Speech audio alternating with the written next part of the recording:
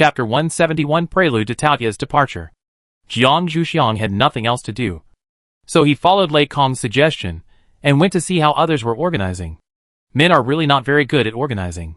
Although Jiang Zhuxiang always regarded himself as a man, he still had the delicateness of a woman. He pointed out that they could put this thing there. That thing could be put in another place. And so on. The originally chaotic scene suddenly became orderly. After Lei Kong put the things they had organized after Jiang Zhuxiang's instructions into his own space, there was actually a little free space for them to put the thing they valued most. Jiang Zhuxiang's most important things were almost all in his personal space. So he gave up this opportunity. Others went back to their rooms to get their most important things. If they took these things home by themselves, they would be more or less damaged in case of any battle on the way. They were still very grateful to Jiang Zhuxiang and Lei Kong. Lei Jin saw that Jiang Zhuxiang had finished helping. So he hurried over and mentioned to Jiang Zhuxiang that Mu didn't come out this time, and asked her if she wanted to ask him if he had anything to put away. After hearing what Lei Jin and Jiang Zhuxiang said, Lei Kong hurriedly said, Mu probably can't take his things now. Captain, please help him sort them out and bring them over. Lei Jin thought about it and nodded, and walked towards Mu's room with Jiang Zhuxiang. After knocking on the door and getting the owner's permission, the two pushed the door open and saw Mu slowly sorting his things. Jiang Zhuxiang quickly stopped him. We are here to help you. Go back to bed and rest. Then he walked towards Mu, obviously wanting to help him go back to rest. Lei Jin rushed up and took the lead in holding Mu's arm, smiling at Jiang Zhuxiang and said, I'll help. Xiaoxiang, you go to sort things. Jiang Zhuxiang looked at Lei Jin speechlessly. He came here to sort things out. So why did he need to say that? Mu knew his father's suspicion about the relationship between the two people before, but later he denied that suspicion after seeing their performance. Now he felt that his father's suspicion was somewhat reasonable after seeing their performance. But the situation might be a little wrong, because now it seems that Lei Jin is more enthusiastic about Jiang Zhuxiang, and the relationship between the two people should be that Lei Jin is pursuing Jiang Zhuxiang. Mu closed his eyes, and he didn't dare to look at Lei Jin's silly look at all. Although he has always been a little less good at reading people's expressions than others, he still doesn't want to be remembered by Lei Jin on this matter. Although some of his previous performances may have been remembered by Lei Jin, Mu was helped by Lei Jin to lie down on the bed. He watched the two men silently from the side. Lei Jin paid attention to Jiang Zhuxiang's needs at any time, and helped Jiang Zhuxiang in time when he needed it. Jiang Zhuxiang didn't think there was anything wrong with instructing Lei Jin. Mu knew after watching for a while that Jiang Zhuxiang might not agree to Lei Jin's pursuit yet, but he would win her over in the end. No wonder Lei Jin's team members were so accepting of Jiang Zhuxiang. Although Jiang Zhuxiang's ability could also get this acceptance, they obviously had a kind of care for their own people. Mu closed his eyes and stopped watching. He should just rest quietly. Jiang Zhuxiang and Lei Jin packed Mu's things. They wanted to ask Mu if he had forgotten anything, but they found that he had fallen asleep. The two had to take out the packed things and let Lei Kong pack them up. Lei Kong would come to ask about the rest at night. After the things were sorted out, it was not time to cook dinner yet. So the team members played and killed time in the living room that became empty again. Jiang Zhuxiang went out to see Tao Ai again, and did not allow Lei Jin to accompany her. Lei Jin knew that Jiang Zhuxiang might want to say goodbye to Tao Ai, but he did not mean to follow her, but just asked her to come back early. Jiang Zhuxiang nodded in agreement. I walked quickly to Tao Ai and told him that I was leaving tomorrow. I was preparing to comb Taotia's hair again before leaving. Tao Ai thought silently when he heard Jiang Zhuxiang's words. So I can go out for a walk tomorrow. At the same time, I laid down to make it easier for Jiang Zhuxiang to move. Tao Ai enjoyed Jiang Zhuxiang's calming service while listening to Jiang Zhuxiang's nagging, such as you must communicate frequently after you go back, and you are not allowed to eat too much. Tao Ai listened and listened. Then he thought of one thing. Can the communicator be removed and carried with me, so that I won't miss your communication? Xiaoxiang? If it is in the house, it will be difficult for me to hear someone sending a communication when I sleep outside. Tao Ai wants to prepare for his future activities, so that his young generation won't notice anything wrong. Jiang Zhuxiang listened to Taotia's words, thought about it, and felt that it was right. So she explained how to bring the communicator to herself. This communicator was said before that it can be bound without human genes, so Tao Ai can bring it with him. Jiang Zhuxiang installed it in the house before to let Tao Ai rest in the house more. Now it seems that the effect is not great. So Jiang Zhuxiang gave up this idea. Tao Tai listened to Jiang Zhuxiang's explanation and said that he would try it tonight. If it doesn't work, he will find her tomorrow. Jiang Zhuxiang naturally nodded and agreed. After saying goodbye to Tao Tai, Jiang Zhuxiang combed Tao Tai's hair and left it another can of hawthorn pills before returning to the house. The people in the house were already busy preparing dinner, and only Lei Jin was waiting for Jiang Zhuxiang at the door. Jiang Zhuxiang waved his hand in front of Lei Jin with a smile, indicating that he was back. Lei Jin was bold and grabbed Jiang Zhuxiang's little hand that was moving in front of him to prevent it from blocking his sight. Jiang Zhuxiang pulled his hand out a little unaccustomedly, feeling that the temperature on his face was a little wrong, touched it with the back of his hand, and then walked towards the kitchen as if nothing had happened. Lei Jin was still sighing at the brevity of his welfare. His little Xiang's hands were small and soft, and although they were slightly calloused, they still made him feel excited. Seeing Jiang Zhuxiang walking towards the kitchen, Lei Jin hurriedly followed. After dinner, Lei Jin once again emphasized the matter of going back tomorrow, and then looked at Mu Mu, who was still struggling with the medicinal food, and said, "We will protect you if there is any emergency tomorrow. So you should stay in the middle of the encirclement and don't run around." Mu Mu temporarily asked for help from the medicinal food that made him feel desperate, nodded very seriously, and asked, "Will Jiang Zhuxiang stay at Lei's house at that time?" Mu Mu's main purpose was to ask for help from the medicinal food made by Jiang Zhuxiang. Although Jiang Zhuxiang tried hard to reduce the taste of the medicine, it was still difficult for people who had never eaten it before to accept it. Chapter 172 Weird Road Conditions. Lei Jin did not notice Mu Mu's implication, but answered expectantly, "If she wants, she can stay as long as she wants." After saying this, Lei Jin waited for Jiang Zhuxiang's answer, who must have heard his words. Hearing Lei Jin's answer, Mu Mu knew that he had asked the wrong person, and silently expected Jiang Zhuxiang to reject Lei Jin's invitation. The other team members, who had been smelling the Chinese medicine since the dinner table, felt very sympathetic to Mu Mu, but they also knew that she was doing it for his own good, and they did not dare to do anything else, but just supported him in their hearts. Jiang Zhuxiang on the side raised his eyebrows. Seeing Mu Mu's expression, he naturally knew what he was thinking and replied, "Don't worry. I will go back to the shelter of the Academy of Sciences. However, I will leave your medicine to our Captain Lei." Mu Mu's brows relaxed after hearing the first half of Jiang Zhuxiang's words, but he immediately frowned again after the second half. If Lei Jin was responsible for his medicine, he couldn't even give him a discount. Mu Mu gave up. Jiang Zhuxiang looked at Mu Mu's reaction and provided him with another way. "As long as your physical condition improves to the level that you can afford to upgrade your superpowers, you can get rid of these medicinal soups. Of course, if you succeed in upgrading your superpowers, you can get rid of these bitter medicines immediately." Jiang Zhuxiang could still understand the psychology of these people being afraid of taking medicine. She had seen this kind of thing many times before. However, good medicine tastes bitter, and there was nothing she could do about it. Mu Mu still knew his current physical condition. He was just testing whether Jiang Zhuxiang had any other methods. After Jiang Zhuxiang explained it so clearly, Mu Mu also said that he would take the medicine obediently. Lei Jin listened to the communication between Jiang Zhuxiang and Mu Mu. He was not too disappointed that Jiang Zhuxiang rejected his expectations. He planned to continue to work hard next time. For now, he should let people go back and rest early. Lei Jin said what he meant, and the others went back to rest obediently. Jiang Zhuxiang still used cultivation instead of sleep, but now she would put some small flower pots with Chinese medicinal herbs in front of her every time she practiced, as a way to store suitable medicinal materials for herself, so that she could take them out immediately to use in case Mu Mu's situation happened again next time. Lei Jin slept until midnight, and suddenly his communicator rang.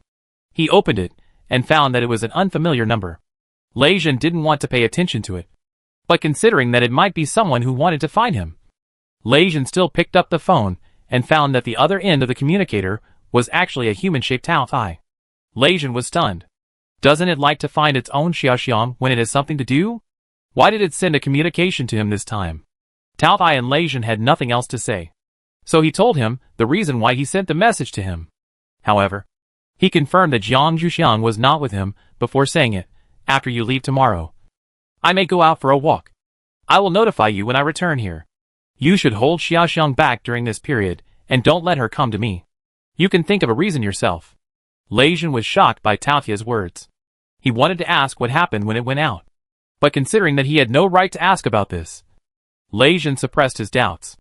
As for why Tao Tia didn't go out before, but suddenly wanted to go out now, Lei Jin was also surprised. But he also knew that it might not even tell Xiaoxiang about such confidential matters. So he didn't ask for trouble. As for stopping his own Xiaoxiang, Lei Jin was still a little distressed. But he couldn't show his weakness in front of Tao Tia. So Lei Jin nodded and agreed. Tao Tia saw that Lei Jin agreed to this matter. He opened his mouth and knocked Lei Jin again. You must protect Xiaoxiang during my absence. I will always let my zombie army pay attention to your situation. Lei Jin was a little speechless. He would do this well without being told by him. And he used zombies to monitor humans. If it wasn't for Tao Tia to say this, Lei Jin would definitely teach this person a lesson. Seeing Tao Tia on the other side of the screen still waiting for him to express his opinion, Lei Jin said seriously, she is my team member. You don't have to worry about her safety. Besides, she was also his reserved wife. Lei Jin would never let her fall into danger. After seeing Lei Jin nod his head and agree, Tao Tia hung up the communication with satisfaction. But just in case, he should follow them tomorrow. For some reason, his intuition told him that something would happen tomorrow. And this intuition was trustworthy for a fierce beast like Tao Tia. Lei Jin hung up Tao Tia's communication and fell asleep. The next morning, Lei Jin and his party finished their last breakfast here and started to walk out of the base. Mu Mu, Lei Mu, Lei Kong, Jiang Zhuxiang were in the middle of the team. After seeing them leave, Tao Tia called the zombies in the base to tell them that he was going out, and asked them to guard the place. If someone they had never seen came, they didn't need to be polite to them and allowed them to hit hard. The zombies nodded stiffly, indicating that they understood. After Tao Tia asked them to disperse, he went to chase Jiang Zhuxiang and his team. It had been half an hour since Jiang Zhuxiang and his team set out, and Tao Tia also took half an hour to fall far behind their team, because he didn't want to be noticed by his own younger generation. Tao Tia didn't get close again. Shinong and his descendants have very sensitive senses. Lei Jin and others didn't notice Tao Tia's tracking behind them, but they felt that something was wrong with the road ahead of them. Lei Shui felt that the water vapor on the road ahead of them was gradually increasing. They didn't see any pools of water on the way here, but now they can gradually see some small puddles on the roadside. Lei Shui told Lei Jin what he felt, and Lei Jin's expression began to become solemn. He asked the psychic in the team to pay attention, and asked Lei Hua to explore the way ahead of the team. After all, if there were water psychics, Lei Hua would have the strongest control over them.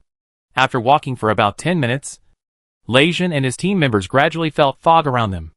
Lei Kong and Lei Mu felt that this situation was a bit familiar. The prelude to their sneak attack by the Shui and Mu families, and the base was this thick fog. Lei Kong and Lei Mu told Lei Jin about their guesses. For a while, Lei Jin also remembered that experience, and hurriedly asked Mu Mu if he had received any news about the Shui and Mu families and the base's mission. In Lei Jin's opinion, Mu Mu must have contacted the Mu clan leader during this period, and maybe he could get some news. However, Mu Mu gave Lei Jin a negative answer, saying that when he came out this time, his father said that he could not contact him until the mission was over, so as not to be exposed. Chapter 173, a situation of choosing one from two. Lei Jin was amused by the strange behavior of Patriarch Mu, but seeing Mu Mu's approval, Lei Jin could not say anything, so he had to tell Lei Hua not to stay too far away from the team, lest they fail to notice any situation. After seeing this strange situation, Yin Yin also proposed to explore the way with Lei Hua. The reason why he did not propose it at the beginning was because he felt that Lei Jin was a bit fussy. Lei Jin would naturally not refuse Yin Yan's request, but he also told him not to stay too far away from the team. After moving forward for 10 minutes, the fog had become very thick, and even the situation under their feet was a little unclear. Lei Jin immediately asked Lei Hua and Yin Yin to return to the team. In this situation, if they were far away from the team, they would be easily injured by mistake if an enemy came. At the same time, Lei Jin asked if there was anything that could be ignited in the Lei Kong space, intending to let Lei Hua and Yin Yin light it up to increase visibility, at least to be able to see the situation under their feet. Lei Kong flipped through his space and found the torch he had put there just in case. He handed it to Lei Hua and Yin Yin and asked them to light the fire. Originally, they could have used their powers to light the fire, but under the current uncertain situation, Everyone's powers had to be saved for the battle that was likely to start in a while. At this point, Lei Kong could still understand his captain's intention. Only Jiang Zhuxiang felt a little puzzled about the current situation. The last time the thick fog was caused by his water mist talisman. What was going on with the current situation? Lei Hua and Yan Yan each lit a torch and walked around the team, trying to dispel the fog in the team. The situation ahead has changed again. Lei Jin, who was walking in the front, felt that the ground under his feet was a little wrong. The texture was too soft. Lei Jin immediately reminded, "Stop moving forward." At the same time, he also stepped back a few steps. Then, Lei Jin asked Lei Tu to come forward to see what was going on the ground ahead. Lei Tu spread his palm and put it on the ground, outputting earth-related supernatural powers. Sensing the condition of the ground ahead and the soil under the ground, Lei Tu retracted his palm after a minute and reported to his captain with a serious expression, "There is too much water in the land ahead. It has become a swamp. The area cannot be determined. With my current supernatural power level, there is no way to detect it." Lei Jin and the team members around him were sure that someone was playing tricks in front of him. And they were the only ones who often traveled on this road. Now they could be sure that this group of people was 90% likely to target them. Lei Jin never appreciated such enemies who liked to hide. In the past, he might have led people directly into the swamp. But now they were with Mu Mu, so they couldn't do that. Originally, Lei Jin could consider leaving Mu Mu behind and leaving 2 more people here to protect him. But thinking of the situation that happened last time when he left people in the camp, Lei Jin also rejected this approach. So, there were 2 ways now. One is to stimulate those who are hiding on the spot, and the other is to turn this inexplicably appeared swamp back into normal ground. As for Lei Jin personally, waiting on the spot is not what Lei Jin appreciates. So these 2 methods become one. Dealing with the swamp while finding those people. As for how to deal with the swamp, Lei Tu has to figure it out. Lei Tu's idea is that the swamp is a mixture of soil and water. To turn it into normal walkable land, one is to increase the soil, and the other is to reduce the water. Lei Tu can do the work of increasing the soil, and the work of reducing the water will depend on Lei Shui. After Lei Tu and Lei Shui talked for a while, the 2 began to work together. Lei Tu also asked the wood-type mutant to help get some plants that can grow in the swamp. These plants can absorb the moisture in the swamp and can also help them. When Lei Jin and his men took action, the people ambushing in the swamp began to get impatient. They started to act after confirming that Mu Mu was not at Mu's house. They had had enough of the bad situation in the swamp to avoid being discovered. They hadn't eaten hot food for several days. Someone couldn't help but complain, "Will that guy Mu Mu really come here? Maybe we have to explain here before they come. If he is acting with others, he will definitely not come here if he sees that the situation here is not right." As soon as he complained, he was pinched by the person next to him. The person next to him gestured to him to look at the leader's face. The leader was looking at the entrance of the swamp with a gloomy face, as if he was irritated by the situation there. The man quickly shut his mouth and paid attention to the situation over there. The leader looked for a while, smiled a little nervously, and said to himself, "I don't believe that when others know that this disaster was caused by you, they will not give up on you." After the leader finished talking to himself, he began to contact the people at the entrance of the swamp with a communicator. And his words were very exciting. "As long as you hand over Mu Mu, we will let the others go safely." This group of people was divided into 2 parts, but their goals were the same. Seeing the leader doing this, the other part of the group did not raise any objections. After all, they were also aware of the combat effectiveness of the group of people at the entrance of the swamp. Lei Jin was originally concentrating on watching Lei Tu, Lei Shui and others busy, and felt the vibration of his communicator. He clicked it and saw this message. He turned around and asked Mu Mu, who was supported by Lei Kong, "Have you offended anyone recently?" Mu Mu was shocked and a little confused. "No." "Why do you ask?" Lei Jin showed him the message he received. Mu Mu still couldn't figure out who wanted to target him, and at the same time, he was a little panicked, afraid that Lei Jin and others would abandon him. Although their character was beyond doubt, they really couldn't be blamed in this situation of choosing one of 2. Lei Jin saw that Mu Mu didn't know, so he stopped asking him. He just analyzed the current situation. Their own allies would definitely not do such a thing. Only those few families could do such a thing. The biggest possibility was family infighting. However, the Mu family should not have water-based superpowers. It is very likely that they are in alliance with the Shui family or the base. Lei Jin told Mu Mu his guess, so that he could have a rough idea in his mind. After Lei Jin's reminder, Mu Mu thought of his brother, who was getting worse and worse towards him. He still couldn't accept that he was targeting him, and took the initiative to say, "You can leave me here. It is very likely that my brother is in there. He should spare my life." Chapter 174, Battle at the Edge of the Swamp. Lei Jin frowned fiercely after hearing Mu Mu's words. "In your eyes, are our Lei family members the kind of people who use the sacrifice of others to achieve their own safety?" Mu Mu naturally knew that they were not such people. But in the current situation, people's hearts could not stand the test. Especially when someone was transferred. Mu Mu would rather take the initiative to go to the danger than be abandoned in the end. Lei Jin looked at Mu Mu's face with a look of despair. And he was a little helpless. He signaled Lei Kong to do Mu Mu's ideological work. However, before Lei Kong spoke, he heard Jiang Zhuxiang's voice from the front. "Mu Mu, don't waste the medicine I boiled for you these days. A relative who doesn't treat you well is not as important as your own life. What's more, the head of the Mu clan is still waiting for you to go back at home." Jiang Zhuxiang could infer what happened to Mu Mu from Lei Jin's words. She thought she was more experienced in dealing with relatives, who were only blood relatives.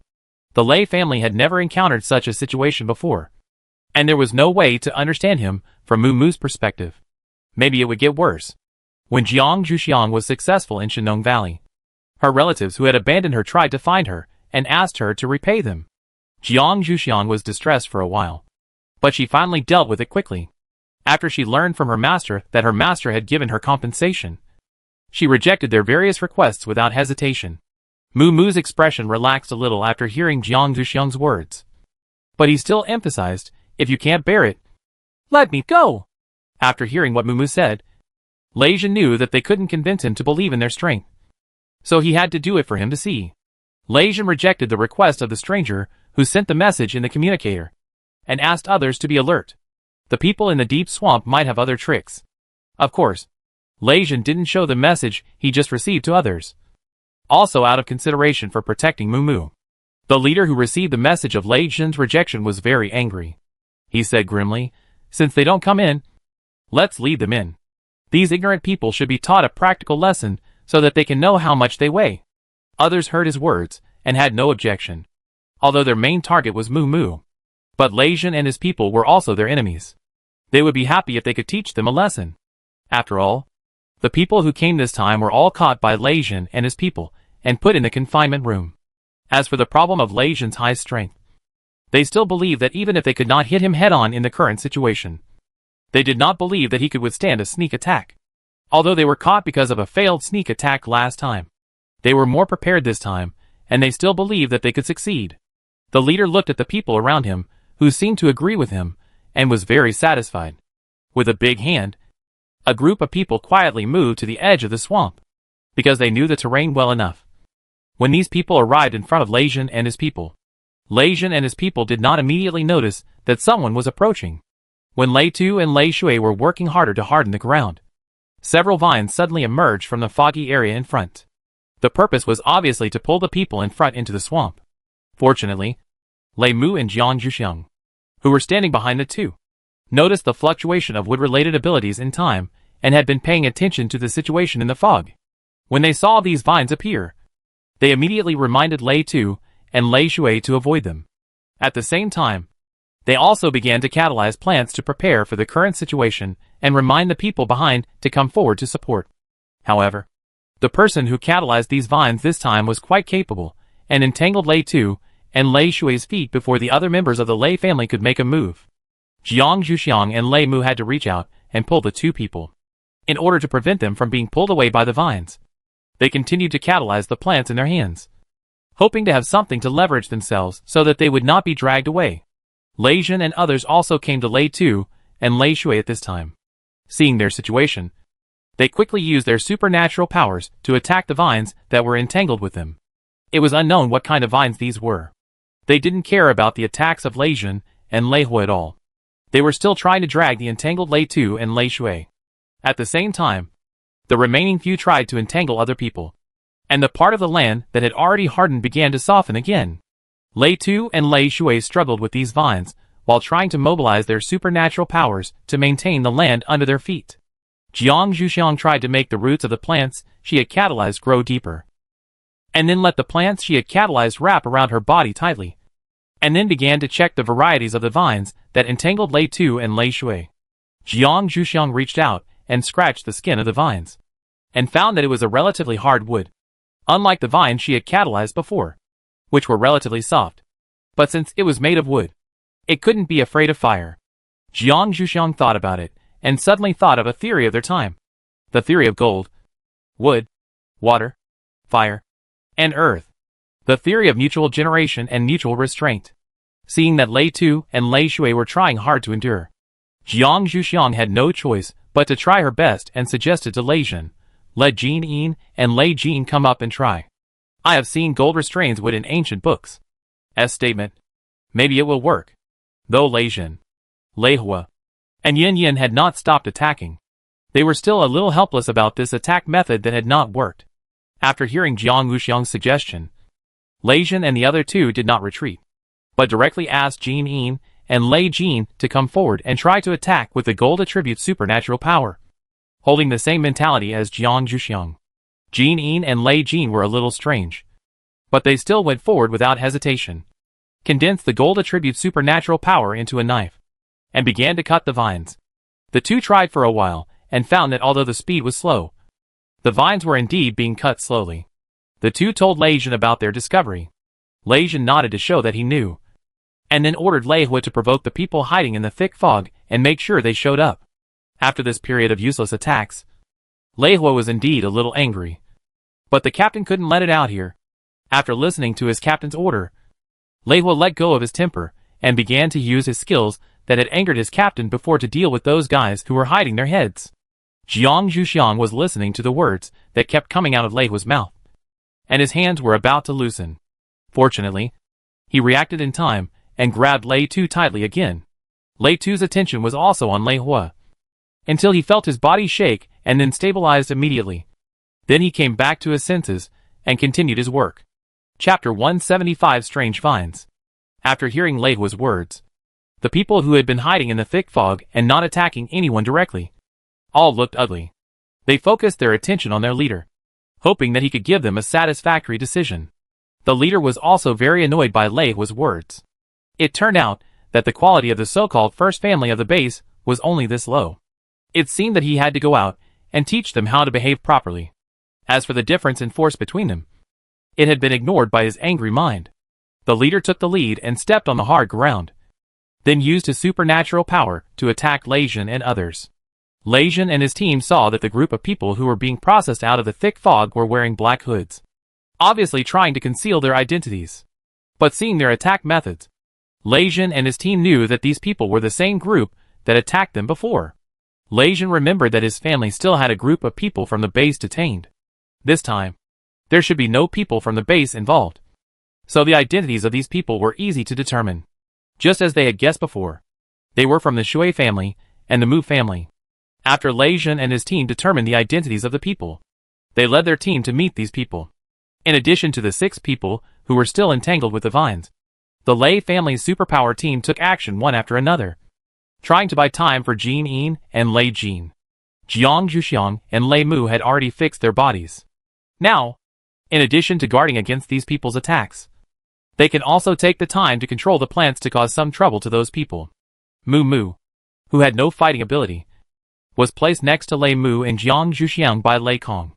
The people over there repeatedly wanted to rush over to attack Mu Mu, but they were all blocked by Lei Jin and his men. Due to the disparity in numbers, the battle became stalemate for a while. Now it depends on when Jin Yin and Lei Jin can withdraw their hands. Otherwise, in the long run, Lei Jin and his men may suffer. At this time, the vines that originally entangled Lei Tu and Lei Shui separated a vine and planned to entangle Mu Mu. Lei Mu and Jiang Zhuxiang noticed this situation at the first time. They stretched out their other hands to hold Mu Mu. Jiang Zhuxiang let a seed slide from his fingertips and fell beside Mu Mu, controlling his wood-type ability to activate it, and then controlling it to fix Mu Mu. Jiang Zhuxiang let go. Lei Mu still held Mu Mu to avoid any unexpected situations, although Mu Mu was fixed to the ground. But the vine still entangled Mu Mu's feet. Although it couldn't drag him, it changed its attack method and began to twist and twist. Moo Moo's legs felt uncomfortable. At the same time, Lei Tu and Lei Shui also began to feel this situation. Fortunately, before the situation got worse, Jinin and Lei Jin cut off the vines that were wrapped around Lei Tu and Lei Shui in time. Lei Tu and Lei Shui took off the vines that were still wrapped around them and wanted to throw them away. Jiang Zhuxiang quickly stopped them. This vine has good performance. Let me study it first to see if I can figure out what kind it is. It would be even better if we can cultivate it ourselves. Lei Tu and Lei Shui handed the vines to Jiang Zhuxiang and joined Lei Jin and his team. The ground had not become soft since these people came out of the thick fog, so they were free. Lei Jin and Jinin had already started to deal with the vines wrapped around Mumu to prevent Mumu from getting more injured. Jiang Zhuxiang and Lei Mu were watching from the side. Lei Jin and his team could completely control the current situation. So Buyu asked Jiang Zhuxiang and his team to step forward and intervene. Jiang Zhuxiang thought about it and suddenly found a problem. Who is controlling this plant now? Aren't all the people in the swamp coming out? Lei Mu also found this problem and began to speculate. Could it be that this vine is not controlled by humans? But this question is also untenable. If this vine is not controlled by humans, it is impossible for it to attack only them. Thinking of this, Lei Mu and Jiang Zhuxiang looked at each other. It seems that some people in the Mu family have found a new way, but the feasibility of this method still needs to be demonstrated. Jin Yin and Lei Jin joined forces and moved much faster than before. Mu Mu quickly broke away from the nightmare and studied this strange plant with Lei Mu and Jiang Zhuxiang. Jin Yin and Lei Jin went to help Lei Jin and others. As the number of people on their side increased, the group of black-masked people began to retreat step by step. Their reason, which was overwhelmed by anger, began to return to their minds. They began to retreat towards the swamp with a little regret, wanting to use the swamp to fight Lei Jin and others again. The direction behind them consciously approached the direction of Jiang Zhuxiang and others. While retreating into the swamp, they tried to attack Mu Mu again. The attacker was obviously also a Wood-type mutant. Jiang Zhuxiang felt the familiar fluctuations and hurried forward to block it. When those people saw that they failed to attack Mu Mu before they completely returned to the swamp, someone tossed the ground under their feet. Jiang Zhuxiang immediately felt that the soil on the ground was softening, but it became difficult to lift his feet and leave. Lei Jin and others chased these people and naturally noticed their small movements. Lei Tu and Lei Shui immediately pulled away and began to help Jiang Zhuxiang and others harden the ground under their feet. Jiang Zhuxiang saw Lei Jin and others stop at the edge of the swamp. While keeping himself still, he still had time to think. These people are really troublesome. After Lei Jin and others could not see those people, they had no other way for the time being. So they pulled away to see the situation of Jiang Zhuxiang and others. Lei Tu and Lei Shui moved quickly, and Jiang Zhuxiang and the other four soon felt that they were standing on hard ground again. Jiang Zhuxiang walked on the hard ground to Lei Jin and asked softly, "These people are hiding again. What should we do now?" Lei Jin was also a little annoyed, but things still had to be done slowly.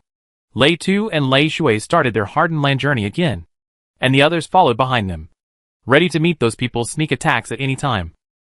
Those people retreated to the depths of the swamp and began to accuse each other that they should not go out and confront Lei Jin and others head-on, completely forgetting their joint decision when they went out. After these people finished accusing each other, they began to back off, saying, while Lei Jin and others haven't seen their faces, they should leave quickly, so that Lei Jin and others can't do anything to them. The leader looked at these people coldly. These people of the Mu family boss are really unreliable.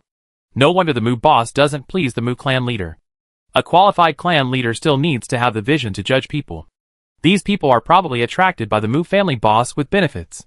Chapter 176, Tao Tai intervenes. The leader waited for these people to finish speaking before speaking. Have you finished speaking? After that, use your brains to think about what to do next, and whether your master is satisfied with your performance. After listening to the leader's words, those who finally calmed down began to talk again, which made the leader very headache. He really shouldn't have come out to do this with these idiots. When the leader was about to calm these people down, the people on the edge began to fall one by one. There was a fast-moving shadow constantly attacking these people. The leader hurriedly gave a loud order, "Someone is attacking. Prepare to fight back." Although those who saw someone fall down heard the leader's order, they still couldn't organize an effective counterattack in the first time. Instead, They panicked and messed up their positions before being knocked unconscious by this man whose appearance could not be seen clearly. The leader silently made up his mind that he would never act with these people next time. It was really useless, and would only hinder his team. After seeing that no one was standing on the swamp, the figure stopped with satisfaction. These scoundrels, who attacked his young people, should be severely punished. That's right. The person who made the move was Tao Tai. Originally, Tao Tai fell far behind Lei Jin's team, and didn't realize that Lei Jin and his team had encountered a situation. But when Lei Jin and his team started fighting, Tao Tai figured out that someone was ambushing them. Tao Tai was still more concerned about the safety of his young people. So he shortened the distance with Lei Jin's team and attacked Jiang Zhuxiang and his team just in time to see these people retreating. Tao Tai got angry silently and directly accelerated to bypass Lei Jin and his team and enter the swamp. Thanks to the thick fog, Lei Jin and his team could not see its movements. As one of the Dragon Sons, Tao Tai did not take this small swamp seriously at all. And the next thing was clear at a glance. After Tao Tai finished these things, he bypassed Lei Jin and his team again at a close distance and returned to the back of their team. For the next thing, Tao Tai still believed that Lei Jin and his team could handle it. So, when Lei Jin and his team were carefully alert to the enemies in the swamp, the enemies actually no longer existed. It was not until Lei Tu and Lei Shui hardened the land to the place where those people were lying that they found these people who were knocked unconscious. Tao Tai, in accordance with its habit, likes to collect its enemies as food.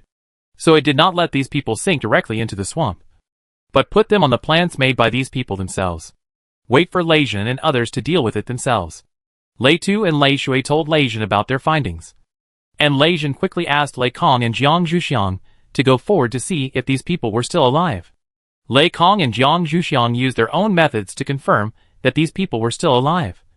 And both concluded that these people had more visible flesh wounds. Jiang Zhuxiang was still very familiar with this kind of wound. And it felt very much like the situation after Lei Jin was trained by Tao Tai. Jiang Zhuxiang told Lei Jin about his suspicion. Lei Jin looked at Jiang Zhuxiang's suspicious eyes, silently gritted his teeth, and resisted the urge to tell her that Tao Tai had indeed come out. It seemed that what happened here might really be the work of Tao Tai. He hoped that it was not dissatisfied with his performance just now. Lei Jin asked the team members to drag these people to the hardened land. And the team members asked whether to tie them up and whether to take these people back. Lei Jin said that it was better not to do so. These people had been caught by them once before. If they were to take them back again this time, it was hard to guarantee that these people would cause trouble for them again in the future. They did not have time to deal with these people's endless troublemaking. After listening to Lei Jin's words, the team members took off the masks of these people and found that they were indeed the people they had caught before. Then, they had no objection to the captain's arrangement. And these people were targeting Moo Moo this time. Even if they need to be dealt with, it will be Moo Moo who will do it.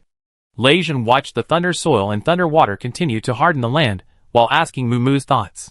When the team members took off the masks of these people just now, Moo Moo saw the faces of some people he was very familiar with. And he believed that it was indeed his brother who was doing the trick. He said expressionlessly, "Let these people fend for themselves here. I won't bring these people back to upset my father. It's enough for me to know what these people have done. I will be on guard in the future. And the position between us will also change. He won't succeed so easily again." Jiang Zhuxiang really didn't expect Moo Moo to say such a thing. She thought that with his naivety, he would want to take these people back to confront his eldest brother. But they had no objection to his handling of the matter. Jiang Zhuxiang once again focused on the swamp plants created by these people. These plants did not seem to be normal plants. Jiang Zhuxiang waved Lei Mu over and asked for his opinion. Jiang Zhuxiang himself suspected that these were mutant plants, but he did not know what Lei Mu thought. Lei Mu's identification of this type of plant was still not as good as Moo Moo's. Lei Mu's wood-related ability was still developing in the direction of combat. After Lei Mu could not see any difference, he called Moo Moo over as well. Moo Moo had always been in contact with normal plants before, and he really didn't understand the characteristics of mutant plants. Moo Moo was just sure that this plant was not a normal plant, because normal plants could provide him with special energy for cultivation. And Moo Moo didn't feel the fluctuation of this energy in these plants. After hearing what Moo Moo said, Jiang Zhuxiang's face began to become solemn. If these people mastered the method of controlling mutant plants, then this matter would become cautious. However, it was not easy for them to intervene in this matter. After Jiang Zhuxiang told Lei Jin about the situation, He suggested that Mu Mu and the Mu clan leader handle it. After all, it was not easy for outsiders to intervene in such matters that needed to be cleared. Lei Jin nodded to show that he knew and would tell him later. When Jiang Zhuxiang and the others were studying plants, the thunder soil and thunder water had already hardened the swamp in this area. Now only the thick fog was left. It felt thicker after the swamp disappeared, probably because the water in the swamp also ran into the air. In order to avoid problems when other people walk this road in the future, Lei Jin still has to find a way to deal with the thick fog. I hope the previous method of using fire to deal with it is still useful. Lei Jin signaled Lei Kong to take out all the remaining torches in his space, one for each person, and let Yin Yin and Lei Hua light them up. Everyone walked in the thick fog together, and the thick fog became thinner under the temperature of the fire. Chapter 177 Re-understanding the Mutant Plants. After the artificially created fog disappeared, Lei Jin and others continued to rush back, because of this obstruction on the road. When they returned to the Lei family shelter, it was already 4 o'clock in the afternoon. At this time, the team had only eaten a simple breakfast. Lei Jin should treat these people to a meal. If he was more thoughtful, he could let Jin Yin and Yin Yin stay overnight before returning. Of course, with Lei Jin's brain, he naturally thought of this problem. As soon as he returned to the Lei family shelter, Lei Jin took people directly to the cafeteria for dinner. He should have gone to a better place, but the cafeteria was the fastest, so Lei Jin chose this place. A large private room was filled with members of Lei Jin's superpower team, as well as Jin Yin and Yen Yen. Mu Mu was asked to continue eating herbal medicine. As soon as Jiang Zhuxiang arrived at the cafeteria, he took the food over and asked the chefs to stew it. The chefs in the Lei family cafeteria still remembered Jiang Zhuxiang. When they saw Jiang Zhuxiang coming to explain things, they did not shirk their responsibilities. They directly said that they would send it over after it was cooked, and asked Jiang Zhuxiang to eat first. The cafeteria served the dishes very quickly. They sat down for only 5 minutes, and the table was already full of dishes and 2 large bowls of rice. This was what Lei Jin specifically asked the chefs to serve. Usually, Lei Jin and his team would directly fill their stomachs with mutant beast meat. These people who had been hungry for almost a day started to eat without waiting for Lei Jin to come and greet them. Even Jiang Zhuxiang's speed increased slightly. Watching them eat, Mu Mu secretly reached for the chopsticks on the table, wanting to stuff himself with a few bites when Jiang Zhuxiang wasn't paying attention. Before his chopsticks touched the food, Jiang Zhuxiang's eyes looked over. After Jiang Zhuxiang swallowed the food in his mouth, he slowly said, "If you really want to eat, you can eat rice. Don't think about the food on the table. You can't absorb it even if you eat it. You'd better wait for the medicinal food to come up." Mu Mu had to serve himself a bowl of rice in a very depressed mood and began to eat it without any taste. After everyone else had almost finished eating, the chef brought Mu Mu's medicinal food, and the others ate a little bit together. When the dinner was over, it was already 5 o'clock. Although it was not completely dark, it was not time to travel. Lei Jin took the opportunity to invite them to stay. Jin Yin and Yen Yen did not refuse. After all, they brought a lot of things back this time. They certainly could not take them back by themselves, so they needed someone to take them. Lei Jin asked Lei Kong to arrange accommodation for the 2 people, and he personally arranged a place for Jiang Zhuxiang. At the same time, he tried to persuade Jiang Zhuxiang to stay here for a few more days. Jiang Zhuxiang did not give in. In Jiang Zhuxiang's opinion, her relationship with Lei Jin was not enough to live in his house for a long time. Lei Jin could not convince Jiang Zhuxiang, and finally left in frustration. After Lei Jin left, Jiang Zhuxiang turned on the communicator and reported her current location to the people who cared about her. At the same time, she informed the dean that she had brought back the things from the internal medicine college of the base, and she needed someone to help bring them back tomorrow. The dean nodded to show that he knew. The dean's wife happened to be next to the dean, so she volunteered to let her go tomorrow. The dean looked at his wife's excited expression with a little helplessness. In the end, he compromised. For safety reasons, Xue Wen and Yan Lei were allowed to accompany him, and the dean's wife naturally agreed. When Jiang Zhuxiang was in contact with the dean, Jin Yin and Yen Yen were also in contact with their families.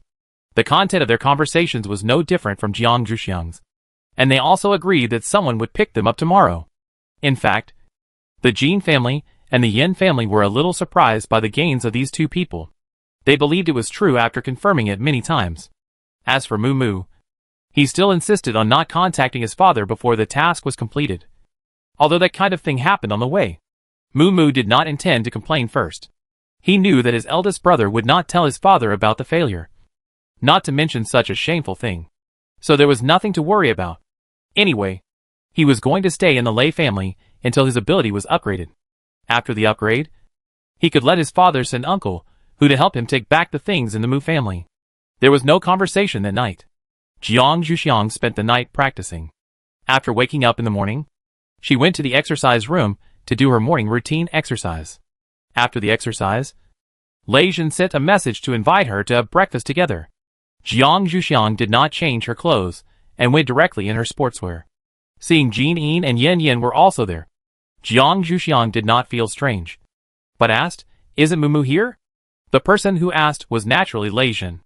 Lei Jin said seriously, "I have arranged for the staff of the cafeteria to send him a breakfast suitable for him. So don't let him watch us eat. The breakfast suitable for Mu is naturally a medicinal meal."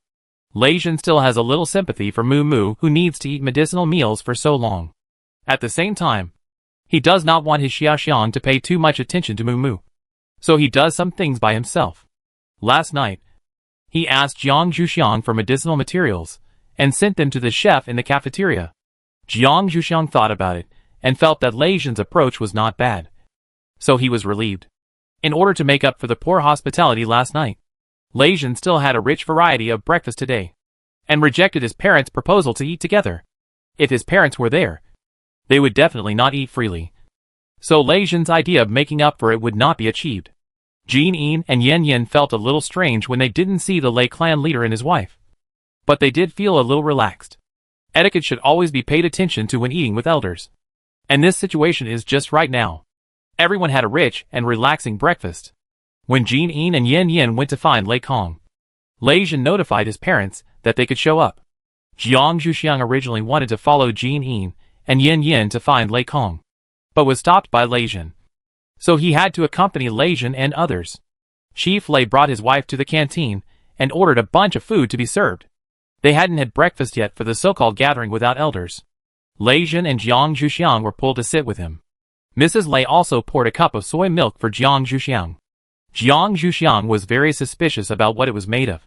Lei Jin saw that Jiang Zhuxiang didn't dare to drink it, and hurriedly explained, "This is made from the mutant soybeans we found during our mission. You can drink it without worry. We drank it before, and there was no problem." Jiang Zhuxiang took a sip carefully, and after waiting for a while without any reaction, he continued to drink it. He felt that the soy milk made from the mutant soybeans was a little more fragrant than the original soy milk. No wonder these people were willing to try it at the beginning. Chapter 178 Mad Mrs. Lei. After Jiang Zhuxiang finished breakfast with Lei Jin, he saw Lei Jin being ordered by his parents to help him pack his things. Jiang Zhuxiang tried to stop him speechlessly. It was not Jiang Zhuxiang's way to let others do his own business. But he could not stop the strong desire of the Lei clan leader and his wife to send their son away. Jiang Zhuxiang could only watch Lei Jin leave. After Lei Jin left, Jiang Zhuxiang realized that these two people should have something to tell him. But Jiang Zhuxiang could not guess what it was. He had to stand there quietly and wait for them to speak, and silently complained that Lei Jin really trusted him to be alone with his parents. Wasn't he afraid of offending people? It seemed that Lei Jin's so-called love was not that strong. If Lei Jin knew that Jiang Zhuxiang thought this way, he would definitely cry out for injustice. He was assured that his son Xiaoxiang would get along with his parents because he believed that there would be no problems between Xiaoxiang and his parents. And he trusted Xiaoxiang's ability. Not what Jiang Zhuxiang thought. But he knew nothing at the moment. After seeing that their son was no longer visible, the Lei clan leader and his wife led Jiang Zhuxiang out of the cafeteria and took her home to sit. After arriving at home, the Lei clan leader was also driven to the study by Mrs. Lei, on the pretext that the two of them wanted to talk about some private conversations between girls. The Lei clan leader shook his head helplessly, and finally obeyed his wife's request and went to the study to work. Seeing that things had developed to this point, Jiang Zhuxiang knew that what this person wanted to tell him was not a big deal. Otherwise it should be the leader of the Lei clan who came to tell him. And he relaxed a lot. Although he was quite relaxed, Jiang Zhuxiang was still shocked by what Mrs. Lei said to him. Because Mrs. Lei was speaking well of Lei Jin, and Jiang Zhuxiang could only stand there and listened to Mrs. Lei saying Ajin made a mistake this time, and Ajin will definitely protect you when you two go out in the future. After listening to her muttering, Jiang Zhuxiang felt a little bit amused. In her impression, Mrs. Lei had always been a heroic woman, and she never expected that she would do such a thing for her son one day. Mrs. Lei actually did this for the first time. If it weren't for the fact that her own Ajin had been in trouble recently when he took her beloved daughter-in-law out, and she was afraid that her daughter-in-law would think that her Ajin was not capable enough, she would never do such a thing. After saying what she could think of, Mrs. Lei looked eagerly and waited for Jiang Zhuxiang's response. Jiang Zhuxiang coughed helplessly and said, Lei Jin is quite qualified as a captain. No one was injured this time, and this incident really can't be blamed on him. It was our decision to leave Mumu behind, and Mrs. Lei can rest assured. I have absolutely no resentment towards the young patriarch Lei. Jiang Zhuxiang pretended that he didn't understand what Mrs. Lei meant, and said what he should say as a team member. After all, he hadn't agreed to Lei Jin's request yet. Mrs. Lei was a little dumbfounded when she saw Jiang Zhuxiang's reaction. Didn't her son confess to her daughter-in-law? Why did her daughter-in-law still speak in such a businesslike tone? Did her stupid son fail to confess? Mrs. Lei had the urge to shake her son and ask him, but now she could only respond to Jiang Zhuxiang's words with a smile. No. No. No. Jiang Zhuxiang naturally knew what kind of impact his performance today would have on Mrs. Lei, so he said goodbye very considerately, saying that he would go to see how Lei Jin sorted out his things. Mrs. Lei sent Jiang Zhuxiang away with a smile. She turned around and went to find fault with her husband first. He must not have taught her his experience well. Otherwise, how could her son fail in confession? Clan leader Lei was really at a loss whether to laugh or cry. His wife was being unreasonable. Even if he taught her everything, if the girl didn't like his Ajin, she would still refuse. And judging from her son's recent behavior, he didn't look like he was rejected. The most likely possibility was that his son was in the probation period. Clan leader Lei told his somewhat frantic wife his speculation. After listening to clan leader Lei's speculation, Mrs. Lei thought about it and immediately changed her words. Xiao Xiang did the right thing. Girls should be reserved, so that Ajin will cherish her in the future. Speaking of which, Mrs. Lei doesn't like those girls who agree to her son's confession and those who rush to her. Jiang Zhuxiang is just what she likes. It wasn't so easy for the Lei clan leader to get her back then. After hearing what his wife said, the Lei clan leader silently felt sorry for his son.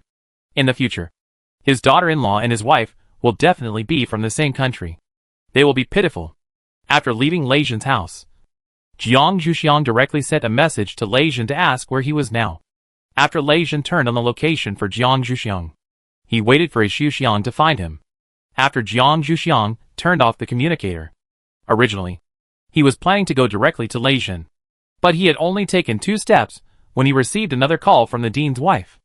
Jiang Zhuxiang hurriedly stopped and answered the call. After hearing the other party say that they had arrived, Jiang Zhuxiang hurriedly sent a message to Lei Jin and went directly to welcome them in. After seeing the dean's wife and Yan Lei Shuiwen, Jiang Zhuxiang and the dean's wife hugged each other and decided to take people to pack the things first. As for the rest, they would talk about it after they returned. The dean's wife had no objection and walked directly behind Jiang Zhuxiang. Yan Lei and Shuiwen naturally followed without saying a word. So, after Lei Jin received the message from Jiang Zhuxiang that he would wait a while before coming, he saw the dean's wife and Yan Lei Shuiwen who came with Jiang Zhuxiang. Lei Jin immediately greeted the dean's wife respectfully, and at the same time greeted Yan Lei Shuiwen, and took the dean's wife directly to see the things he had packed for the Academy of Sciences. He was very discerning. The dean's wife had a good impression of Lei Jin, and now she was even more satisfied with Lei Jin's performance. People like people who can distinguish the important from the unimportant. When the dean's wife put the things in the space, Lei Jin quietly walked to Jiang Zhuxiang's side, wanting to stay with her for a while. After all, Yan Lei and Shuiwen were watching on the side, and he couldn't do anything else. Even if he wanted to do it, his own Xiaoxiang would probably not agree. After Lei Jin and the dean's wife finished packing the things, he suggested, "Shall I take you to meet my mother?" The dean's wife naturally had no objection. She originally planned to meet the wife of the clan leader. This was polite. Chapter 179, The Frightened Lei Jin. When the wife of the dean and Mrs. Lei met in a friendly meeting, the chief of the Lei clan also sent Jin Yin and Yan Yan away. Originally, This should have been the responsibility of his son. But as a father who knew his son well, he knew that his son would definitely not have time to send people off at this time. So he had to do it himself. At this time, Tao Tai, who had followed Lei Zhen's team all the way, also officially began its journey of walking around. As a Tao Tai who had never been in contact with the current human society before, its understanding of humans was only the impression given to it by Jiang Zhuxiang and others. So when it saw the Lei family shelter, Tao Tai was very curious about this place with much simpler buildings, but more lively than the place it had been before. And Tao Tai planned to go in and take a look. However, the gate of the building on the ground of Lei's house was still equipped with an identification system by the Academy of Sciences. Tao Tai couldn't enter the gate, and kicked the pillar beside the door with a bit of dissatisfaction. Tao Tai's power was not something these pillars could withstand, and cracks immediately began to appear on the surface of these pillars. If someone touched it at this time, the pillar would definitely turn into a pile of rubble immediately. Tao Tai thought about it for a while, and he was really curious about this place. He knew that this was Lei Zhen's home, and he should let him in if he sent him a communication. He did what he said, and Tao Tai turned on the communicator fixed on his wrist and started to send a communication to Lei Zhen. Lei Zhen, who was sitting on the side watching his mother chatting with the dean's wife, broke out in a cold sweat when he saw that it was Lei Zhen who sent the call. Didn't this person say that he would keep it a secret from his Xiaoxiang? Why would he send the call to him now? Lei Zhen quickly covered the number on the communicator with his hand and told Jiang Zhuxiang, who was sitting next to him, that he was going out to answer a call. Jiang Zhuxiang thought it was the call from the Lei clan leader, so he didn't think much and nodded to show that he knew. Lei Zhen was grateful for Xiaoxiang's character of not thinking too much, and went to a place where Xiaoxiang would never hear and answered the call. At this time, Tao Tai, who was a little impatient, kicked the other pillar at the door. Lei Zhen saw the background behind Tao Tai on the screen, and his expression became even more helpless. Although he knew that this person was probably following them before, he never expected that this person would follow him to his home.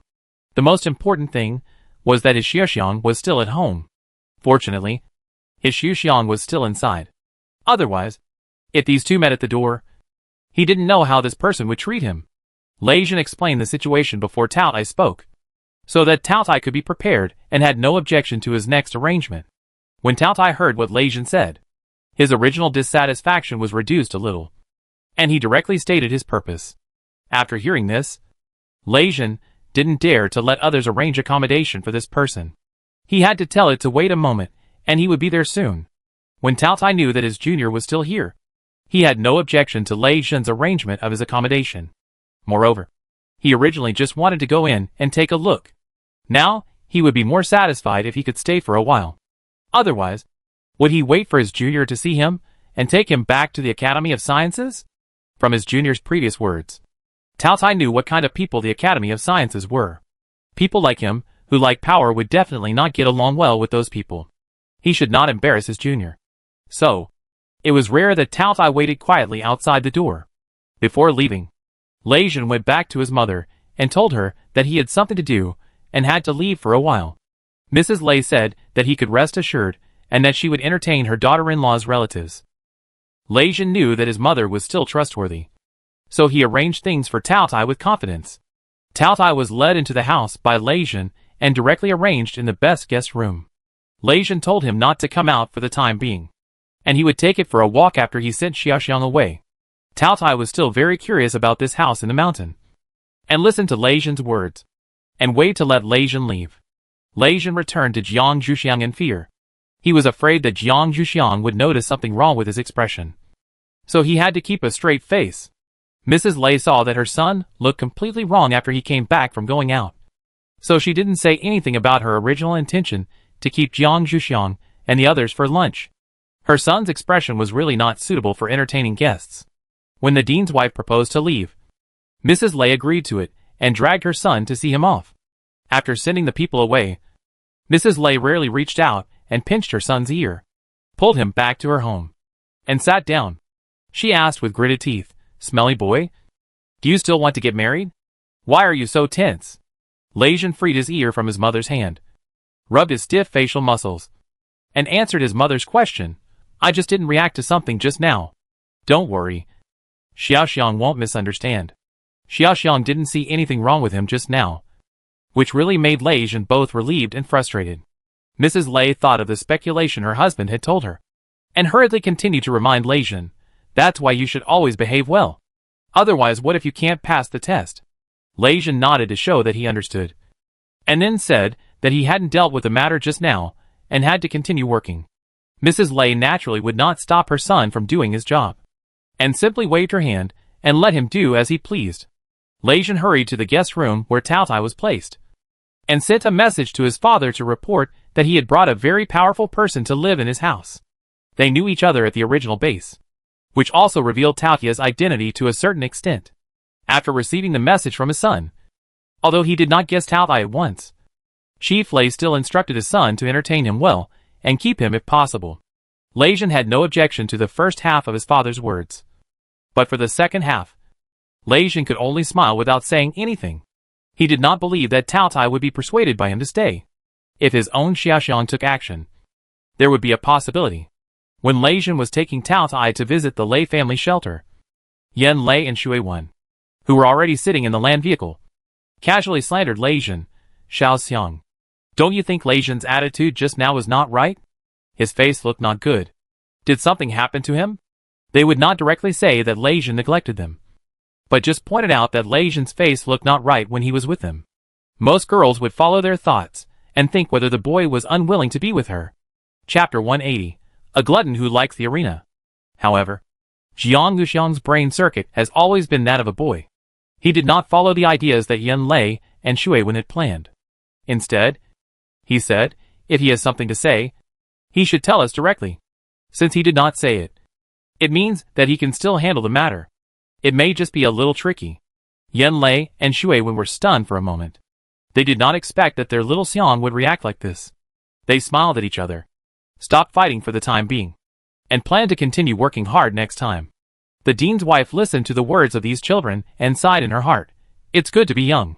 Back at the Academy of Sciences, the dean's wife directly invited Shui Wen to have lunch with them at home as a thank you for his company. Shui Wen was used to the invitation from the dean's wife, and he didn't have anything to do right away, so he agreed.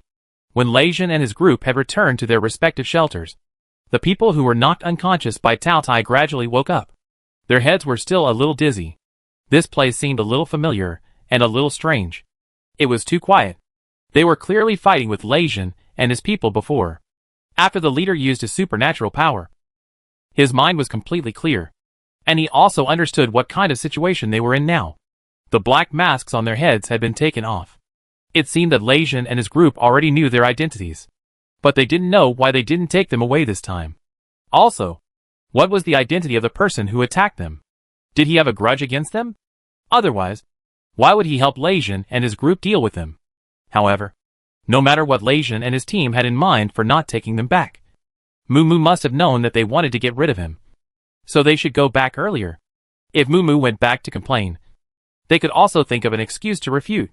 The leader thought of this and looked down on Mumu's way of doing things in a cover-up.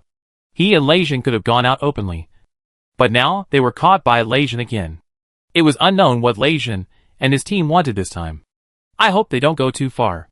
If they go too far, they don't mind fighting to the death. The leader Shueisha thought angrily. Shueisha kicked the people who were still on the ground one by one. Hurry up. I have to go back early to watch Mumu and stop him from talking nonsense. If you want to be punished, just stay here and take your time. The Mu family members sent by Boss Mu this time stood up quickly. They still wanted to go back early like Shueisha, so as not to become scapegoats of Boss Mu. The Shui family members, who followed Shueisha, would naturally not disobey Shueisha. And for a while, the team was quickly organized and hurried back. The two families returned to their respective shelters. The first thing they did was to ask if Mumu had returned. After learning that Mumu had not returned yet, these people were relieved.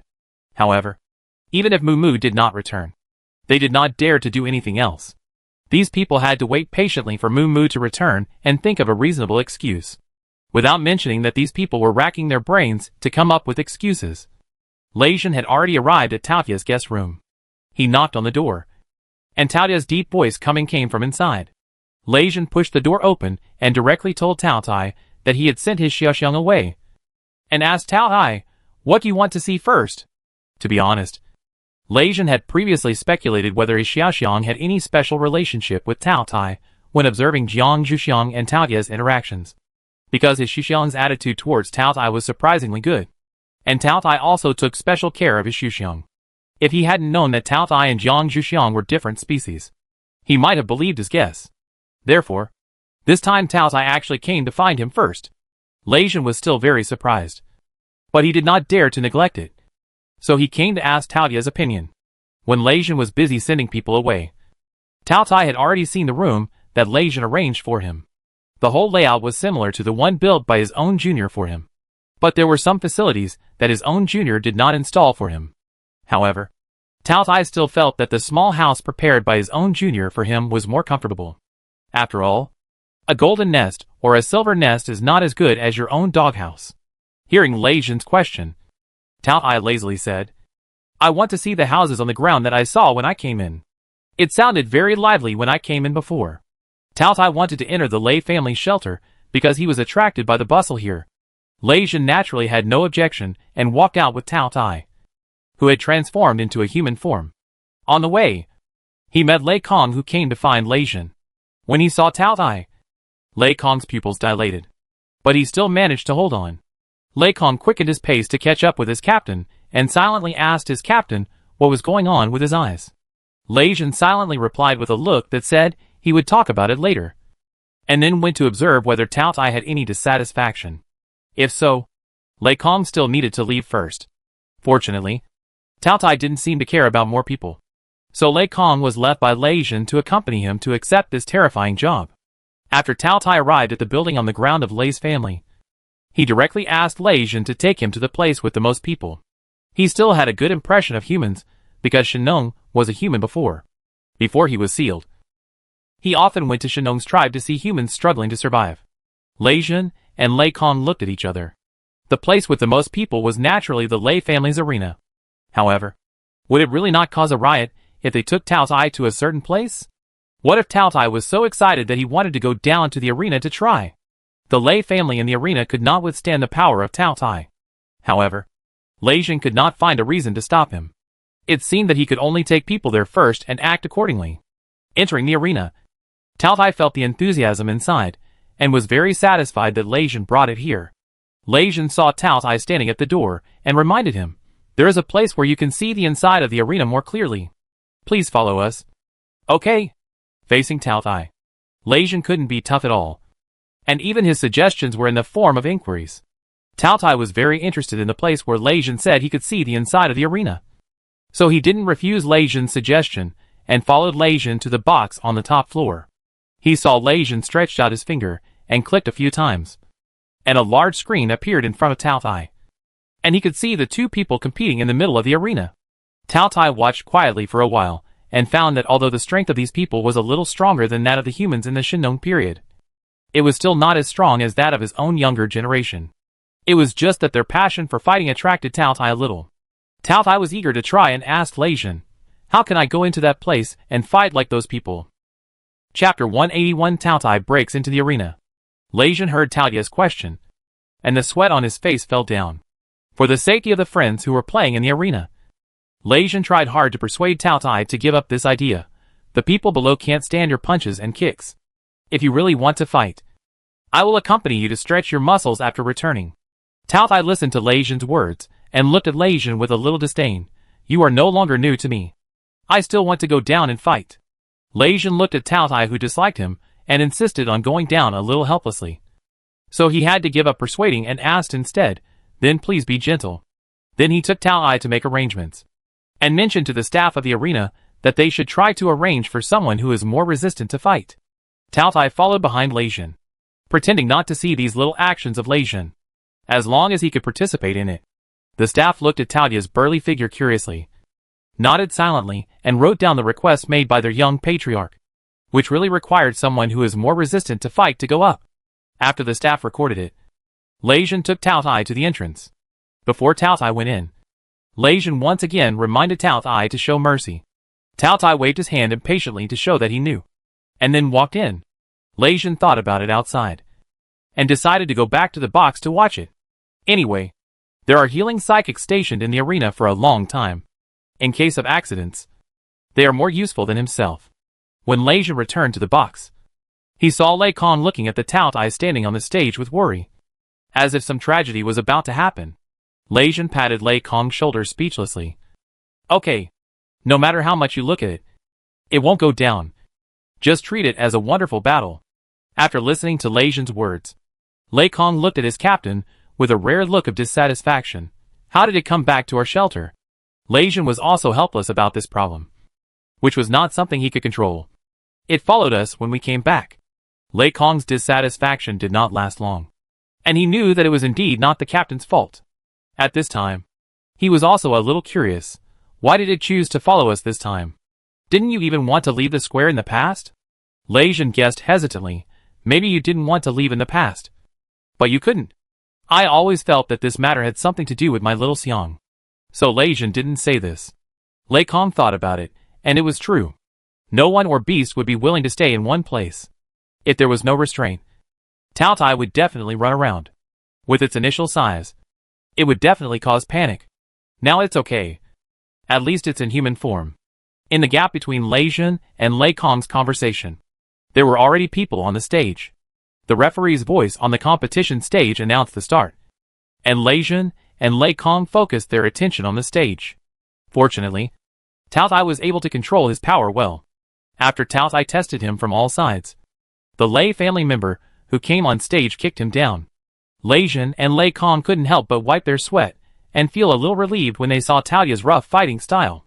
It seemed that the stronger the individual, the less likely they were to play tricks. Tao Tai seemed to be the same and faithfully fulfilled the conditions it promised. Lei Jin put down his heart after watching this battle. In the future, if Tao Tai wanted to come here again, he didn't need to follow him. I just don't know how long Tao Tai will stay in the Lei family shelter. Lei Jin decided to ask Tao Tai later. The next time, Lei Jin and Lei Kong watched Tao Tai abuse those people from the Lei family who came on stage in the box. The two felt that the people who came to the arena today must be sad and excited. They were sad that they couldn't beat Tao Tai, and excited that they had such a strong opponent. It was not until 10 p.m. that Tao Tai came down from the stage, not very satisfied, and told Lei Jin, who came to greet him, that he would come again next time. Lei Jin nodded in agreement. Now Lei Jin was a little embarrassed about what to do with Tao's dinner. The food in their house would definitely not satisfy Tao's stomach. Lei Jin was distressed for a while, but decided to ask Tao Tai directly what to do with its dinner. After all, Tao Tai was a guest now, and the host still had to act like a host, even if he had to pretend to be rich. Tao Tai would not embarrass Lei Jin on such matters, and directly said that he would go out to solve it. Lei Jin heard Tao Tai say this. He quickly said that he would help it set up access permissions, so that Tao Tai would not be unable to come back after finishing dinner. Tao Tai was very satisfied with Lei Jin's thoughtfulness, and followed Lei Jin to handle the matter. Lei Kong was left to deal with the follow-up of the arena, comfort those who were beaten by Tao Tai, and asked the staff of the arena to issue an announcement, saying that a person with high combat power had recently come to the arena. Those who want to improve their abilities can come more often to compete during this period. This announcement made some aggressive members of the Lei family excited. It seems that Tao Tai will not be short of challengers during this period. Lei Jin handled Tao Tai's access rights, watched Tao Tai go out to find food, and then returned to his home to prepare to have dinner with his parents. Chief Lei came out of his study and saw Lei Jin coming back alone. He was a little curious. The man today didn't come with you. We should try to win over such people. After all, there are always people who are better than us. Although our Lei family is strong, we are not the strongest. Chief Lei took the time to teach his son how to win over talents. Lei Jin imagined the scene of winning over Tao Tai. He felt that he would be beaten if he really did so.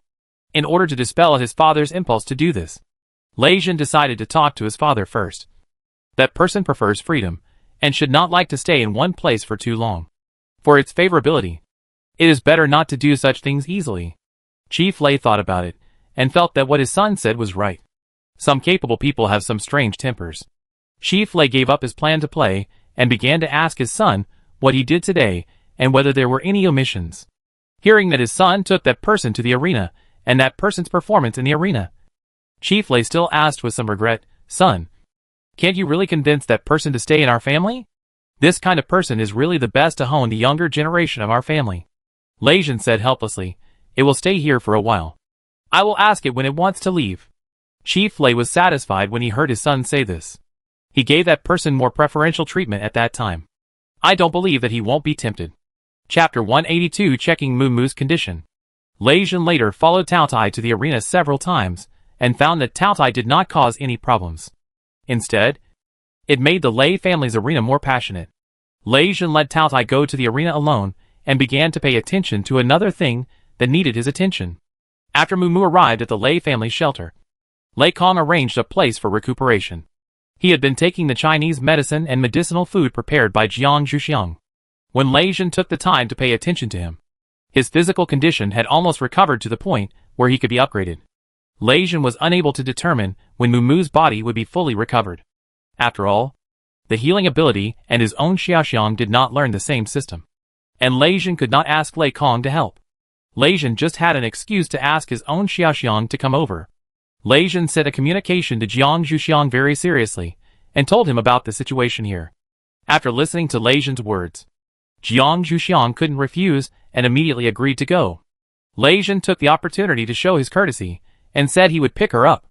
Jiang Zhuxiang refused expressionlessly in the communicator, saying that she was not yet at the point where she needed to be picked up by others.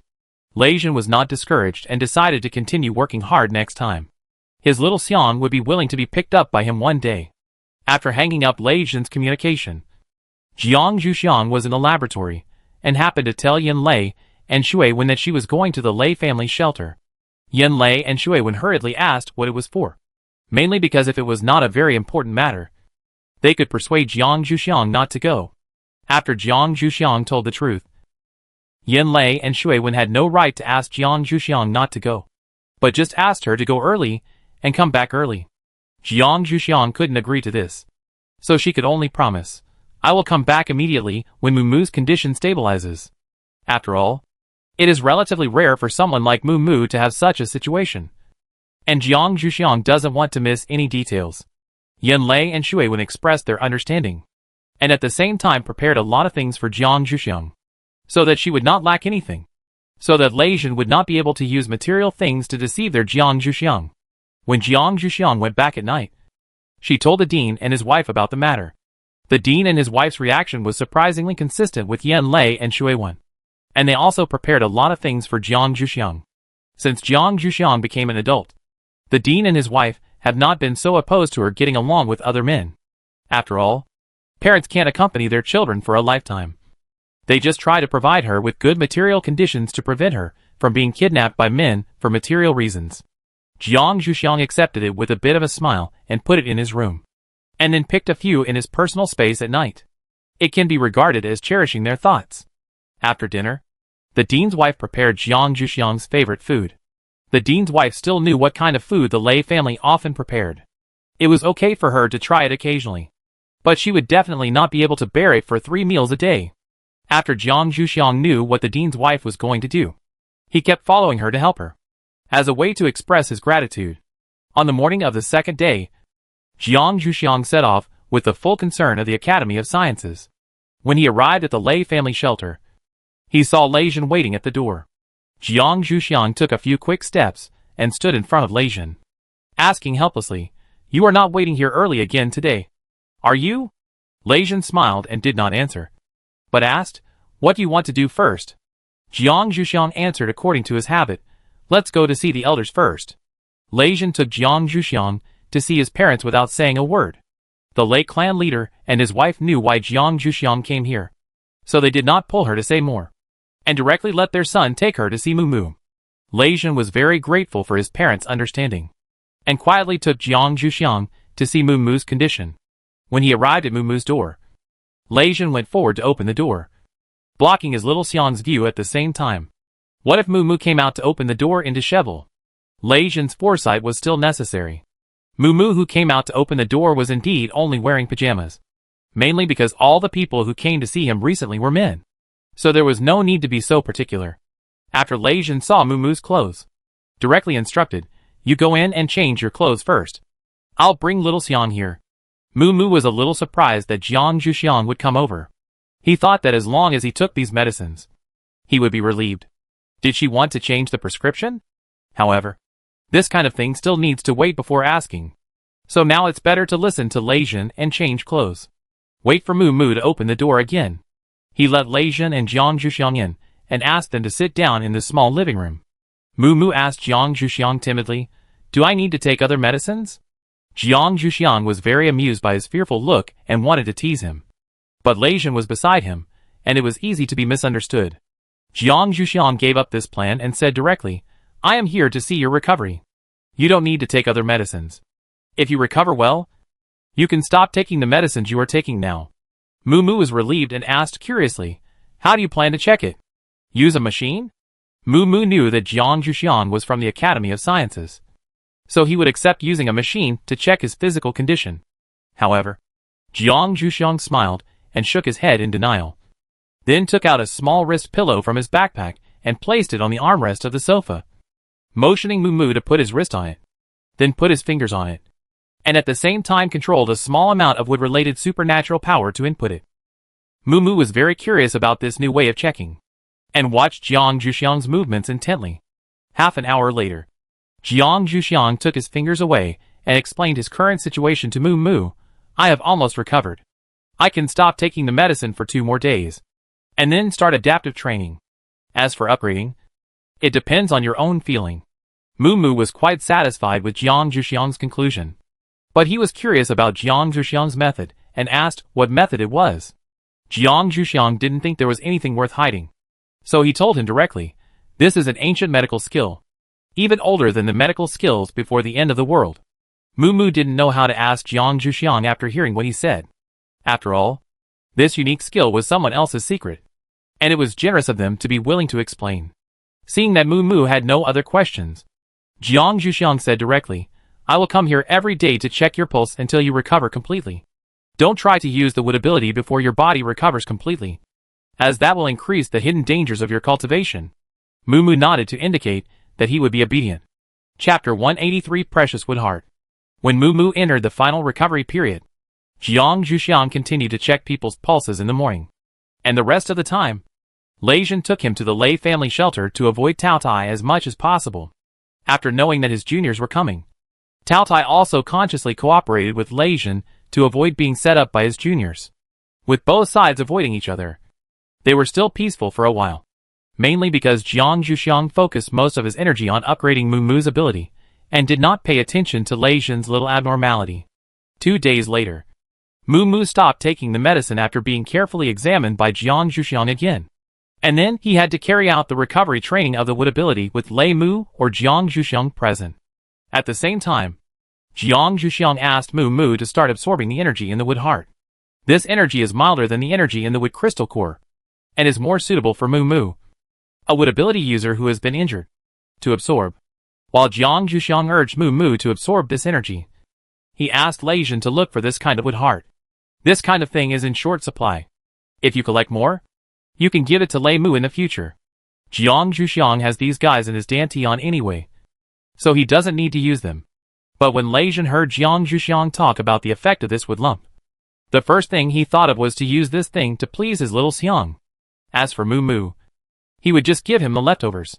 However, when Lei Jin really started looking, he found that it was not easy to please his little Xiang. Jiang Zhuxiang was able to get this kind of wood heart by chance before. Now if he really wants to find it, he has to dig out the hearts of those ancient trees. Although these ancient trees are basically difficult to mutate, the number of ancient trees is really scarce. After Lei Jin sent all the members of his team out, he only brought back 2 relatively young wood hearts, which were only enough for Mu Mu at most.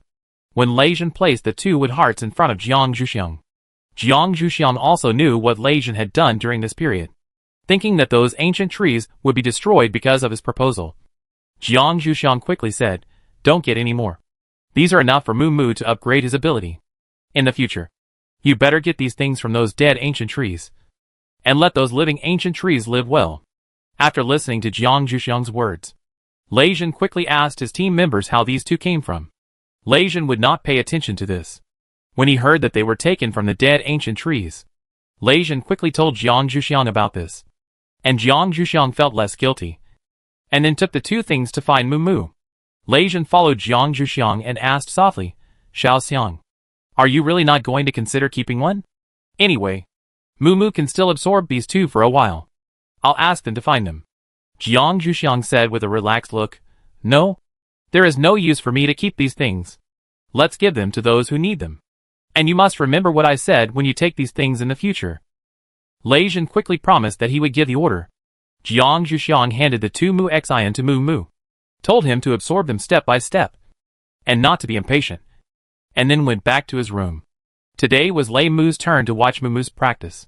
If there was any situation, he would definitely inform him. It was useless for him to be there. After Lei Jin sent Jiang Zhuxiang back, he was summoned by Tao Tai. Lei Jin thought something was wrong. But Tao Tai asked Lei Jin, have you asked someone to find these things recently? Tao Tai took out a bunch of things and put them on the table while talking.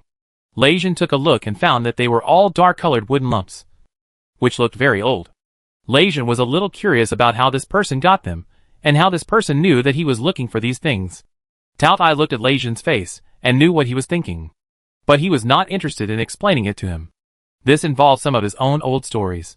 If it was in front of his younger generation, he would still be interested in telling her about the past. However, there was one thing he could still talk to this person about. After all, it can also be used to mock him. Do you want to know how I know this news? It's easy. As long as I fight with your team members, they will tell me the answer. Your team members are very surprised that I appear here, and they said they will continue to come to me in the future. Lei Jin heard Tao Tai's words, and silently wondered which brainless guy was tricked by Tao Tai. He hoped that the guy didn't have time to go back and spread the news. Otherwise Xiaoxiang would definitely know that Tao Tai came here soon, and Shiro would see the mocking face of Tao Tai.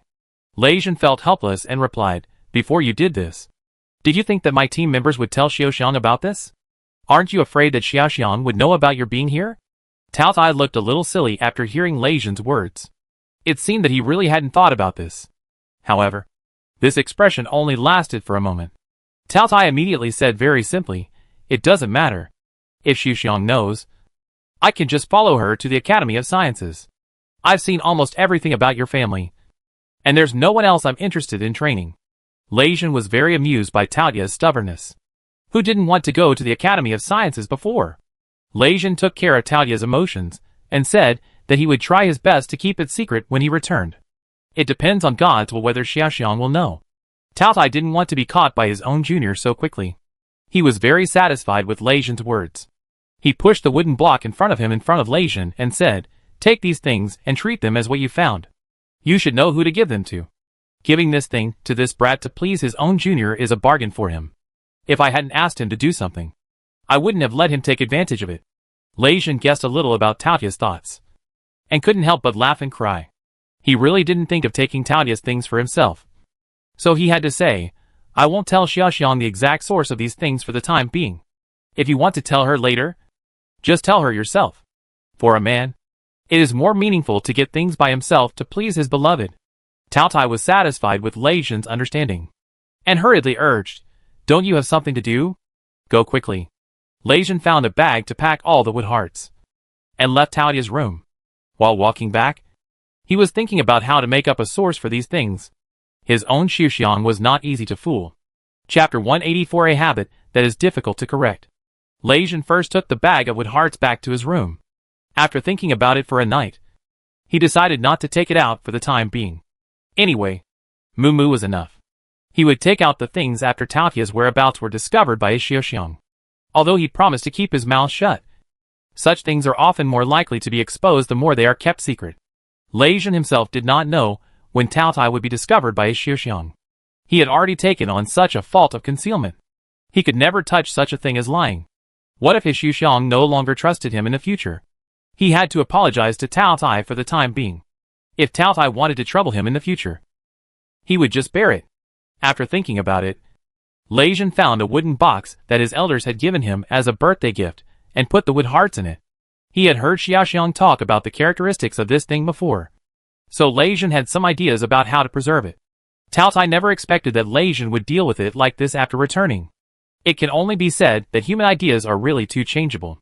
In the days that followed, Lei Jin followed Jiang Zhuxiang around Moo, as if he had never received anything from Tao Tai. Moo had moved from his room to the training room, and the 3 wood hearts were also placed around the place where he practiced in the training room. The order of arrangement was based on a 3-talent formation that Jiang Zhuxiang found from Shenong's secret technique, which could allow Mu to absorb the energy inside to the greatest extent. As time went by, the aura of wood power in this training room became stronger and stronger. But Mu could not catch the opportunity to upgrade his power. After one day of fruitless efforts, Jiang Zhuxiang and Lei Mu sat opposite Mu and asked speechlessly, "What are you still missing? I feel like I'm going to upgrade." This was said by Lei Mu. As for Jiang Zhuxiang, her power upgrade has always been under her own control, and this energy intake will not affect her state at all. Mu knew that Lei Mu and Jiang Zhuxiang had been very hard during this period. If he could still think that they were making up for their captain's mistakes before, after they provided him with 2 more wood hearts, Mu would not think so at all. After all, he had some idea of how precious this kind of thing was. So Mu was a little anxious about his inability to get into the state. Finally, he said a little self-destructively, "Why don't you find some plants for me to put around me? I'm more used to upgrading surrounded by plants." Lei Mu and Jiang Zhuxiang looked at each other helplessly. Now they had to try their best. But the Lei family had never been interested in growing plants. Even Lei Mu's family only had a pot of plants, which was his father's favorite. Lei Mu really didn't dare to borrow it from his father. If something happened, he couldn't afford to pay for it. Lei Mu looked at Jiang Zhuxiang expectantly. Jiang Zhuxiang was quite familiar with the current situation of the Lei family. He knew what Lei Mu meant by looking at his expression, and did not refuse. "Then I'll ask them to send me some plants. It just so happens that I got a batch of flower pots before the new year. How many pots do you need to feel surrounded by plants?" Jiang Zhuxiang looked at Mu and asked. Mu said a little embarrassedly, "2 circles around me will be enough." Originally, Mu wanted to fill the exercise room, but he thought it was impossible. So he said this compromise number. Jiang Zhuxiang knew that he said too little by looking at Mu's expression. Thinking that he hadn't seen the things in his small flower pots for a while, he decided to just ask them to bring them all this time. It can be regarded as a new place for these guys in his dantian to stay. After he cultivated those things, these guys stayed in Jiang Zhuxiang's dantian except when she was practicing. At other times, they liked to possess these plants. While Jiang Zhuxiang turned on his communicator, he was still thinking that he might have to trouble the dean's wife to run again this time. When Jiang Zhuxiang was communicating with the dean's wife, Lei Zhen saw the opportunity and suggested that Lei Kong could go over to do this. And there was no need to trouble the dean's wife to run this time. After all, this was his business. The dean's wife still appreciated Lei Zhen. Seeing that he was willing to help, she naturally would not refuse too much. After confirming that the person Lei Zhen mentioned was no problem, just let him come and rest assured. They will prepare in advance. Lei Zhen said gratefully on the communicator that they would set off immediately. The dean's wife said without any nonsense that she would start preparing immediately. Then she turned off the communicator. Jiang Zhuxiang was a little speechless watching Lei Zhen interrupt and decide the matter. Seeing Lei Zhen immediately send a message to Lei Kong to talk about the matter, Jiang Zhuxiang had to continue to pay attention to Mu and ask if there were any other ways. Mu really couldn't think of any other way to trigger the upgrade. Jiang Zhuxiang had to wait for Lei Kong to come back temporarily. Lei Kong naturally didn't go alone. Lei Zhen arranged Lei Hua to go with him. It was also meant to protect Lei Kong. When they arrived at the shelter of the Academy of Sciences, Yan Lei, who was waiting at the door, took them directly into Jiang Zhuxiang's personal studio, which was now filled with plant pots that Jiang Zhuxiang had cultivated years ago. Lei Kong and others were a little shocked to see the number. And then, they had to hurry to put these pots in their own space. After they were done, they began to ask Yan Lei, who brought them here, if there was anything they needed to pay attention to. Yan Lei thought of the message Jiang Zhuxiang had sent him before, and directly said, "There is nothing to pay attention to. You go back at the speed you came here, and give it to Xiaoxiang when you get to the Lei family shelter. She will naturally know how to take care of it. Do you want to take it out to sea during this journey?" Lei Kong was also a habit. He always asked for clarification before doing anything. This happened to be a trap for Yan Lei. His Xiaoxiang actually wanted to let this man take these plants away. How long did she plan to stay in Lei's house? Lei Kong pretended not to hear Yan Lei's slightly aggressive tone. He smiled at him and left with Lei Hua, sobering up Yan Lei, who was slightly occupied by anger. His Xiaoxiang should not be such an ignorant child. It seems that his Xiaoxiang should do something with these plants. He will ask her carefully when she comes back. Lei Kong appeared in Mu's training room with Lei Hua. Lei Kong began to transfer the flower pots from the space one by one, and others began to put the flower pots around Moo. When Lei Kong stopped taking out the flower pots, this training room was empty except for the flower pots, where Lei Mu and Jiang Zhuxiang stayed, and the place where Moo practiced. Chapter 185. Changes during the upgrade. Jiang Zhuxiang first checked the vitality of the plants brought by Lei Kong and found that they were in good condition. Then he asked Moo, "Are these enough?" Moo was a little surprised when Lei Kong kept taking out flower pots. When he heard Jiang Zhuxiang's question, he naturally answered, "Enough." When Moo carefully checked these plants again, he found that these plants seemed to be exactly the same as the plants in his own Sanma garden. Moo asked Jiang Zhuxiang with a little surprise, "Are you trying to make a place like our Sanma garden?" Jiang Zhuxiang still appreciated Moo's sensitivity to plants, and there was nothing to hide about his question. "When I attended your housewarming party before, I asked your father for some branches and leaves of plants in your Sanma garden. Later, I cultivated those branches and leaves. I don't plan to build a Sanma garden at the moment. I just plan to keep these plants." Moo still had some impression of the housewarming party held by his family, but he didn't know that his father would agree to move the plants in Sanma garden at that time. However, it was convenient for him now. With these familiar plants, he had more confidence in upgrading his ability. Jiang Zhuxiang knew what Moo was thinking when she saw the change in his expression. She didn't say anything more, but asked Lei Zhen and others to go back first. She and Lei Mu stayed in the training room to protect Moo. If anything happened, they could rescue him. Lei Zhen saw that his little Xiang was going to stay up late here, so he didn't plan to go back either. He planned to wait outside the training room so that his little Xiang could see him first when he came out. If Lei Zhen didn't leave, the other team members would naturally accompany him. Lei Kong took out a chair from his space and asked his captain and team members to sit and wait, so that they wouldn't lie down on the ground if they fell asleep. Perhaps it was the familiar environment that gave Moo a sense of security. In the second half of the night, Moo's originally stable wood-type supernatural power began to fluctuate.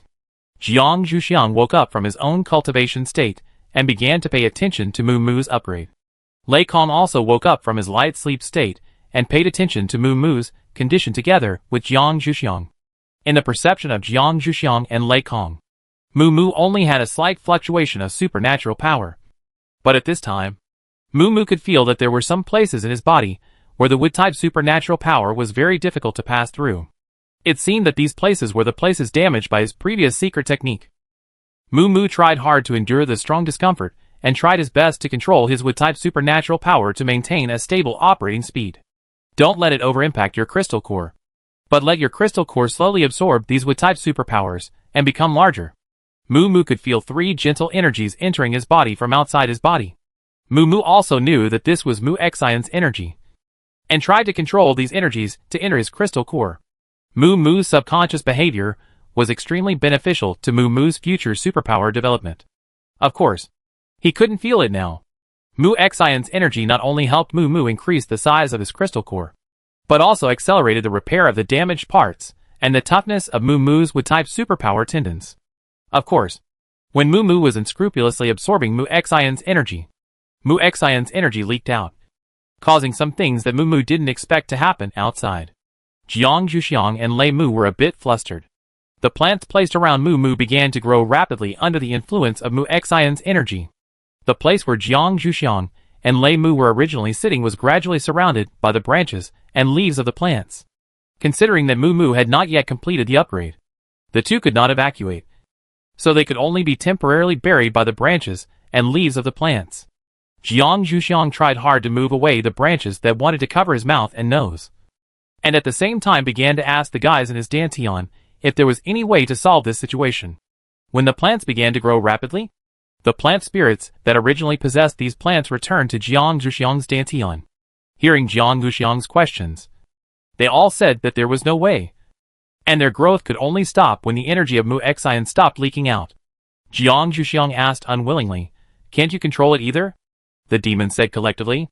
If they could control it, they wouldn't come back. Although the energy of the wood heart is mild, it cannot be disobeyed. Jiang Zhuxiang couldn't help but worry about how to bring these plants back. After they have grown so much, will they still be able to fit in the place where they were originally placed? Jiang Zhuxiang threw this question to the demons. The demons said that this problem is easy to solve. When the energy of the wood heart stops leaking, they can possess the plants again and control the plants to become smaller. It's just that Jiang Zhuxiang needs to find a reasonable reason. Jiang Zhuxiang thinks that this reason is ready.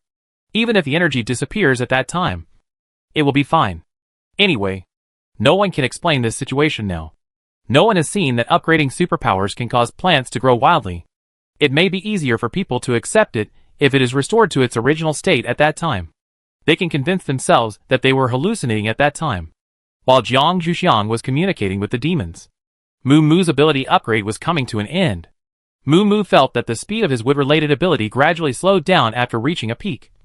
Until it stopped, Mu Mu could still feel that the damage in various parts of his body had been repaired, and the size of the crystal core had doubled. The moment Mu Mu opened his eyes, Jiang Zhuxiang asked the demons to immediately return the plants to their original size, and at the same time freed her and Lei Mu from their embarrassing state. As Jiang Zhuxiang expected, Mu Mu thought that the scene he had just seen was an illusion, and when he wanted to take a closer look, he could no longer see it. As for Lei Mu, Jiang Zhuxiang was not worried. Jiang Zhuxiang stood up from the cross-legged state, moved his hands and feet, and went forward to check Mu Mu's condition again. After running his wood-type superpowers through Mu Mu's body, Jiang Zhuxiang did not feel any stagnation. He took back his own superpowers and congratulated Mu Mu. Your upgrade was very successful. Your body has fully recovered. As long as you stop using your secret technique, there will be no problem with your superpower cultivation. After hearing what Jiang Zhuxiang said, Lei Mu also congratulated Mu Mu on his superpower upgrade and warned him, if you have the opportunity to work with us in the future, you don't have to use that secret technique. We are not the kind of team that will abandon injured players. After Mu Mu's superpower upgrade was successful, he naturally nodded in agreement when he heard what Jiang Zhuxiang and Lei Mu said. Seeing Jiang Zhuxiang start to check the 3 wooden hearts, he asked curiously, did I use up all the energy inside? Chapter 186 Lei Hua's Betrayal. Jiang Zhuxiang probed his wood-related ability into the wooden heart and found that the wooden heart had a lot more wood than before. But there was still energy fluctuation in the center. When he heard Mu Mu's question, he replied, no, but there are not many left. If you want, you can take it back and have someone carve it for you to carry with you. It can nourish your wood-related ability. After helping Mu Mu upgrade, these 3 wooden hearts have been stained with Mu Mu's aura. It is not appropriate to let others use them. It is better to use them as a favor. Jiang Zhuxiang believes that Lei Zhen will not object. After Jiang Zhuxiang finished speaking, he looked at Lei Mu and explained, these 3 Mu Zins are no longer of any use to you. If you can find a Mu Xian in the future, you can always stay by my side. In this way, that Mu Xian will become only suitable for you.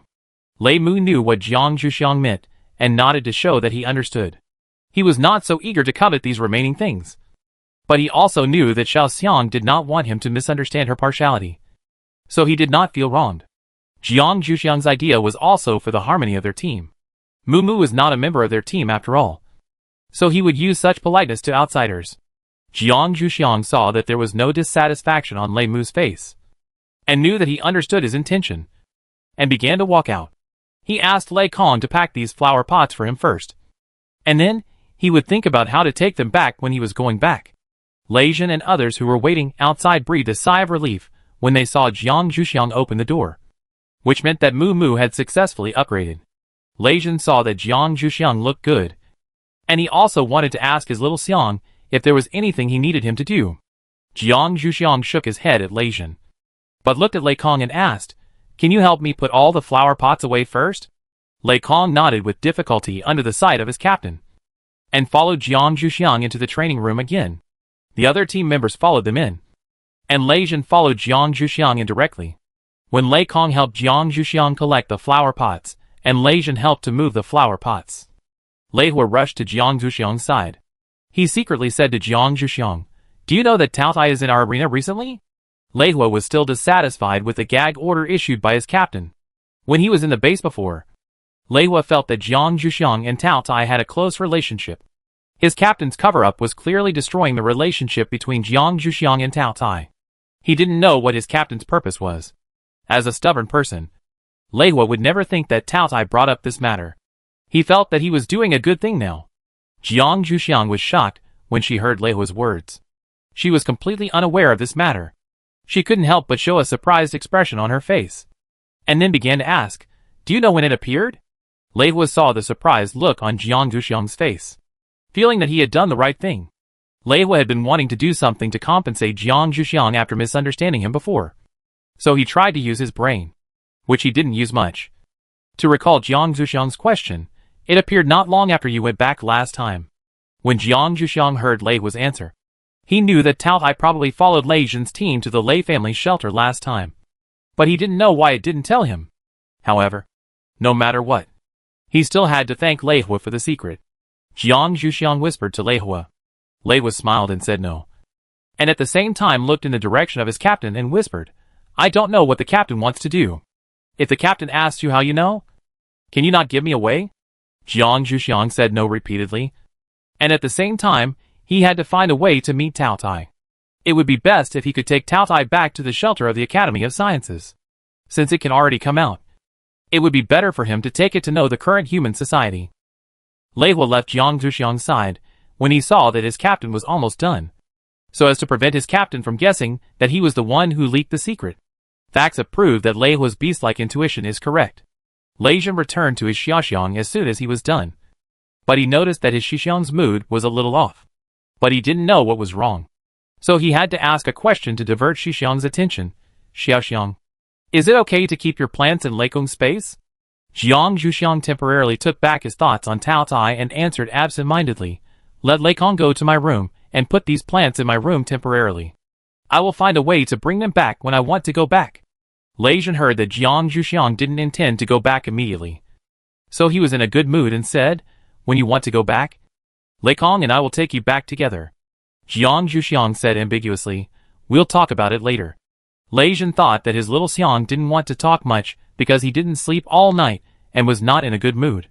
So he hurriedly said considerately, "Then Leikong and I will take you back to rest first." Jiang Zhuxiang also wanted to temporarily leave Lei Zhen's sight to contact Tao Tai, so he nodded and agreed. After Lei Zhen and Leikong left the guest room where Jiang Zhuxiang was staying temporarily, Jiang Zhuxiang thought about it. "I decided to take a rest first to calm down my mood, so as not to contact my elder in a bad tone and appear impolite." Jiang Zhuxiang went to the bathroom to wash up and lay down on the bed, and began to close his eyes and rest, while thinking about the reason why his elder did this. After thinking about it, Jiang Zhuxiang thought of the elder's idea. It probably appreciated the atmosphere of the Lei family. As an ancient beast, it still prefers force. After thinking of the elder's idea, Jiang Zhuxiang gradually fell asleep. He would contact the elder after waking up. He must take it back to the Academy of Sciences.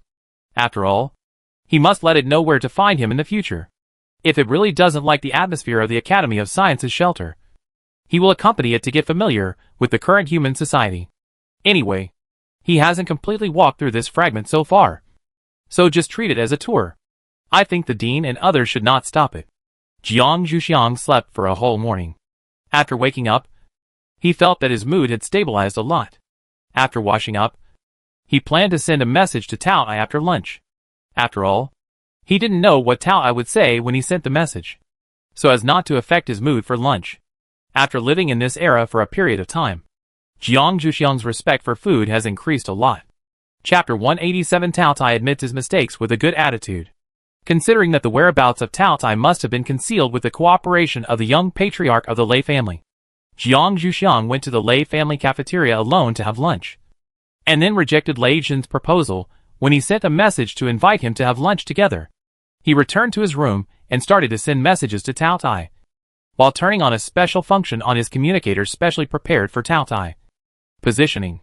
Jiang Zhuxiang had almost forgotten this function, but this time, he was stimulated by Tao Tai's behavior. When the communication officially started later, Jiang Zhuxiang could get the exact location of Tao Tai and track it. Jiang Zhuxiang waited for a while before Tao Tai picked up the call. It seemed that Tao Tai was quite busy after arriving at Lei's house. Jiang Zhuxiang did not intend to tell Tao Tai on the communicator that he already knew where it was. Instead, he pretended to be unaware and chatted with Tao Tai for a few words to let it relax its vigilance. He planned to catch it in the act later. Tao Tai instinctively felt that something was wrong, but he still did not think that his whereabouts had been leaked. He planned to stay in the arena for a while and then leave. However, he also tried to show that he was still in the original place, on the communicator, and cared about the current situation of his young generation. The acting skills of the man and the beast were good, with the man and the beast each having their own plans. Jiang Zhuxiang went to find Tao Tai according to the location on the communicator. He bumped into Tao Tai on the way back to his room. Tao Tai could not hide even if he wanted to. Tao Tai still felt somewhat guilty. Apart from wanting to dodge the moment he saw Jiang Zhuxiang, he stood there waiting for Jiang Zhuxiang to come over, and at the same time tried to put on an expression of knowing his fault, hoping that his younger generation would not pursue his concealment too much. Jiang Zhuxiang approached Tao Tai and saw the expression on Tao Tai's face, feeling very helpless. Jiang Zhuxiang still greeted Tao Tai politely, and then said that they should find a place to sit and chat. Tao Tai could not find a reason to refuse. During this period of time, Tao Tai also earned a lot of contribution points in the arena, and planned to pay the bill to make amends later. These are some human tricks for coaxing girls that Tao Tai learned in the arena. They should also be useful for his younger generation. Right? Tao Tai thought a little uncertainly. Jiang Zhuxiang took Tao Tai to no other place than the self-service barbecue restaurant that Lei Jin had brought her to last time. Even though Jiang Zhuxiang was a little angry about Tao Tai's concealment, but when choosing a place, he subconsciously chose a place that Tao Tai would like. After all, Jiang Zhuxiang had already had lunch, and Tao Tai could still eat a lot regardless of whether he had lunch or not, because it was the young patriarch of his family who brought Jiang Zhuxiang here last time. The proprietress of this barbecue restaurant still had a good impression of Jiang Zhuxiang, and greeted her warmly. "Little girl, you are here with your elders. There are seats for 2 people here." Jiang Zhuxiang nodded to thank the proprietress for leading the way, and then motioned Tao Tai to sit opposite him, and then planned to introduce the rules here to it. However, Tao Tai said directly before Jiang Zhuxiang said, "I'll go get the food. You just wait here." Tao Tai had been here several times with those humans who were unfamiliar to him when he was in the arena, so he was more familiar with this place than Jiang Zhuxiang. Jiang Zhuxiang really didn't expect Tao Tai to say such a thing. Seeing that it had stood up and left, he had to wait obediently in his seat. Before Tao Tai went to get the food, he went around to the front to pay the bill, and then he chose 2 trays of food according to his own preferences and Shenong's preferences, and brought 1 tray back to the table for the 2 of them. Jiang Zhuxiang was not surprised that Tao Tai didn't have a tray in one hand. It was just that he couldn't eat much, and was afraid of wasting it later. But when he thought of Tao Tai's good appetite, he felt that his worries were a bit ridiculous. Tao Tai pushed the food he chose according to Shenong's taste to Jiang Zhuxiang, put most of the meat on his side, and looked at his young man carefully, wondering when she was going to attack, and whether he could let himself eat first. Jiang Zhuxiang naturally noticed Tao Tai's gaze towards him, and didn't intend to embarrass Tao Tai in front of the food. So he picked up the tongs and started to roast the food. Tao Tai did it very happily. When Jiang Zhuxiang felt that Tao Tai had eaten almost enough, Jiang Zhuxiang waved to the proprietress to turn off the fire, then poured a cup of tea for Tao Tai, refilled some water for himself, and then looked directly at Tao Tai. He planned to start a good chat with it about the problem of trusting an outsider more than a junior like himself. Tao Tai saw the serious look on his junior's face, and wailed helplessly in his heart. Why did his junior remember this matter after eating such a meal, knowing that he could not escape? So he had to hold the teacup and wait to be scolded. Jiang Zhuxiang calmly presented facts and reason to Tao Tai, saying that as a junior, he was very happy to accompany it to adapt to the current society. It was easy for others to worry if Tao Tai left the original place without telling him, and Jiang Zhuxiang felt that he was still very calm to say these words. However, Tao Tai lowered his head more and more when Jiang Zhuxiang said this. So Jiang Zhuxiang had to stop nagging and ended with a question. "Then are you willing to visit my current home now?" "Of course. This depends on your own decision?" Jiang Zhuxiang swore that there was no threat in his tone. When Tao Tai heard this question, he knew that he could not escape from those people who liked to use their brains. So he readily accepted the invitation of his younger generation. Jiang Zhuxiang's nameless anger in his heart also subsided a lot. He told Tao Tai that he planned to go back tomorrow, and then let Tao Tai go freely. He planned to pay the bill, but found out that Tao Tai had already paid the bill. Jiang Zhuxiang was a little surprised, but he did not insist, and left the barbecue restaurant. After lunch, Jiang Zhuxiang successfully felt that he was full after eating with Tao Tai again. He had planned to settle accounts with Lei Jin, but now he was too lazy to get excited. He planned to walk back to his room slowly to eat some hawthorn pills. But when Jiang Zhuxiang was about to let Lei Jin go. Lei Jin bumped into him. Maybe it was because Jiang Zhuxiang refused Lei Jin's invitation at noon that made him feel uneasy. Lei Jin planned to come to Jiang Zhuxiang's room to see if something happened to his little Xiang. This had never happened before, except when he made a mistake last time. When Lei Jin arrived, Jiang Zhuxiang had just eaten hawthorn pills, packed up his things, and prepared to leave tomorrow.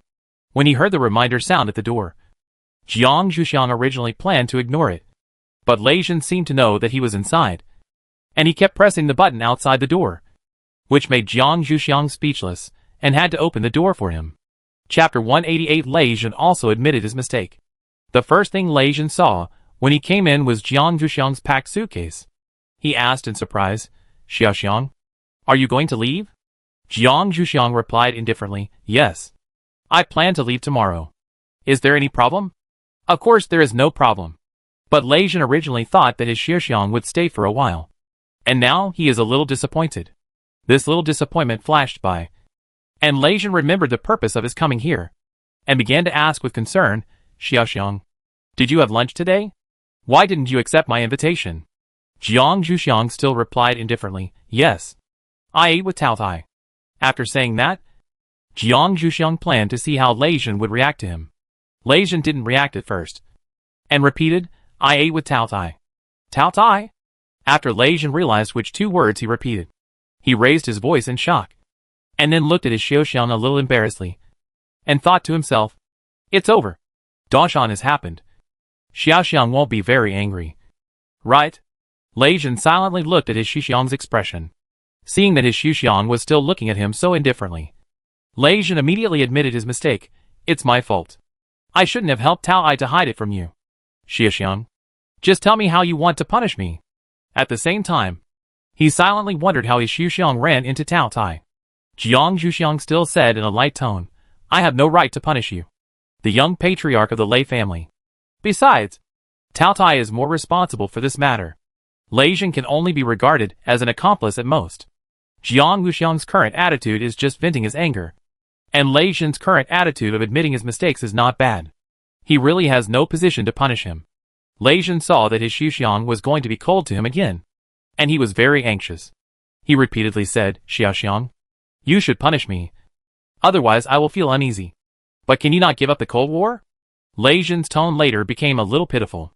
Jiang Zhuxiang was a little amused by Lei Jin's attitude, and his original 8 points of anger turned into 2 points. He pretended to think for a while, and said, "Then you drive me back tomorrow. And these flower pots must not be damaged on the way back. You can't ask Lei Kong for help. This punishment should not be a big deal for Lei Jin. When he returns to the shelter of the Academy of Sciences, he still plans to pay some contribution points to Lei Jin, just as if he rented a car." Lei Jin was very happy with this childish punishment of his own Xiaoxiang. It should be said that this was not a punishment for Lei Jin, but an opportunity for him to perform. But in order to cooperate with his own Xiaoxiang, Lei Jin still showed his embarrassment on his face, and silently thought about how to ensure that the flower pot would not be damaged. After Jiang Zhuxiang finished talking about his punishment measures, he asked Lei Jin to go back and think of a solution. And he still had things to do. Lei Jin did not play tricks and insisted on staying, and honestly left Jiang Zhuxiang's room. Jiang Zhuxiang's so-called thing was to send a communication to ask if Tao Tai needed to pack up. And if so, he would go to help. Tao Tai was just annoyed by the things in his room, and felt relieved after receiving Jiang Zhuxiang's communication, and repeatedly expressed his need for help. Jiang Zhuxiang went to Tao Tai's room directly according to the location.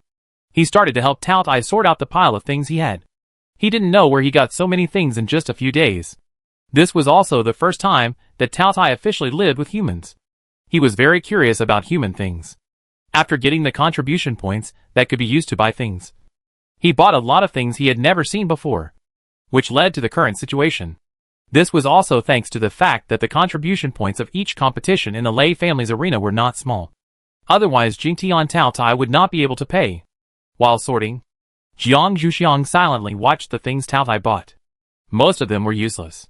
Jiang Zhuxiang asked Tao Tai many times if he could get rid of them, but he got a negative answer every time. It seems that dragons still have a hobby of collecting.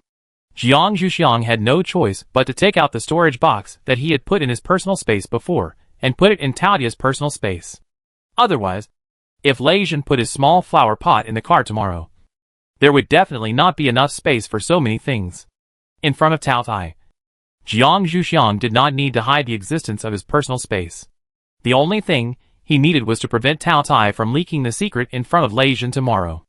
After all, Lei Jin was still very likely to know what Tao Tai had.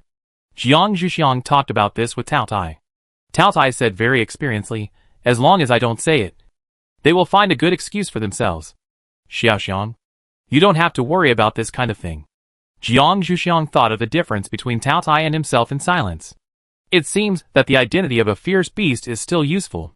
Jiang Zhuxiang checked Tao Tai's room again and found that nothing was left. He emphasized again that he would return to the shelter of the Academy of Sciences tomorrow, hoping that his elder would show up on time tomorrow. Tao Tai solemnly promised that he would show up on time, and Jiang Zhuxiang returned to his room. Jiang Zhuxiang couldn't eat dinner, thinking that he hadn't been to the library to see the group of old naughty boys since he came to the Lei family this time.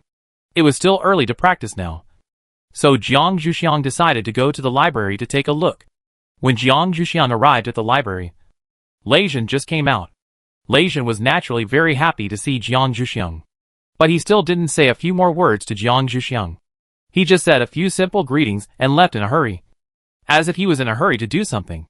Seeing Lei Jin like this, Jiang Zhuxiang naturally would not stop his actions. After all, maybe he was just doing what he asked him to do. Jiang Zhuxiang stepped into the library and saw the elders of the Lei family, who looked like they had just done something big. Before coming here, Jiang Zhuxiang took out the previously made papers from his personal space as a gift.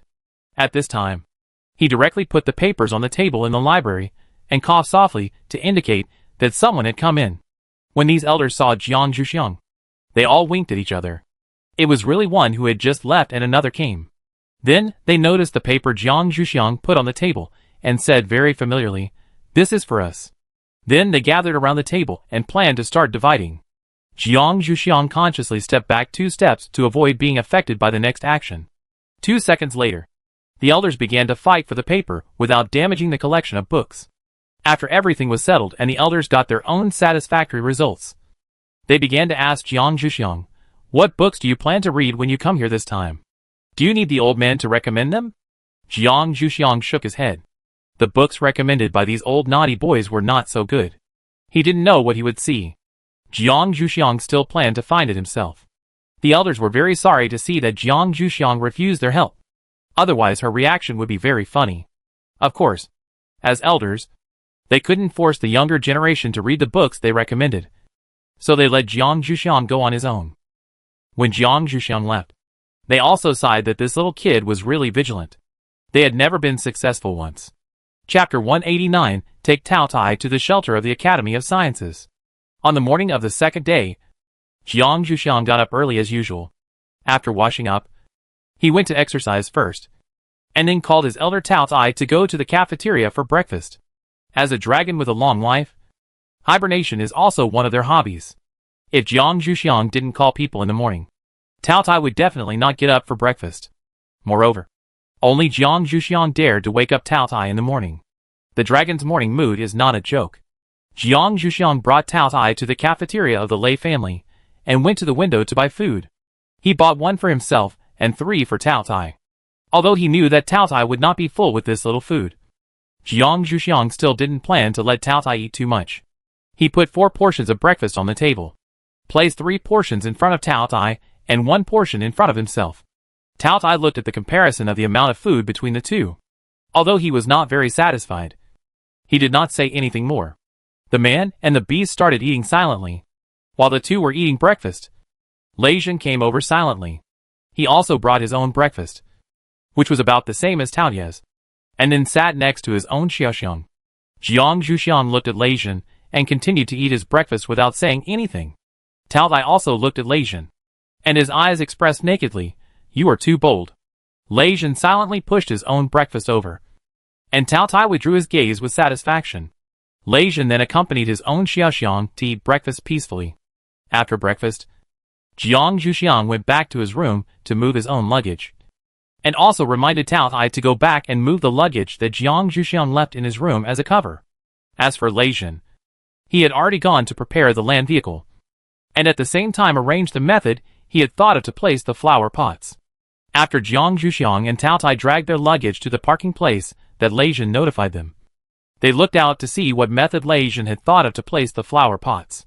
They found that he had placed rows of wooden racks on the seats and in the aisle, and even put iron hooks on the roof that could be used to hang flower pots. Jiang Zhuxiang thought a little speechlessly that there must be no bumps on the way.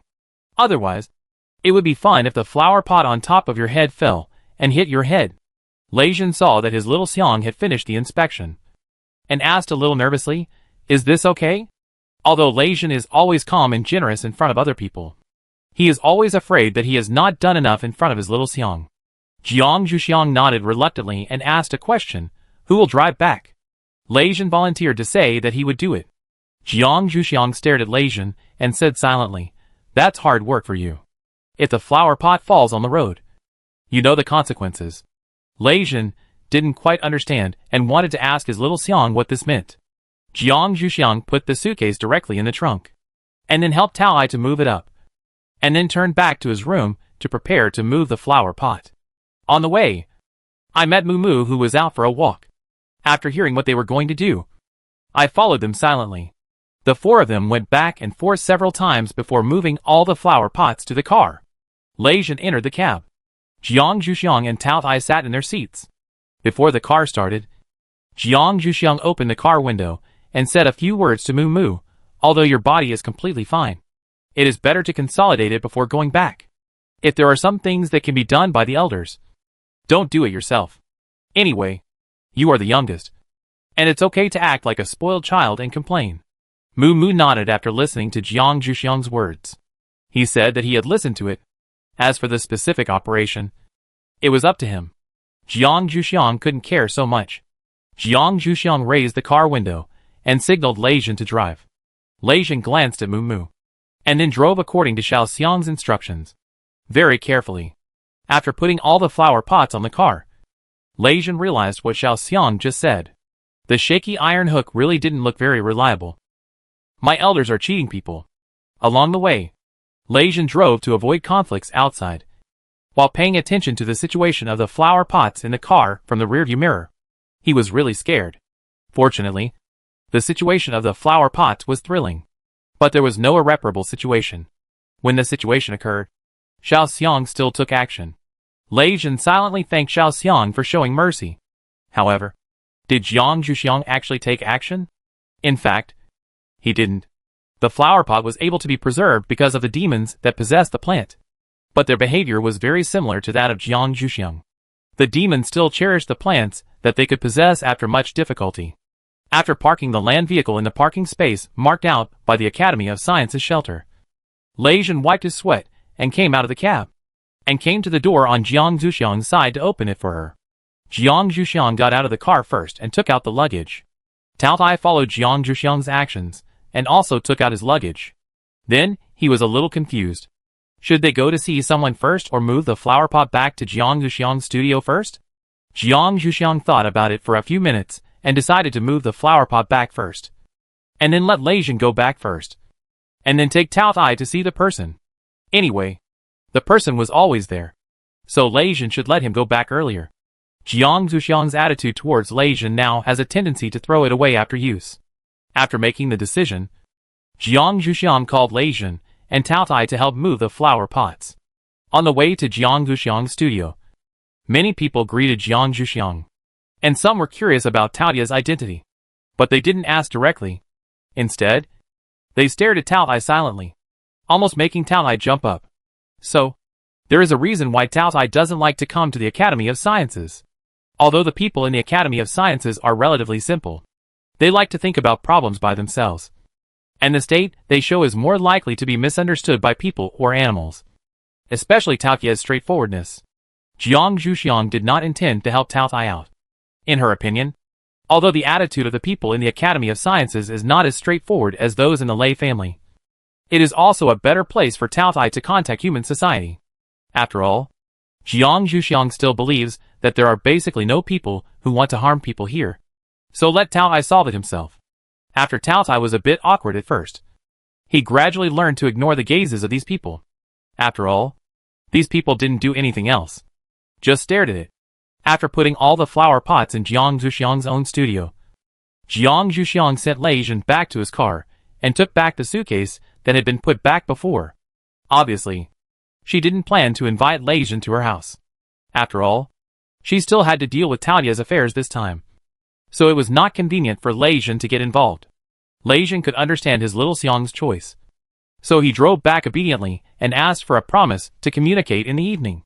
Chapter 190 Taotia's first contact with the Academy of Sciences. The noise Jiang Zhuxiang made while moving the flower pots had long reached the ears of the dean and his wife. So when Jiang Zhuxiang brought Tao Ai back home, they were already waiting at home, including Yan Lei and Shui Wen, who were also called over by the dean and his wife. When Jiang Zhuxiang opened the door, he was a little speechless at the solemn atmosphere. Were they too nervous? Jiang Zhuxiang invited Tao Tai in and introduced them to both parties. Jiang Zhuxiang did not think there was anything worth hiding, so he directly told Tao Tai the identity, and then explained to Tao Tai the identities of the dean and his wife, Yan Lei and Shui Wen, and pointed out that the materials for the house she helped to get came from their research. Jiang Zhuxiang's frank attitude left a good impression on both parties. Tao Tai felt that these people were still quite useful, although they had more twists and turns in their heads. The dean and his wife, Yan Lei and Shui Wen, felt relieved. Although the person Xiao Xiang brought back had a higher combat power, he was not the messy person they had guessed. Everyone could sit down and have a good talk, although they didn't know what they could talk about. As curious people, Yan Lei and Shui Wen were more interested in Taotia's physical strength, and did not hide their scrutiny. After the observation, they asked, "Can we collect some samples from your body?"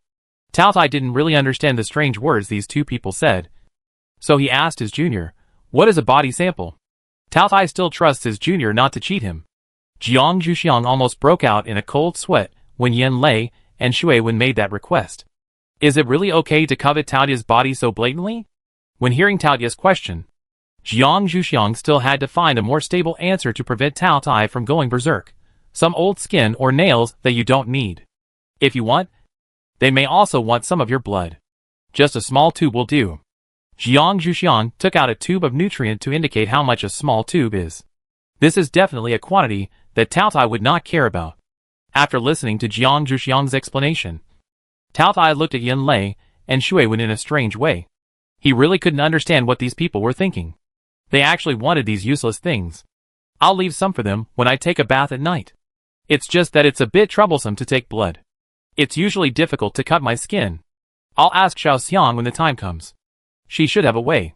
Tao Tai thinks he can still meet the requirements of these people. After meeting them, can he get some new things from them? Tao Tai is looking forward to it. Yan Lei and Shui Wen looked a little strange when they heard that their Xiao Xiang misinterpreted the body sample. They felt helpless and at a loss. But they also knew that their Xiao Xiang was doing it for their own good. After all, Xiao Xiang knows Taotia's temper better than they do. And maybe there is something wrong with what they just said. After Jiang Zhuxiang calmed Tao Tai, he quickly signaled Yan Lei and Shui Wen with his eyes to be careful when talking, and not to poke Taotia's lungs like this. The dean and his wife saw Jiang Zhuxiang busy, and quickly lent a helping hand, took over the initiative of the conversation, and let Yan Lei and Shui Wen watch on the side. The dean's wife found some milder topics, such as how Tao Tai lived in the past, and what he planned to do in the future. Although Taotia's description made the dean's wife feel a little horrified, the dean would also lend a hand when the dean's wife paused. And finally the atmosphere did not become cold. Jiang Zhuxiang finally put his mind at ease. It was great that this meeting did not turn into a bloody scene. It seemed that he had overestimated himself before. He should have proposed the travel to the dean's wife as soon as possible. He was really afraid that if he stayed in the academy for too long, Tao Tai would go crazy before he did. After chatting for a while, it was time to prepare lunch. The dean's wife took Jiang Zhuxiang into the kitchen to help her, and also wanted to ask her why she brought Tao Tai back. The dean's wife first asked Jiang Zhuxiang whether Tao Tai could only eat raw meat, and how much it ate. After hearing Jiang Zhuxiang's answer, the dean's wife asked Yan Lei to go to the farm to get some meat, so that Tao Tai would not feel neglected because he was not full at noon. While processing the existing ingredients, the dean's wife questioned Jiang Zhuxiang about Tao Tai. Jiang Zhuxiang had already thought about this question when he was in the car. Although he couldn't tell the dean's wife the real reason for doing this, he could still pick out some things to talk about. Anyway, They knew some facts, such as the fact that he often went to Tao Tai with Lei Jin and others to exchange ideas, and that he had made a house for Tao Tai. He also brought up the fact that he treated Tao Tai as an elder, which was considered to be a bottom line for the dean's wife. She also mentioned that she planned to take Tao Tai to get familiar with human society, but she didn't directly mention traveling. The dean's wife could understand that Jiang Zhuxiang regarded Tao Tai as an elder. According to the years of Tao Tai's existence, it was the elder of all humans. But the dean's wife confirmed, it shouldn't eat people. Right? Jiang Zhuxiang denied it with a bit of a laugh. But even if Tao Tai would eat people, Jiang Zhuxiang could be sure that he would not be eaten. After confirming that Jiang Zhuxiang was not in danger of being eaten, the dean's wife had no objection to Jiang Zhuxiang's plans. Children still need to be beaten up before they can really grow up.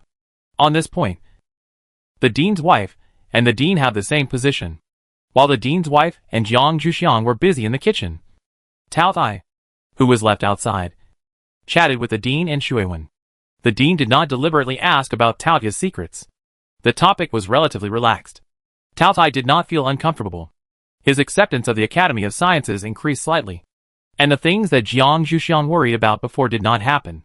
As for Shuiwen, when the dean insisted on not exploring, he consciously put away his curiosity and planned to wait until they got familiar with each other. After all, in his mind, Tao Tai must stay in the Academy of Sciences for a few days. After Yanlei took the meat back and sent it to the kitchen, Jiang Zhuxiang asked about the situation outside. After receiving a harmonious answer, he was still a little unbelievable. Yanlei ruffled Jiang Zhuxiang's hair, not knowing whether to laugh or cry. How can I lie to you? Jiang Zhuxiang turned his head away a little embarrassedly. The dean's wife saw that Jiang Zhuxiang looked worried, so she drove him out of the kitchen and asked Yanlei to stay and help. Jiang Zhuxiang left embarrassedly, and it was more reassuring to see it with his own eyes. Chapter 191: The Secret Weapon of the Academy of Sciences. When Jiang Zhuxiang came to the living room, he saw Tao Tai chatting with Dean Shuiwen in a calm mood. Jiang Zhuxiang believed Yanlei's words and found a seat to sit down and listen to their conversation. Tao Tai saw his junior coming over and looked at Jiang Zhuxiang very directly and asked, "When can I eat?" Tao Tai had learned about the status of his junior in the current society on the way here, and knew that his actions would not affect her interests. Jiang Zhuxiang knew that Tao Tai should be hungry, and replied apologetically, "Wait a little longer. I'll go get something for you to eat first." Seeing Tao Tai nod, Jiang Zhuxiang walked into the kitchen, brewed a pot of tea, and asked the dean's wife for some snacks to take out. He first poured a cup of tea for Tao Tai and placed the snacks in the middle of the table, then poured tea for the dean and Shuiwen, and stayed at the end. The dean and the others thought they didn't have a share, but now it seems that Xiaoxiang hasn't completely ignored them. The four of them ate snacks and waited for a while, and Yanlei came to inform them that they could eat. Tao Tai stood up immediately without stopping and followed Yanlei away. The people left behind were very speechless. It seems that the attraction of these living people is not as great as food, but it's good this way. At least the dean and Shuiwen have completely confirmed that Tao Tai has no hobby of eating people. The three of them then went to the restaurant. Tao Tai, who had arrived at the restaurant, had already sat in the seat arranged by the dean's wife. In front of him was the food specially prepared by the dean's wife for him. But he still knew that he couldn't start eating until everyone was seated. So he silently urged Jiang Zhuxiang and the others to take their seats with his eyes. Jiang Zhuxiang quickly took a seat, while the dean and Shuiwen walked slowly to their own seats and sat down, receiving a slightly condemning look from Tao Tai. The dean's wife looked at her husband's childish behavior with amusement, and announced the start of the meal after he sat down. Tao Tai started eating without delay for a second, almost making Jiang Zhuxiang think that he had abused it before. It seemed that Tao Tai's nature was still difficult to correct, even though it had eaten so much for breakfast. After lunch, Jiang Zhuxiang and the dean's wife discussed where to let Tao Tai live. There was no spare room in their house. I wonder if it would be okay to let it squeeze in with Yanlei. The dean's wife called Yanlei over to ask for his opinion. Yanlei proposed another solution. He would live in Shuiwen's house and let Tao Tai live in his room. The dean's wife thought about it and thought that this was also possible. She had to let Yanlei suffer for the time being. Yanlei didn't feel wronged. He was still a little scared to live with Tao Tai. According to the size of Tao Tai, what if Tao Tai turned into its original form while sleeping? It would be safer for him to live with Shuiwen. After making the decision, Jiang Zhuxiang went to Yan Lei's room to help clean up, and at the same time mentioned to Yan Lei that she was going to travel with Tao Tai, and also told him that she would take Tao Tai out soon. Yan Lei was a little surprised to find that his junior sister took too much care of Tao Tai, but he didn't ask much. Just advised, don't be so anxious. You just came back from Lei's house. You should rest for a few more days before going out. The dean will take good care of Tao Tai. Jiang Zhuxiang was still very grateful to Yan Lei for not asking too many questions, and he also seriously considered Yan Lei's words. But whether to do it depends on how well Tao Tai adapts to the Academy of Sciences. After sending Yan Lei away, Jiang Zhuxiang helped Tao Tai pack up his things, and then asked Tao Tai if he wanted to go shopping. Tao Tai didn't know if there was anything he was interested in at the Academy of Sciences, but he didn't refuse his young man's kindness, and followed Jiang Zhuxiang to visit the Academy of Sciences shelter. After Yan Lei and Shui Wen had packed up, they happened to come to Jiang Zhuxiang, and the two of them took Tao Tai on a tour with Jiang Zhuxiang. Tao Tai didn't mind the two people following him, and his main attention was still on his young man, listening to her various introductions to the Academy of Sciences, although he himself was not very interested. When Jiang Zhuxiang introduced the research on combat robots that the Academy of Sciences had been insisting on, Tao Tai became a little interested and expressed his desire to see the real thing. Jiang Zhuxiang was not very clear about who was in charge of this research project, and looked at Yan Lei next to him. Yan Lei edited the message on the communicator, asked if this person was in the laboratory now. The person in charge of the combat robot was a little curious about why this person would think of looking for him. Didn't this person always follow the dean? But he still replied to Yan Lei and said that he was in the laboratory. Yan Lei told Jiang Zhuxiang and the others his reply, and then led them to the laboratory. Before entering the laboratory, Yan Lei first reminded Tao Tai, don't move things when you get inside. Otherwise, the master will be unhappy. If there is anything you want to do, you must tell him in advance. If it is not excessive, he will generally agree. But there is only one thing. That is, you must never damage the results he has developed. Tao Tai understood Yan Lei's reminder. He was quite aware of his own strength and would just take a look after entering. Yan Lei saw that Tao Tai had listened, so he entered the information of someone visiting on the terminal at the door and waited for the owner's response. The owner of the laboratory quickly reacted and opened the door to welcome people in. Yan Lei directly explained their purpose and stated that the people they brought had met the dean and would not have any adverse thoughts about the Academy of Sciences. The owner of the laboratory received the meaning of Yan Lei's words, took them to another door in the room, entered a long string of complicated numbers before opening the door, and then led the four people in. Yan Lei and Shui Wen knew something about the development of combat robots. Only Jiang Zhuxiang and Tao Tai felt more curious.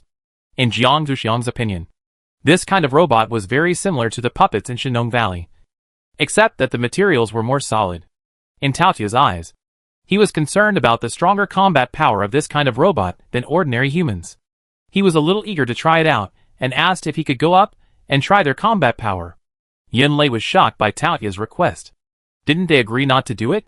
Yan Lei hurried to see the face of the owner of the laboratory. The owner of this laboratory did not react much to Tao Tai's request. The main reason was that everyone who had the opportunity to come in and visit would make such a request. They always felt that their strength was stronger than these combat robots. Of course, so far, those who made such a request have been severely slapped in the face. I hope that the person Yan Lei and his team brought this time will have a stronger psychological quality and not cry if he can't beat them. The owner of this laboratory is still very confident in his work. Chapter 192, The Battle Between Non-Humans. The lab owner took Tao Tai and others to the place used to test the combat power of combat robots. The building materials of this place have been specially processed and can withstand the destructive power of two combat robots fighting. I believe that it is even more capable of dealing with the destructive power of fighting between humans and combat robots. The lab owner signaled Jiang Zhuxiang and others to wait here for a while, and he himself was going to transfer his favorite combat robot. Tao Tai nodded first to show that he understood, and the lab owner turned and went out. Yan Lei and others were left around Tao Tai, whispering, "You must pay attention to your strength later, and don't damage the combat robot. Otherwise we may not be able to go back today." Because the owner of this laboratory did not know the true identity of Tao Tai, Yan Lei and others tried to control their voices to the level that they could hear in order to avoid any misunderstandings. Hearing Yan Lei say this, Jiang Zhuxiang also looked at Tao Tai a little nervously. She really didn't expect that her elder would be interested in these robots. Tao Tai was a little disapproving after hearing Yanlei's words. Don't worry. I will beat him up and go out. Right? The voice was also controlled to the level that several people could hear. Yanlei was a little amused. Your martial arts value is indeed strong. But they are colleagues working in the same place. When the time comes, you will fight and then pat your butt and leave. What do you want us to do? However, Tao Tai probably won't care if you say this to him. Yanlei turned his eyes to Jiang Zhuxiang and motioned her to say a few words. Jiang Zhuxiang was a little helpless when he received Yanlei's look. However, Jiang Zhuxiang knew that Tao Ai had been in the Lei family's arena when he was in the Lei family. And nothing happened. He could use this incident to persuade Tao Tai to pay attention to control. Jiang Zhuxiang organized his words and then spoke softly. Just treat these robots as the younger generation of the Lei family in the Lei family arena. Control your strength. Otherwise they will not be able to play with you after they are crippled. Right? And you have to pay compensation for breaking other people's things. Your contribution value should not be much. Tao Tai listened to Jiang Zhuxiang's words and considered his pitiful contribution value. He really couldn't squander it anymore. Then he nodded and agreed. Yanlei and Shui Wen were relieved to see Jiang Zhuxiang persuade Tao Tai. But they should give a heads up to the owner of the laboratory before the fight, to avoid any unexpected situations. When the few people discussed it, the owner of the laboratory pushed a combat robot as tall as a person in a cart, and then pressed a few times on the robot. And then the robot began to move. And a mechanical voice sounded, "What do you want, Master?" The owner of the laboratory gave an order, "Fight this person." After that, he pointed at Tao Tai. The robot's inorganic eyes swept over Tao Tai. And the mechanical voice sounded again, "Yes, sir." Then, the battle robot got off the cart, moved to a more open place and stood there, waiting for the person who wanted to fight it to come. Tao Tai started to walk to the opposite side of the robot, and Yanlei hurried to greet the owner of the laboratory in advance. The owner of the laboratory looked at Yanlei twice, saying that if there was any damage, as long as it was not too serious, he would not hold them responsible. But he did not think that this would happen. Yanlei saw that the owner of the laboratory did not care much, and smiled bitterly and returned to Jiang Zhuxiang and the others, hoping that the situation would not be too serious later.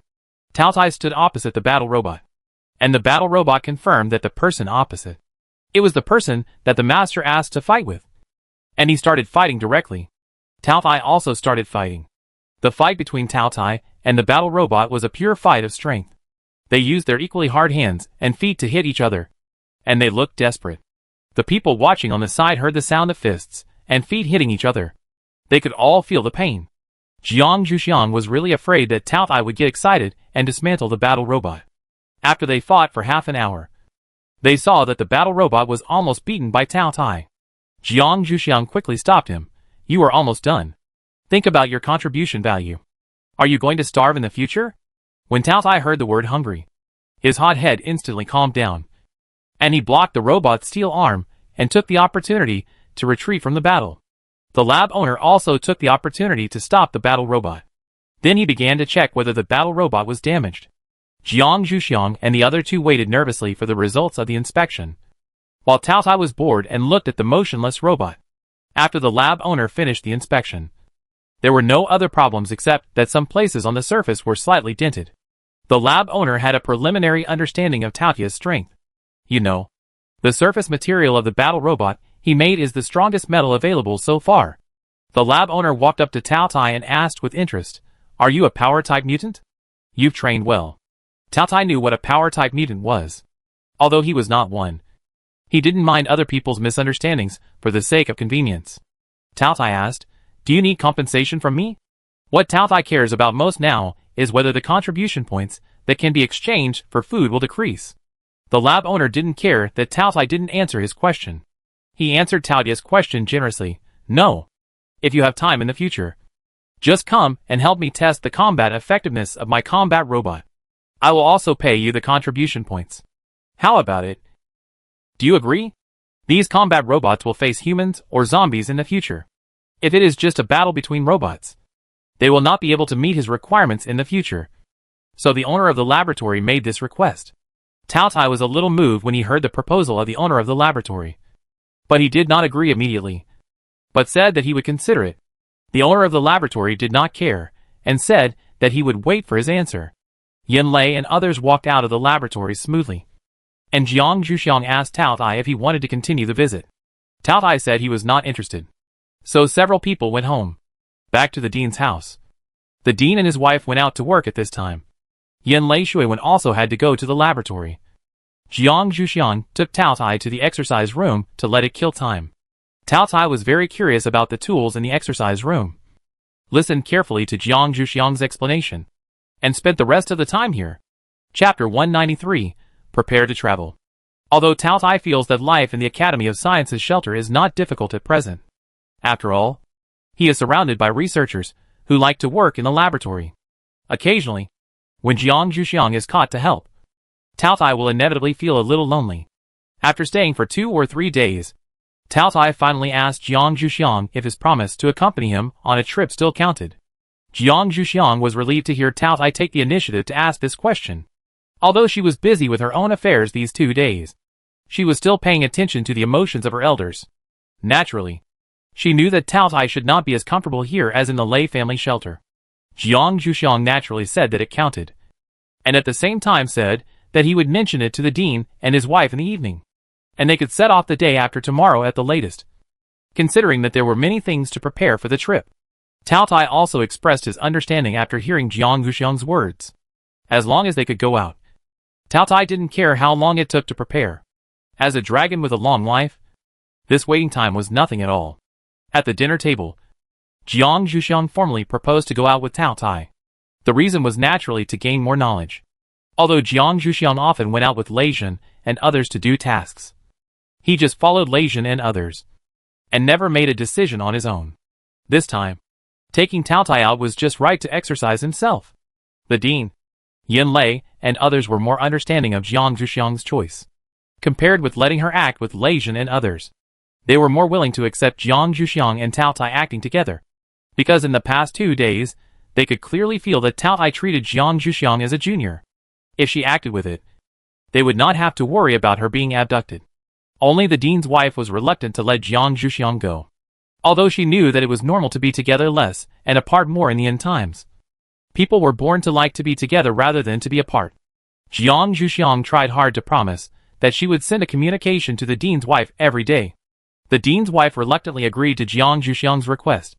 And at the same time, she was also worried about what they needed and asked about the departure time they had decided to prepare things for the man and the beast himself. When Jiang Zhuxiang was planning to go out for a trip with Tao Tai, Mu Mu had finally consolidated his condition and planned to say goodbye to the Lei family and return to the Mu family. Lei Jin received the news from Mu Mu and had nothing else to say. He just transferred a contribution value to Mu Mu and said that he would send someone to escort him to the vicinity of the Mu family's shelter when he left. Mu Mu expressed his gratitude to Lei Jin and asked when the Lei clan leader and his wife would be free. He wanted to say goodbye to them. The two of them also came to see him when Mu Mu was at the Lei family. He still had to say goodbye to them and thank them when he left. Lei Jin told him the time when his parents would be at home, and Mu Mu could come by himself at that time. Mu Mu expressed his gratitude to Lei Jin again and hung up the call relatively straightforwardly. Mu Mu was still a little afraid of Lei Jin by nature, and after saying the necessary words, he still didn't want to see him more. Lei Jin didn't care about Mu Mu hanging up his call. He had no time to contact his Xiaoxiang in the past 2 days. While it was still early, he just wanted to contact his Xiaoxiang. With this contact, Lei Jin knew that his Xiaoxiang actually planned to go out with Tao Tai, but didn't take him with him. Lei Jin felt very depressed. So Lei Jin focused on how to secretly follow up at that time. As for Mu Mu's matter, it had been arranged before, and Lei Kong would definitely be able to execute it well, so he didn't need to worry about it. So, the next morning, when Mu Mu went to say goodbye to the Lei clan leader and his wife, he did not see Lei Jin. Mu Mu did not care. After thanking the Mu clan leader and his wife and saying goodbye, Mu Mu left the Lei family under the escort of Lei Hua. Arranging Lei Hua to escort Mu Mu was also considered that some people in the Mu family were not very peaceful. If they wanted to do something on the way back, Lei Hua's ability can also play a relatively large role. But this kind of restraint also exists for Mu Mu. So, on the way, Mu Mu walked in front, and Lei Hua followed behind at a certain distance. Fortunately, Perhaps because the failure of the last action made them temporarily afraid to act rashly. The road was still relatively quiet. Moo stopped when he could see the tree house of the Mu family. He expressed his gratitude to Lei Hua and said that he would just deliver it here. The order Lei Hua received was see Moo enter the Mu family safely. Lei Hua rejected Moo's kindness and said that he would watch him go in here and would leave only after he returned home and sent him a message to report his safety. Moo looked at Lei Hua's impatient expression and didn't say much. He silently used plants to cover his body and carefully approached his own shelter. After Moo upgraded his superpowers with Mu Xian, he already had a mysterious feeling. His aura seemed to be able to become like a tree. This was also the reason why Moo dared to return to the Mu family in broad daylight. After all, the Mu family had the most trees. Moo successfully entered the gate of the Mu family. The gate of the Mu family shelter was basically open during the day. There were plants inside the gate that could identify the energy of the Mu family. If an outsider came in, he would be discovered. So Moo's entry did not cause any noise. Standing next to the plant, Moo sent a message to Lei Hua and received a reply from Lei Hua left. Moo smiled silently and remembered what Jiang Zhuxiang had said to him before. Moo silently moved to his father's office. It was not until he stood outside his father's office that Moo released the mysterious state on himself and knocked on the wooden door in the traditional way. After hearing the voice of come in from inside, Moo pushed the door open and entered. Patriarch Mu looked up to see who came to see him so early. He was very surprised to see that it was Moo. After feeling Moo's current state and knowing that Moo had upgraded his superpowers, Patriarch Mu was even more satisfied. He felt that his decision was not wrong, and then began to ask about his son's situation along the way. Moo first greeted his father and answered his father's questions without hiding anything. In addition to the fact that his superpowers were upgraded at Lei's house, Moo decided not to mention the ambush he had suffered before. So, Patriarch Mu looked at his youngest son with great satisfaction. Feeling that Moo was a little tired, Patriarch Mu asked Moo to go back and rest first, and officially announced that Moo's punishment was over, which was also a reasonable reason for Moo's next action. Chapter 194, Encountering Chung Yao Jin on the road. When Moo heard his father's order, a strange smile appeared on his lips. He didn't know how his eldest brother would react to the news. He was really looking forward to it. The roles of hunter and prey could slowly change. When the eldest brother of the Mu family received his father's order, he had been waiting for his father's call. After all, in his impression, his younger brother was not a person who could tolerate grievances. He would definitely say something in front of his biased father. In these days, he had already thought of reasons to deal with it, so there was nothing to worry about. But until sunset, the Mu family boss's communicator did not ring the reminder tone that his father was calling. The Mu family boss was a little restless. When did his youngest brother become such a patient person? The Mu family boss was a little annoyed and asked people to find out what Moo was doing now. When he learned that he was resting, the Mu family boss was even more confused. He had to stay put for the time being and see what his youngest brother was going to do. Moreover, in his current situation, the initiative was originally in Moo's hands. It would be better for him not to take the initiative to expose what he had done in the past. After all, he didn't intend to ask for trouble. After Moo returned to his room, he first greeted Uncle Hu. Originally, Moo was going to pick up his young master in person, but he didn't expect that his young master would come back before he left. Moo wanted to see if his young master needed anything, and his young master hadn't contacted him during this period, so he was really worried. So he came in person. Moo was naturally very happy to see Uncle Hu. If you really want to talk about it, Uncle Hu spent more time with him. After all, his father didn't have only him as a son, when his supernatural talent was not fully displayed. The only time he saw his father was during the New Year and other festivals. Moo stood up emotionally and hugged his Uncle Hu's burly body, rubbing against him silently. Moo patted his young master's head with a bit of amusement. He pushed him away and began to check his condition. He didn't find anything wrong, so he planned to sit down and listen to his young master's story. Moo didn't intend to worry his Uncle Hu, who had watched him grow up, but hiding it from him was still a bit difficult for Moo. So Moo had to describe his experience as lightly as possible, and he didn't say that their target of the ambush was him. Even so, Moo still frowned and said to Moo, "Let me follow you when you go out in the future. Young master, you still lack experience. When Moo saw Uncle Hu frowning, he thought that his uncle had discovered his secret. But he ended up telling him such a thing. Moo breathed a sigh of relief and said, "I will never grow up under your protection. Besides, we are all young people in this operation, and there is no way to arrange for you." Looking at the young master he protected who was eager to fly, Moo felt a little sad that he was old and was actually despised by his young master. However, he was still very happy that his young master had such awareness, and he did not intend to stop him. In the future, he would teach his young master more experience in the wild. After sending Uncle Hu away, Moo drank a tube of nutrition and fell on the bed, intending to recover his strength before going out to find tools to carve the 3 wooden hearts he brought back from the Lei family. While Moo was fighting for the family property, Moo and Tao Tai were discussing the itinerary. Tao Tai had already been to the Lei family, so this time he was temporarily crossed out from the itinerary. The remaining ones were the Yin family and the Jin family, as well as the Shui and Mu families and the base. The discussion between the man and the beast did not avoid other people. Yin Lei took the opportunity to suggest, "Xiao Xiang, you guys should go to the Yin family first, and bring some things back for me." Jiang Zhuxiang looked at his senior brother with a little curiosity. "What should I bring?" Jiang Zhuxiang remembered that his senior brother had never sent anything to his home, so why did he think of asking him to take it this time? Yin Lei said indifferently, "It's just some things from the Academy of Sciences, ordered by Yen, so that others don't have to make another trip. There are also some other things that you should be able to carry." Yin Lei cast his eyes on Taotia's muscular body. Jiang Zhuxiang understood the meaning of his senior brother's eyes, with a bit of laughter and tears. His senior brother really dared to send people. However, they didn't mind taking these things that could be unloaded halfway. So they took Yen's house as the first stop of the tour, and the other shelters were arranged in order. The man and the beast only determined the basic route.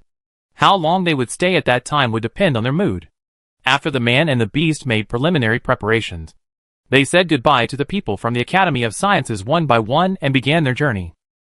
After walking out of the gate of the Academy of Sciences shelter, Jiang Zhuxiang put the things in her and Taotia's hands into her personal space, leaving only 2 empty suitcases without weight, and then walked slowly towards the Yin family. However, they met a Cheng Yaojin halfway. Lei Zhen knew their route from nowhere, and appeared in front of them. Jiang Zhuxiang clenched the lever in his hand, looked at the shameless man in front of him a little speechlessly, and looked at Tao Tai silently to see what it thought. Although Tao Tai didn't like Lei Zhen very much, he had been taken care of by Lei Zhen when he was at Lei's house, so it was not good for him to turn his face and disown him. Even if he was a beast, he couldn't be so shameless. Tao Tai looked away and walked a few steps to the side, indicating that Jiang Zhuxiang should handle it, and he would not intervene. Jiang Zhuxiang knew his elders well, so it seemed that he had to do it himself. However, he was already here, so he couldn't send him back. Jiang Zhuxiang had to pinch his nose and accept Lei Zhen's following. So, the journey of 1 man and 1 beast became the journey of 2 people and 1 beast. The 2 men and the beast were moving at a relatively leisurely pace. According to their normal speed, it would have been easy for them to reach the Yin family shelter before lunch. However, they ended up dragging their time in the wild until lunchtime. Jiang Zhuxiang didn't want to drink the nutritional supplement, so the 2 men and the beast decided to stop and have lunch before leaving. They didn't care at all about the feelings of Yin, who was waiting for them at the Yin family. When Jiang Zhuxiang and the others went out, Yin Lei told Yin about asking Jiang Zhuxiang to take the things over. Chapter 195, the first stop of the tour. Yen's house. Although Jiang Zhuxiang tried her best to invite Tao Tai to eat cooked food with her, Tao Tai still knew that he would never be full if he ate cooked food. He had to eat more to have energy to deal with various situations when he was out. So Tao Tai resolutely handed his youngster to Lei Zhen for protection and went hunting. Jiang Zhuxiang watched Tao Tai leave helplessly and turned his eyes to Lei Zhen. Could it be that his elder did not drive him away just for this moment? Jiang Zhuxiang had to guess what Tao Tai was thinking. After all, if it was only him and Jiang Zhuxiang, he would never leave her alone. Jiang Zhuxiang took out the lunch ingredients he had prepared from his backpack, then found a small pot in his suitcase and began to prepare his own lunch. As for Lei Zhen, he would not let him starve to death. Lei Zhen was not angry when he saw his Xiuxiang ignoring him. He had long expected that if he followed him, he would more or less make his Xiuxiang unhappy. Now this kind of ignoring was the lightest punishment. Lei Jin quietly approached his Xuxiang and began to help her, hoping that she would calm down soon. As for his lunch, he had just drunk a tube of nutrition before seeing his Xiaoxiang. Jiang Zhuxiang saw that after Lei Jin helped him. He stared at the lunch he was cooking, but he did not move. He looked a little pitiful. Jiang Zhuxiang silently decided to give him the leftovers later, and let him watch him eat first to see if he dared to spy on his whereabouts in the future. After Jiang Zhuxiang was 8/10 full, he signaled Lei Jin to finish his leftovers. Lei Jin really didn't expect that he would have such a benefit. He tried to keep a straight face and directly picked up the small pot to eat. His own little Xiang was still very soft-hearted. While Lei Jin was eating what Jiang Zhuxiang had left, Tao Tai finished hunting and returned to the two of them. Jiang Zhuxiang sniffed and didn't smell the smell of blood. It seemed that he had been clean before returning. Jiang Zhuxiang touched and handed over a bottle of hawthorn pills. Raw meat is more difficult to digest than cooked food. It's better to use hawthorn pills as snacks recently. Tao Tai took the things in Jiang Zhuxiang's hand without any objection, poured out a few pills and put them in his mouth to chew. Then put the small bottle away and take it out again for the next meal. Jiang Zhuxiang and Lei Jin dealt with the traces on the spot. Then, they continued to move towards the Yin family shelter. At about 2 o'clock in the afternoon, they finally arrived at the periphery of the Yin family shelter.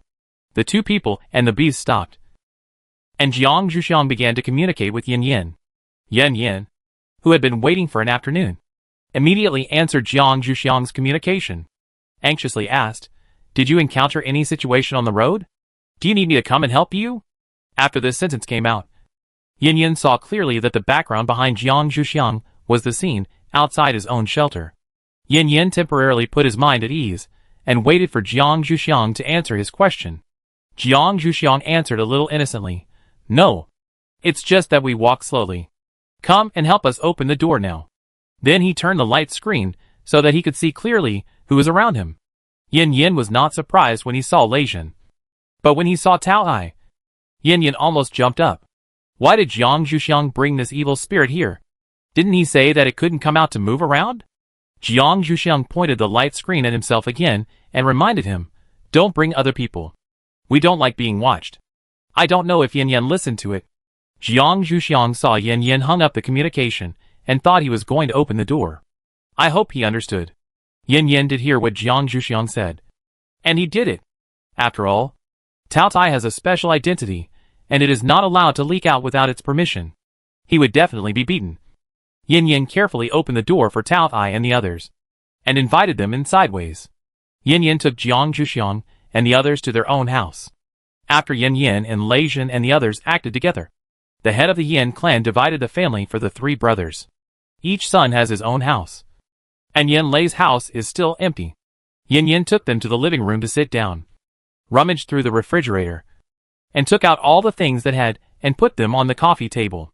Because he officially started living alone, it was inevitable that he would be a little unprepared in terms of supplies. Yin Yin apologized for the poor hospitality. Jiang Zhuxiang and the others did not mean to blame them. They were very comfortable to take what they wanted to eat, and watch what they didn't want to eat. Yin Yin saw this scene and silently asked, "Where are the things my elder brother asked you to bring me?" Jiang Zhuxiang was the one who didn't want to eat much, so he answered Yin Yin's question, "The things are in my suitcase. I'll give them to you when I pack them tonight. By the way, where are we staying tonight?" Jiang Zhuxiang asked. Yin Yin understood Jiang Zhuxiang's answer, and gave two options for Jiang Zhuxiang's question. You can stay here or stay in the guest room of the Yin family. If the elder brother had come back before, you could stay at his place now. But now his place is not decorated yet. Jiang Zhuxiang thought about it. If we stay in the guest room of the Yin family, the Yin clan leader will definitely know that we are here. If you have a room here, we will stay here. When we are outside, we will be your friends. Yin Yin was a little surprised to hear Jiang Zhuxiang's decision. Didn't she need to ask the other man and beast for their opinions? Although she knew that Jiang Zhuxiang knew them better, it would be better to ask for such things. Yin Yin turned her eyes to the man and beast who heard Jiang Zhuxiang's words, wanting to see their reactions. Lei Jin and Tao Tai had no objection, but nodded to show their agreement with Jiang Zhuxiang's opinion. Yin Yin glanced at them again. It seemed that they really trusted Jiang Zhuxiang. But some things still needed to be reminded in advance. There are many people in our family who know the young clan leader Lei. If my father finds out, You should also be prepared. He will want to see you. Jiang Zhuxiang expressed his understanding of Yin Yan's words. But they could still move freely before they were discovered. Yin Yan saw that they did not seem to be disgusted, and was a little curious why they could not just come to the Yin family as guests. Unable to figure it out, Yin Yan asked directly. Jiang Zhuxiang smiled and said, because we are traveling, we naturally cannot accept being treated as guests. What we value is to feel the real life of the Yin family in the Yin family. It is also an opportunity for Tao Tai and himself to gain social experience. Of course, Jiang Zhuxiang did not say this.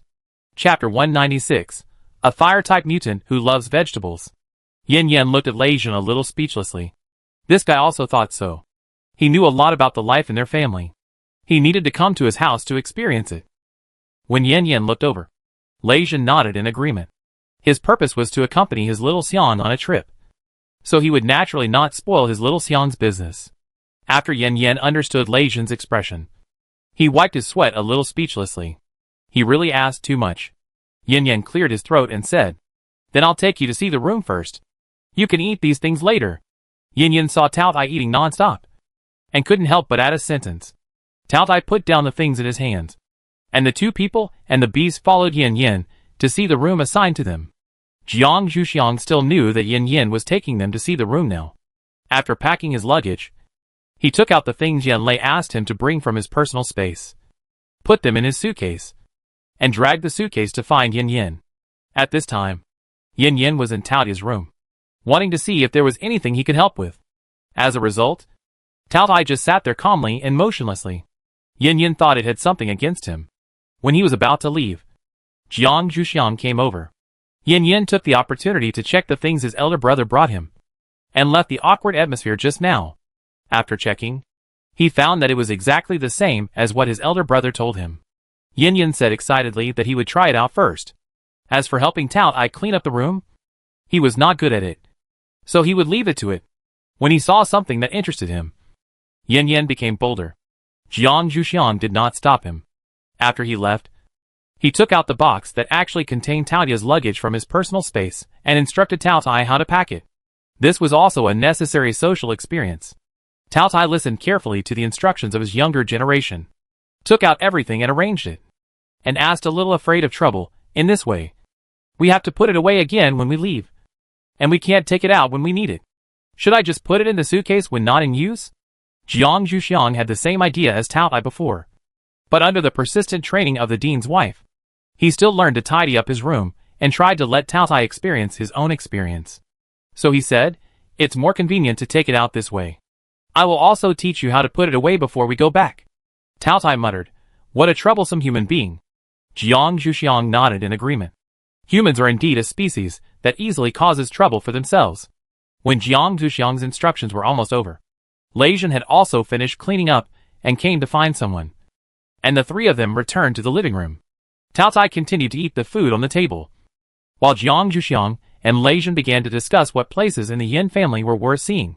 Although the Lei family and the Yin family were allies, to be honest, Lei Zhen had not been to the Yin family many times. To be honest, Yin Yan and his friends went to the Lei family more often, so Lei Zhen was not very familiar with the Yin family. For a while, the two could not discuss anything, and planned to wait for Yin Yan to come out and ask again.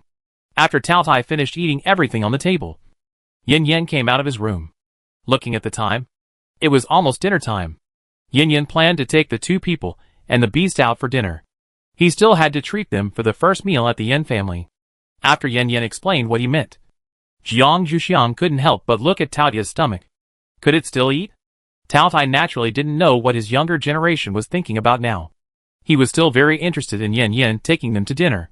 To be precise, he was interested in all the edible things.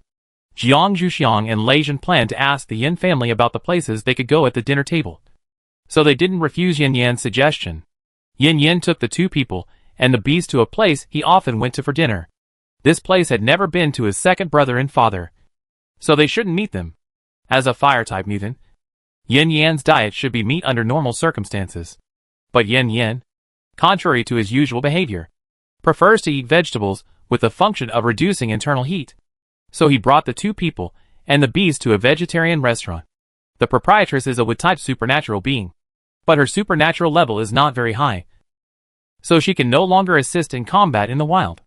After accepting the Yin family's recruitment, she opened such a vegetarian restaurant in the Yin family, specializing in vegetables with the function of reducing internal heat, which is also considered to be a little famous in the Yin family, because fire-type supernatural beings have more or less some problems of excessive heat. After sitting down at a table, Yin Yin introduced the situation here to the two people and the beast, which attracted Jiang Wuxiang's curious eyes, since it is a well-known place.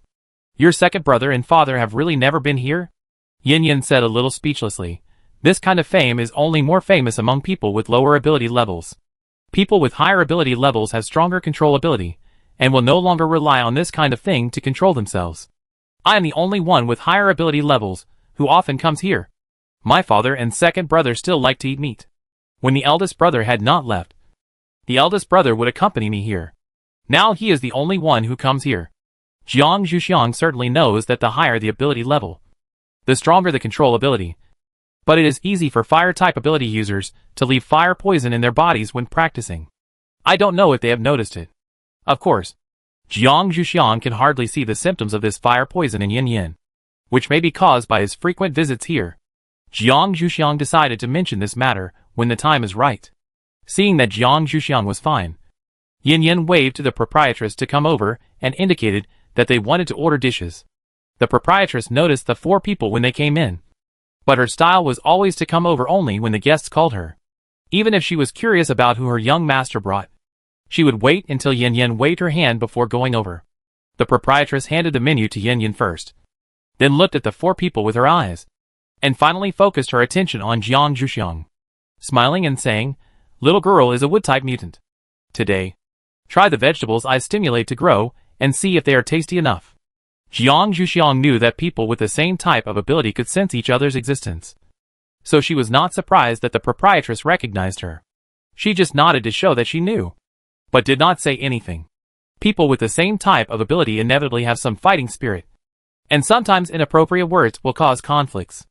I plan to stay here for a while, so it's better not to talk too much. Jiang Zhuxiang thought silently.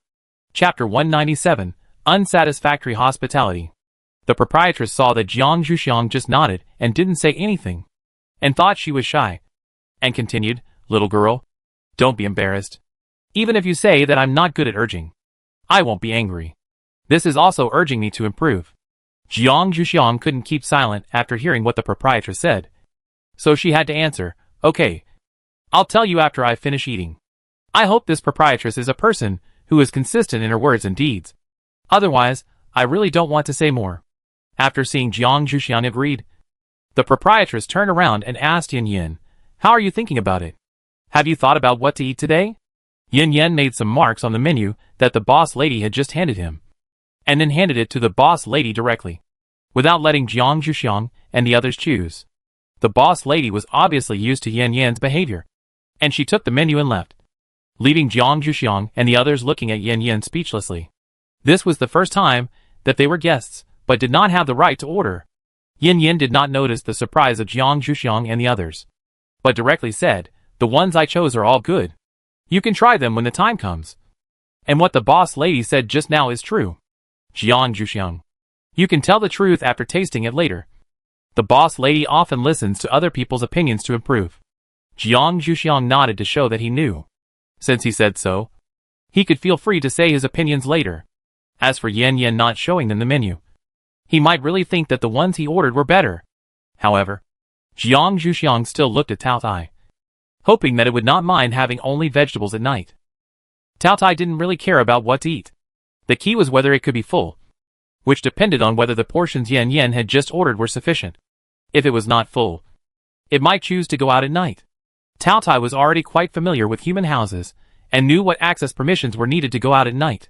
Tao Tai looked directly at Yin Yin and said, "Give me the access permissions to your Yin family's gate." Jiang Zhuxiang looked at Tao Tai's self-righteous look in silence. It was not like this before in Lei's house. Jiang Zhuxiang glanced at Lei Jin obscurely, but to Jiang Wuxiang's surprise, Yin Yin agreed without objection. He clicked a few times on Tao Tai's communicator on the spot, and set the access permissions. It seems that sometimes, the force value can still change a lot of things. Jiang Zhuxiang also considered this point. So he put away the surprise on his face. Since Tao Tai has been given permissions, it is not good to treat Jiang Zhuxiang and Lei Jin differently. Yin Yin also clicked a few times on the communicator of the two and granted permissions. After Yin Yin finished these things, the proprietress brought the prepared dishes and said with a smile, "Please taste it carefully." The three people and the beast nodded to show that they understood. And then, they started the first dinner of all vegetables. Of course, the proprietress still prepared staple food. After eating this dinner, even Jiang Zhuxiang felt a little hungry. Not to mention Lei Jin and Tao Tai. Jiang Zhuxiang could almost see the vegetables on the faces of the man and the beast. It seemed that the two of them would definitely have more food when they went back. So, when the proprietress came to pay the bill, she saw the dissatisfaction on the faces of the man and the beast. The proprietress asked Jiang Zhuxiang without changing her expression, "What do you think of these dishes, little girl?" Jiang Zhuxiang had tasted it carefully just now, and felt that the catalysis was okay, trying to retain the original ingredients of the plants. So he praised it twice. "The catalysis is good. You should not have completed the catalysis directly. You should have let them grow naturally after germination. Only in this way can the original flavor of the plants be preserved as much as possible." The proprietress did not show any surprise that Jiang Zhuxiang could guess this. The person who was brought by her young master must have some ability. The proprietress continued to ask, "What do you think of the ability of these plants to reduce internal heat?" Jiang Zhuxiang looked at Lei Jin and Tao Tai. The man and the beast seemed to be full of anger now. Jiang Zhuxiang answered with a bit of amusement, "If you only eat this fire, you may feel more internal heat." After that, Jiang Zhuxiang used his eyes to indicate the direction of Tao Tai and Lei Jin. The proprietress looked at the expressions of the man and the beast, and understood what Jiang Zhuxiang meant.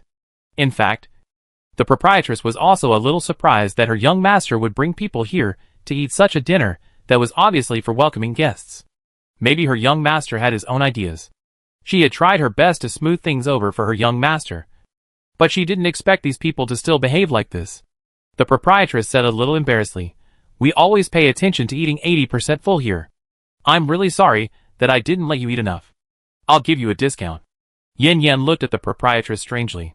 He had never been treated like this before. But it was good to spend less contribution points. Only after living alone did he know not to spend money recklessly. Talia's face became worse after hearing what the proprietress said. Today, Yin Yan was treating. And it was not his contribution points that were saved. The proprietress naturally noticed this situation. But there was no better solution at present. These people obviously would not come here to eat again. Otherwise she could give them coupons to use next time. The proprietress silently signaled Yin Yan with her eyes to pay attention to the faces of his guests. Yin Yan realized Tao Tai's bad mood belatedly. As a dish who was getting along with Tao Tai for the third time, he really couldn't find the reason for Tao Tai's bad mood. So he had to quickly pay the contribution points and take them away. Maybe they would feel better if they changed the environment. The proprietress looked at her young master's back as he left, and was deeply worried about his future. She was helpless because she couldn't read people's faces. Yin Yan led the people on the way home, introducing them to the various arrangements of the Yin family, pointing out some places that could not be entered casually, and then asked if he needed to accompany them. Jiang Zhuxiang shook his head and refused, looking at Tao Tai's face that was about to explode. Jiang Zhuxiang hurriedly said, "You can go and move freely first, and remember to come back and sleep at night." Tao Tai had a good temper towards his younger generation. After nodding to Jiang Zhuxiang, he turned around and left without saying anything to Lei Jin, let alone Yin Yan. Yin Yan didn't have any objection. He knew that his hospitality today was definitely not satisfactory. It was normal for Tao Tai to behave like this. However, he didn't have much contribution points to treat them to a good meal. He couldn't tighten his belt to treat them in the future. He hoped that Tao Tai's anger would be reduced after it went out to eat, and that he would be gentler when beating him because he had given it the authority. Yin Yan thought silently. Chapter 198, Finding Out the Secrets. When Tao Tai turned around and left, Jiang Zhuxiang and Lei Jin continued to follow Yin Yan to Yin Yan's house. After arriving at Yin Yan's house, it was still too early to go to bed. So Jiang Zhuxiang planned to spend some time reading materials in the living room. During this time, Jiang Zhuxiang was more curious about the situation on other fragments. It was the first time for her to know that there were so many countries in the world, and each country had different situations and its own medical skills. Jiang Zhuxiang's bedtime reading during this period had become these materials. However, Jiang Zhuxiang overlooked a huge interference factor. Although Yin Yin went directly into his room to fiddle with the pile of things Yin Lei gave him after returning, Lei Jin followed Jiang Zhuxiang into the living room. Lei Jin saw Jiang Zhuxiang open the communicator, and his finger was about to touch the symbol representing the data. Lei Jin also knew that his little Xiang would definitely ignore him once he started reading. So he quickly asked, Xiang, do you have anything to eat? As he spoke, he covered his stomach with his hand. Tonight's dinner was really the most simple ever. Could it be that the situation of the Yin family has become so bad? Why didn't they tell their allies? Lei Jin decided to investigate carefully in the next few days. If it was true, they could help. However, it was more important to have a midnight snack at the moment. Lei Jin continued to look at Jiang Zhuxiang with expectation. Jiang Zhuxiang heard Lei Jin's words and asked curiously, didn't you prepare any food yourself? Lei Jin said with a sad face, Xiang, didn't you say you wanted to travel? If you travel, you can eat wherever you go. I brought some clothes and toiletries, as well as some medicines. I thought I could have a good meal tonight. But I didn't expect Yin Yin to be so unreliable and give us some kind of fire-reducing dishes. Xiang, you didn't bring any food either? Jiang Zhuxiang thought that this person ate what he had left at noon and ate the same thing at night. And he felt a little sorry for this person's situation. As for food, Jiang Zhuxiang naturally brought it. Otherwise, what would they eat at noon? In the era before Jiang Zhuxiang, it was not as convenient as here. When going out, you need to prepare dry food more or less. So now Jiang Zhuxiang will bring easy-to-carry food when going out. The conditions for going out are much better than before. However, Jiang Zhuxiang really didn't expect Lei Jin to want to travel so much. This person is chasing him out, so he can't just ignore it. Jiang Zhuxiang turned off the communicator and went back to his room to cover up. He took the food out of his personal space. Because it was night, Jiang Zhuxiang didn't take much. Just enough for Lei Jin to eat 80% full. However, compared with those dishes, it was still much better. They were all meat and bread that were easy to feel full. Jiang Zhuxiang found a bag to pack the food and gave it to Lei Jin. Lei Jin was delighted when he saw the things in the bag. His little Xiang still cared about him. Lei Jin could still tell who prepared the food. Lei Jin ate it with great care, even though he felt only 8/10 full after eating. He felt very full in his heart. While Lei Jin was eating, Jiang Zhuxiang went into Yan Yan's kitchen to take a look. She was still a little surprised about the current situation of Yan's restaurant. She should prepare to cook for herself during this period. Yan Yan's kitchen was still fully stocked with pots, pans, and bowls, but there were no signs of use. As for the refrigerator, there was nothing in it now. Perhaps all the things were taken out to entertain them before. Jiang Zhuxiang was a little helpless in this empty kitchen. The only thing to be thankful for was that there were still seasonings, and some of them were not even unpacked. If they had to prepare the seasonings themselves, Jiang Zhuxiang really couldn't imagine what kind of expression she would put on at that time. Jiang Zhuxiang filled the kettle with water, intending to boil some water to make a cup of tea for himself and Lei Jin, to express his gratitude to the host. Jiang Zhuxiang went to Yan Yan's room to ask for his opinion, while waiting for the water to boil. Jiang Zhuxiang mentioned that she would use his kitchen in the future and suggested that he eat at home. Yan Yan had no interest in Jiang Zhuxiang's tea. After all, he had eaten a stomach full of fire-reducing dishes, and did not need tea to relieve the greasiness. Yan Yan was still very interested in Jiang Zhuxiang's suggestion to eat at home together. So he nodded and agreed. Yan Yan still knew that there was nothing in his refrigerator, and he also proposed to share the food money. Being able to eat at home can save more contribution points, which Yan Yan naturally wanted. Seeing Yan Yan's attitude, Jiang Zhuxiang was a little curious about Yan Yan's financial situation. He decided to send a message to his senior brother later to tell him about his younger brother's situation. Maybe he would know the reason. However, Jiang Zhuxiang still did not show it in front of Yan Yan. After nodding to show that he knew, he left Yan Yan's room and returned to the kitchen to make tea to see how Lei Jin was eating. Lei Jin had just finished eating and took the teacup from Jiang Zhuxiang's hand. After listening to Jiang Zhuxiang's story about cooking here in the past few days, Lei Jin naturally wanted it. It was also out of trust in Lei Jin and the good sound insulation of the rooms here that Jiang Zhuxiang raised his curiosity to Lei Jin. The Lei family should also be more clear about the situation of the Yin family. Lei Jin didn't know how to answer Jiang Zhuxiang's question for the first time. He really didn't know the answer to this question. Lei Jin didn't pretend to know the answer. but told her the truth that he didn't know the answer either. He would tell her after he found out the answer in the next few days. Jiang Zhuxiang told him that she was going to send a message to Yan Lei. Lei Jin had no right to stop her. He just told her to tell him if she knew anything. Jiang Zhuxiang agreed.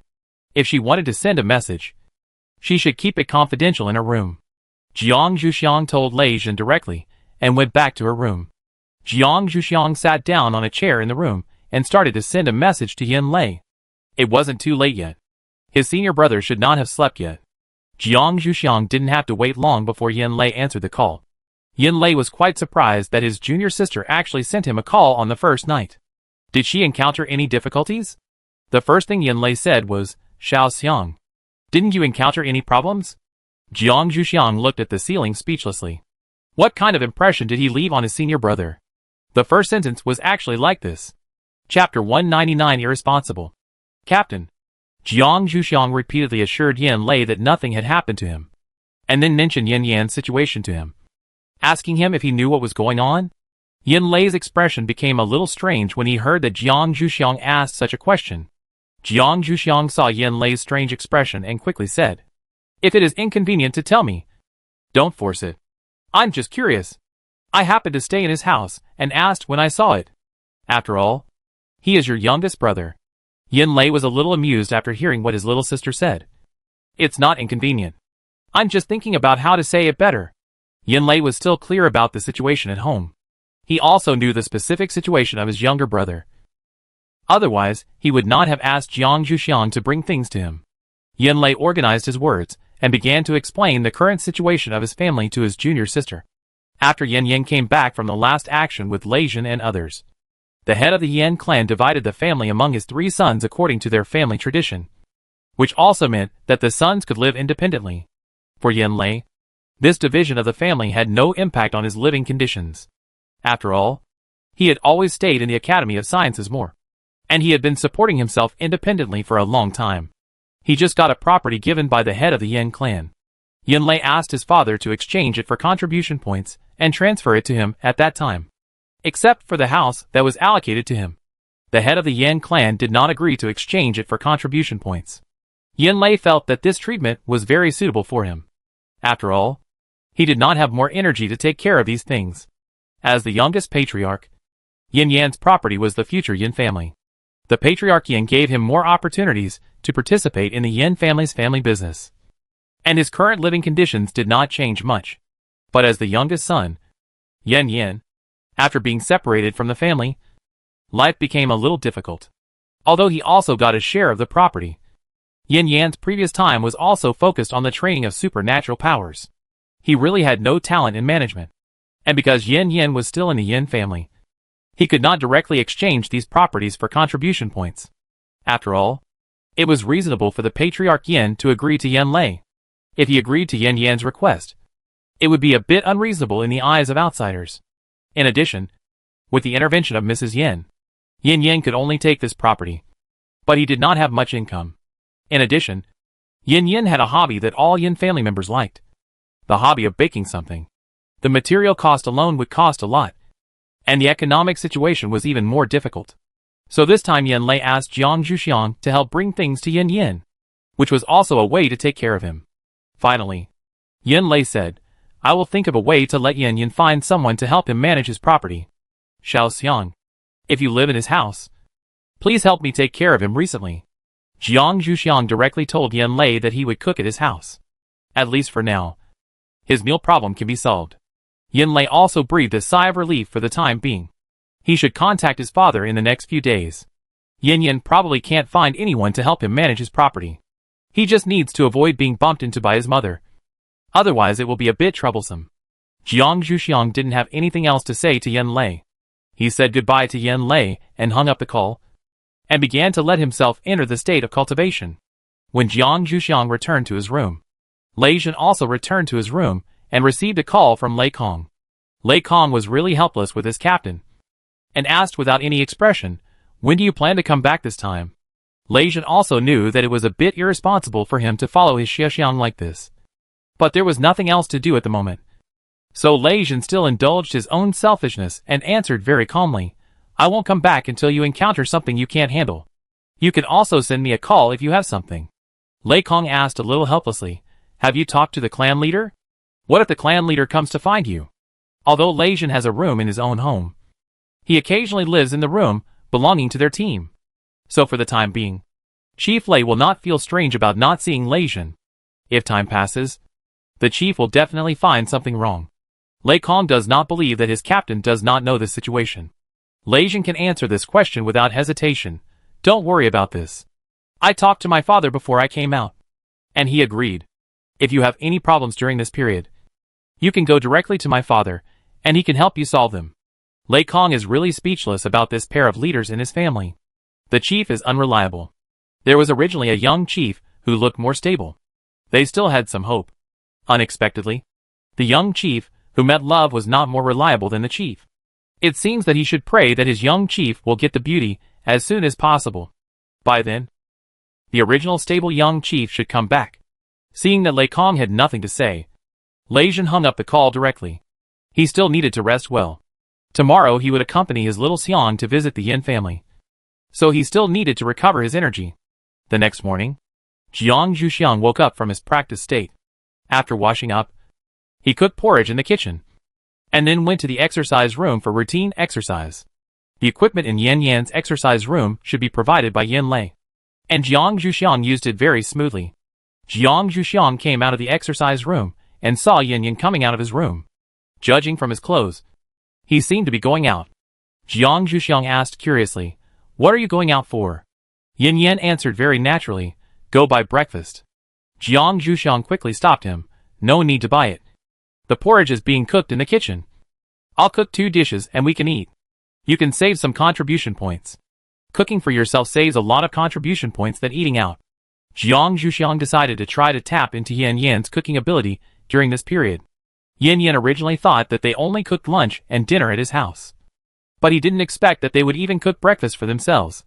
However, since there was something to eat, Yin Yan would not refuse, and followed Jiang Zhuxiang to the kitchen. In the kitchen, Lei Jin was looking at the pot of porridge, and Jiang Zhuxiang walked over and asked, "How is it cooking?" Lei Jin stepped back and motioned Jiang Zhuxiang to look at it himself.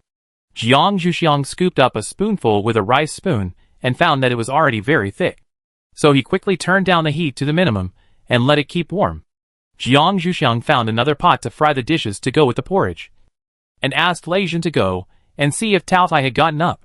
Jiang Zhuxiang actually wanted to ask if Tao Tai had come back last night, but Yin Yan was also in the kitchen, so it would be better for him to pay more attention. Chapter 200 Breakfast at the Yin Family. Lei Jin turned and left the kitchen to do what his little Xiang wanted to do. Only Yin Yan and Jiang Zhuxiang were left in the kitchen.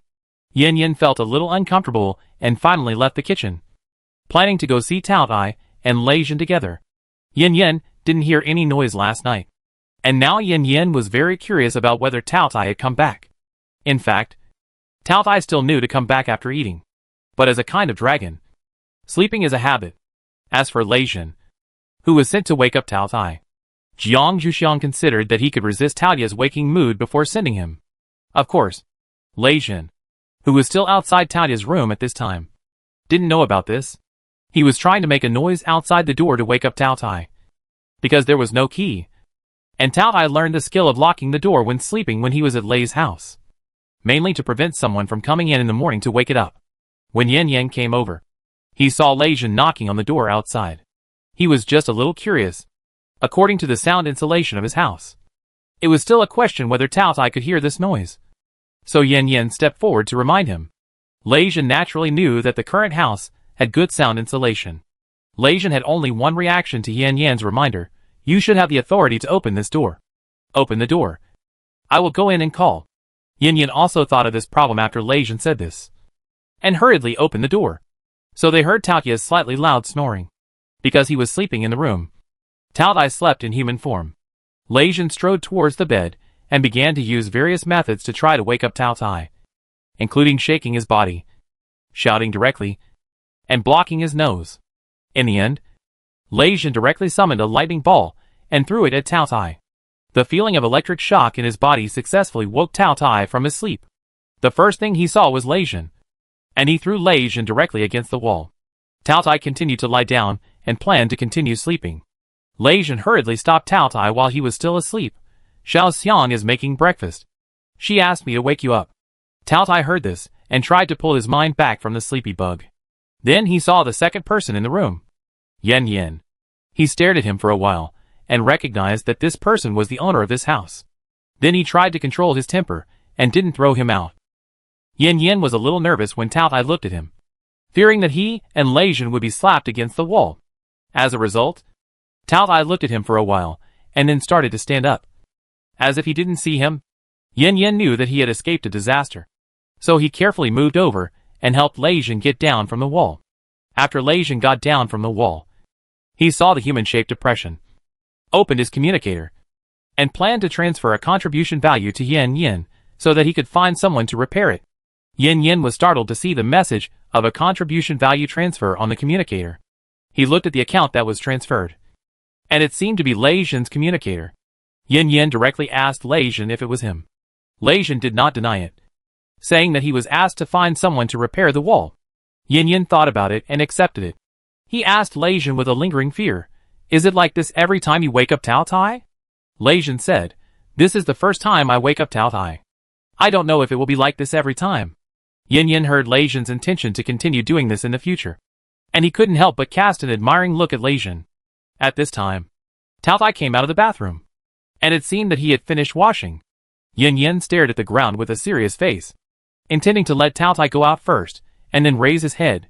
Although he had practiced with Tao Tai before, they were in a team at that time, and each person was limited in the attack, which was not as strong as this time. Yan Yan decided to treat Tao Tai as a master during this period. Tao Tai didn't notice Yan Yan's little trick, and went out of the room directly. Lei Jin and Yan Yan followed. Jiang Zhuxiang was bringing breakfast out of the kitchen, in addition to porridge and vegetables. Jiang Zhuxiang also took out the bread prepared by the dean's wife in his personal space, and put it on a large plate. This was prepared for Tao Tai. After Lei Jin arrived at the restaurant, he hurriedly helped Jiang Zhuxiang to set up the table. Soon, the three people and the bees sat down at the table and began to enjoy breakfast. Yan Yan hadn't eaten this kind of home-cooked breakfast for a while. After the separation, although his mother often sent him a message to ask him to come over for dinner, Yan Yan still knew the deep meaning of his father's separation of the family. Yan Yan consciously reduced the number of times he appeared in the Yin family mansion to avoid embarrassing his father. Yan Yan wiped out the things that appeared in his mind and tried to stuff food into his mouth. The power of food made him temporarily forget about Tao Tai, who was also on the table. Seeing Yan Yan's eating style, Jiang Zhuxiang exchanged glances with Lei Jin. They felt that they had eaten a little less, so they asked Yan Yan and Tao Tai to eat more. After breakfast, Jiang Zhuxiang said that he would not be responsible for washing the dishes. Lei Jin and Yan Yan discussed the order of washing dishes in the future. Today, Lei Jin would do it first, and Yan Yan would go into the kitchen to observe. After cleaning up the kitchen, Jiang Zhuxiang and Lei Jin began to experience the daily life of the Yin family together. Yan Yan wanted to accompany them, but was rejected by the two. The morning of the Yin family was hotter than that of the Lei family and the Academy of Sciences. After all, there were many fire-type superpowers in the Yin family, and Jiang Zhuxiang could feel the ubiquitous fire energy in the air. Jiang Zhuxiang and Lei Jin took Tao Tai to experience the morning of the Yin family at a walking pace. They walked out of Yan Yan's house and came to a street. This street was full of breakfast shops. The breakfasts they made were all suitable for fire-type mutants. Jiang Zhuxiang had already eaten breakfast, so he had no desire to taste it. Lei Jin and Tao Tai, on the other hand, wanted to try it. However, they were both concerned about Jiang Zhuxiang's thoughts, and both looked at Jiang Zhuxiang. Jiang Zhuxiang had no choice but to nod and agree to let them try it. However, they were only allowed to buy one portion, and they could just share it to taste it. Lei Jin and Tao Tai had no objection either. There were quite a lot of varieties here, and they could still eat a lot of each. The food suitable for fire-type superpowers is naturally not the dishes that Yan Yan took them to eat last night. Most of them are meat, and there are also a small amount of pasta. When Jiang Zhuxiang asked this man and beast to let her try it, she decisively refused. Eating these things in the morning is definitely not in line with Jiang Zhuxiang's healthy lifestyle. After experiencing the breakfast recipes of the Yin family superpowers, Jiang Zhuxiang tried hard to persuade this man and beast to leave this breakfast street. They should go to other places to have a look. Otherwise this man and beast will definitely eat too much. Chapter 201 The Yin Family's Unique Hobbies.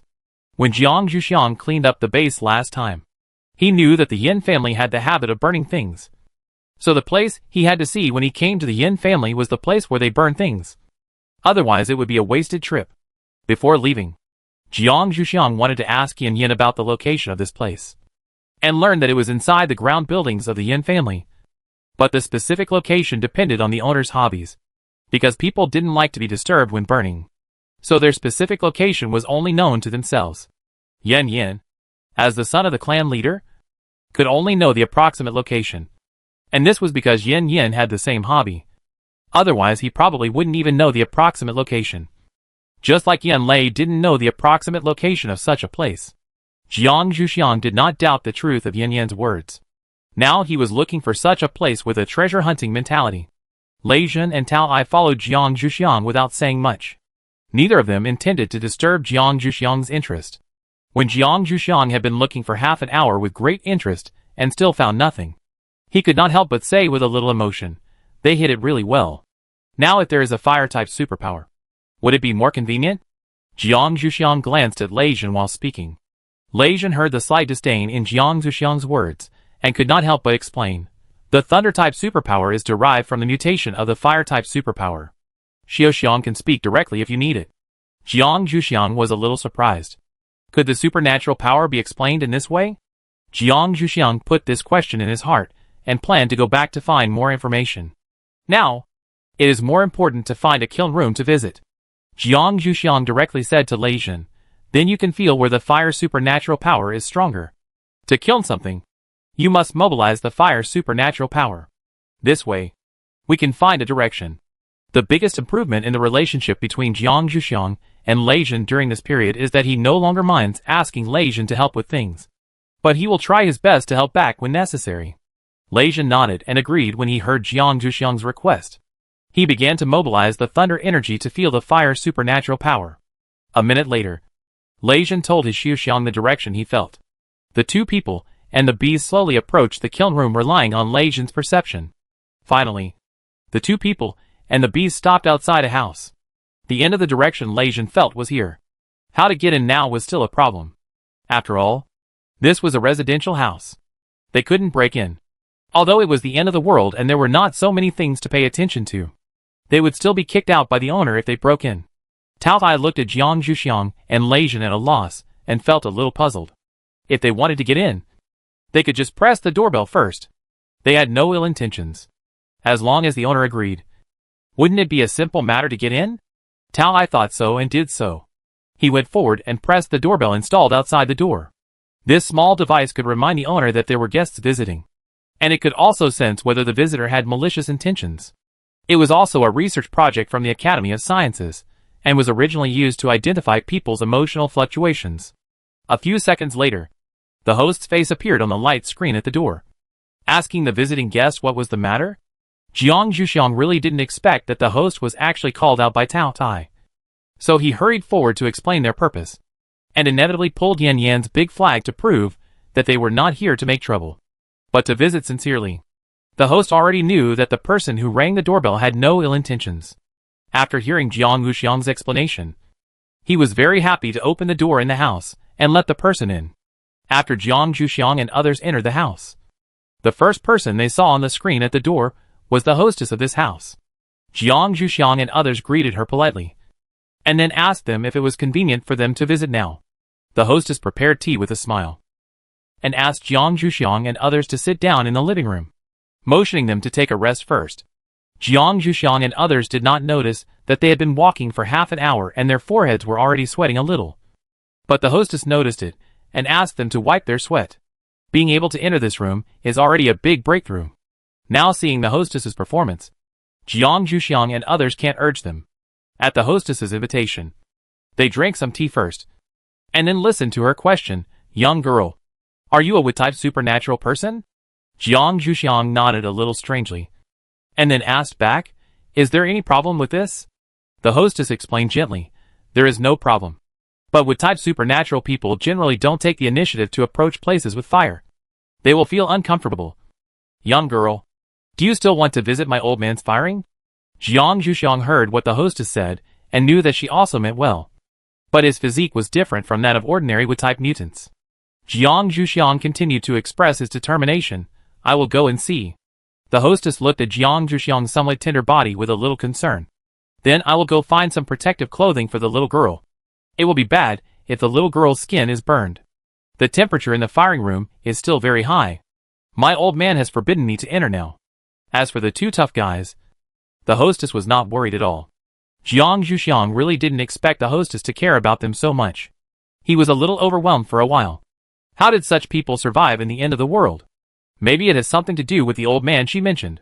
After the hostess took out the clothes, she motioned Jiang Zhuxiang to wear them outside, and then led Jiang Zhuxiang and the others to the firing room. Her family's firing room was arranged by her old man in the basement, saying that it was quieter this way.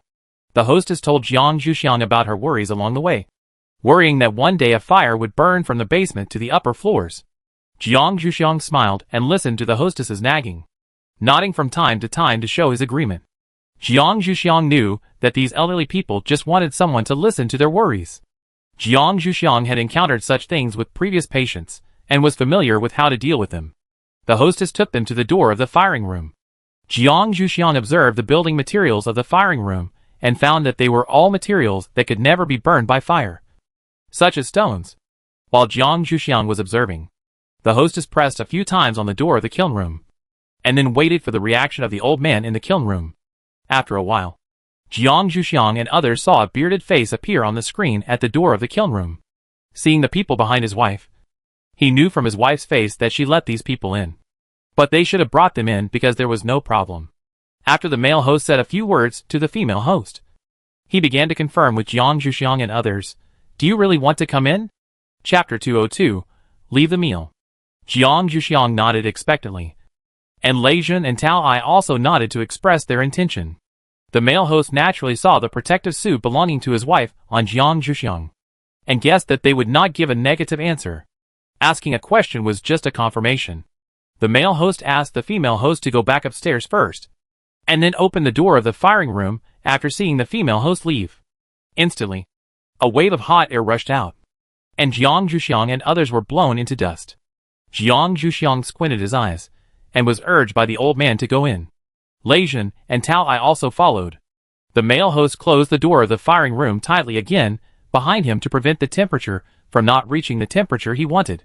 The male owner was also wearing protective clothing, but it was much simpler than Jiang Zhuxiang's, which would not affect his movements. Before continuing the interrupted work, he reminded Jiang Zhuxiang and others, I will not open the door until the burning is completed. You'd better be mentally prepared. Also, you are not allowed to communicate with people outside here. You'd better be conscious, and don't let me remind you. Jiang Zhuxiang nodded very seriously. Fortunately, he brought a bag when he came here this time, so he could pretend to take food out of the bag. After the male owner saw that they knew the rules, he returned to the things he had been burning and continued his work. Jiang Zhuxiang finally had time to look at the layout here. In the empty basement, part of it was occupied by the works that had been fired, and another part was filled with various fire-resistant materials. In addition, there were simple furniture made of materials that could not be burned. Among them was a stone bed. It seemed that the male owner would occasionally rest here. After looking around, Jiang Zhuxiang dragged a small stone stool and placed it at a distance where he could see the male owner's movements clearly, then sat down and planned to watch carefully. Lei Jun and Tao Ai followed Jiang Zhuxiang in doing so. The male owner felt the movements of these people, glanced at them lightly, and continued his own actions. The fire power was constantly drawn out of his body, and the things in front of the male host gradually began to take shape. The temperature in the room gradually began to rise, and beads of sweat began to roll down the faces of Jiang Zhuxiang and others. In order not to disturb the male host's firing, Jiang Zhuxiang and others just wiped off the sweat and continued to watch, without even mobilizing their own powers to resist the high temperature. Although even if they did, it would be useless. Jiang Zhuxiang took out 3 bottles of water from his backpack and handed one to Lei Jun and Tao Tai. Then he used the bottle of water to cool his face, and continued to pay attention to the male host's firing with his eyes open, fearing that he would miss any details. There are also things about smelting and firing in Shinong's secret technique, and Jiang Zhuxiang has learned it in advance. After the thing was formed, the male owner continued to carefully control his fire ability to correct the shape of the thing until he was satisfied. And then, he took the remaining fire ability back into his body. Jiang Zhuxiang looked at the fully formed thing curiously. The shape of this thing seemed to be a cabinet, but he didn't know what it was used for. Although Jiang Zhuxiang was curious, he didn't rashly ask the male owner this question, but just paid attention to the male owner's next move. The male owner faced Jiang Zhuxiang's curious eyes, put the baked things together with the previously baked things, and then motioned Jiang Zhuxiang and others to stand up. It seems that he intends to end this baking. Jiang Zhuxiang followed the male owner out with a little disappointment, and Tao Tai and Lei Zhen followed Jiang Zhuxiang as usual. After the male owner walked out of the firing room, he took off his protective suit and put it in a basket at the door. When Jiang Zhuxiang saw it, he planned to do the same. The male owner stopped him. "You should wait until you see my wife before taking off your protective suit." Jiang Zhuxiang had to give up. Looking at the male owner's actions, it seemed that the male owner was going to take them upstairs. Jiang Zhuxiang was a little looking forward to meeting the female owner. Jiang Zhuxiang didn't care about the male owner's possible tests later. After seeing the female owner, Jiang Zhuxiang took off the hat on his protective suit, greeted the female owner with a smile, and then went to the place where the female owner asked him to change clothes and took off his protective suit. Jiang Zhuxiang folded it and put it on the table. He walked out directly and saw that the male owner had already started talking to Tao Tai and Lei Zhen, and he was no longer as cold as in the firing room. Jiang Zhuxiang's appearance did not attract much attention from the male host. It seemed that he had no interest in questioning the little girl. Jiang Zhuxiang sat directly next to the female host and listened to the male host questioning Lei Zhen and Tao Tai about the real purpose of coming here. Tao Tai and Lei Zhen did not care much about the questioning of a fire-type mutant. After all, they had no purpose, just to accompany Jiang Zhuxiang to take a look. However, the man and the beast consciously caught the male host's attention to avoid their own Xiaoxiang being questioned. After listening to the male host's words for a while, Lei Zhen and Tao Tai were freed from the questioning. It was the female host who was impatient and interrupted. Now it was almost lunchtime. Jiang Zhuxiang thought of Yan Yan, who had difficulty eating, and planned to say goodbye first and come to visit again in the afternoon. Of course, Jiang Zhuxiang said this to the female host. The hostess also knew that Jiang Zhuxiang was from the Academy of Sciences and came here to travel, so she was a little curious about Jiang Zhuxiang's insistence on going back to eat. "You don't have anything to do when you go back, so you can stay here to eat, and save you from making an extra trip." Jiang Zhuxiang said a little embarrassedly, "That won't work. The person who stayed at home can't cook. I still have to go back." After saying that, he stood up and prepared to leave. The hostess saw Jiang Zhuxiang's look and knew that she couldn't convince her, but she really wanted her to stay, so she had to wink at the male host to signal him to help. The male host saw his wife's look and said a little helplessly, "You stay. I'll bring the person you left at home."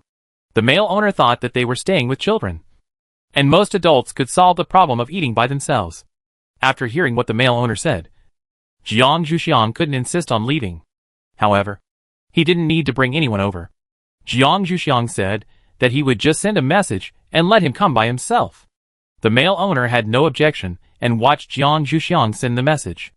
Then, the hostess, who heard Jiang Zhuxiang agree to stay for dinner and went into the kitchen to prepare food, went into the kitchen to help. After being busy in the kitchen for a while, he heard a familiar voice coming from outside. The male owner walked to the door of the living room to see who it was. Chapter 203. Only a non-son can be a son. The male owner saw Yin Yin standing outside his house and asked curiously, "Xiao Yin, what do you want to do at this time?" As he asked, he turned sideways to let him in. When Yin Yin received the call from Jiang Zhuxiang, he was a little surprised that these two people could find a place to eat in Yan's house. And the location of this place looked a little familiar. When he really stood in this place, Yin Yin was even more surprised. He didn't expect Jiang Zhuxiang to find his uncle's house. Yin Yan's uncle is the youngest brother of the Yin clan leader, but he is not much older than the Yin clan leader. When the Yin clan leader became the young clan leader, he was separated according to the Yin family's practice. Now he is living a good life. Yin Yan's future goal is to be able to support himself with his hobbies like this uncle. However, although Yin Yan admired this uncle so much, this uncle didn't pay much attention to the sons of the clan leader, except for Yin Lei, who was already in the Academy of Sciences. Yin Yin and Yan Yan had never received any good face from this uncle. This time Jiang Zhuxiang really brought him an unexpected surprise. Yan Yan answered the male host's question a little cautiously. Someone asked me to come for dinner. As he spoke, he opened the message on the communicator to show his uncle, fearing that this uncle would drive him away and make him lose the opportunity to contact him with great difficulty. Yan Yan's uncle Yan Yan, the male owner of the family, looked at the message on Yan Yan's communicator twice, saw the name of the initiator of the message, closed his door without saying much, and took him to the living room. Yan Yan saw his uncle's cold behavior, although he was a little frustrated, but he was not too disappointed. After all, only contact can lead to understanding, and he always knew why his uncle treated him like this. Jiang Zhuxiang and others who were sitting in the living room stood up when they saw Yan Yan coming in, but not to greet Yan Yan, but to be polite to the male host. Except that Tao Tai was still sitting. Yan Yan naturally would not be self-indulgent, but seeing Jiang Zhuxiang and others' behavior, he had a stronger idea of making friends with his uncle. Yan Yan naturally saw Jiang Zhuxiang and Lei Zhen's behavior, and he didn't feel strange. At most, he thought that these two juniors were polite. He nodded and continued to help in the kitchen. Jiang Zhuxiang felt a sense of familiarity when he saw the host's behavior. His own dean seemed to behave in the same way at the beginning. After he could no longer see Yan Yan, Jiang Zhuxiang became more relaxed and sat down first. Lei Zhen also sat down afterwards. The most reserved one was his nephew Yan Yan. When he sat down, his whole back was straight, as if he was ready to be inspected at any time. Jiang Zhuxiang looked at him curiously and asked him, Yan Yan, you should be related to this family. After all, you all have the surname Yan. Yan Yan was temporarily relaxed when he heard Jiang Zhuxiang's question. Yes, he is my uncle. After hearing Yan Yan's answer, Jiang Zhuxiang became even more curious. Are you afraid of your uncle? Although some younger generations are afraid of their elders, they are not as serious as Yan Yan. Jiang Zhuxiang feels that he is afraid of being kicked out at any time. After Jiang Zhuxiang's initial contact, this male host feels good. He doesn't seem to be someone who will put so much pressure on Yan Yan. Could it be that this person is afraid of the female host here? Yan Yan knew that Jiang Zhuxiang and Lei Zhen might be a little puzzled by his behavior, and it seemed that his uncle had a good impression of these two people. If he told them about his situation, maybe they could help him. So Yan Yan did not hide it, and told Jiang Zhuxiang and Lei Zhen directly about his uncle's attitude towards him. Jiang Zhuxiang was not very sensitive about these things, and he did not notice Yan Yan's bad attitude towards Yan Yan. At most, he was just indifferent, which was a normal estrangement between relatives, although their relationship should still be very close in terms of blood. This situation did not happen. Lei Zhen, on the other hand, realized the reason why Yan Yan was treated like this. In the end, it was just a word power. Moreover, Yan Yan's behavior was to protect Yan Yan and Yan Yan's relationship. After all, the struggle between the heirs of a family is cruel, especially between brothers. Maybe he had received this kind of protection before, and now he was just copying it. This is also because the Yin family has many descendants, so this situation will occur. For example, the other families almost never have this situation. Lei Zhen explained this possibility to Yan Yan in a low voice. After listening to it, Yan Yan suddenly realized it, and then asked in a low voice, then what should I do now? In Yan Yan's opinion, since Lei Zhen can think of the reason, he must have had relevant experience or seen similar things. If he has any suggestions, he can give Yan Yan some direction. Lei Zhen looked at Yan Yan helplessly. Is it really okay to ask him, an outsider, such a question? If it is not well leaked, others will think that their Lei family is interfering in the inheritance of other families. Seeing the helplessness on Lei Zhen's face, Yan Yan also woke up from his desperate attempt to seek medical treatment, and muttered helplessly, I don't plan to compete with my second brother. And now it's almost settled. Lei Zhen still didn't say anything, but Jiang Zhuxiang suddenly said, although it seems that it has been settled, as long as you are still the son of the Yang clan leader, some people will not give up the possibility to instigate you. Jiang Zhuxiang's words were also well-intentioned. If Yan Yan was sharp enough, he would understand what Jiang Zhuxiang meant. After listening to Jiang Zhuxiang's words, Yan Yan fell into deep thought for a while. Jiang Zhuxiang and Lei Zhen did not disturb her, and the living room fell into silence for a while. Tao Tai had been watching the behavior of Jiang Zhuxiang and the others, and felt that this young man of his family was very similar to Shenong. Both of them had some inexplicable kindness. At the table later, Jiang Zhuxiang and the others enjoyed the lunch prepared by the hostess, while Yin Yin was in a daze. Of course, this did not prevent him from feeding himself. Jiang Zhuxiang and the others said it was amazing.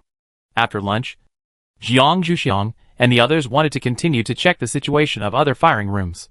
Seeing that Yin Yin was not in good condition, in order to prevent him from getting lost in his own home, they had to take him back to his house temporarily. After Jiang Zhuxiang and the others left, the hostess looked at Yin Yin with a little complaint. I really don't understand the people in your family. You have to let the children give up before you treat them better. Are you so sure that the children will not resent again? Chapter 204, Adopted Son. The mistress didn't have her own children yet, and she didn't know if she could have her own children. So when she saw the younger generation, she was close to being treated like this. She couldn't help but cry out for them. Yin Yin felt very aggrieved when he heard his wife's complaints. I went through this when I was a child. Although he couldn't stand this method. People are like this. When you have endured this kind of oppression, you can't help but treat future people the same way. This is the bad nature of most people. The mistress saw the aggrieved expression on her man's face. Although she was still angry, she still stepped forward and pulled his ears to comfort him, saying, because you suffered this kind of grievance when you were a child, we should be better to the children now. This method is not worth passing on. Right? Yin Yin also knew that what his wife said made sense. But this was not something he could decide. So he said with some embarrassment, this cannot be changed in a short time. And at present, my eldest brother obviously supports this approach. And my eldest sister-in-law has never had a strong opinion. Otherwise she would not have watched him being separated. She didn't even care about the eldest brother Yin Lei. Right? The hostess snorted a little dissatisfiedly. It's better for the eldest brother if they don't care. In my opinion, the eldest brother Yin Lei is obviously happier in the Academy of Sciences than at home. After saying this, the hostess remembered Jiang Zhuxiang's meaningful words just now, and continued, I think Xiao Yin will figure it out after he goes back. If he comes to you at that time, you are not allowed to refuse. I have always wanted a child, but I have never been able to get one. So I am dissatisfied with the clan leader for ruining such a good child. Now I finally have a little hope. If I fail because of my old man's stubborn idea, I will have to separate from him. Yin Yin roughly knows what his wife is thinking, but he didn't expect that his wife would even think of separation. At this time, he just said helplessly, if he comes to me, I will naturally not sit idly by. Xiao Yan is also a stupid child. He needs others to remind him to think of such things. Are you sure we want to raise such a stupid child? The hostess glanced at Yin Yin. You didn't seem as smart as him back then. Right? You married me and asked him to do it. Right? Besides, dumber children are more filial. When Yin Yin heard his wife mention what happened back then, he immediately dared not speak anymore. Although they have a good relationship now, Yin Yin did use his wife to get out of the competition for the heir of the Yin family. So he has always been a little bit unsound in front of his wife. Of course, his wife rarely mentioned this matter, and this time, she must have been stimulated to say so. The hostess saw that Yin Yin had nothing to say, so she didn't say anything more. Instead, she asked him to follow her to clean up the kitchen. This kind of method of controlling her husband is also one of the reasons why Yin Yin and his wife have such a good relationship even though they have no children. Not to mention that Yin Yin and his wife were discussing these things here.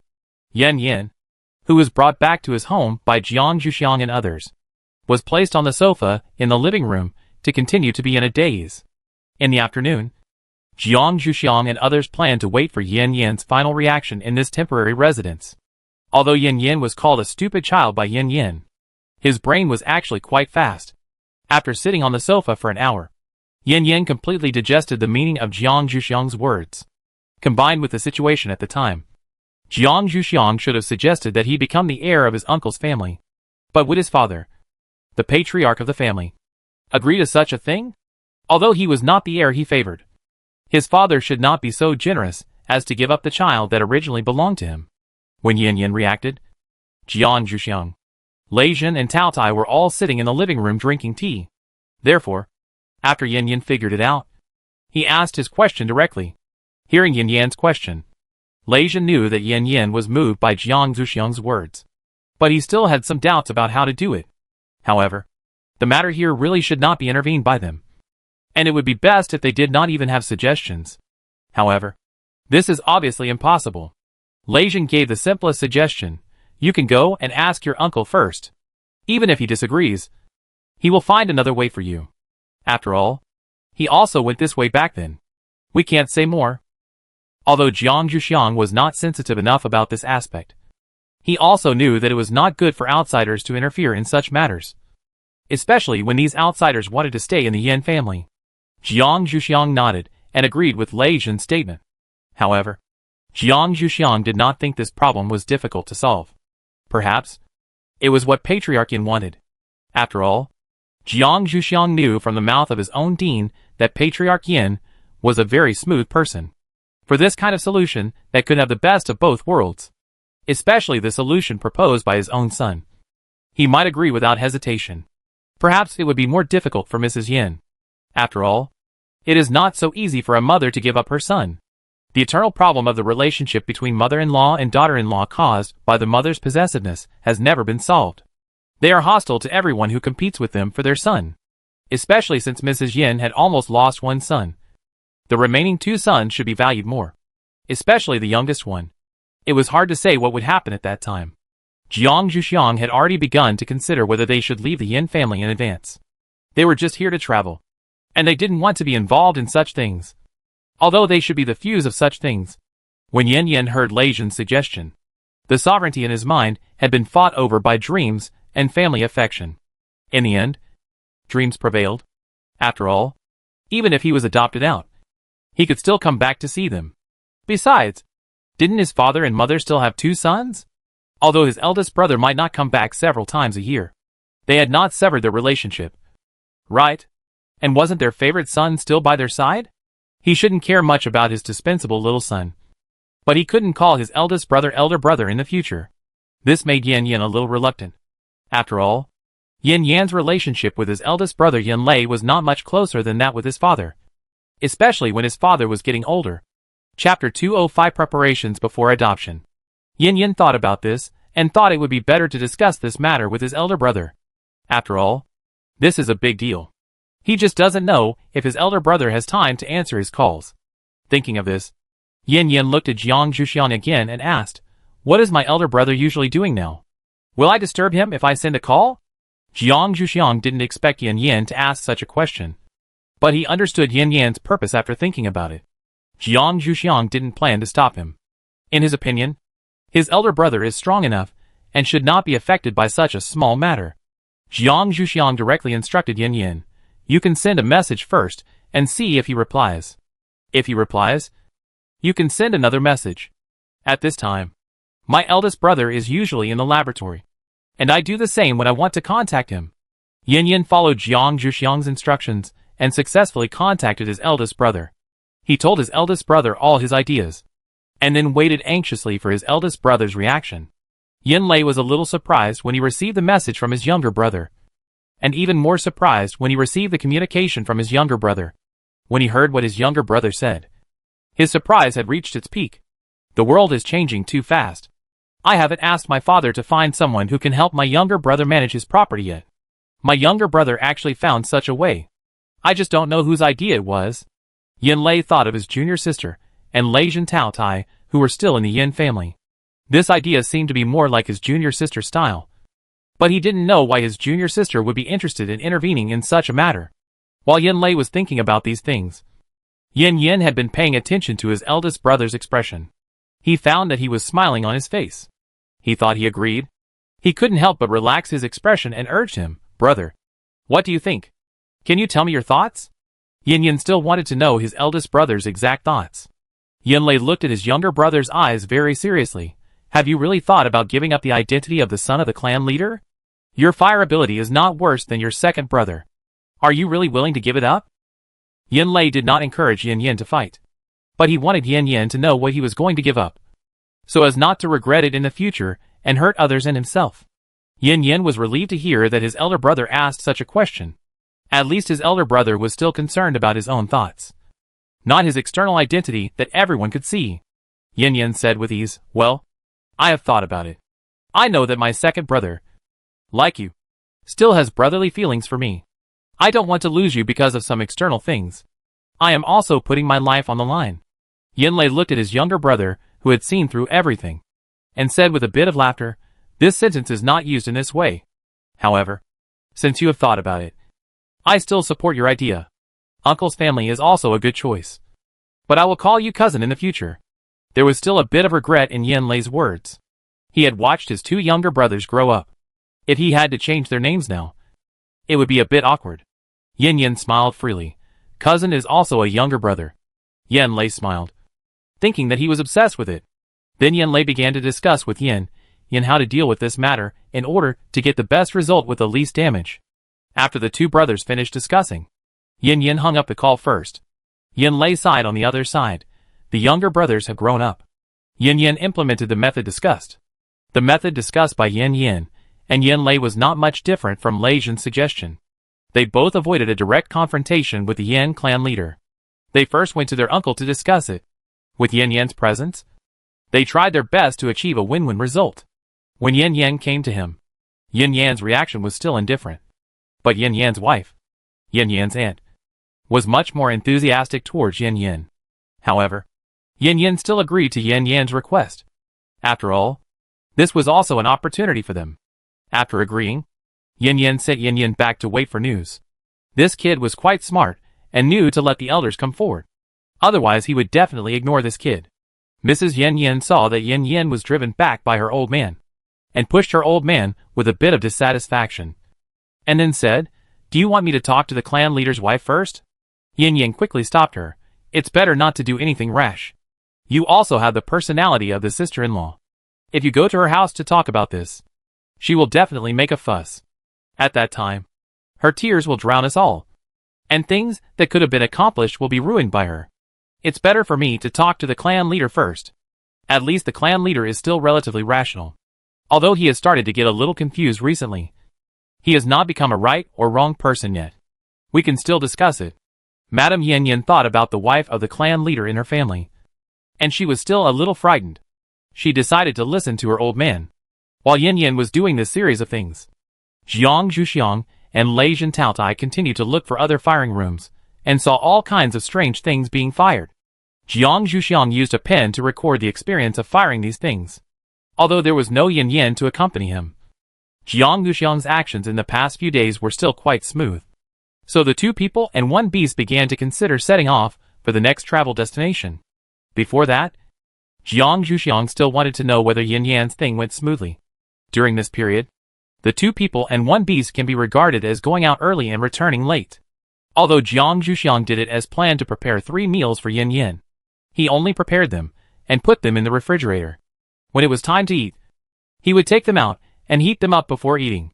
Therefore, before leaving, Jiang Zhuxiang and others still had to prepare a good meal for Yen, which could be regarded as a farewell banquet. Although the host changed it. When Jiang Zhuxiang asked Lei Zhen to talk to Yen about this matter, Yen still felt a little guilty. After all, he had been busy with his own affairs during this period and had not been able to help him. Now his own affairs have come to an end and his financial situation has improved. Yen also wanted to compensate for the previous unsatisfactory welcoming banquet and express his gratitude to Jiang Zhuxiang and others. After all, his current situation is also thanks to their reminders and suggestions. So, in the end, both parties decided to go out for a good meal. As for the contribution value, it will depend on their abilities. Whoever grabs it will pay. Chapter 206 Follow closely. After the matter was decided, it was up to Yen to decide where to eat. After all, Jiang Zhuxiang and Lei Zhen were not as familiar with the Yen family as Yen. Although they had been to many places in the Yen family in the past few days, Yen did not refuse and chose a restaurant located in the most famous building on the ground of the Yen family. This place was a place Yen often visited before he was separated by the clan leader. It was a relatively familiar place. The only inconvenience was that it was easy to be recognized by people who were familiar with the clan leader's family. At that time, even if they did not meet the clan leader Yen, the clan leader Yen would know that there were 3 strangers around him, which might cause trouble for Jiang Zhuxiang and others. Yen explained the pros and cons of this restaurant to Jiang Zhuxiang and the others. Jiang Zhuxiang and the others understood Yen's intention, but they were not such timid people. They just didn't want to be disturbed before. Now the Yen family has been almost visited by 2 people and 1 beast. Even if the Yen clan leader knew they could get away. So they insisted on going to that place for dinner. Yin Yin led Jiang Zhuxiang and the others into the restaurant. Seeing the familiar layout, it was like a lifetime ago. The waiter of the restaurant came forward skillfully to lead these people to their seats. The waiter naturally recognized Yin Yin in this group of people, and knew what had happened to the Yin clan leader's family these days. He was also more sympathetic to Yin Yan's experience, but he didn't show anything on his face, which fully demonstrated the quality of the waiter of the most popular restaurant in the Yin family shelter. Yin Yin was seated upstairs. When the group disappeared at the staircase, the Yin family members, who were dining in the lobby downstairs, began to discuss the fate of the youngest son of the clan leader. Some said that the clan leader was kind and compassionate, while others said that he was cruel.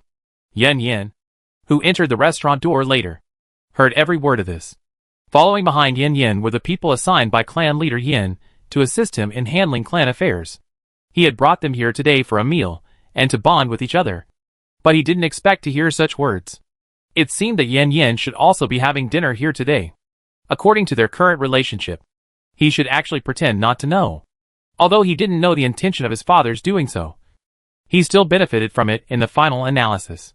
If he appeared in front of Yin Yin now, people would inevitably think that he was showing off. But he still wanted to know how Yin Yin was doing now. Therefore, after Yin Yin led people into the designated box, he asked them to order first, and he went out to find someone to ask Yin Yin where they were now. Of course, Yin Yin still found an excuse to go to the bathroom to come out. As for whether the people in the box believed it or not, it was up to them.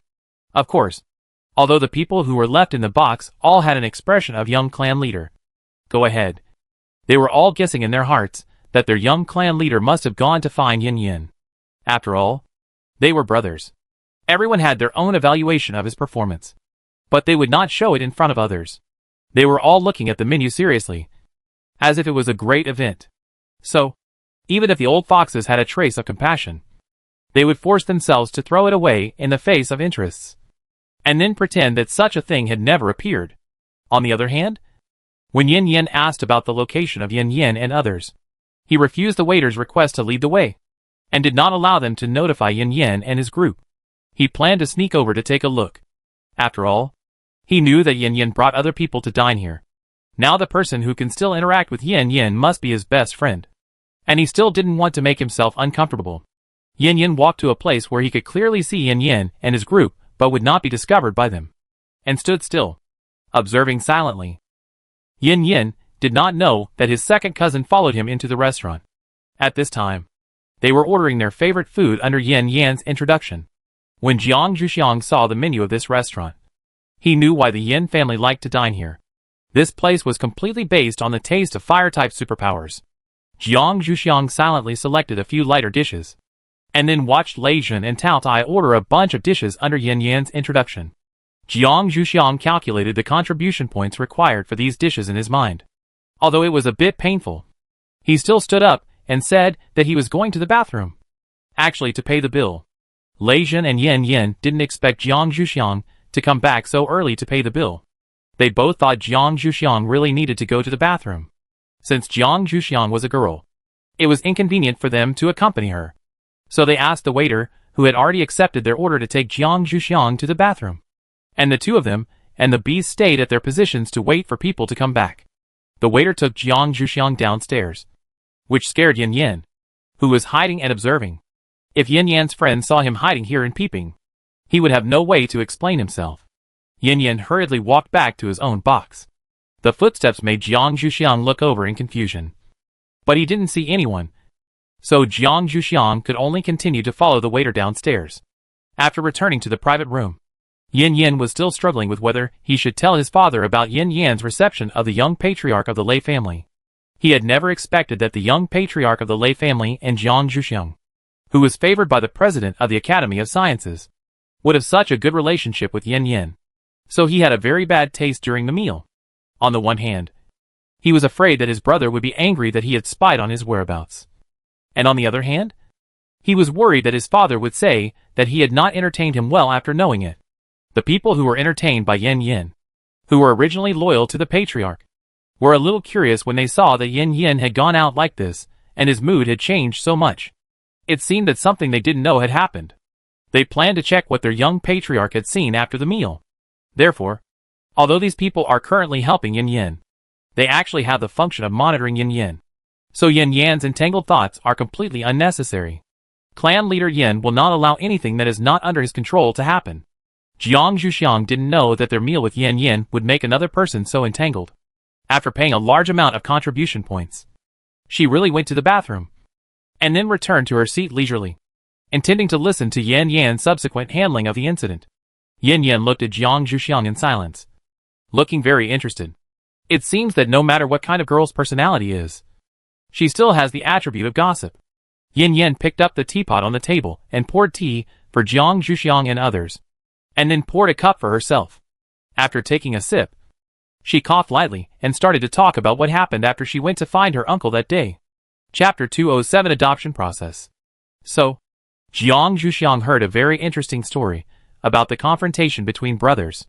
From Yin Yan's description, Jiang Zhuxiang knew that after Yin Yan persuaded Yin Yan and his wife not to act rashly, Yin Yan rarely sent a message to his eldest brother, asking him when he was free, saying that he planned to visit. Clan leader Yin was quite curious about the sudden visit of his younger brother, who had never set foot in his family since the separation. He looked through his schedule, squeezed out a half day of free time, and then notified him that he could visit on that day. According to the control of clan leader Yin over his younger brother, he still knew that his younger brother would never come to cry poor. But he didn't know what his purpose was that was worth his trip. Therefore, when clan leader Yin saw his younger brother Yin Yin, he controlled his temper and gave him a cup of tea, and then started to ask directly, "What is the matter with you coming to see me this time? If there is anything I can help you with, please tell me." In clan leader Yan's opinion, his younger brother is actually much happier than himself. He has no shortage of money, and can do what he likes. He never thought that he would come to him for help. Sometimes clan leader Yin even envied his younger brother's life. When Yin Yin heard what clan leader Yin said, he immediately took the opportunity to say, "Then I really need your help with something. You also know that your sister-in-law and I are unlikely to have children in this life. So recently we are thinking about finding a young man in the clan to adopt as an heir, so that he can inherit my family business when the time comes. You should agree, right?" When Chief Yin heard what his brother said, he also knew the true situation of his brother's family. He thought they had given up the idea of raising a child after so many years of silence. He never thought that they would bring it up again.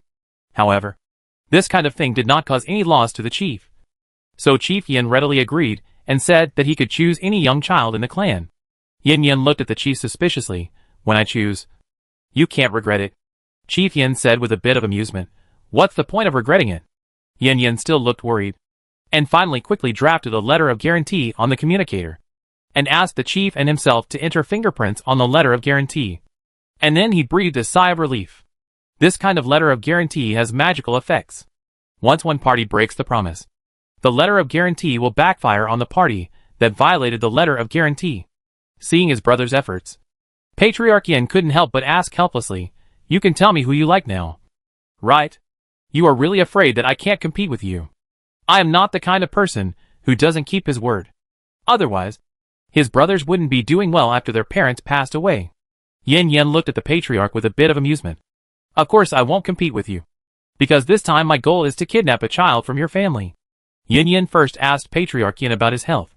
If there is anything wrong, he should take the medicine first, so as not to be too excited and affect his health. After Yin Yin saw that the Yin clan leader was ready, he slowly said who he had his eyes on. The Yin clan leader didn't believe his ears and asked back, "Who are you talking about?" Yin Yin followed suit and repeated it to the clan leader. The clan leader was stunned for a moment and asked in surprise, "How did you fall in love with Xiao Yin?" He had been troubled by his youngest son's affairs during this period. His youngest son's self-care ability was average, and his financial management ability was average. During the time he was away, his wife had been clamoring to take him back home to live together, so he didn't pay much attention to his youngest son's situation. So now he didn't know how to react. Seeing his elder brother's reaction, Yin Yin explained with a hint of sarcasm, "I'm looking for a child who can get along with me. Although Xiao Yin is not smart, his interests and hobbies are very similar to mine. This is the first reason. The second reason is that it is better to keep the wealth within the family." Yin Yin is quite familiar with his elder brother's temperament. Perhaps the second reason is more convincing. When the head of the Yin clan heard his younger brother's words, his face was a little red. However, after considering it, the head of the Yin clan still agreed to this proposal, but asked for some time to convince his wife. Yin Yin saw his elder brother's performance and silently looked down on him. As the head of the clan, he still hadn't changed his habit of taking advantage of small things. However, since he took the initiative to take over the most troublesome things, he was also happy to relax. Yin Yin and his elder brother have never had many topics to talk about. After this matter was temporarily resolved, Yin Yin left the clan leader's house directly. Then, the head of the Yin clan went to tell his wife about what Yin Yin said. He originally thought that it would take a lot of effort to convince her. But unexpectedly, Mrs. Yan's tears, which had been flowing continuously, stopped directly. And she said in a hoarse voice, "I agree." Hearing his wife's answer, the head of the Yin clan felt that his wife was quite reasonable, although she was a little tearful at ordinary times. In fact, the reason why Mrs. Yin agreed to this matter was that after making a fuss for a few days and not letting her husband give in, she realized that her husband was determined to let her youngest son live alone outside. Now that there was something good for her youngest son, Mrs. Yin immediately agreed, fearing that her husband would insist on letting her youngest son live alone again. Although her youngest son was already an adult in terms of age, the Yin clan leader, who made rapid progress with his wife, called his younger brother the next day and informed the elders of the clan that he would open a clan temple, intending to adopt his son out as soon as possible to avoid other changes. The elders were a little surprised to receive the clan leader's summons suddenly. After hearing that it was for such a matter, the oldest elder frowned his gray eyebrows and asked the clan leader, "Have you really considered adopting Xiao Yin out? Are you sure Xiao Yin can support the Yin family without brothers to help each other?" Clan leader Yin couldn't help but feel a little unhappy when he heard the elder's words. "Don't you believe that I can train a qualified clan leader?" This clan leader didn't have any brothers to help each other back then. As long as the individual ability is strong enough, he can support the Yin family. After saying that, he cast his eyes on Yin Yin, who was watching on the side. And Yin Yin felt a lot of pressure. The elder asked this question just to prevent the clan leader from regretting in the future. He didn't expect that it would provoke such a severe rebuttal from the clan leader, so he didn't say anything more. Chapter 208: The Role of the Ancestral Hall. The elder took the key of the ancestral hall from his waist, inserted it into the keyhole, opened it, and pushed open the heavy door. Inside was the genealogy of the Yin family. Things like adoption had to be modified in the genealogy before they could be counted. Otherwise the clan members would not recognize it. The elders took the lead in entering the ancestral hall and stood around the genealogy, in a guarding posture. Then, the clan leader Yin and Yin Yin walked in front, and Yin Yin walked behind and stood in front of the genealogy. Finally, all the clan members stood behind the three people, ready to witness this moment. The elder carefully opened the genealogy to the page belonging to the clan leader's family, laid it flat, and then asked the clan leader to step forward and cross out Yin Yan's name from his family. The clan leader blacked out Yin Yan's name without any trembling, then stepped aside and stood still. Yin Yin then stepped forward and added Yin Yan's name under the names of his own couple. Then the elders took the family tree for the clan members to review, proving that this matter was written in black and white and confirmed without a doubt. After the last stage, the elders immediately asked everyone to leave the ancestral hall, and then locked the family tree again, quietly waiting for the next opening. Standing outside the ancestral hall, the clan leader looked at Yin Yin and said, "Although you will no longer call me father in the future, the property I gave you still belongs to you. As for whether you want to live alone or live with your current parents, you decide for yourself. However, Xiao Yin, people must learn to live alone. Don't blame your father for being cruel in the past. It was all for your good." Yin Yin rarely heard his father talk to him for such a long time, although he knew that what his former father, now his uncle, said made some sense. There was no family that would directly separate their children in order to make them independent. They had to be prepared and learn. However, such words were not suitable to be said in front of the elders. Yin Yin silently accepted it and regarded himself as convinced by his words. This kind of argument could not bring him any benefits. Yin Yin silently pinched Yin Yan's arm and motioned him to follow him. Before leaving, Yin Yin bowed deeply in front of the Yin clan leader, which was considered a formal farewell to this biological father, and then followed Yin Yin. How to live and where to live would not have anything to do with the Yin clan leader in the future. After saying all these words, Yin Yin picked up the cup in front of him and drank it all. then poured himself another cup and began to drink slowly. After hearing such a long story, Jiang Zhuxiang used the public chopsticks to pick up some dishes for Yan Yan as a reward. When Yan Yan finished such a long story, the dishes they ordered finally came. So now Jiang Zhuxiang had dishes to pick up. After picking up dishes for Yan Yan, Jiang Zhuxiang quickly put the next chopstick of dishes on the empty plate in front of Tao Tai. As for Lei Zhen, he had hands and feet, so he didn't need his help. Lei Zhen had to silently accept the message that he was ignored. And he didn't dare to get angry. So he had to try his best to pick up dishes for Jiang Zhuxiang. Anyway, if the mountain doesn't come, it's 3. And it's also a good choice to get close to it. When the few people walked out of the restaurant after eating and drinking, it was already dark. So they didn't notice that several shadows had entered the restaurant.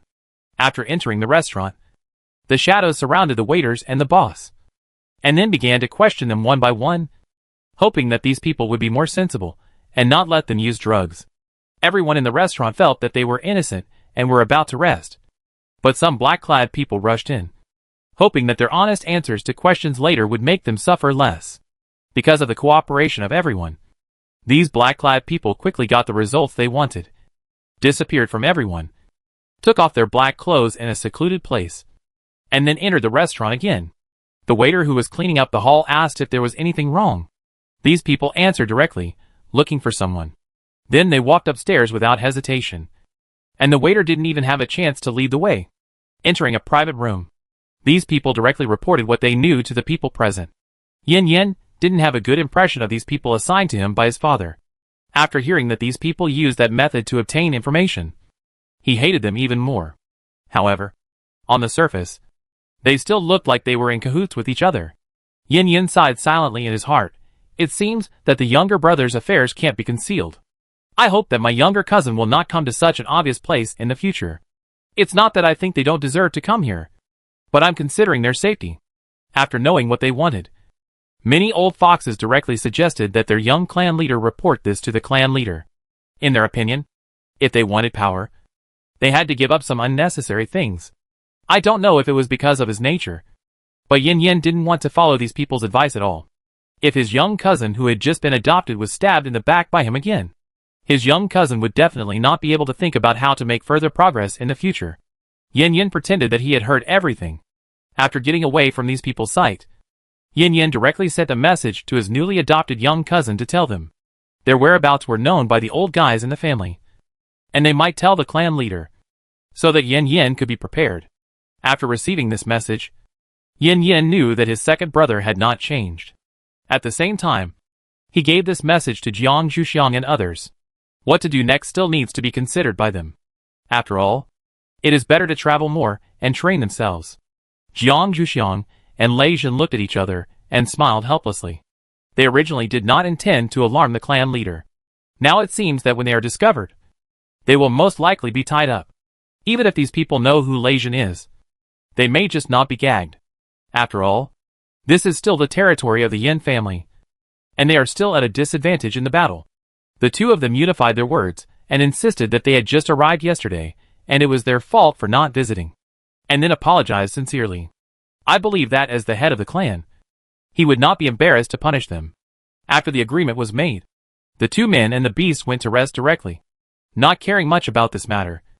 Just take it easy when the time comes. The next morning, after Jiang Zhuxiang finished his daily routine, he heard a knock on the door, as if there was no doorbell on the door.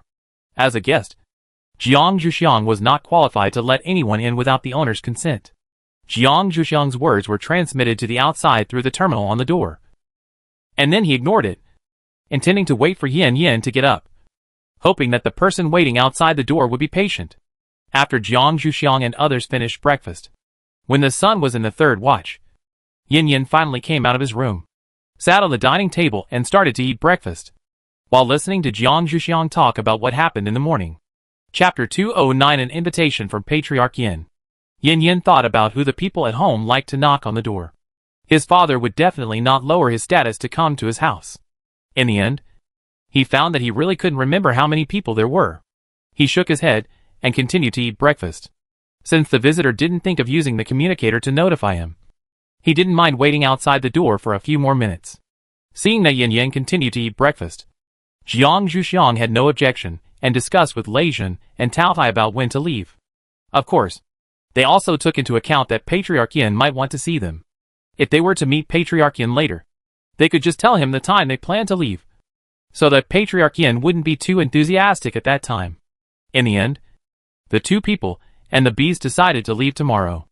After Yin Yin finished the breakfast that Jiang Zhuxiang and others had left for him, he decided to go out and see who was outside and whether that person was still there. Yin Yin opened the door and saw the person standing outside. His cousin took Lei Jin's arrival more seriously than he thought, and actually sent the housekeeper.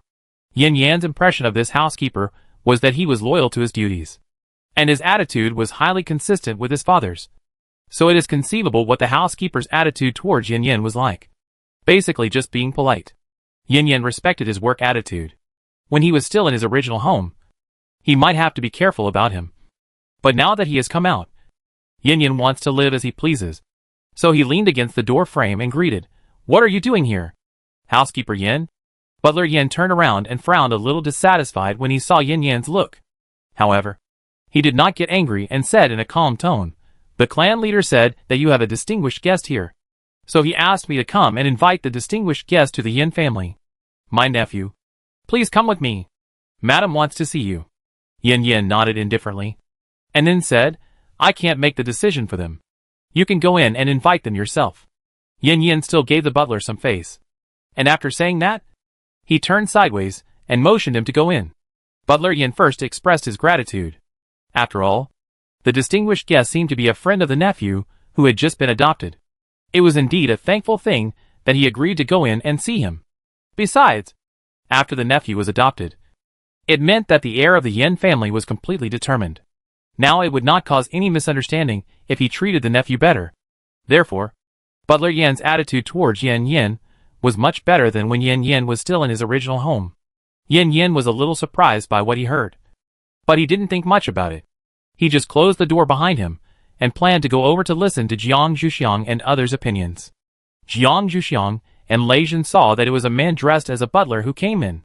For a moment, they didn't know who this person was, so they had to wait for this person to speak. With a smile on their faces, Butler Yin introduced himself and explained his purpose, then looked at Jiang Zhuxiang and others, waiting for their reply.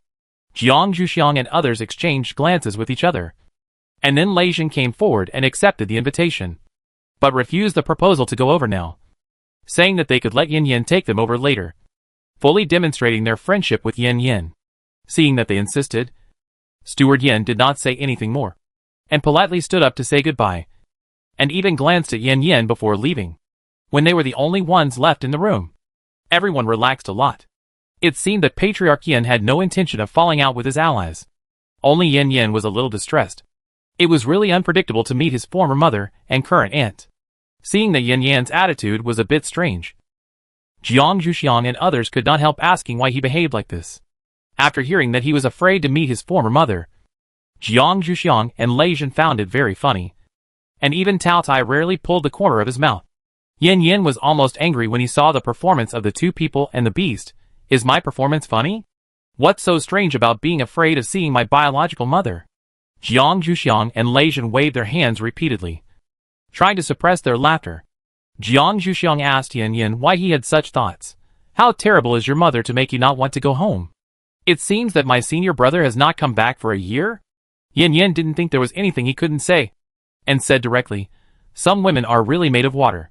The most amazing thing about my biological mother is that she will cry for various reasons. People like us who don't want to see her tears naturally try to appear in front of her less." Yin Yin was still able to guess what his elder brother was thinking, so he said his guess so casually. Jiang Zhuxiang and Lei Jin looked at each other, and then Tao Tai patted his head. Tao Tai said directly, "If you go to the clan leader's house at night, I will go out to find food by myself. When you come back, let me know, and I will come back." Tao Tai is not very interested in those who like to beat around the bush, especially after meeting the housekeeper Yin. It is better to go out to eat by himself. Yin Yin heard Tao Tai say this and quickly stopped him. "Just follow us. You don't need to go out to find food by yourself. By the way, I can eat more of Patriarch Yan's food." Yin Yin thought silently. Tao Tai had met the patriarch of the Lei family before, and felt that he was a generous man, much less arrogant than Patriarch Yin. Tao Tai really didn't want to go with him, so he still had an expression that he didn't want to go. Jiang Zhuxiang didn't want Tao Tai to go out and eat without restraint, so he also joined in persuading Tao Tai. In the end, Tao Tai decided to go with Jiang Zhuxiang and others. The reason that persuaded him to change his decision was to protect Jiang Zhuxiang's safety. After deciding that everyone would go to Patriarch Yan's house for dinner, Yin Yin sent a message to his current adoptive parents, saying that he would not go back for dinner tonight. Although Yin Yin did not move to live with his adoptive parents, he now eats with them every night and brings Jiang Zhuxiang and others with him. So he needs to tell them so that they don't have to wait. When Yin Yin heard the reason why Yin Yin didn't come back, he just raised his eyebrows and told him to go to bed early at night and find him if he had anything, and then hung up the call. After everything was done, it was still too early to go to dinner, and it wasn't even time for lunch. So Jiang Zhuxiang and others planned to go out and see if they could buy any specialties from the Yin family shelter that were more convenient to take away. As for packing, they would pack after dinner. Hearing the plans of Jiang Zhuxiang and others, Yin Yin quickly said that he could take them there. Chapter 210 Speechless Yin Yin. It was mentioned before that the Yin family likes to bake something by themselves, but the degree of their love is different. Then, the things with the characteristics of the Yin family are naturally those baked by the Yin family themselves. The place where Yin Yin took the two people and the beast was the place where the Yin family traded such things. The Yin family's mission hall. The Yin family's mission hall is also located in the shelter. However, compared with the rigorous mission hall in the Academy of Sciences shelter, the Yin family's mission hall is more like a large furnace, and the interior is still filled with blazing flames. Walking in the mission hall, Jiang Zhuxiang can see that various stalls are equipped with a stove that can be lit at any time, so that the stall owner can bake according to the customer's requirements at any time. Of course, their stalls also have their proud works prepared by the stall owners at home. If the customer likes them, they can also buy them, and the price is not very expensive. Jiang Zhuxiang was flipping through the books while listening to Yin Yan's explanation. As for Lei Jun and Tao Tai, they just followed Jiang Zhuxiang quietly, and didn't seem to want to express their opinions, considering the problem of carrying. Jiang Zhuxiang didn't plan to buy anything large. He only asked about the price of small and exquisite things that were easy to carry and could be used as decorations. After considering everyone's preferences, Jiang Zhuxiang chose something that looked like a dressing table for the dean's wife, and a simple pen holder for the dean. As for Yin Lei and Shui Wen, they were all some strange experimental tools. Jiang Zhuxiang was a little surprised when he found these things. He didn't expect that someone would burn these things that suited the preferences of the Academy of Sciences. Jiang Zhuxiang originally planned to customize them. Jiang Zhuxiang threw this question to Yin Yin, wanting to know why these people would burn these things. Yin Yin looked at the serious-looking stall owner in front of her, and was a little helpless when she heard Jiang Zhuxiang's question. Couldn't she just ask the stall owner directly? How could she know why he burned these things? But seeing Jiang Zhuxiang's expression waiting for an answer, Yin Yin had to tentatively answer, maybe it was a whim? Jiang Zhuxiang was obviously not satisfied with Yin Yan's answer, so he had to look at the stall owner, who looked more serious than his own dean, and asked him why he burned these things. The stall owner looked at Jiang Zhuxiang deeply and asked a question. Little girl, you should be from the Academy of Sciences, right? Although Jiang Zhuxiang was curious about how this person figured it out. After all, he looked like a wood-type mutant on the surface, but he still nodded affirmatively. When the stall owner saw Jiang Zhuxiang nod, he answered as if it was a matter of course, if you can make these things, naturally there will be people interested in buying them. A standard businessman's tone. Jiang Zhuxiang really didn't expect this answer. She thought this person would have some connection with the Academy of Sciences. However, since he said so, Jiang Zhuxiang didn't bother to argue too much. She directly asked the price of the things she liked, and then paid the contribution points. After Jiang Zhuxiang bought the things he wanted to take back, he asked Lei Jun if he wanted to buy some back. Lei Jun looked at Jiang Zhuxiang, who looked like he hadn't seen enough. He originally planned to take nothing back, but changed his mind temporarily. Then Xiaoxiang, help me choose. I haven't given gifts to my family yet. In the end times, people have abandoned all spiritual things except survival. Only Jiang Zhuxiang would think of traveling to bring things to his family. After hearing Lei Jun's answer, Jiang Zhuxiang continued to look with great interest. However, before they walked a few steps, Yin Yan's communicator rang. Yin Yan opened it, and found that it was his newly appointed second cousin. He didn't know what this person wanted to see him for now, since he could see him in the evening. Yin Yan looked at Jiang Zhuxiang and others, who looked over after hearing the voice of his communicator, and asked hesitantly, "Is it Yin Yan's call? I'll go to the side to answer it." When Jiang Zhuxiang and others heard that it was Yin Yan's call, their curiosity became even stronger. Jiang Zhuxiang directly said, "If it's not a very confidential matter, you can just answer it here. We also want to know why he would look for you at this time." Yin Yan heard Jiang Zhuxiang's words, considering that his second cousin's call might be related to Jiang Zhuxiang and others, and they did have the right to know. So he followed Jiang Zhuxiang's advice, and answered the call directly on the spot, looking at the second cousin's face on the screen that was very similar to his own. Yin Yan asked expressionlessly, "What do you want to talk to me about? Young clan leader?" After Yin Yan was adopted, Yin Yan talked to Yin Yan about this address, saying that his biological father liked these verbal boundaries the most. When he met this family in the future, the more polite and distant he was, the better. So Yin Yan's address was today. Yin Yan seemed to be choked by Yin Yan's address, and said with a bitter smile, "We brothers don't need to be so distant, right?" Yin Yan replied nonchalantly, "This is polite.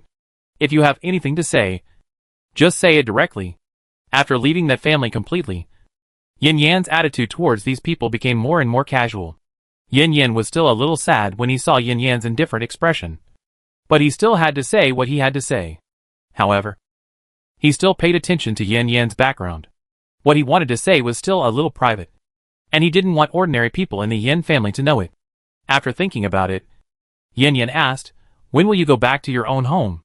"I'll go to your home and wait for you." Yin Yan heard this question and answered with a bit of dissatisfaction, "It depends on my friends' opinions. I am here with them today. What can't you say in the communicator?" Yin Yan really couldn't say it in the communicator. Yin Yan could not care about the image of his family when he was away from home. But he couldn't. Yin Yan insisted on asking them when they would go back, and then hung up the communication. Yin Yan looked at the dark communicator a bit speechlessly, and looked at Jiang Zhuxiang and Lei Jin, who had just been asked how long they would go shopping, and asked with a bit of laughter, "Do you still want to go shopping?" Jiang Zhuxiang and Lei Jin were also speechless. It seems that Yin Yan was right to give up that home. If he was the same as the person just now, they really couldn't play together. Now, it would be better for them to go back first. Judging from the tone of the person just now, he must have hung up the communication and went directly to wait. They didn't have the habit of deliberately letting others wait in the wind. As for the things to bring back, Lei Jin said that they still needed other places anyway, so they would make up for it somewhere else when the time came. Chapter 211 The Nagging Yin Brothers. Yin Yan walked back with Jiang Zhuxiang and others with a bit of annoyance, and kept muttering in his heart, "Yin Yan better be in trouble." Jiang Zhuxiang and Lei Jin, on the other hand, did not have any extra emotions. After all, there was really no way to avoid such sudden events. They also advised Yin Yan not to speak too aggressively later. After all, that person would be the patriarch in the future. If he offended him, Yin Yan would suffer in the future. Yin Yan nodded while listening, and it was unknown whether he had heard it or not.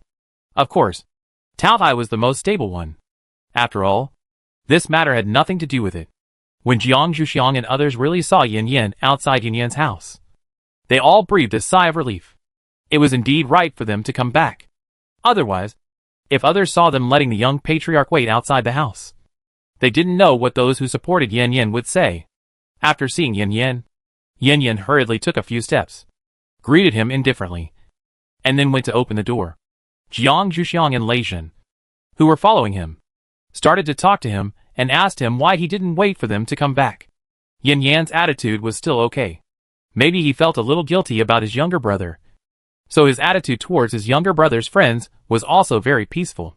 He didn't show extra enthusiasm to Lei Jin because his father treated Lei Jin as a distinguished guest, nor did he ignore Jiang Zhuxiang. He even greeted Tao Tai politely, although Tao Tai ignored him. While Jiang Zhuxiang and others were talking to Yin Yan had already opened his door and leaned against the door to ask, "Do you want to come in?" Jiang Zhuxiang quickly replied, "Of course." Then he motioned Yin Yan to go ahead and give them two brothers space to talk. In the brief contact just now, Jiang Zhuxiang had a good impression of Yin Yan, so he didn't mind giving him a chance. If he could ease the relationship with Yan Yan, they would be more relieved in the future. Lei Jin also knew the reason why Jiang Zhuxiang did this. So he didn't say much. Just kept consistent with Jiang Zhuxiang in action. Yan Yan looked at them gratefully. And then chased his brother. Of course. He is now his cousin. Jiang Zhuxiang and Lei Jin let Tao Tai go in before them. Then closed Yan Yan's door, and walked slowly to the living room. Jiang Zhuxiang asked Tao Tai what he wanted to eat for lunch while walking. They had originally planned to eat outside. But now that they were back, Jiang Zhuxiang had to think about lunch by himself. After all, there was no one else here to take care of it. When they arrived at the living room, Jiang Zhuxiang saw Yan Yan and Yan Yan sitting on a single sofa, watching them quietly. Jiang Zhuxiang looked at Yan Yan a little speechlessly. He didn't know how to seize the opportunity he gave him. Would the problem be solved when they came over? When Yan Yan saw them coming in, he said directly, "I'm hungry. Can we start preparing lunch?" Jiang Zhuxiang looked at Yan Yan disapprovingly. "You should solve the problem first and then think about lunch. I don't want to waste food." "Of course. You can talk first, and I'll go to the kitchen to prepare." Yan Yan scratched his hair a little irritably and chose to follow Jiang Zhuxiang's advice, pretending to be ready to talk. Seeing this, Jiang Zhuxiang took Tao Tai into the kitchen. Subconsciously, Jiang Zhuxiang felt that this matter should have something to do with Lei Jin. Lei Jin saw Jiang Zhuxiang taking Tao Tai away without himself, and subconsciously wanted to follow him, but was caught by Yan Yan's quick eyes and hands. He didn't want to face his cousin, who was becoming more and more dull alone. Lei Jin looked at Yan Yan with some dissatisfaction. Yan Yan resisted the pressure and refused to let go. Lei Jin couldn't fight with him in front of Yan Yan, so he had to sit down rather unhappily, and then signaled them to speak quickly if they had anything to say, so as not to delay his time to accompany his own Xiao Xiang. Seeing that Lei Jin had no intention of leaving, Yan Yan also calmed down and planned to listen to what his cousin, the young patriarch, had to say. Yan Yan thought about the wording for a while, and finally mentioned the matter of Yan Yan's adoption. "Xiao Yan, how did you think of being adopted out? Isn't it good for our family to live together?" The eldest brother had been away from home all year round, and now Yan Yan was also adopted out. In Yan Yan's eyes, his family was almost broken up. Until now, Yan Yan couldn't figure out why his younger brother suddenly wanted to be adopted out, and he wouldn't do anything to him.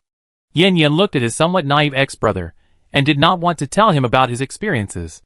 He said impatiently, "If you want to ask about this, you should go back and ask our clan leader. I have nothing to tell you." After that, Yan Yan was about to stand up. Yan Yan quickly said that he would not ask any more questions, and then he began to formally talk about the reason why he came.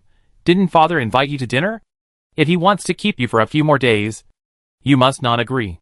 As for the reason, Yan Yan did not say it. After all, he was his father. He could tip off, but he could not directly tell them what his father was doing. Yan Yan looked at Yan Yan with a bit of dissatisfaction. It was most annoying to say something halfway. He might as well not say it. Lei Jin, on the other hand, understood Yan Yan's words. They were originally planning to leave tomorrow, and the reason was sufficient. They would say that they came to see Yan Yan's situation, and would go back after seeing it. Yan Yan was obviously relieved after hearing Lei Jin's words, and then planned to go back first.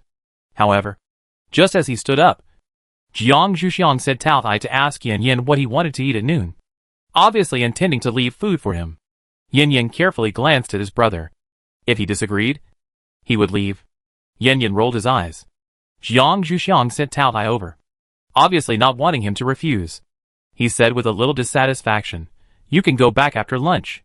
If you have nothing to do in the afternoon, you can stay here and take us there."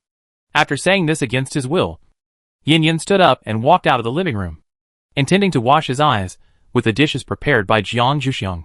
Lei Jin didn't know what to say to Yan Yan's willful behavior. He wanted to help in the kitchen. What was the meaning of leaving him alone to accompany Yan Yan? Whose relative was this? Yan Yan naturally saw the dissatisfaction in Lei Jin's eyes, so he said considerately, "Go and do whatever you have to do. You don't have to stay here with me." Chapter 212, Easing the Brotherly Relationship. After hearing what Yan Yan said, Lei Jin couldn't really leave him alone, so he suggested, "Let's go to the kitchen together to see if there's anything we can help with."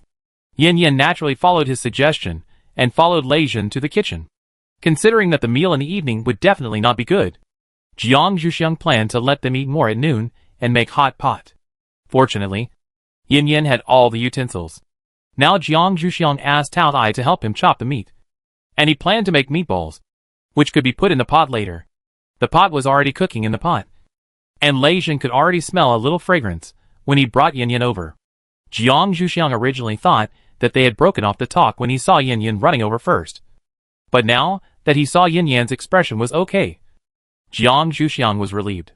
Seeing that they were free, he assigned the tasks to them and took time to cook some vegetables. Otherwise, eating only meat would definitely cause indigestion. Jiang Zhuxiang selected a few seeds and cooked them directly in the kitchen. Then washed and cut them, and put them in a small basket, which would be convenient to pick up later. And then began to check the progress of Lei Jin and others' work. After watching, Jiang Zhuxiang was quite satisfied. So he went to pay attention to the pot of soup base that was still boiling. This was the second time that hot pot was cooked here. What this thing needs is a lot of people. If there are not enough people, there will be no atmosphere. Moreover, scrambling to eat together will create a more atmosphere. And it can also bring people closer together. Jiang Zhuxiang has put a lot of effort into Yin Yin. When the kitchen was filled with the aroma of the soup base, Jiang Zhuxiang turned off the fire, transferred the soup base to the electric stove in the middle of the table, and asked Lei Jin and others to take out the prepared dishes. He mixed several dipping sauces and took out several plates. He could take any dipping sauce he wanted. Jiang Zhuxiang didn't have the hobby of guessing other people's tastes. Lei Jin and others had no objections. After each of them chose their favorite dipping sauce, they began to put things into the pot with great interest, including Tao Ai. Jiang Zhuxiang had to say with a bit of a smile that if they put too much, it would not be cooked, which slowed them down a little. Because of the transfer of the soup base, it would take some time for the soup base to boil again. Jiang Zhuxiang poked Lei Jin's arm with chopsticks in a leisurely manner and asked him softly what they had just talked about. Lei Jin saw his daughter Xuxiang's curious look, and he didn't understand why she didn't stay to listen. But he still whispered to Jiang Zhuxiang. After all, they had to unify their statements to avoid being exposed. Jiang Zhuxiang was a little glad that they went straight to Yin Yin when they first came here. Otherwise they didn't know what they would encounter. While Jiang Zhuxiang and Lei Jin were chatting for a few words, the cousin of the hot pot finally boiled, and some easy-to-cook things could be fished out and eaten. Jiang Zhuxiang first scooped a few spoonfuls with a spoon, and then signaled that they could choose the already cooked things to eat by themselves. So, the next scene turned into a scene of enthusiastic food grabbing, and the strange atmosphere between Yin Yin and Yin Yin was reduced a lot. After a full lunch, Yin Yin looked at his cousin with a little emotion as he grabbed the hawthorn pills with his friends with a relaxed look. It seems that his cousin is indeed happier after leaving home. This is good. I will take care of him more after becoming the patriarch. Jiang Zhuxiang handed the hawthorn pills to Lei Jin and asked him to send them to Yin Yin as well. Then he began to think about using the afternoon to organize things, which was just right for digestion. So, the afternoon was spent helping the two people and the beast to clean up the room. When it was time for dinner, Jiang Zhuxiang and others were not very hungry. It seemed that they would not have to force themselves to eat for the meal of Patriarch Yin later. Jiang Zhuxiang and others packed up and were taken to the home of the Yin clan leader by Yin Yin, making all kinds of mental preparations. Yin Yin did not knock on the door, but pushed it open directly. Jiang Zhuxiang and others had to follow him in. Jiang Zhuxiang even thought about it leisurely. Is it possible to eat at the home of the Yin clan leader? I just don't know who will cook. Yin Yin took Jiang Zhuxiang and others directly into the living room. At this time, his father should have been waiting there. Sure enough, when Yin Yin walked into the door of the living room, he saw his father sitting on the sofa. Yin Yin greeted him respectfully and planned to introduce him to Jiang Zhuxiang and others. However, when the Yin clan leader saw Lei Jin, he ignored the others and started chatting with Lei Jin. Yin Yan's expression became very embarrassed. Jiang Zhuxiang looked at Yin Yin with a little sympathy, but Yin Yin looked like he was used to it. He found a seat and sat down consciously, and then asked Jiang Zhuxiang and others to sit down. As for his cousin, he could stand if he wanted. Jiang Zhuxiang and the others were not polite and asked Tao Ai to sit down first. Then Jiang Zhuxiang sat next to Tao Ai and planned to greet him after Patriarch Yin and Lei Jin finished talking. After all, he was a junior. Lei Jin was a little dissatisfied when he saw his Xuxiang and Tao Ai sitting together happily and watching him being courted by an old man. However, There was nothing he could do. Who made him get entangled? After Patriarch Yin and Lei Jin finished talking, he finally saw the other two people brought by his son and his adopted son. He looked at Yin Yin and seemed to want his son to introduce him. Yin Yin insisted on standing aside when Patriarch Yin and Lei Jin were talking. At this time, he noticed his father's eyes and hurried forward to introduce the two parties. Jiang Zhuxiang and the others greeted him by the way, but Tao Tai just nodded to Patriarch Yin. Yin Yin didn't know Tao Tai's identity, so he directly said that he was the one who came with Jiang Zhuxiang when he introduced him. Patriarch Yin directly regarded him as Jiang Zhuxiang's bodyguard. Patriarch Yin knew Jiang Zhuxiang, so he was not too dissatisfied with Tao Tai just nodding his head.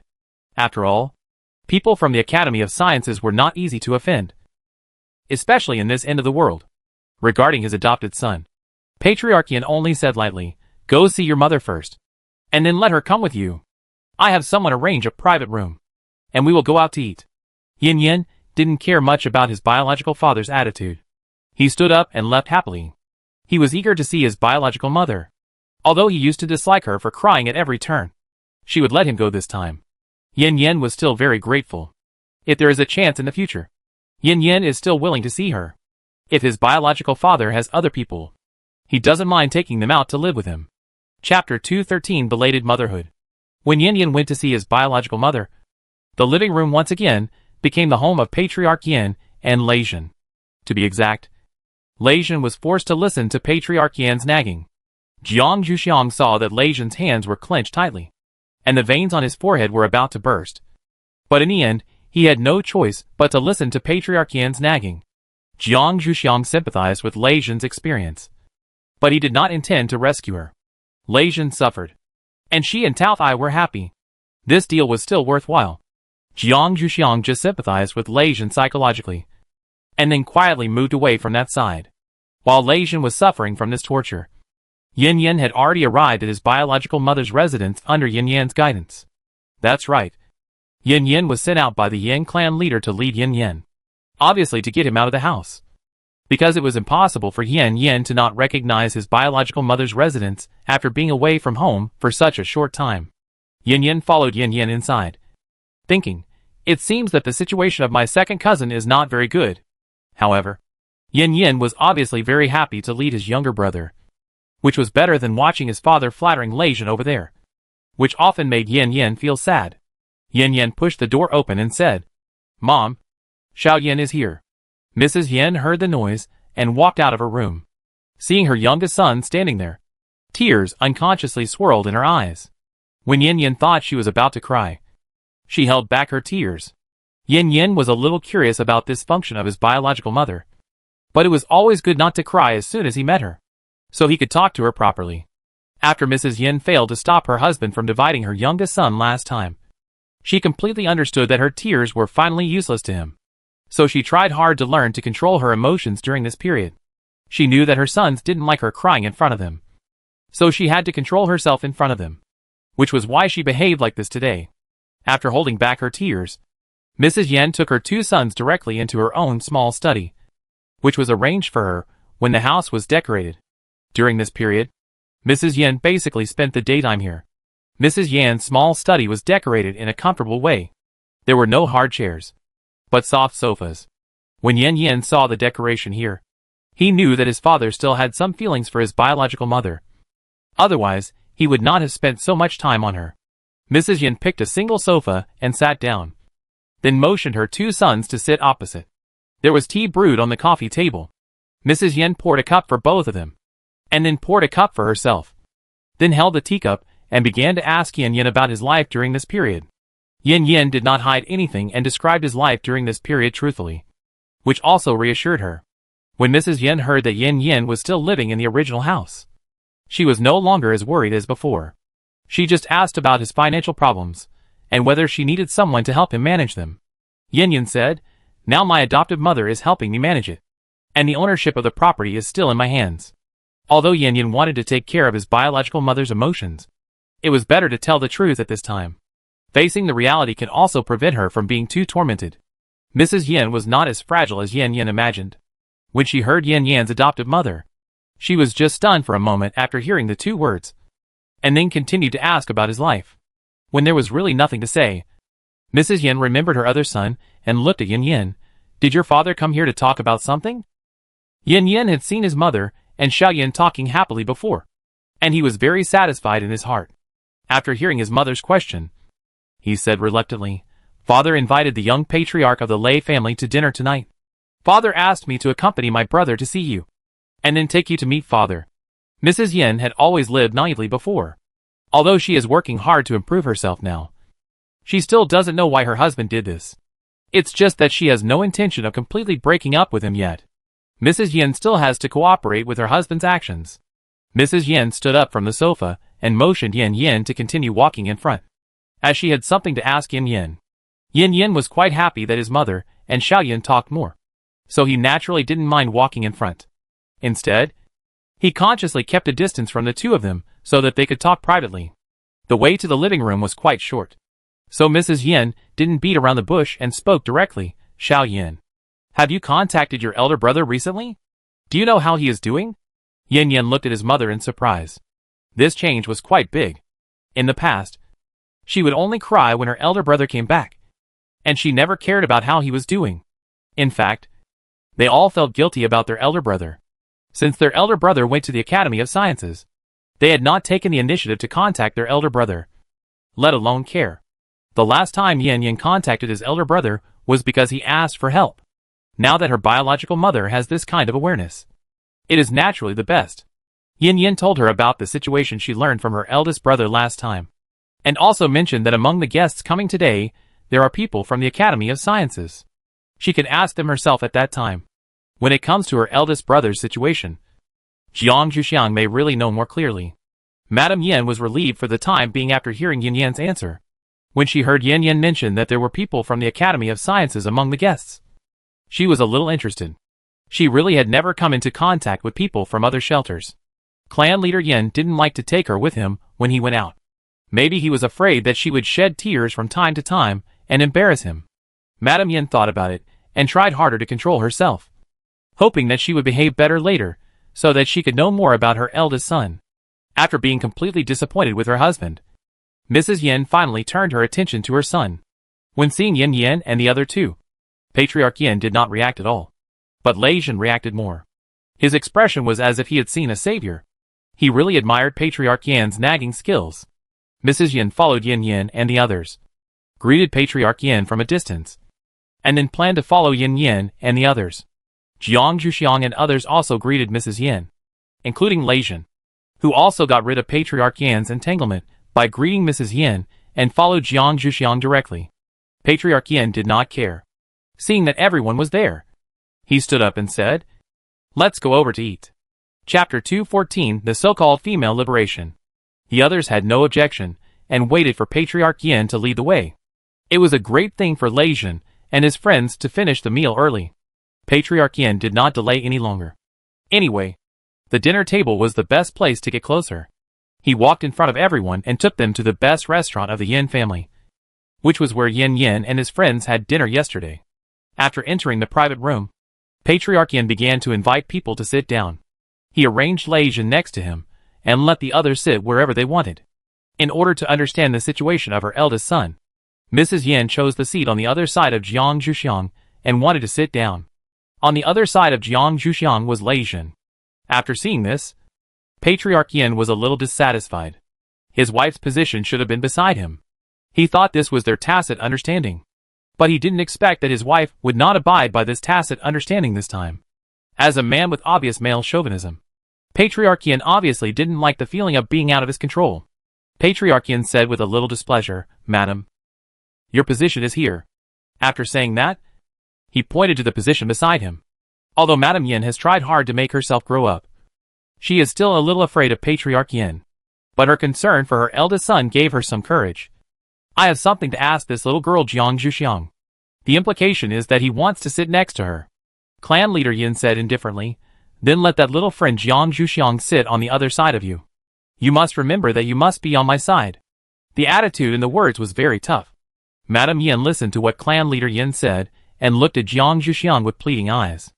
Jiang Zhuxiang rolled her eyes and her heart speechlessly. Isn't it said that modern women have been liberated? This Madame Yen looks even weaker than the women of her time. In her time, if the women were dead to their husbands, they would definitely take charge of their own rights and live well for themselves and their children. Once they put on such an attitude, even their husbands would have no way to deal with them. However, as a guest who was not valued by the host today, Jiang Zhuxiang could not say much. He stood up helplessly and signaled Madame Yen to go ahead, and he would follow. Jiang Zhuxiang still understood the principle of guests following the host's wishes. Madame Yen looked at Jiang Zhuxiang gratefully and sat down next to Patriarch Yin. Jiang Zhuxiang sat next to Madame Yen. Lei Jin was a little dissatisfied when he saw this situation. The seat next to him was originally reserved for his own Xiaoxiang. Lei Jin looked at Patriarch Yin and moved his mouth, as if he was about to speak. Jiang Zhuxiang sent a message to Lei Jin in time, asking him to stay still, and everything was based on finishing the dinner as soon as possible. Lei Jin did not make any other moves. He naturally agreed with Jiang Zhuxiang's statement. At this time, Patriarch Yin saw his wife sitting next to him, and looked at Lei Jin with some satisfaction and said, "Men sometimes have to be tough on their women. Otherwise they will rebel." After saying that, he looked at Jiang Zhuxiang meaningfully, obviously having heard some rumors about them. After Jiang Zhuxiang sat down next to Madame Yin, he was ready to hear some unpleasant words. But after hearing what Patriarch Yin said, Jiang Zhuxiang, who seemed calm on the surface, couldn't help but twitch his face. Patriarch Yin really didn't know how to let him evaluate him. Obviously, the dean had a high evaluation of this person. After hearing what Patriarch Yin said, Lei Jin looked at his Xiaoxiang with a bit of fear, hoping that she would not jump up in anger. When he saw the twitching expression on his Xiaoxiang's face, Lei Jin wanted to laugh. It seemed that Xiaoxiang still hoped that this dinner would go smoothly, and she could even endure such excessive words for her. Lei Jin would naturally not let her efforts down, and echoed Patriarch Yan's words with him awe, hoping that he would not say anything more. Order the dishes and serve them earlier, and let them go back after eating. Patriarch Yin was satisfied with Lei Jin's response, and then began to let people come in to order dishes. Lei Jin breathed a sigh of relief silently. Madame Yin also breathed a sigh of relief. She sat next to Jiang Zhuxiang and naturally felt her hidden anger. She also knew that her husband's words were not very pleasant to hear, and she was afraid that Jiang Zhuxiang would not be able to help but explode. After her husband started ordering dishes, Madame Yin obviously felt that Jiang Zhuxiang's emotions had calmed down. Madame Yin spoke a little cautiously. "Little girl, I heard that you are from the Academy of Sciences. Then do you know my eldest son Yin Lei?" Jiang Zhuxiang looked at Madame Yin in surprise. She didn't expect that her eldest brother had never mentioned her to her. However, looking at her eldest brother's attitude towards her mother, this situation was not too strange. However, since she asked, she naturally had to answer, "Yes, I know him." Jiang Zhuxiang didn't plan to say more about the relationship between him and Yin Lei. It would be better for the eldest brother to speak up himself. When Mrs. Yin heard Jiang Zhuxiang's answer, she looked at Jiang Zhuxiang with more enthusiasm, and asked other questions, such as did he mention when he would leave the Academy of Sciences? Does he have a girlfriend? Where does he live in the Academy of Sciences? Is anyone ostracizing him? Jiang Zhuxiang only gave simple answers to Mrs. Yan's questions. After all, it was not good for outsiders to interfere too much in such matters. If she really wanted to know, wouldn't it be better to ask the person directly? Her eldest brother would never refuse to answer her mother's calls. After answering, Jiang Zhuxiang suggested that she send a call to the person directly. Madame Yin naturally knew that if she wanted to care about her eldest son, she had to contact him in person. However, she was afraid of being close to her hometown. She had never thought of contacting her eldest son before. If she wanted to contact him now, she was still a little scared, for fear of hearing her eldest son's cold voice. Thinking of this, Madame Yan's expression unconsciously became gloomy. Jiang Zhuxiang looked at Madame Yan's changes speechlessly. He didn't bully her. So what was the matter with this expression? Fortunately, Madame Yin reacted later and adjusted herself before Patriarch Yin found out. Otherwise, Jiang Zhuxiang might have to listen to Patriarch Yin say something unpleasant again. After Jiang Zhuxiang and Madame Yin finished communicating, the dishes ordered by Patriarch Yin also came up. Jiang Zhuxiang, Lei Jin and others ate silently, not intending to give Patriarch Yin a chance to speak. Chapter 215 Chaotic Dinner Table. When seeing Lei Jin and his friends trying hard to eat, Patriarch Yin was proud of their chef's cooking skills at first. and even praised them a few times. But when he saw Lei Jin continue to eat without any reaction, he felt a little dissatisfied. He felt that Lei Jin didn't know how to be a guest when he was a guest in someone else's house. How could he ignore the host and just eat by himself? He was simply uneducated. Patriarch Yin stared at Lei Jin with dissatisfaction, trying to remind Lei Jin of his dissatisfaction with him with the intensity of his gaze. Although Lei Jin felt the fiery gaze of Patriarch Yin, he still tried to ignore his gaze and focused on the food in front of him. He had heard enough of Patriarch Yin's words before, so he didn't say more at the dinner table. After staring at Lei Jin for a while, Chief Yin found that Lei Jin did not respond, so he had to start eating his food angrily. As a result, there was only a slight chewing sound on the table, which made Jiang Zhuxiang and others silently thank Lei Jin in their hearts. They felt that although his attitude towards Chief Yin was a little impolite, it was still correct. Otherwise they would not have such peace. However, this peace was also temporary. After Lei Jin and others had almost finished eating, Chief Yin asked the waiter to come in and take away the plates and serve a pot of tea. It was obvious that he did not intend to let them go easily. Lei Jin silently clenched his fist, reminding himself that this person was their ally and could not be beaten. And then he planned to listen to what else this person had to say. As guests, Jiang Zhuxiang and others sympathized with Lei Jin's experience. But in this situation, they could only give Lei Jin spiritual support and send him a message, asking him to seize the opportunity to ask to go back. After entering the restaurant, Lei Jin changed his communicator to vibration mode. He naturally felt the message sent by Jiang Zhuxiang and others, and opened it in time to check, without expecting that Patriarch Yin was talking to him. Of course, Patriarch Yin didn't care much about Lei Jin's little action. After seeing the message, Lei Jin nodded to Jiang Zhuxiang implicitly, indicating that he would seize the opportunity. Opposite Lei Jin, after saying a lot of nonsense, Patriarch Yin finally got to the point. He proposed that Lei Jin and others stay in the Yin family shelter for one more day, and the reason was to show hospitality. Lei Jin heard what Patriarch Yin said, and he felt that he had finally said it. Lei Jin followed the countermeasures they had discussed before and said directly, "We came here this time because we heard about Yin Yan's situation and wanted to see how he is doing now. Now that we see that he is living well, we are relieved. We also have our own things to do, so we plan to leave tomorrow. Thank you, Patriarch Yin, for your kindness." After hearing what Lei Jin said, Patriarch Yin felt blocked. Lei Jin's words left him no room for maneuver. After a while of silence, Patriarch Yin didn't want to slap himself in the face, so he said, "Then let Yin Yin take you back to rest after a cup of tea. There's no need to rush to leave tomorrow. Let Xiao Yin and Xiao Yin see you off together."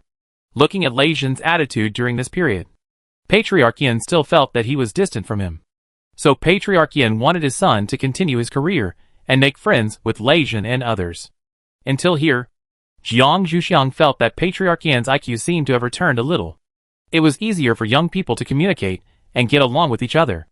Jiang Zhuxiang really couldn't understand what he had to do himself. Lei Jin was naturally eager to fulfill this request from Patriarch Yin, and he really didn't want to see Patriarch Yin's face again. After drinking another cup of tea, Patriarch Yin finally let Lei Jin and the others leave. Lei Jin was the first to walk out of the box, as if there was a mutant beast chasing him from behind. Jiang Zhuxiang and others silently suppressed their laughter and said goodbye to Patriarch Yin and followed Lei Jin's speed.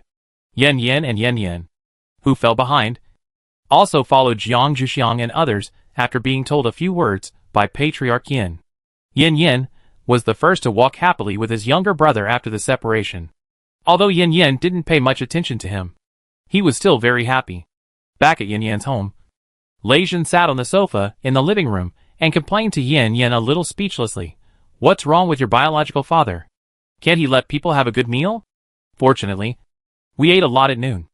Otherwise, I would definitely have indigestion tonight." Yin Yin spread his hands speechlessly. "How do I know what's wrong with him recently? Maybe it's menopause?" Yin Yin watched the two people talking like this, silently wiping his sweat. They must be sure that he would not tell tales. Yin Yin was a little distressed, but also happy that he was trusted. Seeing that they still had something to say, Yin Yin still said in time, "I'll go back first, and I'll see you off when you leave tomorrow." Yin Yin was afraid that he would hear something excessive again. If he couldn't help it, it would inevitably affect the relationship between him and his brother, that had finally been restored. After saying that, he stood up and walked towards the door. Yin Yin saw his cousin's performance and sneered. He did not embarrass him, and opened the door for him to go back. After sending Yin Yin away, Lei Zhen's anger was almost vented.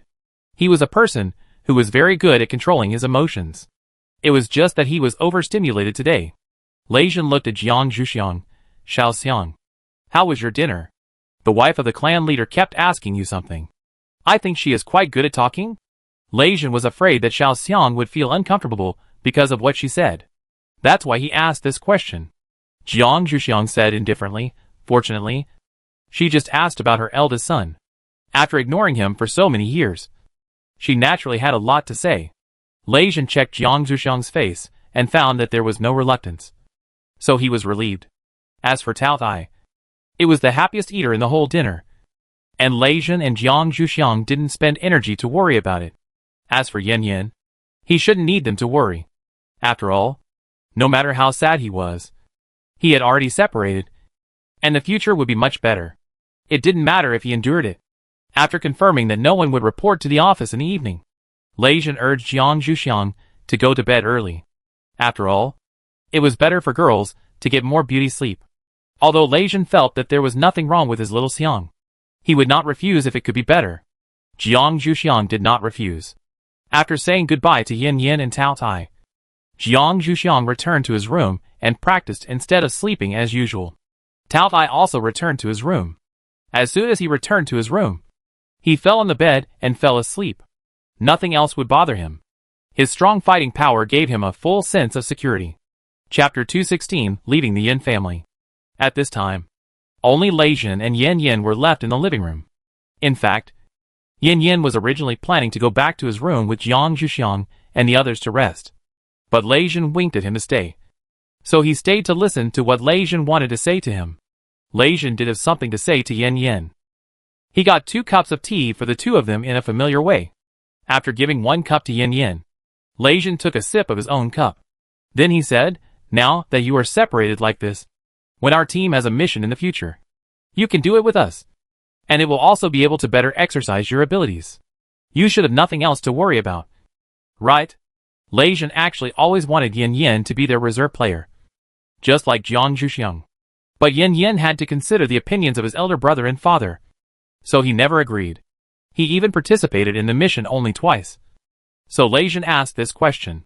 Yin Yin thought about it and replied, then I still have to consult my current adoptive parents. After all, I am their adopted son now. I must tell them about my future plans. Otherwise, it will be unreasonable. Although Yin Yin really wants to fight side by side with Lei Zhen and others, he still has to consider some human relationships. Not everyone is as lucky as Lei Zhen and Jiang Zhuxiang, who can choose to do their own things without scruples, and have parents who support them. The hardships of life make Yin Yin habitually think more before doing things.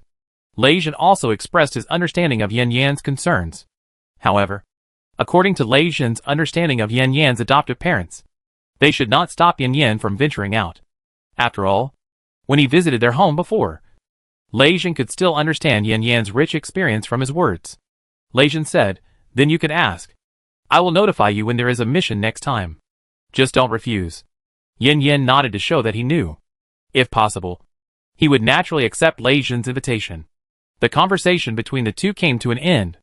Lei Zhen drank the tea in his hand, stood up and stretched his body, and said, I'm going to rest too. You can do whatever you want. Yin Yin looked at Lei Zhen, who was the host, with a frown on his face. Who was the one who kept me from going to rest? Yin Yin also drank the tea Lei Zhen made, stood up and turned off the lights in the living room, and walked to their respective rooms with Lei Zhen. Yin Yan's house finally fell into complete silence. There was no conversation that night. The next morning, Jiang Zhuxiang got up first as usual. After completing his daily exercise, he prepared breakfast in the kitchen by himself, which was the last care for Yin Yin. Lei Zhen did not get up this time, thanks to the cup of tea last night.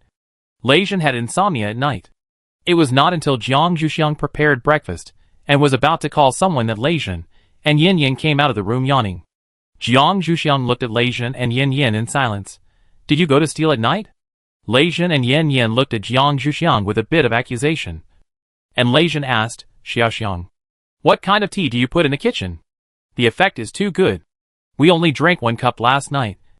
And we were still not sleepy in the middle of the night. You can't blame us for the way we look now. Jiang Zhuxiang was speechless. Who would drink tea before going to bed? No matter what kind of tea it is. Drinking it before going to bed will make people unable to sleep. Right? What does it have to do with the variety of tea? However, Jiang Zhuxiang still answered Lei Zhen's question. It's just the tea I made myself. Not a famous brand. Who asked you to drink tea before going to bed? You deserve it. Jiang Zhuxiang didn't sympathize with them at all. Originally, Jiang Zhuxiang wanted the two to wake up Tao Tai. But now it seems that he should do it himself. However, Jiang Zhuxiang didn't let the two go, and asked them to go to the kitchen to bring out breakfast, and especially told them not to drop the plates. Lei Zhen and Yan Yan said that they were underestimated, but they just didn't sleep well for a night. How could they be in a trance? And they vowed that they would never have such a low-level problem. Jiang Zhuxiang didn't say much, and turned around to knock on Taotia's door. Lei Zhen and Yan Yan went to the kitchen aggressively. When Jiang Zhuxiang brought Tao Tai, who had finished washing up, he saw Lei Zhen and Yan Yan standing by the dining table, looking for praise. Jiang Zhuxiang said with a bit of a smile, "Well, you did a good job. Now sit down and eat." After saying that, he motioned for Tao Tai to sit first, and then he chose a seat and sat down. Lei Zhen and Yan Yan were quite satisfied with what Jiang Zhuxiang said. So they sat down and started to eat breakfast. Halfway through breakfast, Yan Yan heard the doorbell. Yan Yan knew that Yan Yan was the only one who would come at this time. Yan Yan swallowed the food in his mouth, stood up, and went to open the door. Sure enough, Yan Yan was standing outside the door. After Yan Yan led the person in, Lei Zhen and Jiang Zhuxiang also raised their heads and greeted him. As for Tao Tai, he was as cold as ever to outsiders. After greeting, Jiang Zhuxiang thought more about whether this person, who came so early, had breakfast. If not, was it a bit too much to let him watch us eat? After thinking about it, Jiang Zhuxiang asked, "Has young Patriarch Yan had breakfast? If not, why don't you eat with us?" As he spoke, he motioned Yan Yan to go to the kitchen to get another set of tableware. Jiang Zhuxiang's guess was not unreasonable. Yan Yan was afraid that these people would leave early, so he just washed up and came directly. He really hadn't eaten breakfast at this time, and his face was a little embarrassed. Yan Yan didn't intend to follow Jiang Zhuxiang's instructions, but when he saw the expression of his second cousin, he knew that Jiang Zhuxiang was right. Yan Yan went to the kitchen to get the tableware and put it on the table, motioning him to help himself. After seeing Yan Yan's actions, Yan Yan sat down without being polite. It turned out that his younger brother's hard-mouthed and soft-hearted habit had not changed. After breakfast, Jiang Zhuxiang and his friends were really leaving. They took out the things they had packed, because they were traveling. The three of them didn't have much stuff, and they were all things that were convenient to carry on the road. They didn't need Yan Yan and his friends to help carry them, so Yan Yan and his friends only sent them to the gate of the shelter's ground building. Lei Zhen didn't let them send them off. Before leaving, Lei Zhen reminded Yan Yan not to forget what they said last night. Yan Yan nodded speechlessly to indicate that he would not forget. And then he and Yan Yan watched them leave together. Chapter 217, Contacting the Family. After leaving the Yan family shelter, Jiang Zhuxiang and others did not rush to travel, but planned to find a safe place to stop for a while. Jiang Zhuxiang and Lei Zhen needed to find out if there was anything wrong at home. Otherwise it would be inconvenient for them to communicate with their families. Fortunately, not long after leaving the Yan family shelter, Jiang Zhuxiang and Lei Zhen saw a suitable place. They said that the place was not suitable. They were looking at a tree that was big enough to hide the two of them. After Jiang Zhuxiang and others came under the tree, Jiang Zhuxiang first told Tao Tai about their plan. After all, with the weight of Tao Tai, it would definitely not be able to climb up the tree. If Tao Tai thought they were trying to avoid it, it would not be good. Tao Tai listened to Jiang Zhuxiang's words and said indifferently, "Then you go up. I will wait for you under the tree. It can be regarded as a whistle for you." Although Tao Tai could not understand why his younger generation had to climb the tree to communicate with the family, it did not prevent him from cleaning up for them. Jiang Zhuxiang looked at his elder with a little emotion, saying that they would do it as soon as possible. And then he and Lei Zhen climbed up the tree one after another. Lei Zhen climbed up, and Jiang Zhuxiang used the light body technique to float up without a trace. After reaching the tree, Jiang Zhuxiang found a branch to sit on, and sat down steadily. Then went to see Lei Jin, and found that he was leaning against the tree trunk and did not sit down. But it was still stable. So he did not say much, and started to dial Shuiwen's communication. If you want to know the situation of the Academy of Sciences, there is no better choice than to find Shuiwen who likes to ask questions. During this period, Jiang Zhuxiang originally thought that Shuiwen would need some time to answer his call. After all, he should be in the laboratory now. Jiang Zhuxiang should have sent a message to ask first. But in order to save time, Jiang Zhuxiang omitted this step. Shuiwen answered the call very quickly, as if he was waiting for Jiang Zhuxiang to send a message. After Shuiwen's face appeared, Jiang Zhuxiang also saw the face of his senior brother Yan Lei behind him. Before Shuiwen opened his mouth, Yan Lei asked in a slightly resentful tone, "Xiao Xiang, how could you send him a message first?" Jiang Zhuxiang rubbed his arms imperceptibly. His senior brother's personality was getting further and further away from the gentle and elegant he had known before. However, facing his question, Jiang Zhuxiang could still cope with it. Jiang Zhuxiang answered calmly, "That's because I know you must be together. It doesn't matter who you call. The number is the same. Anyway, you will appear together. Right?" After answering, Jiang Zhuxiang did not delay, but directly asked, "Is the situation at home okay now?" Jiang Zhuxiang asked while looking at Shuiwen. Shuiwen naturally received Jiang Zhuxiang's question, and said confidently, "No problem. Didn't you go to see those combat robots with that person when you came back before? Now they are all used at home. We no longer need to rely too much on the protection of others. And our status among allies has also improved slightly. You don't have to worry about your family when you are outside. Of course, it would be better if you can come back to help earlier." The last sentence can be regarded as the voice of him and Yan Lei.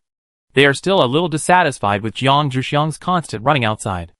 Obviously, he has a good brain, but he has to rely on force to do anything. Jiang Zhuxiang smiled awkwardly. She naturally knew what they thought of her. It was just that it was a rare opportunity to personally contact this world. Jiang Zhuxiang really didn't want to miss this opportunity. However, Jiang Zhuxiang still reminded them, "You still have to improve your own strength. After all, robots are not completely reliable. Although their combat power is good, they can still malfunction." Jiang Zhuxiang still trusts her own strength. So she said this. Yan Lei and Shuiwen were not people who liked to rely too much on external things, so they could still listen to Jiang Zhuxiang's words. Jiang Zhuxiang spent some time to understand the situation of the Academy of Sciences shelter inside and out. After confirming that he would not contact them in a short period of time, Jiang Zhuxiang planned to hang up the communication. Yan Lei and Shuiwen asked curiously after hearing what Jiang Zhuxiang said, "Where are you going next? How can you not contact us? Also, you are in the tree now, right? Is this your new habit?" Jiang Zhuxiang did not hide it. "We are going to Shui Mu's family and the base next. It's not that we can't contact, but it will be more troublesome to contact. If there is anything, you can still find me. I am indeed on the way now, just to observe the surrounding environment. Senior brother, please help me talk to the dean's wife and others tonight, and I will not send communications to them." Yan Lei's face was a little bitter after hearing what Jiang Zhuxiang said. "Xiao Xiang, can't you send communications to them too? If he were to convey the message, the dean's wife would definitely not let him off once she was unhappy." Jiang Zhuxiang looked at his senior brother apologetically. "Please ask my senior brother to convey the message. Otherwise, I'm afraid the dean's wife will blame me, as someone who was planning to go to the enemy camp." She really didn't dare to tell her parents. The dean's wife thought she was just wandering around the allies' territory. If Jiang Zhuxiang sent a message to her, she would definitely stop her. By the time Yan Lei conveyed the message, they would have entered a realm where it was inconvenient to contact each other. At that time, the dean's wife would definitely not contact him for the time being. If there was any scolding, she would definitely save it for when he returned, which was a bit tricky for his senior brother. Considering this, Jiang Zhuxiang quickly said that he would help collect what he needed along the way, and asked him not to tell the dean's wife now. At least wait until the evening. Otherwise, the dean's wife would definitely send a message, and then his entrustment would be meaningless. Yan Lei did plan to send a message to the dean's wife after his junior sister hung up the call. But after hearing what Jiang Zhuxiang said later, he was bribed by her. Anyway, it was just a delay, so there shouldn't be any problem. Shui Wen saw Jiang Zhuxiang trying to please Yan Lei so much, and said a little dissatisfiedly, Xiao Xiang, aren't you afraid that I will send a message to the dean's wife to tip off? If he didn't have a share of the collected things, he wouldn't mind doing something like this, and asking for a reward from the dean's wife. It wasn't mean. He just cared more about Jiang Zhuxiang's comfort, and couldn't bear to see the dean's wife being kept in the dark. Jiang Zhuxiang looked at Shui Wen's expression of vying for favor, and said helplessly that he would definitely have a share of the collected things, which earned Shui Wen's promise that he would not tell the dean's wife in advance. Chapter 218 Entering the enemy camp. Compared with Jiang Zhuxiang's relatives and friends who had to use materials to please him, Lei Zhen's contact seemed much simpler. Lei Zhen contacted Lei Kong directly, asked about his recent affairs, and then directly expressed his whereabouts in the future, without any guilt for not caring about his team members for so long. Lei Kong was almost used to such a captain, but he couldn't help but stab him. Captain, if there is still such news in the future, you should just tell the clan leader directly. I am not your head, and you don't need to tell me your whereabouts. Although Lei Zhen did not feel guilty, he still had to comfort his second-in-command. Don't be like this, Lei Kong. If you have any tasks here, I can do it by the way, and it will save you from running back and forth. Seeing his captain's performance, Lei Kong was still satisfied. At least he remembered to lighten the burden on the team members. Otherwise, if he really didn't care about anything, Lei Kong couldn't do anything about him. His team members still supported his captain to chase people. Even if he didn't come for so long, they probably wouldn't have the idea of rebelling. Lei Kong really felt that his captain must have done a lot of good things in his previous life to meet such a good-talking team member. It is said that the current clan leader was tossed around by the team members when he was the captain. Lei Kong flipped through the task registration form while thinking about it in a mess. At the same time, he successfully selected the task locations that his captain might pass by, and sent them to his captain without mercy, and agreed with him on the number of tasks he had to complete at least. Of course, this was based on the strength of Jiang Zhuxiang and Tao Tai. This task should not bring them trouble, and it can also increase their fun on the road. Lei Zhen looked at the task set by Lei Kong with a tingling scalp. It seemed that Lei Kong was indeed a little angry this time. If he really dragged his little Xiang to do such dense tasks, would she really not be angry? However, Lei Kong hung up the communicator after sending the tasks, and Lei Zhen had no place to protest even if he wanted to. Lei Zhen looked at the seat where his little Xiang was sitting with a little embarrassment, and his mood was very sad at this time. When Jiang Zhuxiang felt Lei Zhen's gaze, he looked up at him and continued his communication. Lei Zhen silently waited for Jiang Zhuxiang to finish talking to his family. After Jiang Zhuxiang ended the communication, he asked curiously, "Why don't you go down first?" When Jiang Zhuxiang looked at Lei Zhen just now, she realized that he had hung up the call. She thought he had already gotten down from the tree. Lei Zhen heard what Jiang Zhuxiang said, tried to ignore the blow Lei Kong had just given him, and smiled and said, "I'm waiting for you to finish. At least until you get down safely." Jiang Zhuxiang looked at Lei Zhen a little strangely. Wasn't this man really mocking him? With the light body technique, if even getting down from the tree was a problem, then he wouldn't have to come out. However, Jiang Zhuxiang still knew that this man was trying to please him, so he didn't say much, and got down from the tree easily, and then stood aside waiting for Lei Zhen to come down. After Lei Zhen saw Jiang Zhuxiang safely descend, he also jumped down from the tree. With Lei Zhen's strength, such a short height was no problem at all. After seeing the two people descend, Tao Tai said, "Can we leave now?"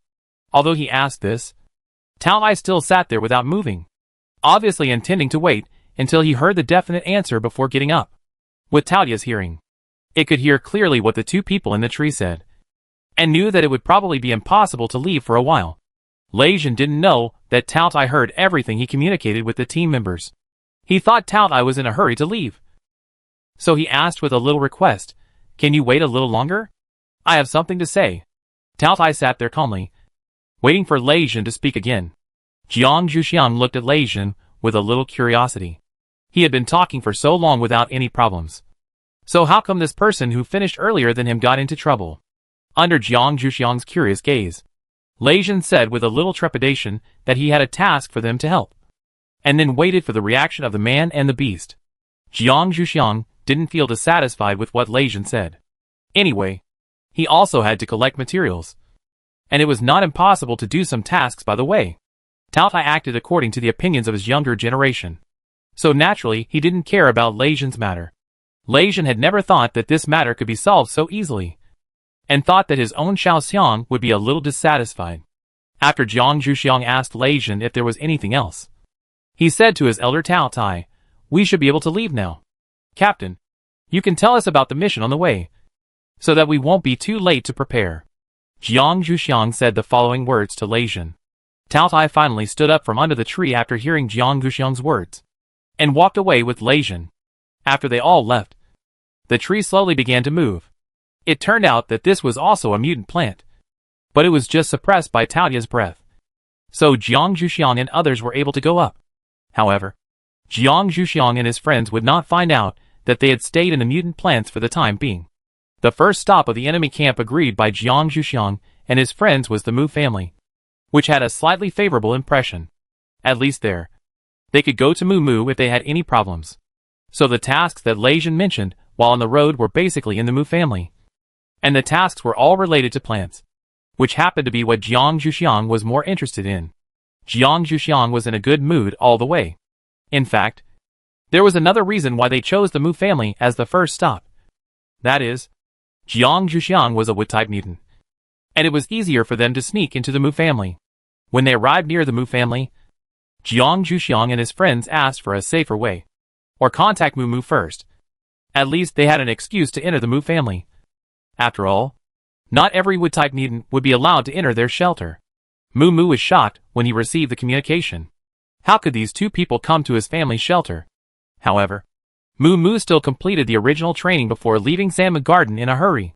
After all, if someone came who even gave up training, it would definitely attract attention if it was reported to his elder brother. Although he didn't know the purpose of their coming, he would try to cause them as little trouble as possible. When Mu arrived outside the Mu family shelter and saw Tao Tai, he sincerely felt that he should still cover up, if his elder brother knew that such a strong man came. Mu really didn't know what he would do. Chapter 219, Guardian Plants. Mu took a few quick steps, stood in front of Tao Tai, and asked respectfully, "How did you think of coming to my house? If you had informed me earlier, I could have picked you up. Since being trained by Tao Tai last time, Mu has regarded it as his teacher. It should be said that people who have been trained by Tao Tai consciously regard Tao Tai as their teacher, except for Jiang Zhuxiang. After all, Jiang Zhuxiang and Tao Tai have a closer relationship. Therefore, at this time, Mu ignored Jiang Zhuxiang and Lei Zhen. It was not strange to greet Tao Tai first. Lei Zhen and Jiang Zhuxiang did not have any adverse reactions. Both of them were busy looking at the tree houses of Mu's family. Although they had seen them once before, they always felt that this time was a little different. Tao Tai didn't have any big reaction when he saw Mu's behavior. He neither admitted nor denied Mu's address, but just said, "I just want to go out for a walk after staying in one place for a long time. Don't disturb irrelevant people." Tao Tai already felt that a stranger was approaching, and the breath was not very pleasant. Mu also felt someone approaching at this time, and hurriedly walked to Jiang Zhuxiang and Lei Zhen, and asked softly, "How do you want to enter our Mu family?" This can be regarded as a good confession, so that others will not find out something wrong at that time. Mu said this to protect Tao Tai's identity from being discovered by more people. Jiang Zhuxiang and Lei Zhen also naturally felt the approach of others. After listening to Mu's words, they consciously told Mu the method they had discussed on the way, which was to enter the Mu family as a wood-type supernatural person. After listening to it, Mu thought this was a good idea. So he turned around and looked at the person who came, without dodging or avoiding, as if asking what was going on. The person who came was one of the eldest sons of the Mu family. When he saw Mu's gaze, his expression was a little unnatural. But then he became confident. He supported the eldest master, and this person could not control him. If he failed to complete the task assigned by the eldest master, he would be the one who would be in trouble. After thinking about it, the visitor forced a smile, approached Mu and said, "Young master, who are these three? Our Mu family is not a place where anyone can come in. If you don't have the ability to judge people, it's better not to bring people home casually. After all, if you are kicked out, you will not look good." Mu has learned to ignore the thorny words of his elder brother's subordinates during this period of time, and answered nonchalantly, "If there is any embarrassment, It is my face. And it is not your turn to speak. It is the master's dereliction of duty to let some people out before they are trained. It seems that I need to find time to visit my elder brother and discuss this issue with him. After Mumu finished speaking, he ignored the man's ugly face and walked forward with Jiang Zhuxiang and the other two. After hearing what Mumu said, the man did not chase after him. He stood there for a while and followed Mumu from a distance, intending to see what Mumu was going to do. If there was anything wrong, he would probably come up again. Jiang Zhuxiang was frightened by Mumu's sharp words at first. He never expected that Mumu's mouth would become so poisonous in just a few days. It seems that the eldest young master of the Mu family has contributed a lot. Seeing Mumu walking in front, Jiang Zhuxiang followed him directly and told him about the situation behind. Mumu nodded indifferently and took Jiang Zhuxiang to the two plants inside the door. This is a level that Wood-type superpowers who want to enter the Mu family must pass. Feed the two plants with your Wood-type superpowers so that they can remember your breath, so that there will be no trouble in the future. After Mumu stood in front of the two plants, he explained the matter to Jiang Zhuxiang, and then let Jiang Zhuxiang input the superpowers himself. Jiang Zhuxiang couldn't help but laugh a little after listening to Mumu's explanation. These two plants couldn't be the so-called gatekeeper plants, and they could recognize people's breath. Jiang Zhuxiang thought about it while touching the two plants with his hands, slowly mobilizing the Wood-type superpowers in his body, intending to see how the two plants would react. At first, Jiang Zhuxiang didn't feel anything unusual, until he felt his Wood-type superpowers begin to drain out of his control. And then Jiang Zhuxiang's face showed some reaction. It seems that he is very brave. He dares to compete with others for superpowers even with Tao Tai by his side. Jiang Zhuxiang immediately cut off the superpower supply, and the branches and leaves of the two plants retreated from Jiang Zhuxiang's hands. Jiang Zhuxiang looked at Mumu. Is this enough? Jiang Zhuxiang didn't care about losing some superpowers, but he didn't like the feeling of being out of control. Besides, a person's aura should have nothing to do with how much of his superpowers he absorbs. I don't know how Mumu will react. Mumu was actually very surprised that Jiang Zhuxiang would allow these two plants to absorb so much of his superpowers. After all, in the past, Wood-type superpowers who wanted to join the Mu family would jump up if only 1% of their superpowers were absorbed by these two plants. This time, at least 10% of Jiang Zhuxiang's Wood-type superpowers were absorbed by these two plants. Hearing Jiang Zhuxiang's question, Mumu didn't know what to say and said, "That's enough. You are too honest. Okay, do you want to meet my father next?" Jiang Zhuxiang asked curiously, "Then don't they need to get the approval of these two plants? It's impossible for them to never leave this door." Mumu explained indifferently, "These two plants absolutely dare not provoke these two people. Thunder is absolutely restrained against wood. Taotia's breath is also terrible for plants. Okay? You don't have to worry about it." Speaking of which, Jiang Zhuxiang should worry more about herself. She is the absolute soft persimmon among the two people and the beast. Moreover, these two plants seem to like Jiang Zhuxiang's energy very much. It is not impossible that Jiang Zhuxiang will be entangled by these two plants accidentally one day. While thinking so, Mumu looked at Jiang Zhuxiang, waiting for her to answer his previous question. As for why Mumu must listen to Jiang Zhuxiang's opinion, he just found that Tao I unconsciously stood behind Jiang Zhuxiang. The posture looked very similar to that of Uncle, who's standing beside him. Mumu had a very shocking guess in his heart, but he didn't dare to confirm it.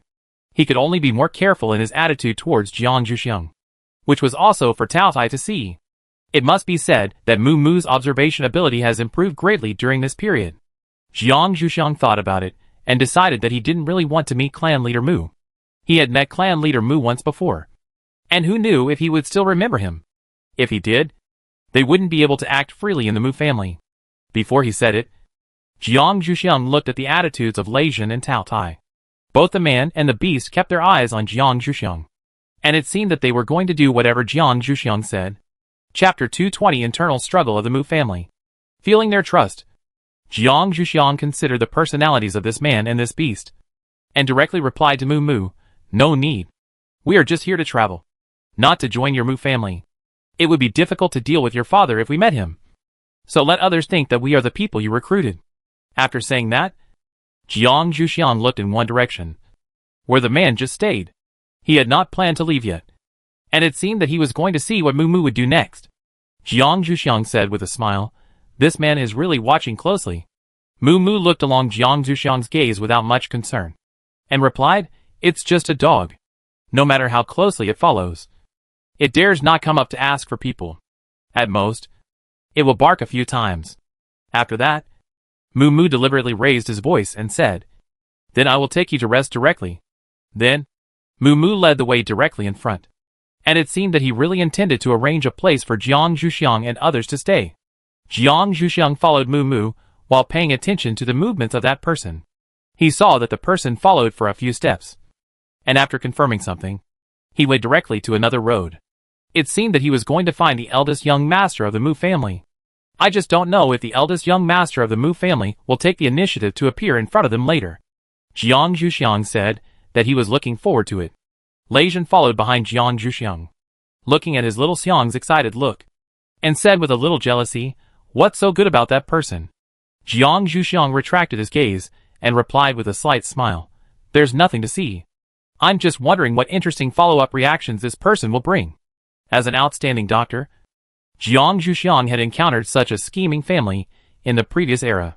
This was the first time he encountered such a situation here, and he was really looking forward to it. Lei Jin said with a little disdain, "What's so fun about it? This kind of internal fighting consumes the strength of a family the most." Lei Jin didn't like his Xiaoxiang to put too much energy on others. Jiang Zuxiang said disapprovingly, "We are out to travel, so we can't just see the bright side. Otherwise, there is no point in coming out. If you want to see bright things, you can stay at home.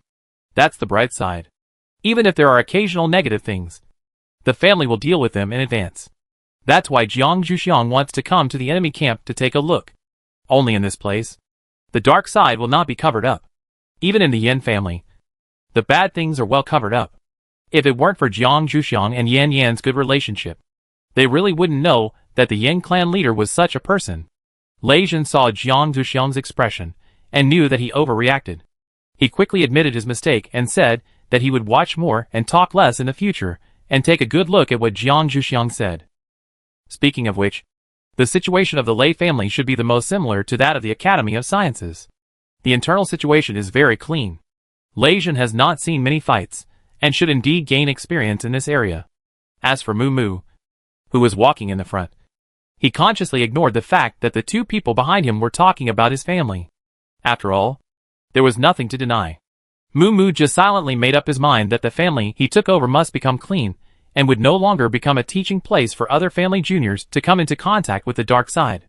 After a while, they arrived at the residence arranged by Moo Moo for Jiang Zuxiang and others. Considering the prototype of Tao Tai, Moo Moo arranged his largest wooden house for them, and decided to practice in Samu Garden. Anyway, there was a room for him. The Mu family did not split up, so Moo Moo did not have other houses. Only this wooden house that he started to build when he was born, which was also a great sincerity. Jiang Zuxiang and Lei Jin followed Moo Moo into the room. Seeing this completely wooden structure, they were more particular about the Mu family. However, there were many traces of Moo Moo in this place. Jiang Zuxiang thought silently. Moo Moo would not give his house to them. Jiang Zuxiang thought so at his heart and asked. Moo Moo looked a little surprised, but after looking at the things that belonged to him in this room, he understood and nodded directly. Jiang Zuxiang opened his mouth and wanted to say something, but Lei Jin spoke first. "You don't have to do this. We lived with Yan Yan in the Yan family before. You can also live here. It's easier to explain outside. Right? After all, if Moo Moo didn't live here, it would be much easier for others to come here." After listening to Lei Jin's words, Moo Moo also understood the deep meaning of his words, so he didn't say much. He nodded to agree with Lei Jin's proposal, and then took Jiang Zuxiang and the others to see the room they were staying in, which was originally the guest room. There were only 2 guest rooms. Jiang Zuxiang would definitely live in one alone, and so would Tao Tai. As for Lei Jin, Moo Moo suggested a little distressedly, "Do you want to sleep in the same room with me? Or sleep in the study?" There was still a study room in this wooden house. Originally, Moo Moo should have proposed to sleep in the study room, but the aura in his own room was too strong, and it was really not easy to give it to a Thunder-type mutant. If Lei Jin stayed there for a few days and left, how could he live in this room? Even when proposing to live in the same room with him, Moo Moo still considered his master's identity. Lei Jin was not used to living in the same room with other men, So he naturally would not agree with Muumuu's previous suggestion, and chose to sleep in the study room. Muumuu breathed a sigh of relief. And after saying something to Jiang Zhuxiang and Tao Tai who were packing their luggage, Muumuu took Lei Jin to see the small study room. When Muumuu was placing Lei Jin and the others, the person who followed Muumuu and the others also returned to the eldest young master of the Mu family. And after exaggerating what he saw, he asked directly, "Young master, do you think we should go to the clan leader to complain? How can we recruit people without the approval of the clan leader?" The eldest young master of the Mu family looked at the people standing below with dissatisfaction. "Then let father pay attention to those people? Am I just helping them to show their presence in front of father? Sure enough, these people's IQ is not enough. If it weren't for the fact that they are relatively obedient, and I really have no one else to use, I would not use them. A side branch is a side branch." The man felt that the young master was about to get angry, so he quickly shut up. Being able to read the young master's face was one of the reasons why they were not completely abandoned by the young master. When he saw that the young master's expression had eased, the man spoke again cautiously. "What should we do then? Just leave them alone?" Chapter 221 Plants that can fill the stomach. Hearing this, the eldest son of the Mu family glared at the people standing below again with dissatisfaction. These people really have no sensitivity at all for any unknown thing. They must figure out what it is. Otherwise, it is easy to capsize in the ditch. The eldest son of the Mu family closed his eyes a little helplessly, and when he opened them again, his mood returned to calm. Why should he be angry with these people? In the current situation of shortage of manpower, he can only make good use of these people. Otherwise, he will really capsize in the ditch, and the position of the patriarch will be even more out of his hands. The eldest son of the Mu family spoke in a very stern tone. "Keep a close eye on him, and let our people around father pay close attention to whether my good brother secretly brings these people to see him. If he fails this time, you will go to the tree house outside to be sentinels." The people standing on the side hurriedly agreed. They didn't want to go out to be sentinels. Not only did they have less time to practice, but they also had to be on guard against zombies and mutant beasts. That was really a tough job. The eldest son of the Mu family watched these people retreat expressionlessly. For the first time, he doubted whether he could really take over the position of patriarch that should belong to him from his biased father by using these means. When the eldest son of the Mu family was doubting his life, Jiang Zhuxiang and the others had already settled down. Even Lei Jin had already made a bed in the study, so he had a place to sleep at night. Of course, the bed and quilt came from Muumuu. Before, because of the rush, Jiang Zhuxiang and Lei Jin's lunch was replaced by nutritional supplements. Now it was almost dinner time. Muumuu first asked Tao Tai's opinion. "What do you want to eat for dinner?" Before Muumuu was trained by Tao Tai, Muumuu had seen Tao Tai eating several times, and also saw Jiang Zhuxiang and the others trying human food for Tao Tai. So Muumuu was really unsure what he should use to entertain Tao Tai. So he had this question. Tao Tai was completely unaware of Muumuu's entanglement and said directly, "Whatever. As long as you can eat enough. But don't eat vegetarian food." Muumuu was even more entangled after hearing what Tao Tai said. "Whatever. This request is the most difficult. Plus don't eat vegetarian food. The Mu family originally has more plants, and I really can't think of anything that is not vegetarian and can fill me up." Muumuu looked at Jiang Zhuxiang for help, hoping that this person who is more familiar with Tao Tai can give him some advice. Jiang Zhuxiang felt Muumuu's gaze and had just heard what Tao Tai said. He stepped forward to help with a little laughter. "This place is originally full of plants. It is impossible for you not to want to eat vegetarian food. However, it is not that there is nothing that can fill your stomach. It depends on whether you are willing to eat it." Tao Tai had been tricked by Yin Yin before, and after having a vegetarian meal, he really didn't like vegetarian dishes. However, after hearing Jiang Zhuxiang's words, Tao Tai knew that his young men would not deceive him. So he looked at Jiang Zhuxiang with great curiosity. "I really can't think of any vegetarian dishes that can fill my stomach." The implication was that Jiang Zhuxiang should tell him first, and then decide whether to try it. Not only Tao Tai was curious, Muumuu was also very curious about what dishes could fill his stomach.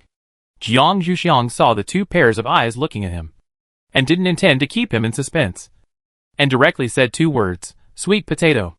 "There should be something like sweet potatoes here, but I don't know if the Mu family has stored them. This kind of food is very filling and tastes good. It can be considered a vegetarian dish." After listening to Jiang Zhuxiang's answer, Muumuu understood it. However, he was not sure whether the Mu family had such a thing. The Mu family always preferred plants that could help with cultivation when collecting seeds. Mu planned to ask first. So he said, "This is something that can fill your stomach. But I'm not sure where it is. I need to check it out first. Can you wait for me here?" Mu's words were mainly for Tao Tai to hear. So after he finished speaking, Mu's eyes were mainly on Tao Tai, wanting to know Tao Tai's thoughts at the first time. Tao Tai touched his belly and nodded, "As long as you can bring something back. I still have the patience to wait." Mu breathed a sigh of relief, and then looked at Jiang Zhuxiang and Lei Zhen. Jiang Zhuxiang and Lei Zhen also nodded. This time is really not a big deal. Mu left his wooden house with peace of mind. Now Jiang Zhuxiang and the others have just come here, with the caution of his eldest brother. He should not choose to test it this time. So Mu did not tell them to be careful, although he might need to leave for a longer period of time. Seeing Mu leave, Jiang Zhuxiang asked a little bored, "What should we do now? The master is not here." It seems that they can only wait obediently, hoping that Lei Zhen has some good suggestions. As for Tao Tai, Jiang Zhuxiang will not count on it. Lei Zhen didn't know what to do now, and tentatively proposed, "Shall we visit this wooden house?" Although they have seen the room and the study, there are still some unfamiliar places that they have not set foot in. When Mu left just now, he didn't say that there were no places that could not be entered. It should be okay for them to visit. At most, they can tell him when Mu comes back later.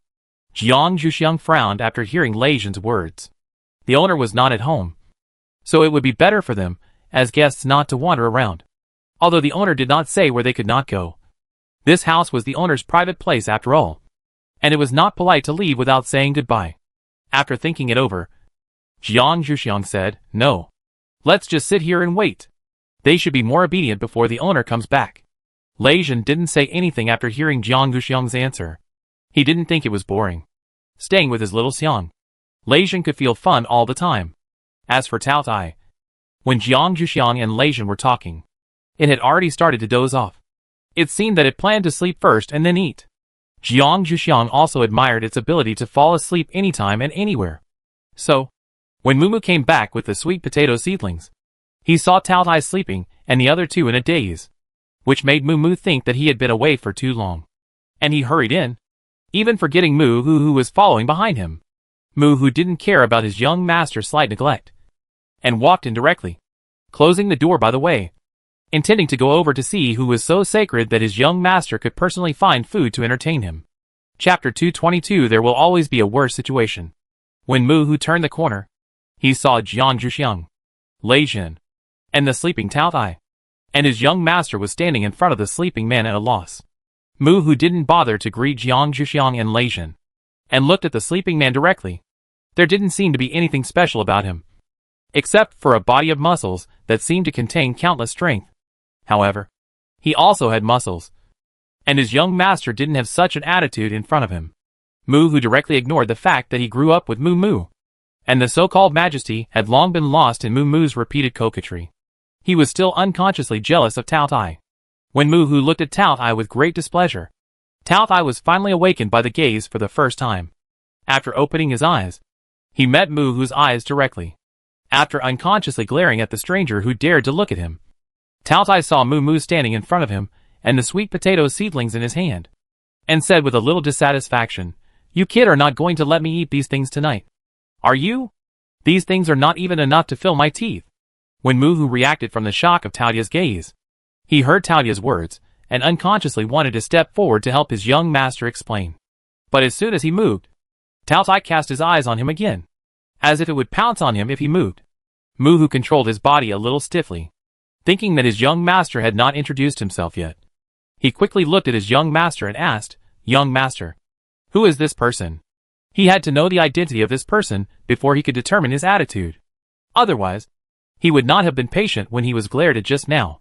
After all, his young master was in a dangerous situation now. It would be bad if he offended someone he shouldn't have offended. After hearing Tao Tai's question, Mu heard Uncle Hu's question immediately afterwards. Sweat almost fell on his forehead. He seemed to have forgotten that Uncle Hu came with him. However, Mu still answered Tao Tai's words first. "These are the seedlings of what we are going to eat at night. I will catalyze them later. The things that are catalyzed and pressed are what we are going to eat." After answering Tao Tai's question, Moo Moo hurriedly introduced the two parties. Regarding Taotia's identity, Moo Moo directly introduced to Moo Hu, "This is a teacher I met outside. And he also knows these two. Uncle Hu, you can rest assured. My uncle Hu is always worried that he will be deceived by bad people. If I don't explain it this way, he will definitely nag again." Moo Hu heard the answer of his young master and looked directly at Jiang Zhuxiang and Lei Zhen for confirmation. Although Jiang Zhuxiang and Lei Zhen were a little surprised by Moo Moo's introduction of Taotia's identity, there was nothing wrong with him thinking so. When Moo Hu looked over, he nodded to confirm. After seeing Jiang Zhuxiang and Taotai nod, Moo Hu was relieved. As for being relieved, Moo Hu planned to have a good chat with this person. "Even if you are my young master's teacher, your attitude cannot be so bad. It is not easy for my young master to find such things." Moo Hu walked directly to Taotai and sat down at a distance, as if he was going to have a good talk. Jiang Zhuxiang and Lei Zhen were a little speechless watching this development. This man was really brave. I wonder how Taotai would react later. Moo Moo was also a little dumbfounded watching his uncle, who's sitting next to Taotai. Fearing that he would offend Taotai and be thrown out by Taotai, Moo Moo desperately winked at Uncle Hu, trying to remind him not to mess around. Unfortunately, Moo Hu's eyes were focused on Taotai at this time, and he could not see the strangeness of the people around him. Moo Hu said directly, "Teacher, our young master is not neglecting you. He went to many places to find this seedling, and I helped him find it in the end. Do you think you should give him some encouragement or praise?" Taotai listened to the man's inexplicable words and didn't understand what his purpose was. As guests, the host prepared food for them. They needed the guests to praise the host. When they didn't know how to react, Taotai usually turned on the speechless mode and didn't react to what this strange person said. Moo Moo was speechless to his Uncle Hu at this time. He hurried over to pull his uncle up and said, "Uncle Hu, come and help me." Then, he pulled him to the kitchen. Moo Hu hadn't finished speaking yet. He tried to say something in the middle, but was covered by Moo Moo. When the two disappeared at the door of the living room, Jiang Zhuxiang couldn't help laughing. This person really protected Moo Moo. As for Taotai, he continued to be inexplicable and expressionless. This was the first time he encountered such a thing. He really didn't know the purpose of this inexplicable person just doing that. When Moo Moo came out again, he brought the cooked sweet potatoes with him. Moo Hu held the larger pot, while Moo Moo held the smaller pot and placed them on the coffee table in the living room. Because boiled sweet potatoes were not considered formal food, and it felt a bit strange to eat such things around the dining table. At this time, Moo Hu's attitude had become very normal, and it seemed that Moo Moo had just comforted him. Moo Moo sat down with Moo Hu and asked people to start eating.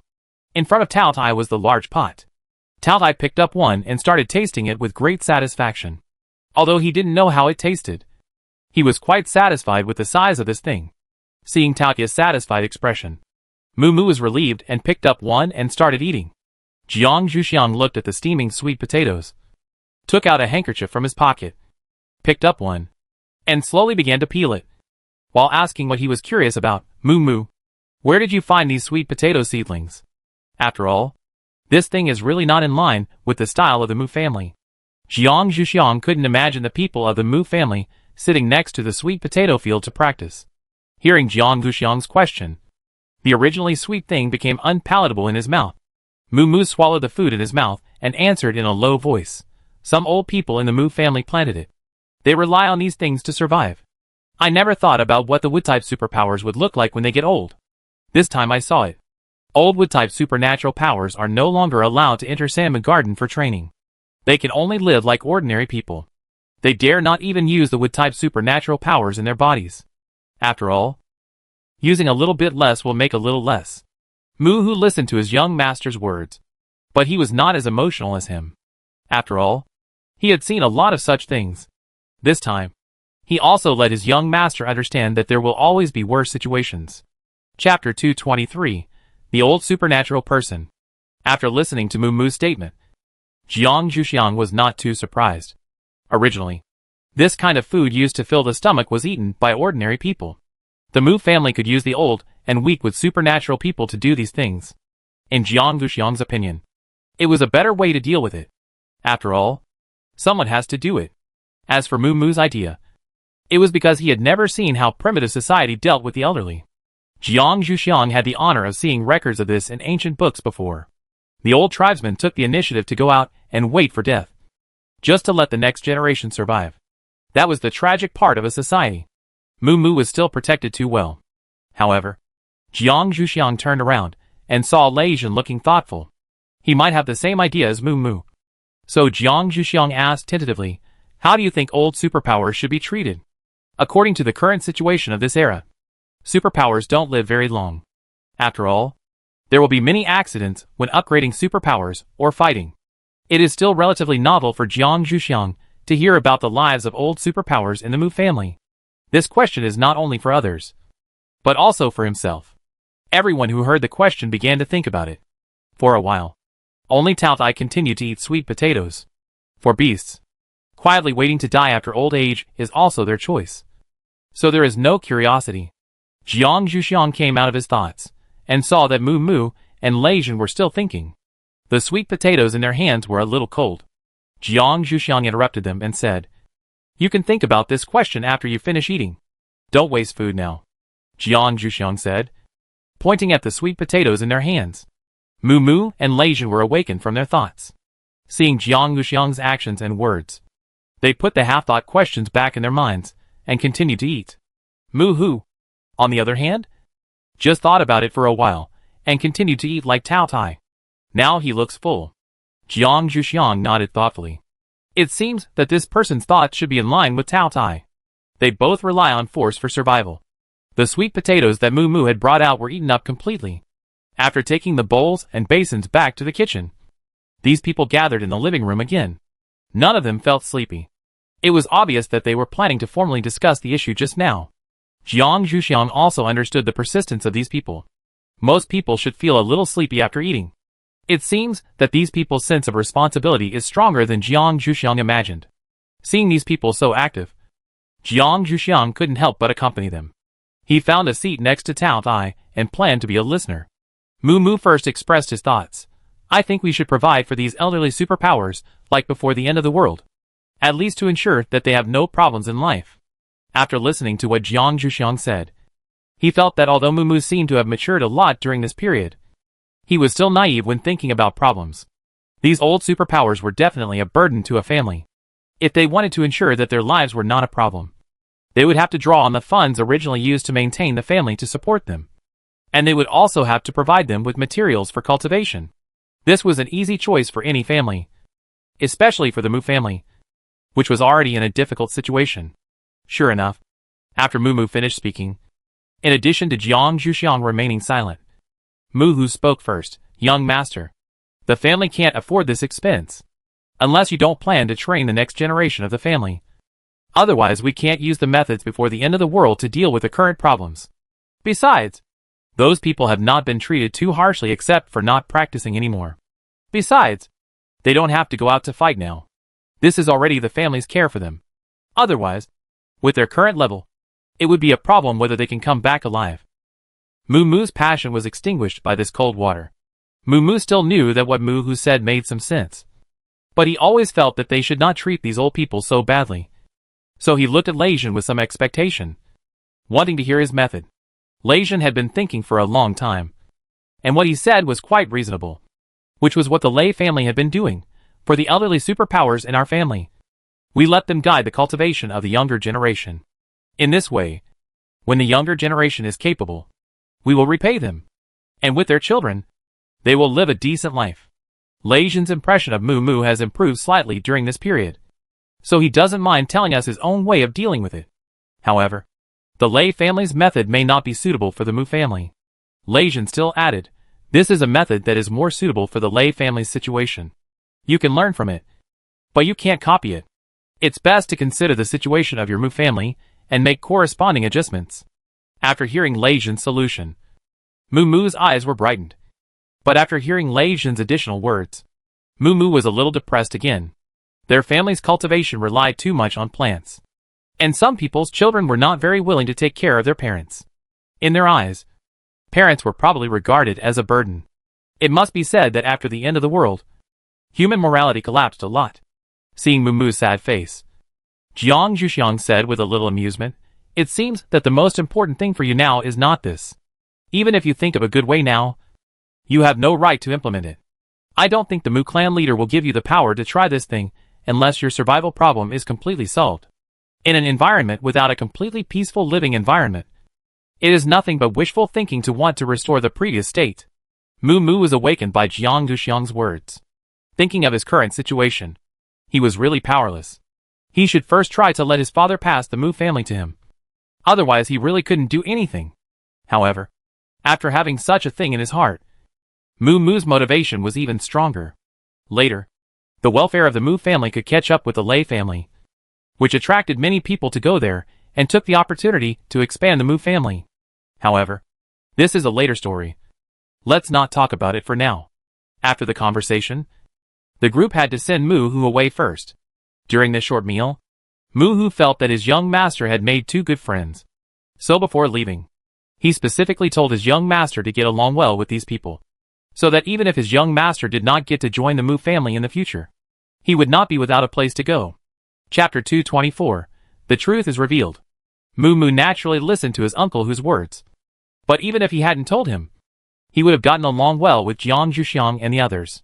When Mu Hu pulled Mu Mu aside to talk, Jiang Zhuxiang and the others stood by the door and waited. After all, Mu Hu was old enough to be their elder. Seeing them come back, Jiang Zhuxiang and the others looked over and were a little curious about what the two had said. However, they had the sense not to ask directly, and planned to ask Mu Mu directly after Mu Hu left, if he could say anything. After seeing the people who had been standing by the door in an orderly manner, Mu Hu had a better impression of them. After saying goodbye to them with a smile, he also told them to go to bed early. If they wanted to go out for a walk tomorrow, they could ask him to lead the way. After all, the people in the Mu family were still a little afraid of him, and no one would come up and say anything nonsense. Jiang Zhuxiang and others listened silently and nodded in response to what was said. But whether they would do it at that time was another matter. Mu Hu also understood this principle, and left his young master's house with satisfaction. Watching Mu Hu's figure disappear in the night, Mu Mu closed the door and met Jiang Zhuxiang's curious eyes. Mu Mu was a little puzzled. He didn't do anything strange just now. Seeing that Mu Mu didn't understand, Jiang Zhuxiang asked directly, "What did you say to your uncle Hu just now?" Jiang Zhuxiang didn't meet Mu Hu for the first time, so he didn't hesitate to ask. Mu Mu's forehead almost broke out in sweat. How should he answer such a question? Mu Mu mumbled, "Nothing." Seeing Mu Mu's reluctant look, Jiang Zhuxiang was quite tactful and did not ask any more questions. It was getting late, and there was no movement on his communicator for the time being. He didn't know whether his senior brother had told the dean and his wife about his affairs. It shouldn't be so quiet. Jiang Zhuxiang took the initiative to say that he wanted to go back to his room to rest. In fact, it was to prevent the dean and his wife from sending a communication and criticizing him. It would not be a good scene. Mu Mu was a little tired after a busy day today. Naturally, he was very happy with Jiang Zhuxiang's proposal. He directly said that everyone should go to rest and talk about anything tomorrow morning. Hearing Mu Mu's words, Jiang Zhuxiang was a little thoughtful. Would the dean and his wife also have this idea? In fact, after Yan Lei and Shui Wen came out of the laboratory, they went directly to the dean's office to tell him about Jiang Zhuxiang. The two went together, fearing that they could not bear the anger of the dean and his wife alone. The dean has always been a relatively calm person. After hearing what Yan Lei and the others said, his face became gloomy. Although he hoped that Jiang Zhuxiang would be trained, it would be too rash to go directly to the enemy camp, especially when this enemy camp was in the vortex of fighting for inheritance. The dean looked at the two guilty people standing in front of him and knew that they must have concealed something. However, he was not in the mood to guess what they had concealed. He said directly, "I hope you will tell my wife what Xiaoxiang said to you later. Otherwise, I will come to settle with you after she comes back." Yan Lei and Shui Wen smiled bitterly. They really didn't want to face the dean's wife. According to the principle that women generally hold grudges more than men, they only told the dean that they could take a breath. If the dean's wife knew about it, they could just prepare to lie in bed for a few days. Even if the dean's wife was not strong in martial arts, the space ability user also had certain means of attack, which was more than enough to deal with the two of them, especially under the supervision of the dean. They didn't dare to dodge at all. The dean didn't care how bitter their smiles were. He took the two people back with a gloomy face. At this time, the dean's wife was already preparing dinner at home. Yin Lei and Shui Wen walked on the way to the dean's house with such heavy steps for the first time. They both prayed silently that the road would be longer. At the same time, they silently greeted Jiang Zhuxiang's elders in their hearts. However, the two suppressed this thought as soon as it came up. Their own Zhuxiang's elders were their teachers. Yin Lei was a very formal master and apprentice, and Shui Wen had also heard their teachings. The two had to greet Jiang Zhuxiang directly in the end.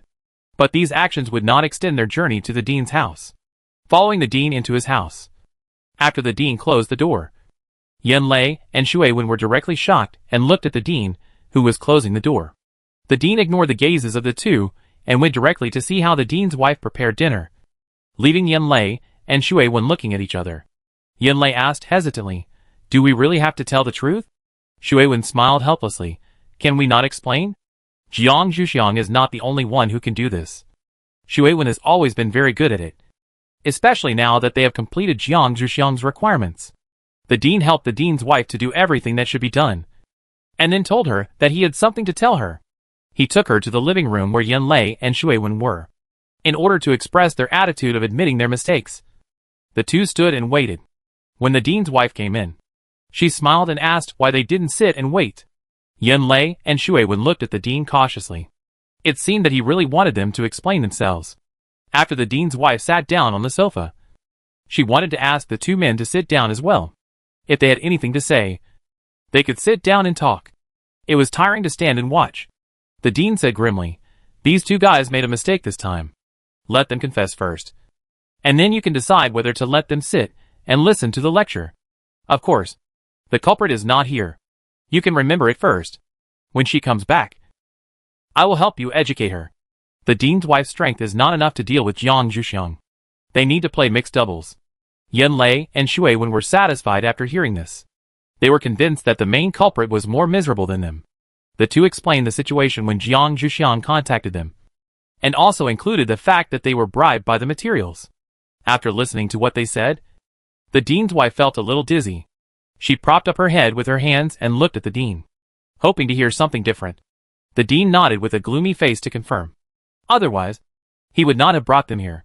The dean's wife felt a little uncomfortable looking at the two people. As the eldest brother of others, he didn't know how to stop his little sister from going to a dangerous place, and was bribed by the little sister with materials. Isn't this too unreliable? The dean's wife directly used her space ability to imprison the space around the two people. As for the time to lift it, she will talk about it after she calms down. Chapter 225. The poor man who was interrogated. After venting her anger a little, the dean's wife directly pulled the dean into the study, intending to discuss whether there was any way to remedy the situation. Yin Lei and Shui Wen, who were left behind, felt the fixed space around their bodies a little helplessly. Their bodies were completely unable to move. Now the only parts that could move were their eyes and noses.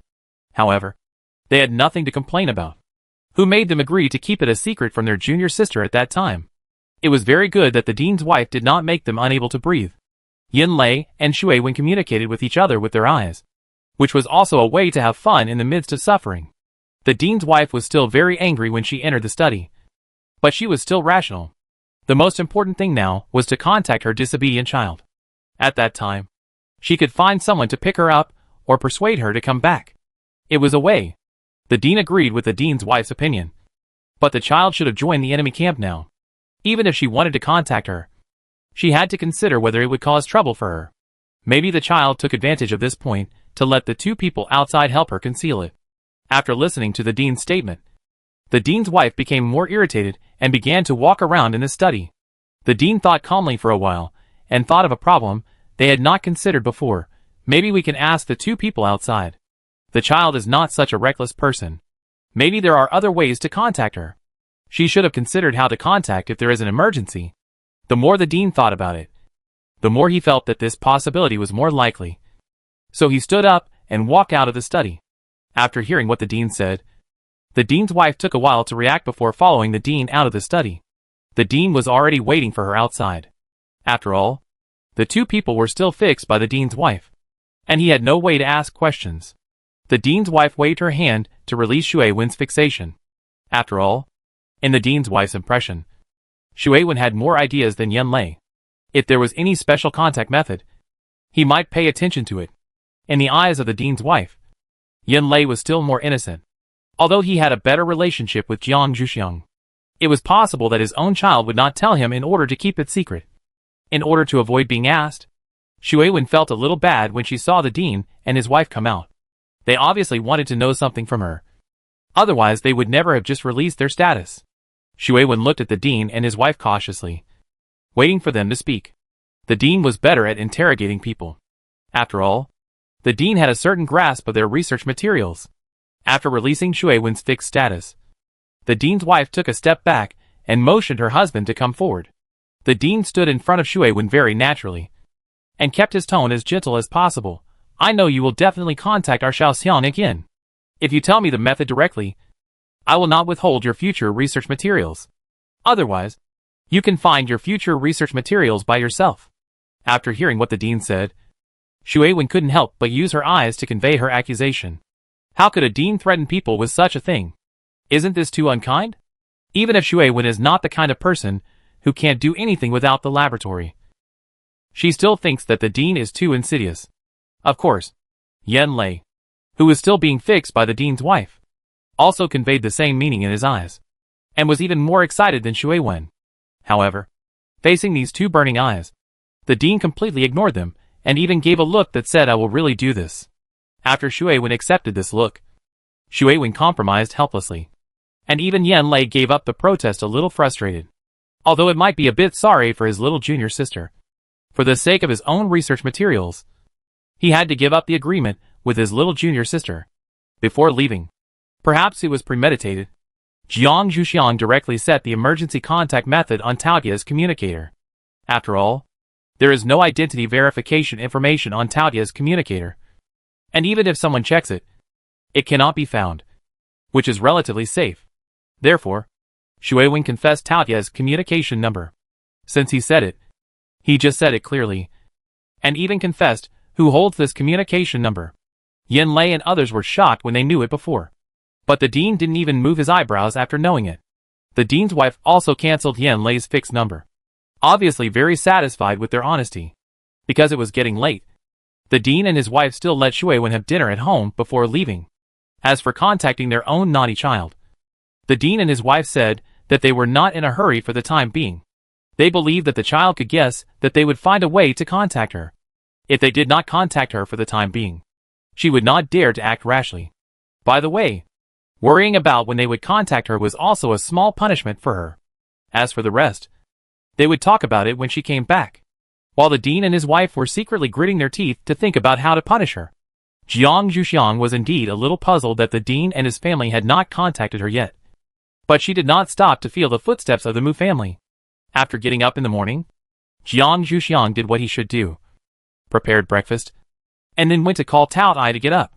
Lei Jin had already gotten up at this time, and was also exercising, trying to keep his abilities in the best condition to avoid being unable to cope with emergencies.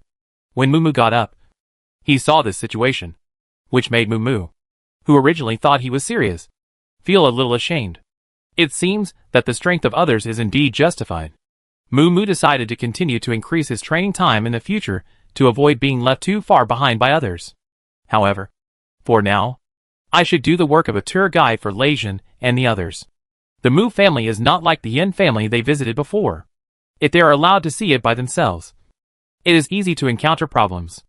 Lei Jin and the others have told Mumu about their previous travels.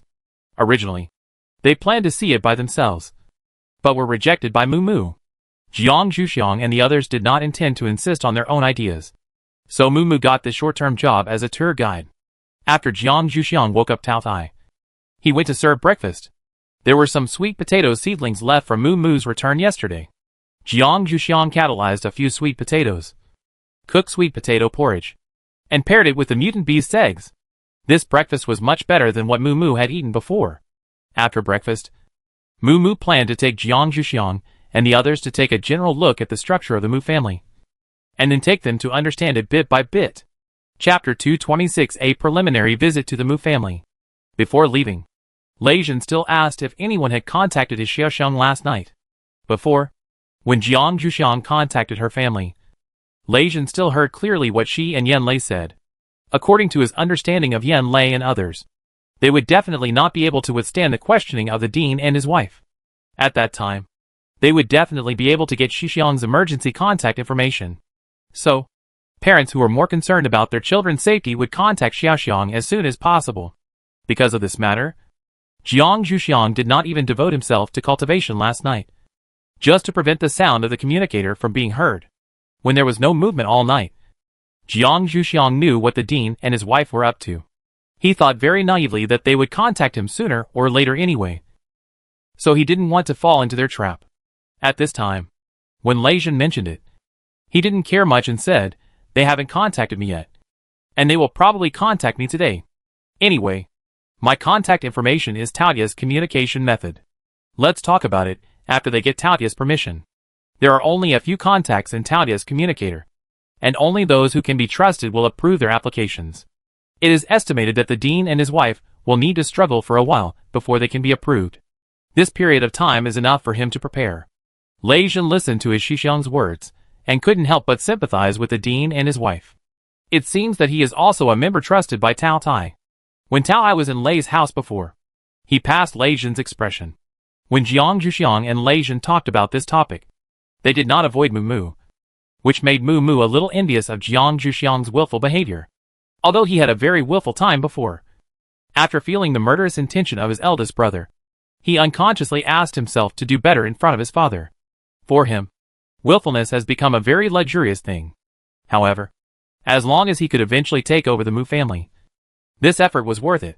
Mu only envied Jiang Zhuxiang for a moment, then calmed down and took Jiang Zhuxiang out. When they just walked out of the door, Tao Tai received a communication request from the dean and his wife. Tao Tai glanced at Jiang Zhuxiang. Tao Tai had also heard what Jiang Zhuxiang and Lei Jin said before. Tao Tai didn't have a good impression of these two people who wanted their young people to go back. After all, their young people were accompanying him this time. Isn't it obvious that they don't believe in their abilities? Tao Tai refused without hesitation. Jiang Zhuxiang naturally noticed Taotia's actions, and smiled at Lei Jin with a little complacency. Mu walked in front. Although he didn't see what Tao Tai did, he didn't hear the sound of the call being picked up. Naturally, he guessed what Tao Tai did. He smiled slightly and introduced the building distribution structure of the Mu family to Jiang Zhuxiang and the others more seriously. Although the Mu family is still in danger of being fought over by him and his elder brother, Mu believes that he can still protect his friends. Mu also supports Taotia's approach. The building distribution of the Mu family is very similar to the cultivation style of Wood-type superpowers. Every household has its own small garden. Of course, the Sama garden has the most complete plants. In addition to these places in the Mu family that seem more harmonious, Mu also took Jiang Zhuxiang and the others to the place he went last night, where the old Wood-type superpowers stayed. Mu knew that Jiang Zhuxiang and the others wanted to get a deeper understanding of the Mu family, so this kind of place would definitely be more attractive to them. After walking like this, it was almost noon. Jiang Zhuxiang looked at the communicator that Tao Tai had remembered again and said, "Let's go back first. Let me deal with this matter first, and then decide where to go to get a deeper understanding." Mu looked at the time. It was almost lunchtime. Since he had come here, Mu decided to go and exchange some sweet potato seedlings, which would be just right for lunch. After Mu expressed his thoughts, Jiang Zhuxiang and the others did not say anything. They just stood there and said they would wait here. As outsiders, it would be better for them not to get involved in such things. After all, they were not sure whether those people would like them to see their miserable state. Mu accepted their consideration and ran in to find people. They were now in the periphery, and the place where the sweet potato seedlings were planted was still inside. While waiting, Jiang Zhuxiang said to Tao Tai, "Wait until we return to Mu's house before you agree to their application, and then let me talk to them. Don't worry, I won't agree to their return. They must at least see everything before they can go back." Jiang Zhuxiang's words were very timely. If Jiang Zhuxiang hadn't said it, Tao Tai, who had received countless applications this morning, would have been very impatient. He might have approved the application and then yelled directly at the dean and his wife. Tao Tai nodded patiently. This morning, Tao Tai had seen the persistence of these two people. These people who use their brains are really difficult to deal with. Mu didn't let Jiang Zhuxiang and the others wait for a long time. 15 minutes later, Jiang Zhuxiang and the others saw him coming back with a bag of sweet potato seedlings. Jiang Zhuxiang and the others returned the same way. After arriving at Mumu's house, Tao Tai and Jiang Zhuxiang went directly to the living room and planned to have a good chat with the dean and his wife. Lei Jin also followed. If the dean and his wife saw that he was there, they might feel more at ease about their little Xiang traveling outside. As soon as Tao Tai approved the dean and his wife's application, the dean and his wife's communication came in immediately. Jiang Zhuxiang took a breath and nodded to let Tao Tai click to answer it. The faces of the dean and his wife, who appeared on the screen, were not as good as expected. In addition to worrying about Jiang Zhuxiang's safety, they were probably angry because their application was not approved this morning. They saw the faces of Jiang Zhuxiang and Tao Tai on the other side of the screen, and they didn't dare to yell at Tao Tai. They just looked at Jiang Zhuxiang and started firing, saying all the sarcastic words they could think of without using dirty words, which made Jiang Zhuxiang dizzy and even didn't understand the meaning of some words. Jiang Zhuxiang had prepared before, so he didn't take their words to heart, and just let them go in one ear and out the other, at most curious about the meaning of their words. However, Tao Tai was not very happy after hearing so many sarcastic words. He turned the screen away and stared at the two people for 5 minutes. Jiang Zhuxiang looked at Tao Tai's protective behavior with a bit of laughter and tears, and was a bit afraid that the two sides would quarrel. So he stood up and wanted to say a few words. Chapter 227: The Courage to Yell at Tao Tai. After the dean's wife and the dean saw a new person on the screen, they paused for a moment. They still had some impression of Tao Tai. After sensing its dissatisfaction, the dean calmed down temporarily. However, the dean's wife said that she would not buy it, and directly yelled at Tao Tai, "Turn back. I haven't persuaded my own naughty child to admit his fault yet, so I don't want to face this fuse of going out to travel." Tao Tai admired the courage of the dean's wife, but this would not make it compromise. Instead, it said to this person word by word, "I don't like what you said. This is not the way to take care of children. Besides, with me accompanying her, she will not be in any danger." The dean's wife glared at Tao Tai for a while. She knew that Tao Tai's fighting ability was good. However, in the current environment of the Mu family, fighting ability was not enough. The dean's wife pointed out bluntly, "Your IQ is not enough. I am afraid that my child will be led into a ditch by you." After hearing what the dean's wife said, Lei Jin, who was listening on the side, couldn't help laughing. This person really dared to say it. Tao Tai's face turned black after hearing what the dean's wife said. When he heard Lei Jin's laughter, his face turned even darker. He turned his head to look at Lei Jin, obviously a little dissatisfied with his laughter. After hearing the laughter over there, the dean's wife also realized that her words seemed a bit excessive. In addition, knowing that there were other people at the scene, her emotions were slightly calmer. She asked directly, "Who else is there on your side? It's not good to eavesdrop on other people's communications, right?" The dean's wife still found fault. Lei Jin heard what the dean's wife said, and he coughed lightly, stood next to Tao Tai, let the dean's wife see, and then said, "Sorry. I didn't eavesdrop on purpose. I was here from the beginning, but I didn't speak. Do you think its martial arts value plus my IQ can allow Xiao Xiang to continue traveling outside?" Lei Jin still didn't want his Xiao Xiang to go back like this, hoping that his IQ would be enough to reassure the dean's wife. The dean's wife looked at Lei Jin a little picky. This person's IQ is just average. Definitely not as good as the researchers of the Academy of Sciences, but it's barely okay. Of course, this is also due to the good impression Lei Jin gave the dean's wife before. The dean's wife's expression eased. A little curious, how did the Lei Xiao clan leader meet my Xiao Xiang? Lei Jin knew that this person's question was a recognition of his intelligence. His Xiao Xiang would not be called back for the time being. Hearing what the dean's wife said, Lei Jin said calmly, "I was traveling and met them on the road, so I went with them." The dean's wife didn't think much and said to Lei Jin directly, "Okay. You don't have to protect Xiao Xiang. Let her come over. I'll talk to her. You can do whatever you want. I can't control you." The dean's wife was scared enough this time. After venting her anger, she didn't have the extra energy to preach to her naughty child. Moreover, just now, the dean's wife suddenly thought that her naughty child should still be in the rebellious period. If she talked too much, what if she ran away from home without saying a word? The expression on her face was completely calm. Lei Jin naturally saw the change in the dean's wife's face, and stepped aside and adjusted the screen. I believe that the dean's wife didn't want to see Taotia's face when talking to Jiang Zhuxiang. Jiang Zhuxiang looked at the dean's wife with a slightly apologetic smile, waiting for her to speak. The dean's wife looked at her child helplessly. Don't go to dangerous places without saying anything in the future. At least let us know where you are going. Otherwise, if something like this happens again, we really can't bear it. Jiang Zhuxiang touched his nose. If I tell you directly, will you really let me come?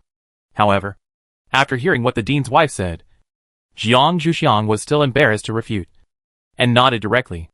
After knowing that Lei Jin was also there, the dean and his wife were less worried, and did not plan to say anything more to her on the communicator. After a few more instructions, the dean took over the right to speak. Lei Jin is here this time, so I won't let you come back immediately. I heard that your senior brother asked you for materials. You don't have to give it to him when you come back. You can directly exchange contribution points. In addition, the two of them helped you conceal it this time, so I punished them. If you want me to punish you, you should have no objection. When the dean spoke, his expression was a little playful. Jiang Zhuxiang trembled slightly, but did not dare to refute the dean's words. He was indeed wrong this time, but he was wondering if the content of the punishment he wanted was too harsh. If they were not satisfied with the content he proposed, they would definitely be punished more. Jiang Zhuxiang's expression became a little depressed. Seeing Jiang Zhuxiang's expression, the dean was very satisfied. It's better for a person to have a little fear. The dean hung up the call directly. Lei Jin looked at his little Xiang's wrinkled face with a little amusement. He didn't expect that his little Xiang would be afraid of the dean. This was really a new thing. He had always thought that his little Xiang was not afraid of anything. However, it's better not to worry about these future things now. There is only Moo Moo in the kitchen. I don't know what he will cook. Lei Jin reminded Jiang Zhuxiang of this fact. Jiang Zhuxiang said a little gloomily, what else can he make? At most, we will continue to eat sweet potatoes at noon. Tao Tai listened to his junior's words and nodded in agreement. As for sweet potatoes, Tao Tai could still accept them. Xiao Xiang had just been hit, so couldn't she relax for a while? Tao Tai glared at Lei Jin with a little dissatisfaction. Lei Jin didn't have to let Xiao Xiang cook. He just wanted to divert Xiao Xiang's attention, so he directly pulled Xiao Xiang to the kitchen. As expected by Jiang Zhuxiang, Moo Moo was urging the sweet potatoes to grow again. Jiang Zhuxiang began to look for other things to eat in the kitchen in Lei Jin's pitiful eyes, and thought about other ways to eat sweet potatoes. In the end, in addition to the boiled sweet potatoes from last night, there were also sweet potatoes with candied silk and sweet potato sprouts and cold salad on the table. He also made a few meat dishes with the stock in the refrigerator and cooked rice, which was brought by Jiang Zhuxiang. Lei Jin and Tao Tai didn't appreciate the new sweet potato dish. They focused on the meat dishes made by Jiang Zhuxiang, plus white rice. Moo Moo and Jiang Zhuxiang shared the sweet potato with candy potatoes and the sweet potato sprouts in cold sauce. Chapter 228. The young master of the Moo family feels good about himself. After lunch, Moo Moo cleaned up the table while asking Jiang Zhuxiang and the others about their plans for the afternoon. Jiang Zhuxiang said that after hearing the threats from the dean, he could not muster up the energy to go out and see the place for the time being, and planned to stay in this wooden house in the afternoon. Moo Moo listened to Jiang Zhuxiang and turned to look at Lei Jin and the others. Lei Jin looked at his little Xiang with a little distress. He originally thought that making a lunch would make his little Xiang forget about this matter. After feeling Moo Moo's gaze, he said directly, then I won't go out either. If we want to see the place, it's better for us to go together. As for Tao Tai, he had forgotten what the dean's wife said about his low IQ. However, he had no interest in going out when Jiang Zhuxiang didn't go out. Moo Moo knew what Tao Tai was thinking from his silence. It seemed that he had free time in the afternoon, so he could use it to practice. Moo Moo directly told him about his plans for the afternoon, saying, if you have anything, you can come to Sama Garden to find me. You should have been to Sama Garden before. Moo Moo still remembered that Jiang Zhuxiang had a small Sama Garden, so he asked this question. Jiang Zhuxiang nodded directly. He didn't think there would be anything that required them to go to Sama Garden to find Moo Moo. But in order to reassure him, Jiang Zhuxiang nodded and agreed. As it turned out, Jiang Zhuxiang and the others had nothing to do in the wooden house. But Moo Moo, who went to Sama Garden to practice, encountered some problems.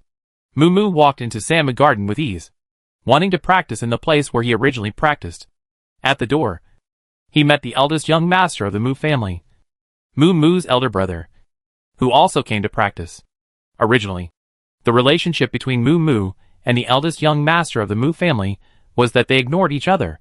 However, after the eldest young master of the Moo family knew that Moo Moo brought 3 people to his home, and later learned from his subordinates what Moo Moo did for them, the eldest young master of the Moo family looked down on Moo Moo a little.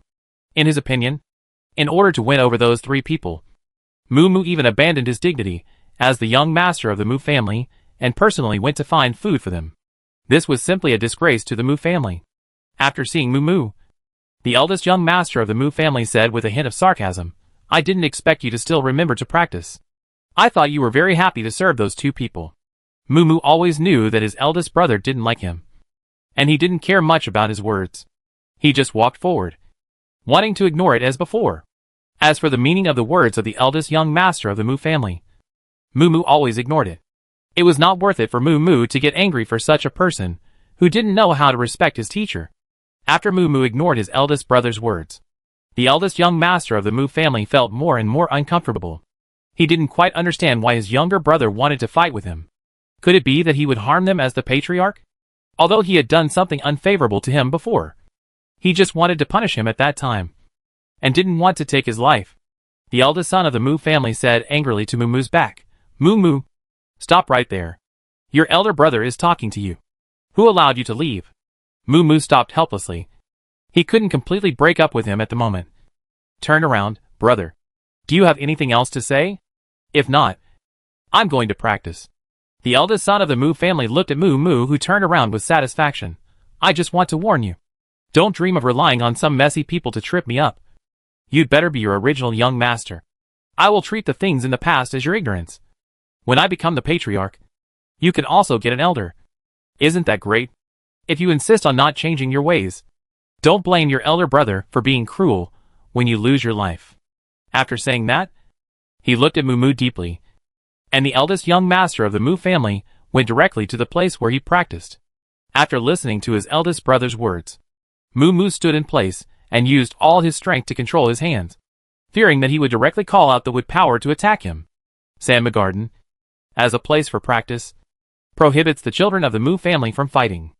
Otherwise, his eldest brother would never dare to say such a thing in front of him. After calming down, Moo Moo thought a little sarcastically, "Who cares about your position as an elder in the future? If you dare to make a move again, I will never be polite again." After this thought went around in his mind, Moo Moo continued to walk forward to the place where he practiced and practiced with concentration. The elders who watched the confrontation between the 2 brothers in Sandma Garden discussed with some interest which of the 2 brothers was more likely to become the patriarch in the future. In their opinion, the eldest son of his family had an advantage in age. He had won over some people to his side a few years ago and helped him do a lot of things. He even dared to place people with the patriarch. From the perspective of experience, he had more advantages than the young master. But the young master had the favor of the patriarch and a relatively outstanding wood-related supernatural talent, as long as he practiced well and was backed by his own patriarch. When the patriarch wanted to step down, the young master would definitely take over the Moo family. After all, the people won over by the eldest son were not as good as the road paved by the patriarch himself for the young master. Moreover, as a person in power, he would unconsciously be on guard against older children. In this way, the young master also had a strong advantage. The elders talked for a long time, and finally came to a 50-50 conclusion. They still planned to wait and see. For them, they didn't need to take sides. They just had to wait for the results and obey the orders of the clan leader. Therefore, they could say these things without any scruples. Finally, they also guessed whether the clan leader knew that the young master had reached out to him. The elder ended this chat with meaningful words. "Our clan leader is not old and confused. If the young master's hand is not taken back early, it is likely to be chopped off." The elders returned to their positions. It was better for them not to say such words. They were not as trusted as the elder. The elder saw the appearance of these people and sneered. "A group of cowards," and then said no more, and returned to his position to continue to watch over Sandma Garden. Moo Myuk didn't know that his elders would actually talk about their affairs. He just felt unlucky now. After practicing, he met his elder brother, who was not obedient. The eldest son of the Moo family looked at his younger brother very reservedly. "What do you think?" In his opinion, An afternoon was enough for him to think clearly whether to continue to oppose him. Chapter 229 Moo Family's Special Diet. Moo was speechless about his elder brother's IQ. He spent all the afternoon practicing, and had no energy to think about his question. No one would waste time practicing in Samu Garden. However, his elder brother was highly expected in the past, so he always felt good about himself. Moo had no other ideas at this time, so he had to say an excuse that sounded like a lie, but was obviously the truth. Sorry, elder brother. I've been practicing in the afternoon, and have no time to think about your question. Can you give me some more time to think about it? Moo tried to speak. At least when Tao Tai was in the Moo family.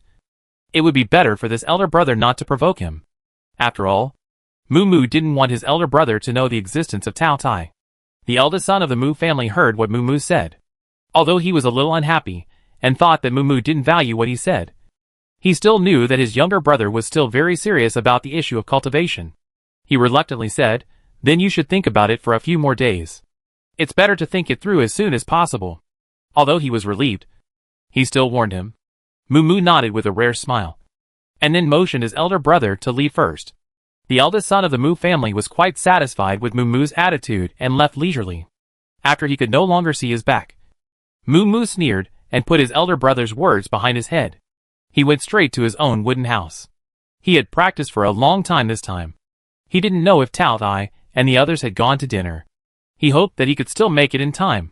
Moo returned to his wooden house with such worries. When he opened the door, he found that they were all in the living room. And Uncle who was also there. Moo was a little confused about the current situation.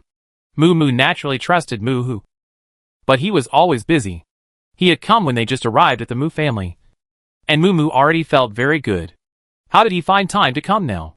However, no matter how confused he was, Moo still went up to greet him and asked about Tao Tai and the others' dinner. Zhuxiang and the others simply stayed in the wooden house in the afternoon, doing what they liked. It was only when it was almost time for dinner that someone knocked on the door. Because the Moo family had exchanged the access control system with the Academy of Sciences when they traded with them before. Zhuxiang and the others in the house let Moo in after seeing that he was Moo. After letting him in, they couldn't ignore him. So Zhuxiang and the others stayed in the living room with Moo. However, they didn't have anything to say to Moo, so both sides consciously planned to wait for Moo to come back. Therefore, when Moo came back, they actually didn't say anything except greetings. When they saw Moo coming back, both sides were relieved. When Moo asked about dinner, Moo said directly, "Young master, let's go out to eat tonight, and let the guests experience the special food of the Moo family. Although sweet potatoes are filling, guests can't eat them for every meal. Besides, sweet potatoes are too common in Moo's eyes. If his young master always uses this kind of food to entertain guests, it would be too rude." Fortunately, Moo didn't know that they had eaten sweet potatoes this morning and at noon. Otherwise, this worrying Moo would definitely explode. Zhuxiang thought leisurely. When Moo heard what Moo said, he thought it was a good idea. He really couldn't always use sweet potatoes to entertain the Tao Tai. Besides, the sweet potato seedlings were limited. Moo, who had already changed them twice, was embarrassed to change them again. Otherwise, those old wood-type psychics would not be able to survive. Uncle whose suggestion was also a reminder for him. However, the Tao Tai mentioned before that they didn't want to eat vegetarian food. The Moo family's restaurant seemed to be mostly vegetarian. Moo really couldn't think of which one could make them full. Moo looked at Uncle who with some doubts. "Uncle who? Do you have any restaurants to recommend to me?" Moo had never eaten outside before. He basically took nutritional supplements or made something simple to eat. Uncle who, on the other hand, had always been with his father. His father had quite a few social events, so Uncle who should have gone to quite a few restaurants with him. Moo naturally knew the situation of his young master. This time he came here to help the young master. Moo directly said, "If you three trust me, follow me out and try it." Moo naturally knew their food preferences. His young master, Moo felt that he still trusted him, but he didn't know what the three of them thought. Zhuxiang was still very interested in trying the Moo family's specialty restaurant. Lei Jin nodded without any objection. The only one who was difficult to convince was probably Tao Tai. This person was actually only concerned about eating enough, no matter what the ingredients were. However, Tao Tai also saw the expectation on the face of his younger generation. and did not intend to spoil the fun. He just proposed an idea. If I am not full, I will go out for some free time at night. Free activities mean to hunt for food, which is something that most people should be able to understand. After listening to Taotia's words, Mu had no dissatisfaction. After all, this person's martial arts values seemed to be really good. Mu still respected powerful people who would not harm the interests of his young master. Mu nodded and agreed directly. Seeing that Mu agreed to Taotia's conditions, Jiang Zhuxiang and others unconsciously looked at Mu. The owner here seemed to be this person. Although this Mu seemed to have a close relationship with him, it was not good to help the owner make decisions directly. However, Mu did not think it was strange. In such small matters, Mu never felt that he had to decide by himself. Besides, Uncle who never did anything that was disadvantageous to him. Mu also nodded to indicate that he agreed. Seeing Mu's performance, Jiang Zhuxiang had no objection. After everyone and the beasts were fine, Mu led them out and walked around into a wooden house that looked rather shabby.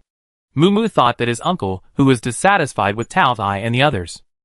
However, after entering the wooden house, the furnishings inside made Mu feel a little relieved. At least it looked like a restaurant, and Mu could smell the smell of meat, which made Mu feel relieved and a little surprised. You know, it is not easy for the Mu family to hunt mutant animals. If Mu wants to eat meat, he can only go to his father's house. Chapter 230 Vegetarian Meat. After Mu took them to a seat, Mu could not help but ask, Uncle Hu, are the dishes here really made of meat?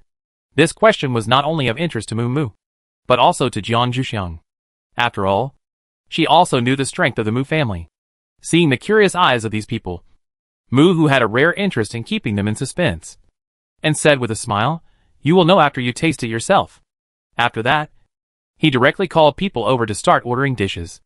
Jiang Zhuxiang and Mu curiously approached Mu and took a look, and found that the names of the dishes here were all directly written with the names of meat dishes. Jiang Zhuxiang became more and more curious about the chef's skills. Now, no matter how curious they were, they could only taste it first. So Jiang Zhuxiang sat back after reading the menu, calming down Lei Zhen, who was a little dissatisfied. His little Xian was too close to Mu just now. Mu finally ordered a large bowl of rice. Rice was still relatively precious. Mu spent a lot of money this time. Mu looked at his uncle who with a little distress. He planned to subsidize his uncle who after returning, at least to share half of the cost of his meal. After the dishes were ordered, Mu poured tea for several people, and started to care about how his young master was doing recently. After all, Mu was a person next to the head of the Mu clan. His network of contacts was much better than Mu's. He didn't even need to cultivate these people himself. Those people would take the initiative to reveal some information to him because of his position next to the clan leader. After all, this kind of favor might allow him to help them at that time. The accuracy of the information obtained in this way was much higher, and the danger was smaller. Therefore, Mu easily knew about the conversation between the two brothers Mu and Mu at the gate of Sandman Garden. After returning to the Mu family, Mu did not want to trouble his uncle who, after all, he still had to consider his uncle who was back to his father's side. If Uncle who did too much for him and caused his father's dissatisfaction, it would be a big loss for both of them. The best situation now is that Uncle who can keep his position next to his father, which is the most helpful thing for Mu. So, after hearing Uncle who's caring words, Mu directly said lightly, nothing happened. Someone saw me preparing food for them and reported it to my eldest brother. So he came to ask. It was still a bit difficult for Mu to deceive. But it was not difficult for Mu to just say part and keep part, because it was not a lie, and Mu's expression did not seem guilty. So Mu believed it. Mu had nothing to say about this matter. He had no room to speak to the eldest young master. In his opinion, the eldest young master was almost as bad as Chong Wai. He could only comfort Mu, young master. Don't be sad. You are just entertaining a few guests. I will pay attention to the clan leader. I think the eldest young master will not act rashly. Mu just nodded. This matter was not a big deal. After all, he still had to do it next.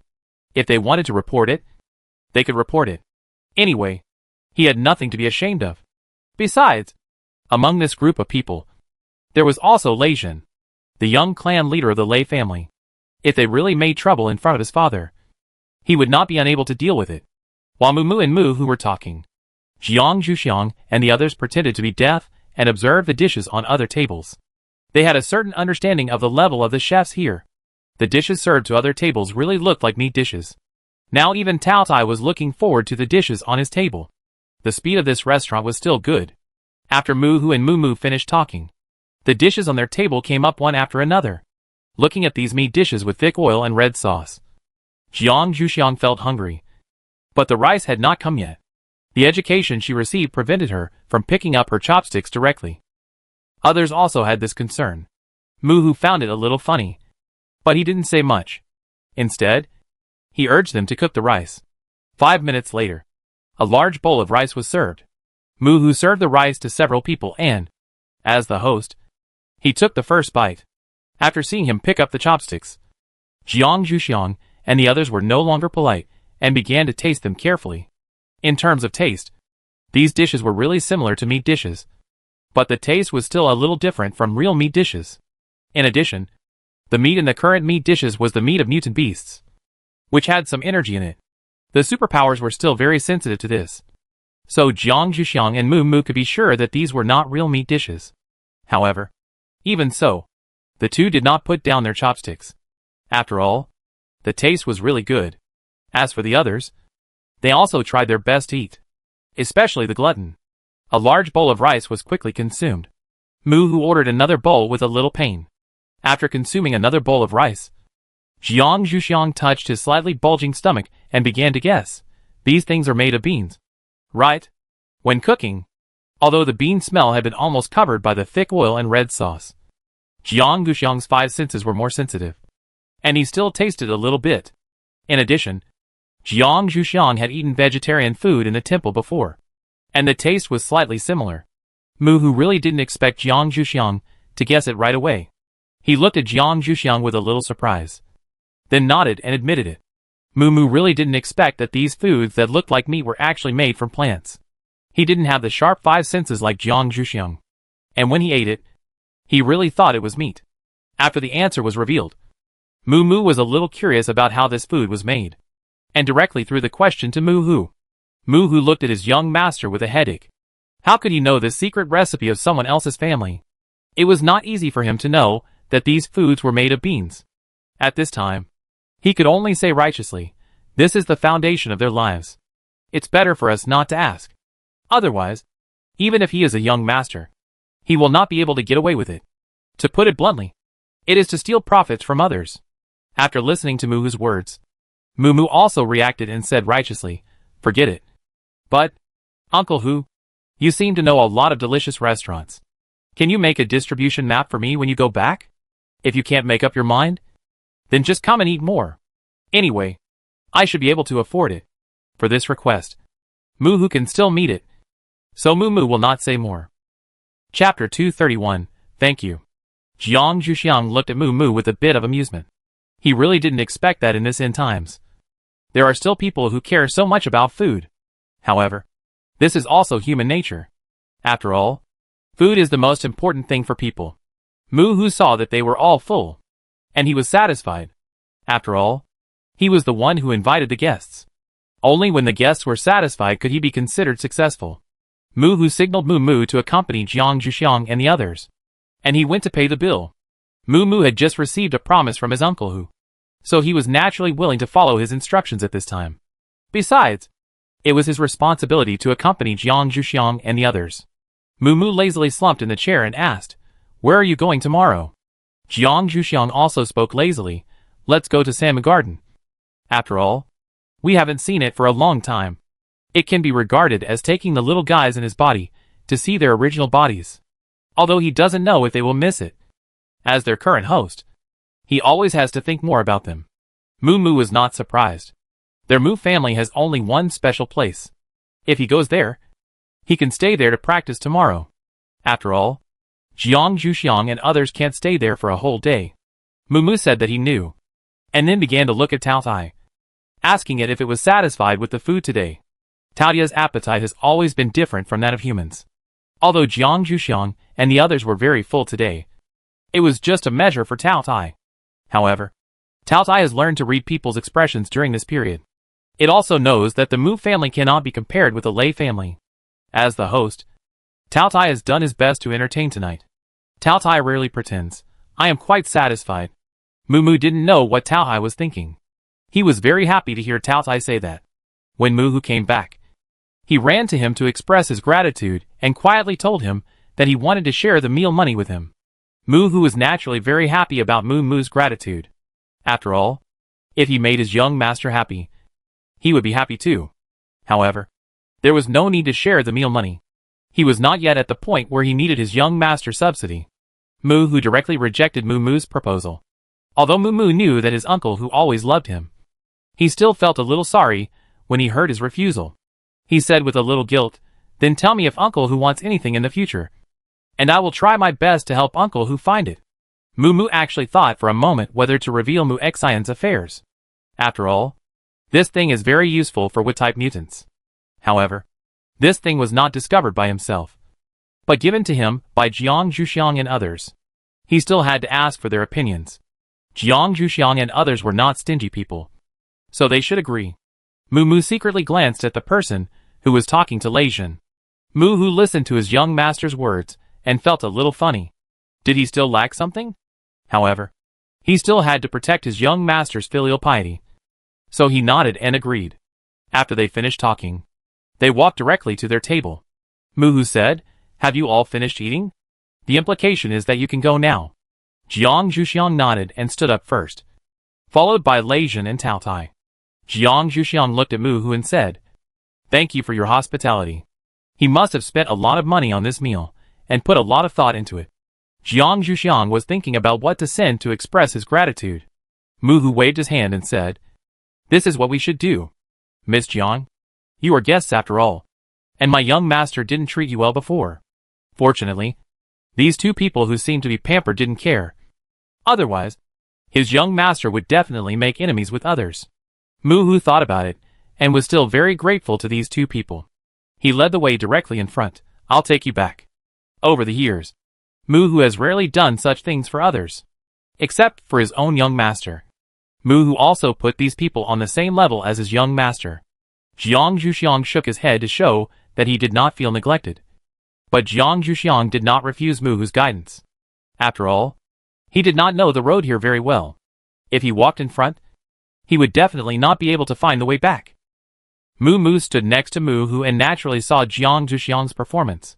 He felt more and more that his vision was not wrong. These two people could indeed become his friends, especially Jiang Zhuxiang. Then, he consciously walked to the end of the team, which was considered the last. After all, the Mu family was not absolutely peaceful. In order to be on the safe side, he should think more about it. Jiang Zhuxiang was a little helpless watching Moo's performance.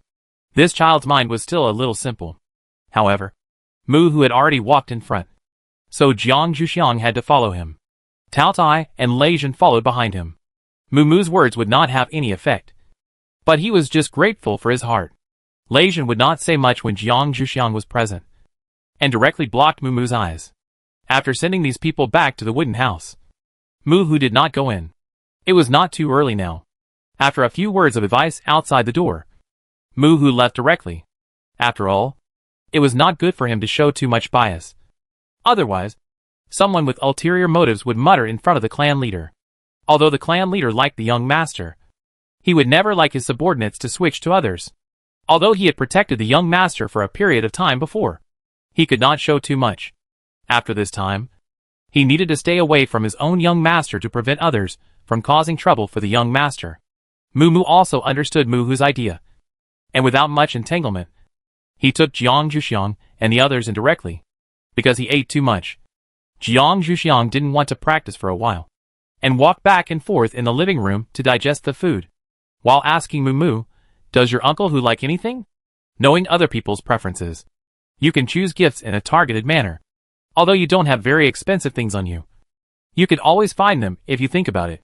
When Moo heard Jiang Zhuxiang ask this, he was a little curious about her purpose. So he asked directly, "I do know what my uncle who likes. But what do you want to do now that you know it?" Moo looked at Lei Jin meaningfully. Lei Jin glared back fiercely. Jiang Zhuxiang didn't notice the undercurrent between the two of them, and said calmly, "Your uncle who must have spent a lot of contribution points today. I don't have any thoughts. I just want to express my gratitude." When Moo heard this, he thought of his previous thoughts and felt that it was a good opportunity to ask about Mu Xian's matter. This should be the most beneficial thing for his uncle who. Chapter 232 Mushin. Turbulence. Moo had some understanding of Jiang Zhuxiang. So he asked directly, "Do you still have the Mushin you gave me last time?" Jiang Zhuxiang naturally understood his intention. But he didn't have any Mushin. However, this would be a good choice as a thank you gift. And the Mu family could also use these things. Jiang Zhuxiang told the truth directly. "I don't have any Mushin now. But I can go and look for it." Moo was quite satisfied. He originally wanted to tell his uncle who to find it himself. But Moo himself didn't know how to find it. And it seemed useless to tell Uncle Hu. It would be great if Jiang Zhuxiang and the others were willing to look for it. Moreover, Moo also knew that Mushin came from ancient trees. There were many trees near the Mu family, so it shouldn't be difficult to find it. For a while, the two were quite satisfied with the handling of the matter. And both of them showed a relaxed look on their faces. Jiang Zhuxiang continued to walk around in the living room. When he passed by Lei Jin, he found that he was actually in a daze. Jiang Zhuxiang took a curious look and continued to walk around. When he passed by for the second time, he found that this person was still in a daze. Jiang Zhuxiang stopped directly and waved his hand in front of him. It was rare for this person to be in a daze. "I don't know what this person is thinking." Lei Jin was awakened by his Zhuxiang waving his hand. Looking at the curious person standing in front of him, Lei Jin's face was a little uneasy. He just remembered something. He needed to find time to explain it to his Zhuxiang later.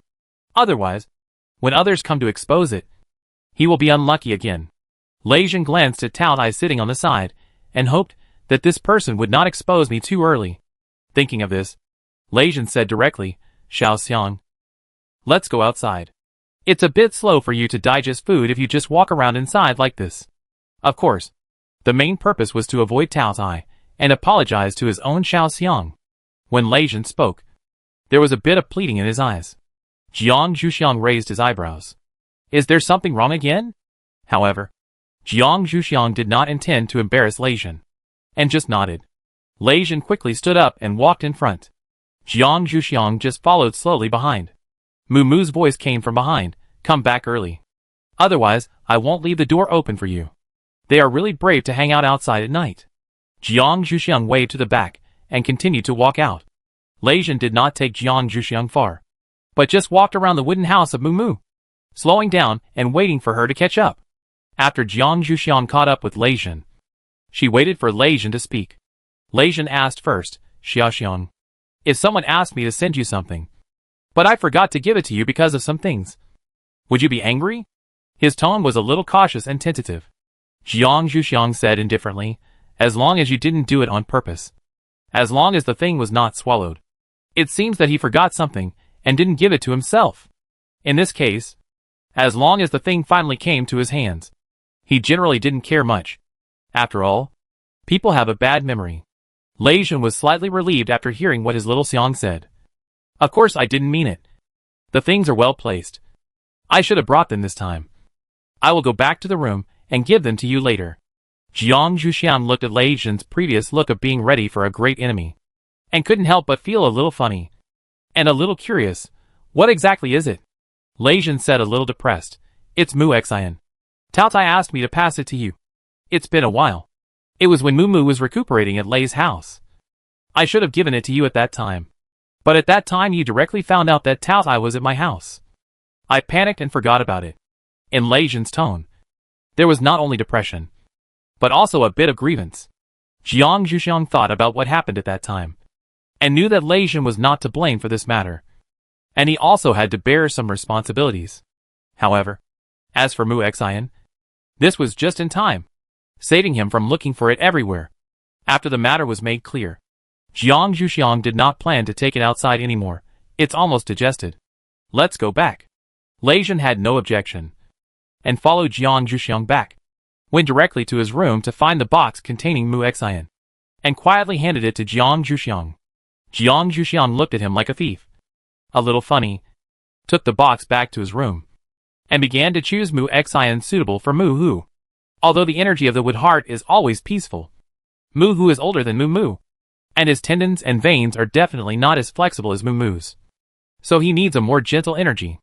Jiang Zhuxiang carefully used his wood ability to feel the energy in each wood heart, selected the most gentle one, and packed it in a box. He planned to give it to Mu tomorrow and ask him to help pass it on.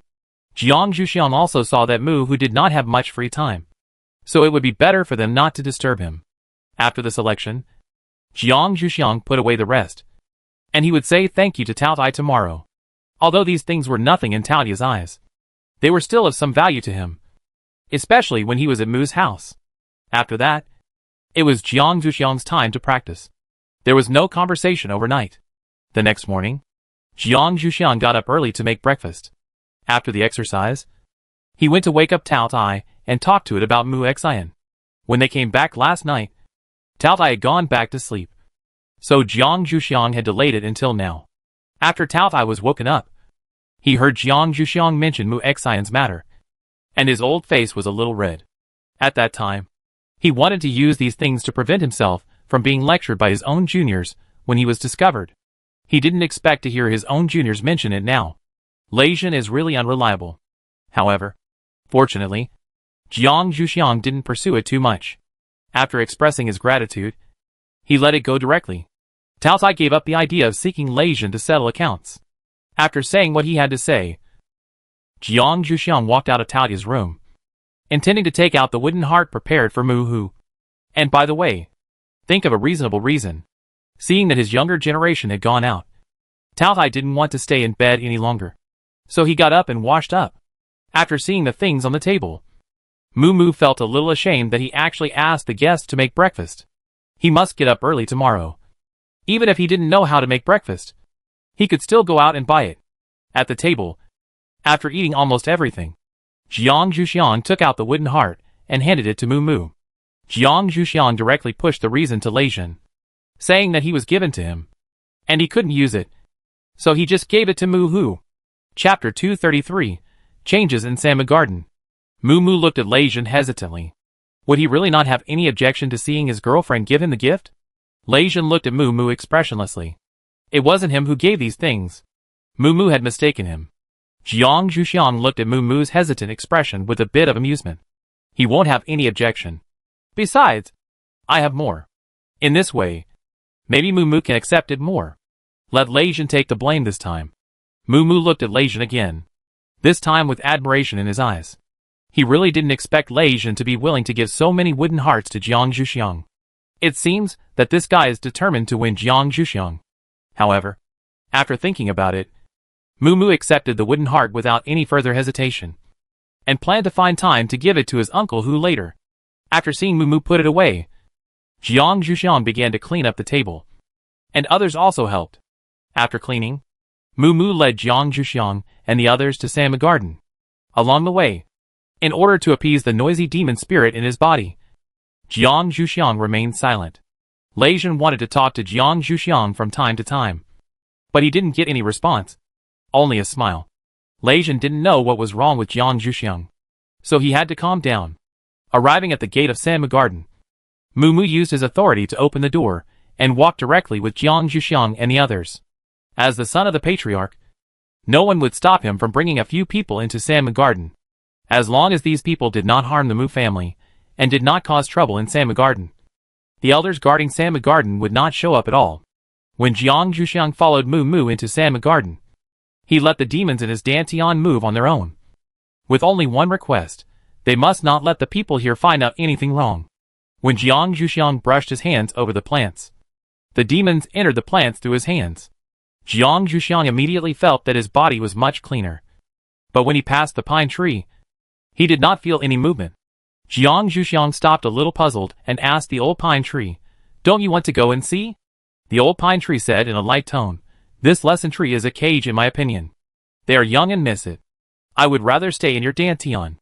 If it missed it, it would not have let Jiang Zhuxiang take them away before. Since the old pine tree said so, Jiang Zhuxiang would not force it, and followed the footsteps of the people in front.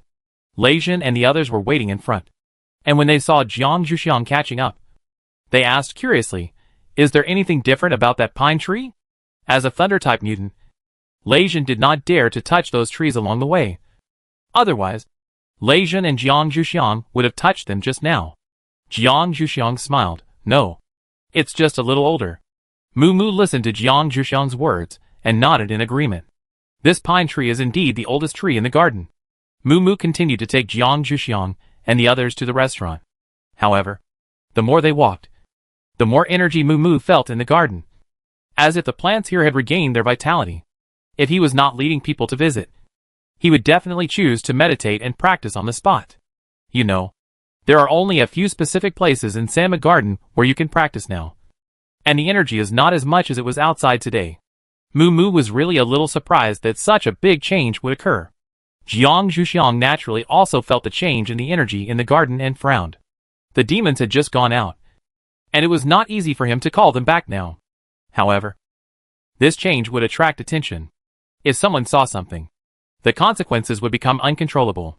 Jiang Zhuxiang told the old pine tree, who was still in the dantian, about the matter and asked for its opinion on whether to let them come back now. The old pine tree felt helplessly about what Jiang Zhuxiang said. It seemed that the little guys had habitually started to emit the essence of plants and trees. Their bodies had habitually emitted the essence of plants and trees under the guidance of the Mu family. So the old pine tree did not want to go back to take a look. After all, it did not want to continue to be exploited by the Mu family. However, as an old pine tree, it still had some experience in dealing with humans. It knew that if it let them come back now, then everyone who entered this place today would be suspicious. So the old pine tree suggested, let them stay for a while, and I will let them come back when you leave this garden. Cover up a little more or less. Jiang Zhuxiang nodded and planned to continue to follow Mu Mu to see it. But Mu Mu had already begun to be absent-minded. When introducing them, he began to speak a few words, and it seemed that he really wanted to practice.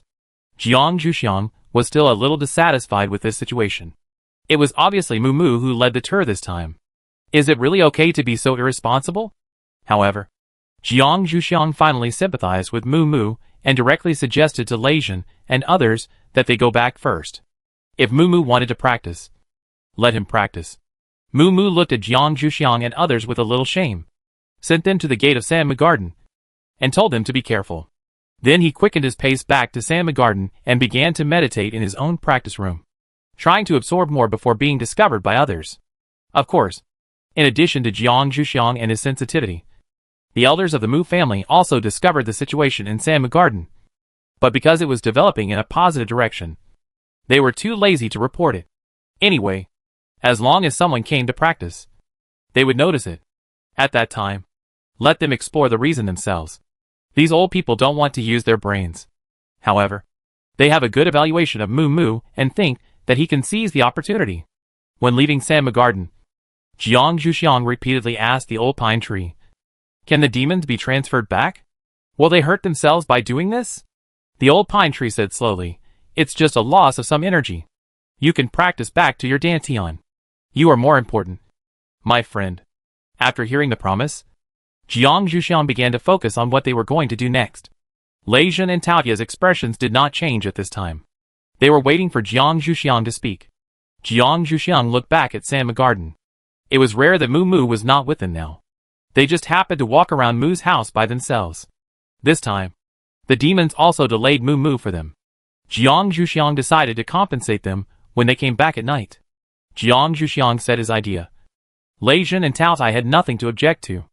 Anyway, they had enough force and were not worried about any accidents. Naturally, they agreed with Jiang Zhuxiang's idea. Chapter 234, Exploring the Secret Tree House.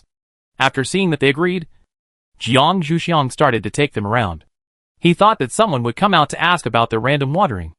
But unexpectedly, the people on the road were all rushing to a place, and they seemed to be invisible to them. Jiang Zhuxiang was a little curious. Where were these people going?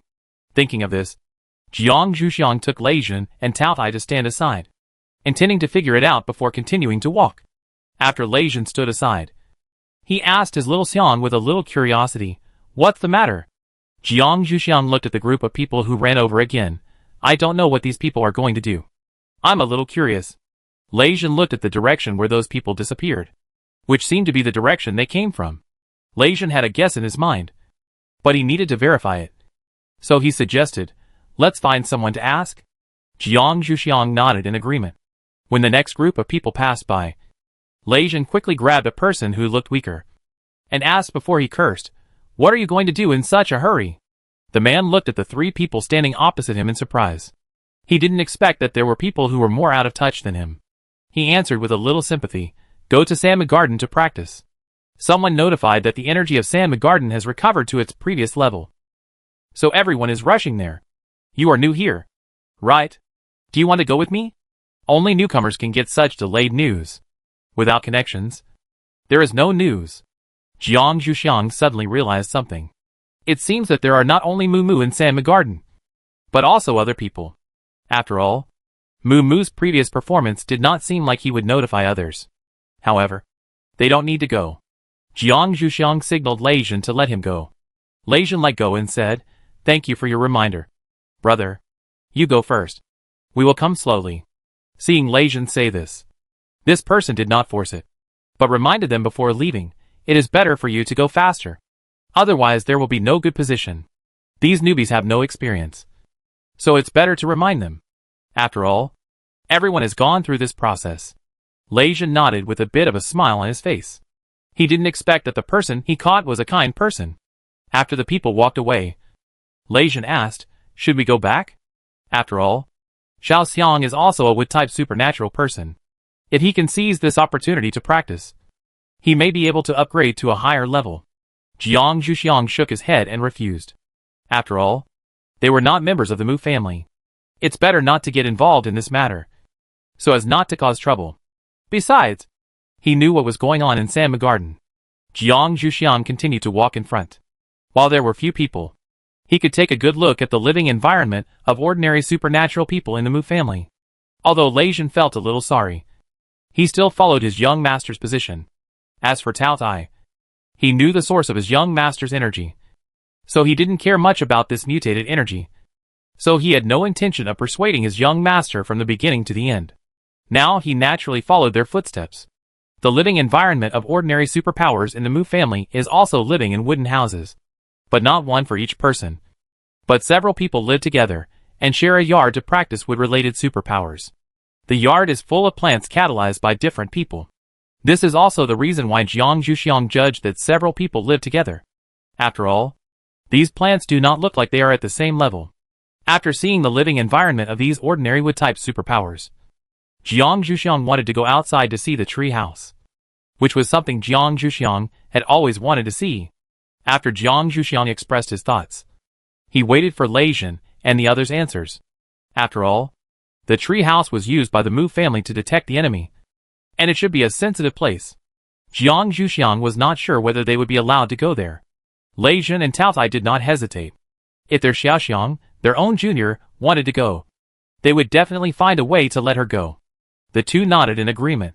Jiang Zhuxiang walked over there. He could no longer see the Mu family running on the road.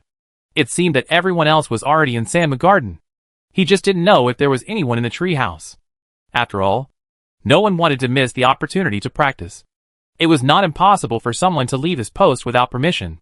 If so, the possibility of them going there would increase.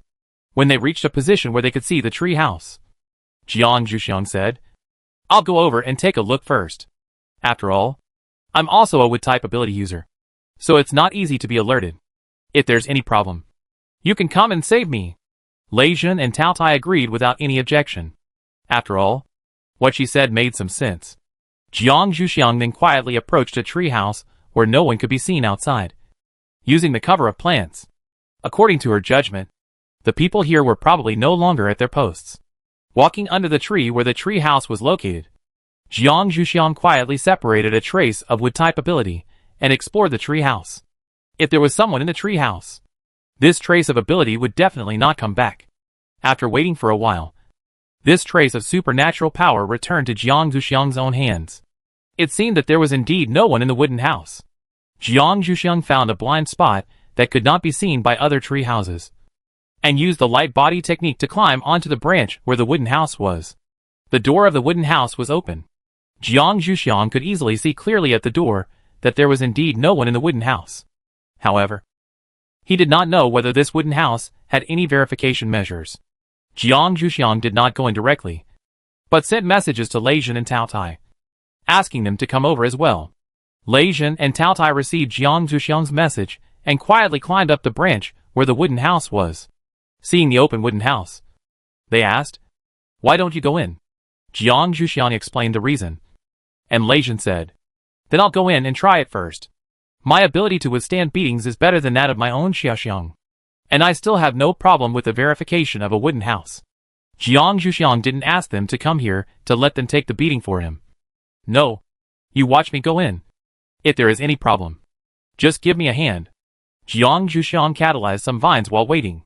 And after saying that, he wrapped these vines around himself. Lei Jin looked at his own Xiaoxiang's actions a little helplessly. His own Xiaoxiang was just too strong. After Jiang Zhuxiang finished wrapping the cane, he handed the other end of the cane to Lei Jin and asked his elders to watch it.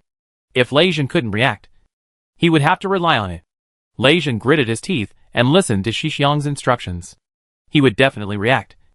So there was no need for Tao Tai to help.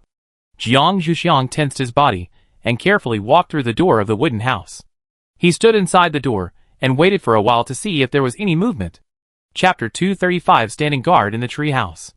After finding that there was no movement, Jiang Zhuxiang made a gesture to the outside, indicating that he had passed safely. He did not speak in order to prevent any monitoring equipment in the tree house.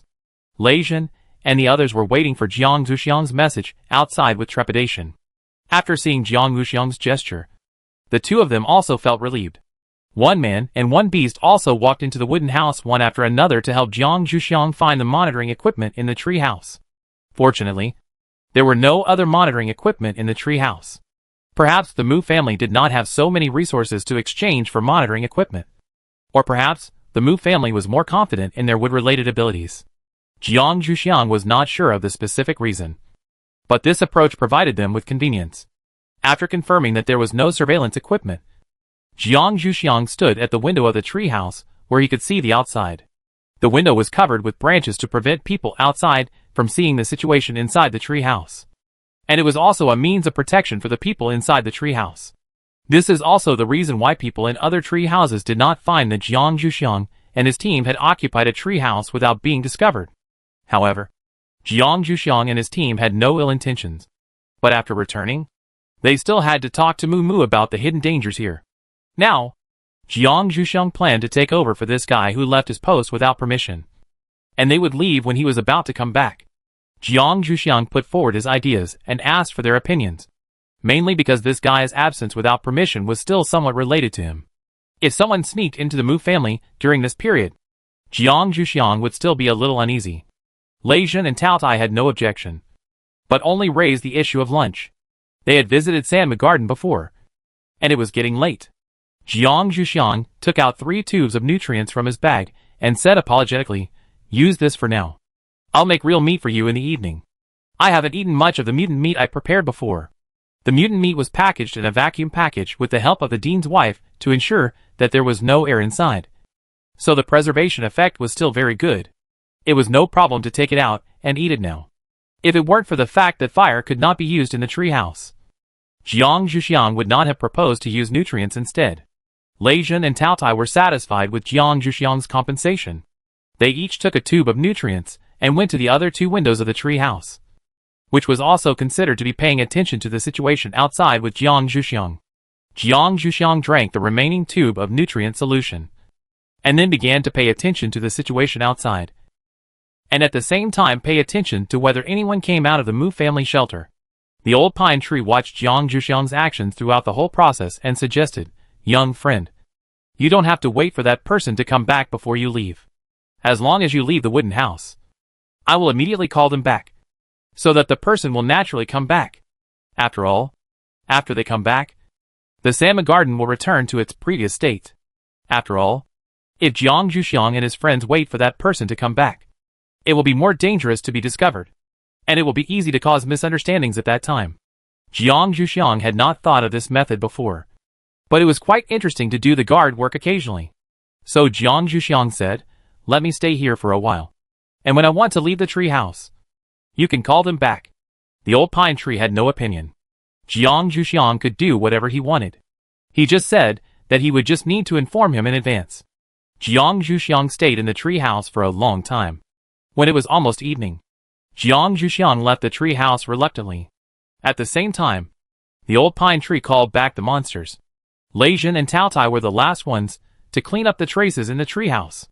When the 2 people and 1 beast returned to Moo Moo's wooden house, Moo Moo had not come back yet. Jiang Zhuxiang went back to his room to get the mutant beast meat and started to prepare dinner. Lei Jin consciously went in to help, while Tao Tai stood at the door and watched. When Jiang Zhuxiang was almost done, Moo Moo came back from Salmon Garden. Jiang Zhuxiang asked Tao Tai to help serve the dishes together, and asked Moo Moo to wash up quickly and prepare for dinner. Moo Moo looked at his condition and went into the bathroom to clean up without saying much. At the dining table, Moo Moo began to ask Jiang Zhuxiang if he had practiced in Salmon Garden today. After all, this was a rare opportunity. Jiang Zhuxiang shook his head, indicating that he had not. Moo Moo asked in surprise, "Why don't you stay in Salmon Garden to practice? I thought you were just going back for a while, and would come back. If I had known, I would have invited you to stay." Because Lei Jin and Tao Tai could not absorb the energy in Salmon Garden, Moo Moo thought that Jiang Zhuxiang was sending them back. Jiang Zhuxiang shook his chopsticks and said, "The main reason is that I am more accustomed to my own way of practice. Even if you invited me at that time, I would not stay.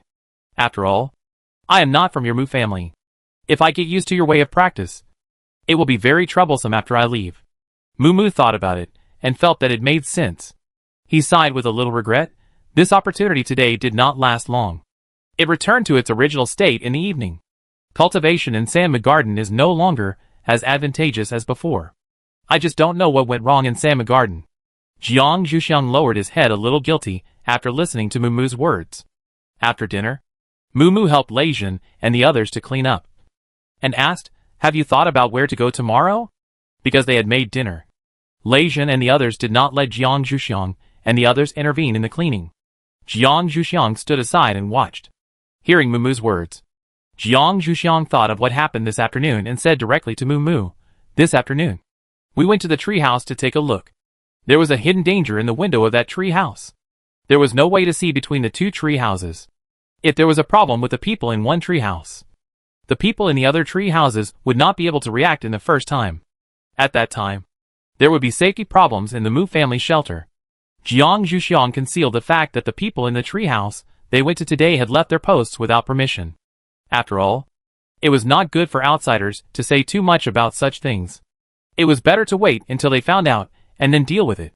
Moo Moo listened to her words, thought about it, and said, "I will talk to my father. Let's talk about your plans for tomorrow."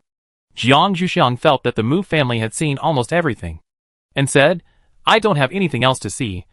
What about you?" Jiang Zhuxiang threw the question to Lei Jin and Tao Tai. Lei Jin and Tao Tai have always paid more attention to Jiang Zhuxiang's opinions.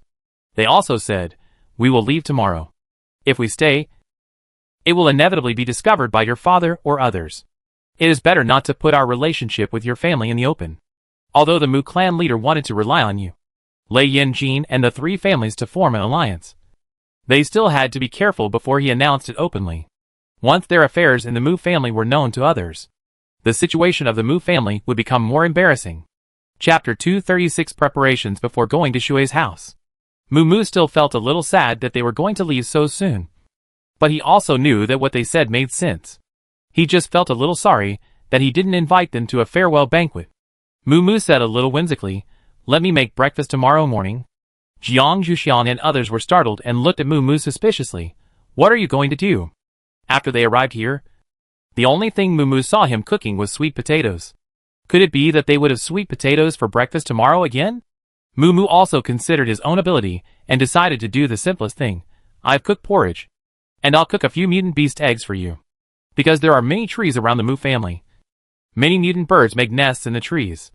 When the Moo family members are hungry for meat, they will go to take eggs. This is a safer way for them to get nutrition. As long as they leave before the mutant birds come back, they can get it. Jiang Zhuxiang and his friends nodded doubtfully. "We will wait and see." Jiang Zhuxiang thought silently that his bread might come in handy tomorrow morning. Moo Moo put away the last washed bowl with a little excitement, and returned to his room humming a song. Jiang Zhuxiang and others watched from behind a little speechlessly. After turning off the lighting equipment, they returned to the room to pack their luggage, so as not to be too late tomorrow morning. After Jiang Zhuxiang finished packing, he began to practice, and at the same time adjusted the reminder time in the communicator to a later time. If he didn't have to get up to make breakfast, he could have more time to practice. The next morning, Jiang Zhuxiang woke up from his practice and smelled a burnt smell. He had no desire to rescue him. He went to the bathroom to wash up, then changed into clothes that could be used for traveling. He planned to go and see what Moo had burned. According to common sense, porridge and boiled eggs should never be burnt. In the kitchen, Moo looked at the burnt pot with a sad face, while Lei Jin stood beside him and thought of a solution. Seeing Jiang Zhuxiang coming over, Lei Jin and Moo's eyes lit up, and they looked at her expectantly. Jiang Zhuxiang walked over and saw a pot of burnt yellow porridge. The burnt smell was coming from the porridge, and it was getting stronger and stronger. Jiang Zhuxiang looked at the temperature displayed next to the pot and quickly lowered it a little. If it continued to burn like this, the pot would be useless. He picked up the rice spoon and scraped the bottom of the pot. When he took it out, he saw a layer of burnt black soft rice crust. Jiang Zhuxiang said helplessly, "This pot of porridge can't be drunk. There are still many harmful things in burnt things. It seems that Moo's kitchen skills are really not lit up. The last time I cooked sweet potatoes, it should be thanks to Moo's help. I used such a big fire to cook the porridge, and I didn't stir it with a rice spoon. It would be strange if it didn't burn." Moo was a little frustrated, but he still didn't insist on drinking this pot of porridge. After all, he had just tasted the taste of this pot of porridge, and it was much worse than Jiang Zhuxiang's. Jiang Zhuxiang ignored Moo's frustration and went to see how the mutant beast eggs he cooked were doing. He opened the lid of the pot and saw that the water only covered 1/3 of the eggs. If he left it at the temperature set by Moo before, it would probably emit a burnt smell soon. Jiang Zhuxiang turned off the power of the electronic stove, took out the mutant beast eggs and put them on a plate, and cooled them down with cold water. Finding a frying pan, Jiang Zhuxiang sliced the bread he had taken out before, intending to heat it slightly as a staple food for breakfast. At the same time, he rushed out a bunch of carrots to squeeze juice, handed the carrots to Lei Jin, explained the steps clearly, and asked him to do it. As for Moo, it would be more appropriate for him to watch from the side. After Jiang Zhuxiang heated up the bread slices, Tao Dai also arrived at the restaurant. He had no objection to the breakfast he saw being different from what Moo promised to make last night. He thought about it and knew that something went wrong with Moo before. Moo sat down to eat the breakfast prepared by Jiang Zhuxiang a little depressed. As for the burnt porridge he cooked, he planned to take it out and throw it away later. While eating, Jiang Zhuxiang advised Moo, "You should not do it yourself in the future. Eat outside if you can." Moo nodded a little helplessly. It seemed that after they left, he would have to solve his 3 meals outside again. After eating, Jiang Zhuxiang washed the used dishes and chopsticks. Seeing Moo deal with the porridge he cooked, Jiang Zhuxiang reminded, "After you throw it away, you have to soak this pot well before washing it. Otherwise you can't wash it clean." Moo nodded to show that he understood, and went out to deal with it. Jiang Zhuxiang and the others went to the room to take out their luggage, and they would leave when Moo came back. Moo came back fairly quickly, soaked the pot according to Jiang Zhuxiang's instructions, and then sent Jiang Zhuxiang and the others out. Lei Jin also extended an invitation. "If there is a suitable task, we will invite you. I hope you can take the time to participate. After all, it is not enough to just focus on your family." Moo nodded silently. As long as his father did not tend to pass the position of patriarch to his eldest brother, he could still go out for a few days. After all, his ideas were more consistent with his father's. The two people and the beast also did not rush to the next place directly, although the next place to go has been determined. It is the Shui family, but they have no familiar people in this place. Jiang Zhuxiang still needs to send a communication to ask Shui Wen first. With his help, their travel to the Shui family may be more convenient. However, even if they get Shui Wen's help, they don't plan to stay in the Shui family for too long. After all, the Shui family is more dangerous than the Mu family. Jiang Zhuxiang's plan is to withdraw as long as they can roughly see the life of the Shui family. On the way to the Shui family, more and more water sources appeared, but there were not many trees. Jiang Zhuxiang and his friends chose a relatively open waterside to stop. Jiang Zhuxiang began to contact Shui Wen. "I heard that he was punished by the dean and his wife before, and hoped that he would not refuse her communication. However, Shui Wen was quite open-minded. Although he made Jiang Zhuxiang wait for a while, he still picked up the phone. However, he was still a little angry with Jiang Zhuxiang. The first thing he said was, "Xiao Xiang, you are not going to cheat me. Your elder brother Shui. Again? You can contact your elder brother directly next time." Jiang Zhuxiang was a little amused and said no. And then said, "Although the dean and his wife asked me to exchange the collected materials for contribution points, you can come and exchange with me, and I can give you a lower price. Although it can't be given for free, it can be regarded as a little apology." After hearing what Jiang Zhuxiang said, Shui Wen smiled again. "Our Xiao Xiang still cares about us. Don't you think so?"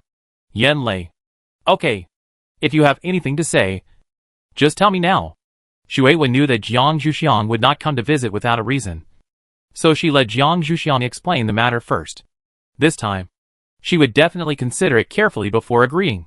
Yan Lei stood behind Shui Wen as usual and watched. After listening to Shui Wen's words, he nodded in agreement. Jiang Zhuxiang looked at the two people opposite him, who looked like they were facing a great enemy. It seemed that his credibility in their eyes had dropped a lot. He felt quite amused and helpless. It was just a trick on them once.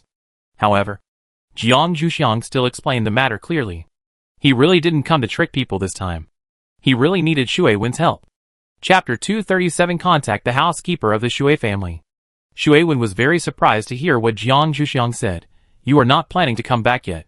Xiaxiang, you are too bold. Aren't you afraid that the dean and his wife will settle accounts with you when you come back?" Jiang Zhuxiang said speechlessly, "Since I am out, of course I have to go around and have a look. As for the punishment, I will consider it when I plan to come back. Brother Wen, will you help me?" Moreover, the dean and his wife have already contacted them, and their ability to protect themselves should be enough to reassure the dean and his wife. So Jiang Zhuxiang continued to ask Shui Wen if he could help them. Shui Wen looked at Jiang Zhuxiang hesitantly. "Xiao Xiang, you have to promise that I will not be punished if I help you. Otherwise, your brother Wen, really dare not speak. As someone who has experienced the methods of the dean's wife, this kind of caution is necessary." Jiang Zhuxiang really couldn't help rolling his eyes. But he still explained that they had contacted the dean and his wife, and they had no objection to them continuing to travel outside. Then, Jiang Zhuxiang looked at Shui Wen again, waiting for his answer. After Shui Wen heard that the dean and his wife had contacted Jiang Zhuxiang and others, he was relieved. Since the dean and his wife did not ask them to come back, it should be no problem for him to help them a little. Shui Wen flipped through his communicator and found the number of his housekeeper. He reported the number to Jiang Zhuxiang and said, "Please remember it first. I will send it to you again after hanging up the call. This is the number of the housekeeper of the Shui family. You can contact him directly when you are near the Shui family. When you arrive, tell him my name, and he will arrange for you." Although the housekeeper's power is not as strong as that of the clan leader, he has a lot of resources, and it is no problem to arrange for Jiang Zhuxiang and the others. Jiang Zhuxiang said thank you, then talked to Yan Lei for a few words, and after understanding how his plants were growing, he hung up the call and waited for Shui Wen to send the number. Shui Wen did not delay. 1 minute after hanging up the communicator, Jiang Zhuxiang received a message from Shui Wen. He clicked it, and saw that it was exactly the same as the communication number Shui Wen told him before. Jiang Zhuxiang then looked at Lei Zhen. "Are we still going to Shui's house in the afternoon like before?" While Jiang Zhuxiang was sending the message, Lei Zhen and Tao Tai were a little bored. One man and one beast took turns to go out and kill a few mutant beasts that came to the water to drink water. After hearing Jiang Zhuxiang's answer, Lei Zhen nodded. "It's still safer that way. We have also prepared the ingredients for lunch. The distance to Shui's house is not far now. Let's just finish lunch before continuing on our way." After eating meat last night and this morning, Lei Zhen was already hungry. He looked at Jiang Zhuxiang pitifully. Jiang Zhuxiang looked at the things around Lei Zhen and nodded in agreement. "Okay. Then we'll leave after lunch. However, you shouldn't have left any traces. It would be bad if mutant beasts appeared in the middle of our lunch." Lei Zhen reviewed the process of his going out.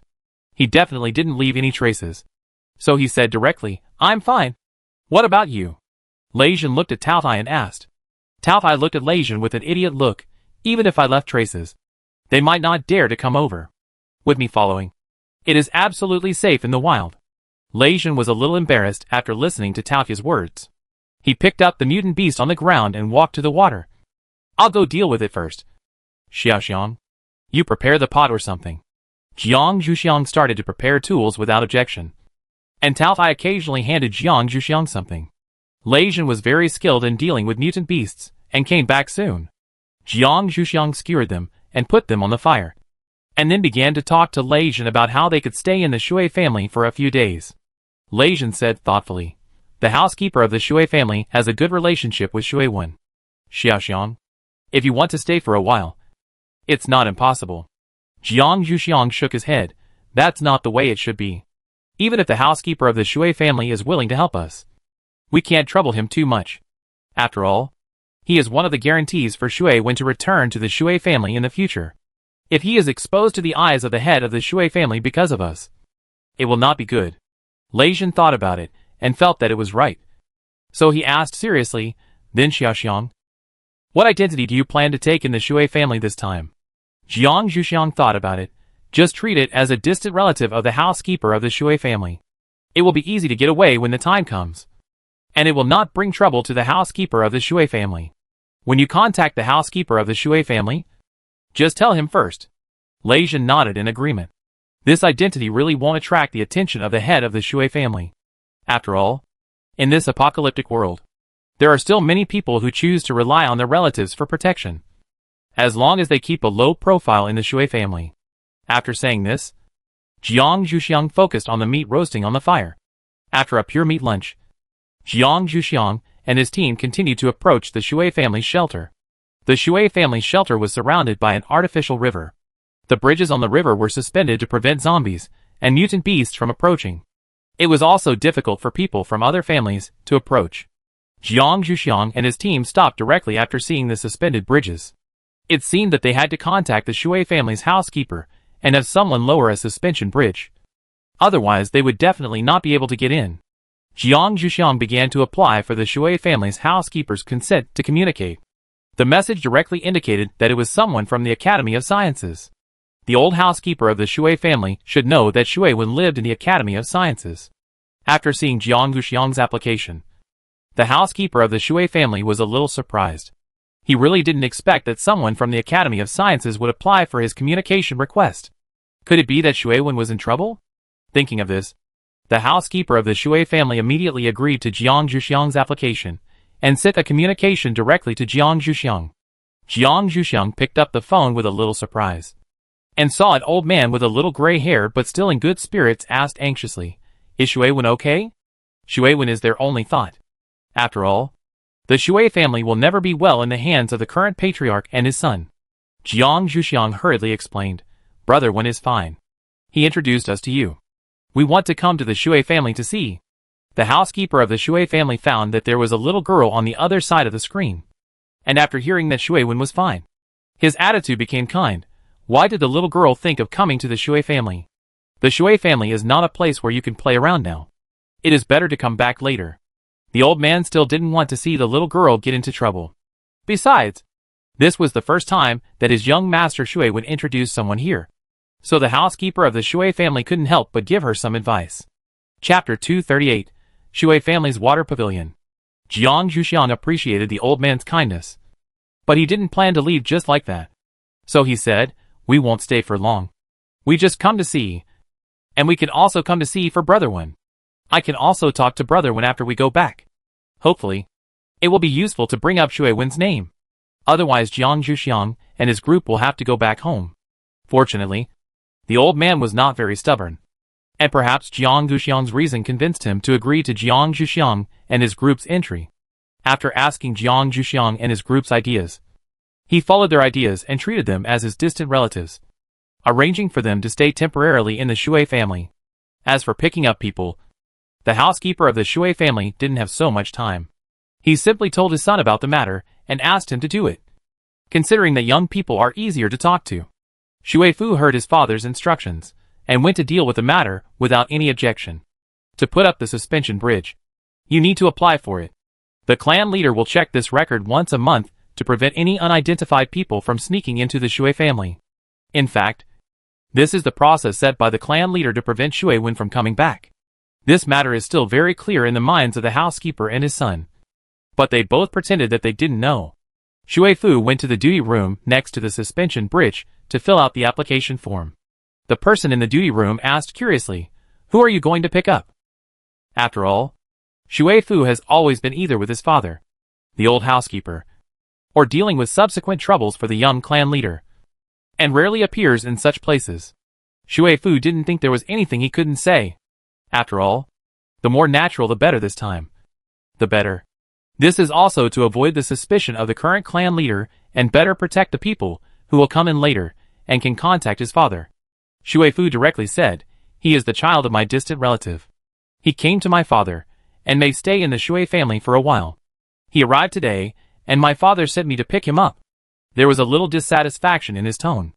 The people in the duty room stopped talking. They didn't want to offend Shui Fu. After looking at the application he wrote, and finding no problems, they directly pressed a button and lowered a suspension bridge. After the suspension bridge stabilized, Shui Fu strode across the bridge and stood at the bridge head to look around. His father did not give him the contact information of those people, hoping that they would be smart enough to come over when they saw him. Jiang Zhuxiang and the others naturally paid attention to the lowered suspension bridge, and walked out slowly from the cover. When they could see the face of the person at the bridge head clearly, Jiang Zhuxiang was relieved. He knew this person. He had met him once before when he was at the Lei family. Lei Jin should also know this person. It was this person who went to the Lei family to exchange their young clan leader. After Jiang Zhuxiang saw this person clearly, he began to approach boldly, and Lei Jin and Tao Ai followed behind. Shui Fu couldn't help but twitch his mouth when he saw the three people approaching him. Among the three people, except for the one who looked the oldest, he knew the other two. How could they become the distant relatives mentioned by his father? However, Shui Fu's chi cultivation skills were still good. After seeing them walk in front of him, he turned around and took them across the bridge. If there was anything, he would wait until he got to a safe place to talk. Jiang Zhuxiang and the others naturally knew this truth, and followed Shui Fu without saying a word. The people in the duty room looked at the appearance of the three people one after another, without saying a word, and were more convinced that these three people were indeed the children of the old housekeeper's distant relatives. This did not seem to be very close, even if Jiang Zhuxiang and the others did not look very down and out. After the people walked away, they directly marked Shui Fu's application as normal, so that it would not be noticed by the current clan leader at all. After all, the people on duty were the current clan leader's confidants, and the current clan leader still believed in their loyalty. Shui Fu took Jiang Zhuxiang and the others directly to the place where the Shui family arranged for these people to stay. It was a loft built on the water, and it was safer to talk here. Jiang Zhuxiang and the others saw Shui Fu staring at them with a bad face. Lei Jin and Tao Ai did not intend to explain, so Jiang Zhuxiang had to come forward. Jiang Zhuxiang explained their travels to avoid this person directly contacting Shui when to send him back. Shui Fu originally had the plan that Jiang Zhuxiang had thought of himself. After all, even when he went to the Lei family before, Jiang Zhuxiang was accompanied by Shui Wen. In Shui Fu's eyes, Jiang Zhuxiang's action this time was understood by him as running away from home. After listening to Jiang Zhuxiang's explanation, Shui Fu was a little disapproving. "You are quite brave. But since you are already here, I will take some time to show you around. Don't go out by yourself. The Shui family is not as safe as the places you have been to before. If they pretend to be the clan leader or the deputy clan leader, as long as they arouse a little suspicion, they don't mind destroying these three people directly." Jiang Zhuxiang and the others could still see Shui Fu's dissatisfaction, and nodded to agree with his proposal. They were prepared to act cautiously, and were ready to leave at any time. Shui Fu saw that the three were quite obedient, so he planned to go back and explain to his father. After emphasizing again that they could not go out without permission, Shui Fu left the attic. Jiang Zhuxiang and the others finally relaxed. It was the first time they had met someone who didn't like them so much. However, after the person left, they still planned to see where they would live during this period. When Shui Fu arranged this water pavilion, he still took their accommodation into consideration. There was enough room for each person. Lei Jin asked Jiang Zhuxiang and Tao Ai to choose first. Tao Ai didn't let Jiang Zhuxiang come first this time. Instead, he chose a room closest to the water. As one of the dragon sons, the ability to control water is their innate talent, which also makes it easier for it to protect its younger generation. Jiang Zhuxiang looked at the room Tao Ai chose and naturally understood its intention. He took the initiative to choose a room closer to it, which was also convenient for Tao Hai to protect. Lei Jin put his luggage into the last room, packed up, and went out to look at other parts of the water pavilion with Jiang Zhuxiang and the others. The outermost part of the water pavilion is a circle of railings to prevent those residents who can't swim from falling in. Jiang Zhuxiang leaned against the railings to look at other places. There are still many such water pavilions in this lake, but I don't know if there are people living there.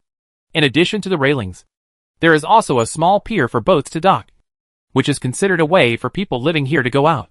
However, the water took the boat away when it floated away. It seems that they intend to completely eliminate the possibility of them going out by themselves. I just don't know when he plans to come again. Chapter 239, Shui Family Specialty Food. When Shui Fu returned to his father, he had mixed feelings. Anyone who was originally thought to be a poor relative turned out to be the heir of a top family would have mixed feelings, and he would have to consider that he could not let them get into trouble during their stay. This matter was no longer something Shui Fu could decide alone. Shui Fu directly signaled his father to come with him, and planned to discuss it with his father. After the old housekeeper finished his work, he followed his son. The young man was not steady enough. He just picked up someone and had to report to him. Of course, this was what he thought before he heard what his son said. Shui Fu walked into the lounge that belonged to his father, and then closed the door tightly. After confirming that no one was eavesdropping, he told his father about the people he had just met, and waited for his father's instructions. When the old housekeeper heard the identities of the three people mentioned by his son, he was indeed shocked at first. But then he was happy for his young master Shui Wen. After all, the higher the level of people his young master Shui Wen knew, the more help he would get in the future. As a housekeeper with rich experience, the problem mentioned by Shui Fu can be easily solved. The old housekeeper directly instructed, "You should stay with young master Shui Sha during this period and keep track of his whereabouts, according to the martial arts value of the three people. As long as they don't meet young master Shui Sha head-on, there will be no problem. I will also pay attention to the whereabouts of the clan leader, and prevent them from bumping into the clan leader. Their identities are still our distant relatives, so it is safer." Shui Fu asked in confusion, "Father, do you mean to let them move freely in the Shui family? It would be easy for others to find out, right? After all, they don't look very poor. If someone mentions it to the clan leader or Master Shui Sha, our concealment will be easily discovered." In Shui Fu's opinion, it would be better for them to stay in the Shui pavilion. He would go and talk to them about the situation of the Shui family when he had time. The specific tour should be done when the clan leader and others are busy. The danger of free movement is too great, especially since none of the three people have water ability. If they are thrown into the water, who can find them? The old housekeeper looked at his son with a bit of dissatisfaction, and gave him a direct instruction. How can I let them go freely for such a visit? Do you think your father is old and confused? There are many special places in the Shui family. You just need to take them to see it yourself when Master Shui Sha is out. It won't take much time. Master Shui Sha can't stay at home anyway. You just need to make sure you know his whereabouts when he is at home. As for the rest, we have people around Master Shui Sha, and we can ask him to notify you in advance." Shui Fu really thought his father was old and confused before, but now after listening to his father's explanation, he realized that he was the fool, and nodded repeatedly, and then asked if their residence should be adjusted. After all, their identities were different. The old housekeeper directly said, "No. That residence is just right for them, and will not cause trouble. This is also the original intention of their contacting me." Shui Fu asked some other questions, and the old housekeeper gave instructions one by one. Before the end, he also said, "You should learn to handle things on your own in the future, and you can't always ask others for a room. Didn't you do a good job when I sent you to the Lei family last time?" The old housekeeper tried hard to let his son grow up, fearing that he would drag down Master Shui when in the future. Shui Fu said with a bit of shame that he knew. He looked at the time. It was almost time for dinner. His father should be busy. The three people in the water pavilion had been left there for so long. It was time for him to go over and deliver dinner to them, and tell them what they could do during this time. After Shui Fu said goodbye to his father, he began to prepare the special ingredients of the Shui family, put them in a basket, and then came to the edge of the lake, untied a small boat, and swayed to the water pavilion in the middle of the lake. The people of the Shui family would use this kind of small boat After parking the small boat at the small dock attached to the water pavilion where the 3 people lived, Shui Fu carried his things and stepped steadily onto the water pavilion. He turned to the gate of the water pavilion and saw the 3 people sitting on the chairs at the gate board and staring at the water in a daze. Shui Fu coughed lightly, reminding them that someone was coming. In fact, didn't Jiang Zhuxiang and the others notice Shui Fu's arrival? No. Tao Tai had already noticed the change in the surrounding water energy, but felt that there was no threat. So he was too lazy to remind his younger generation. Hearing this light cough, Jiang Zhuxiang and Lei Zhen turned their heads and saw Shui Fu carrying something. The 2 stood up from their chairs. It seemed that this person came to bring them food. If he didn't come again, they would have to find a way to solve their dinner. There would always be something surviving in such a wide expanse of water. Jiang Zhuxiang asked, "Is this our dinner?" Very direct words. After all, Shui Fu's strength is not enough for her to be tactful. Speaking of which, Jiang Zhuxiang has always judged people by their strength.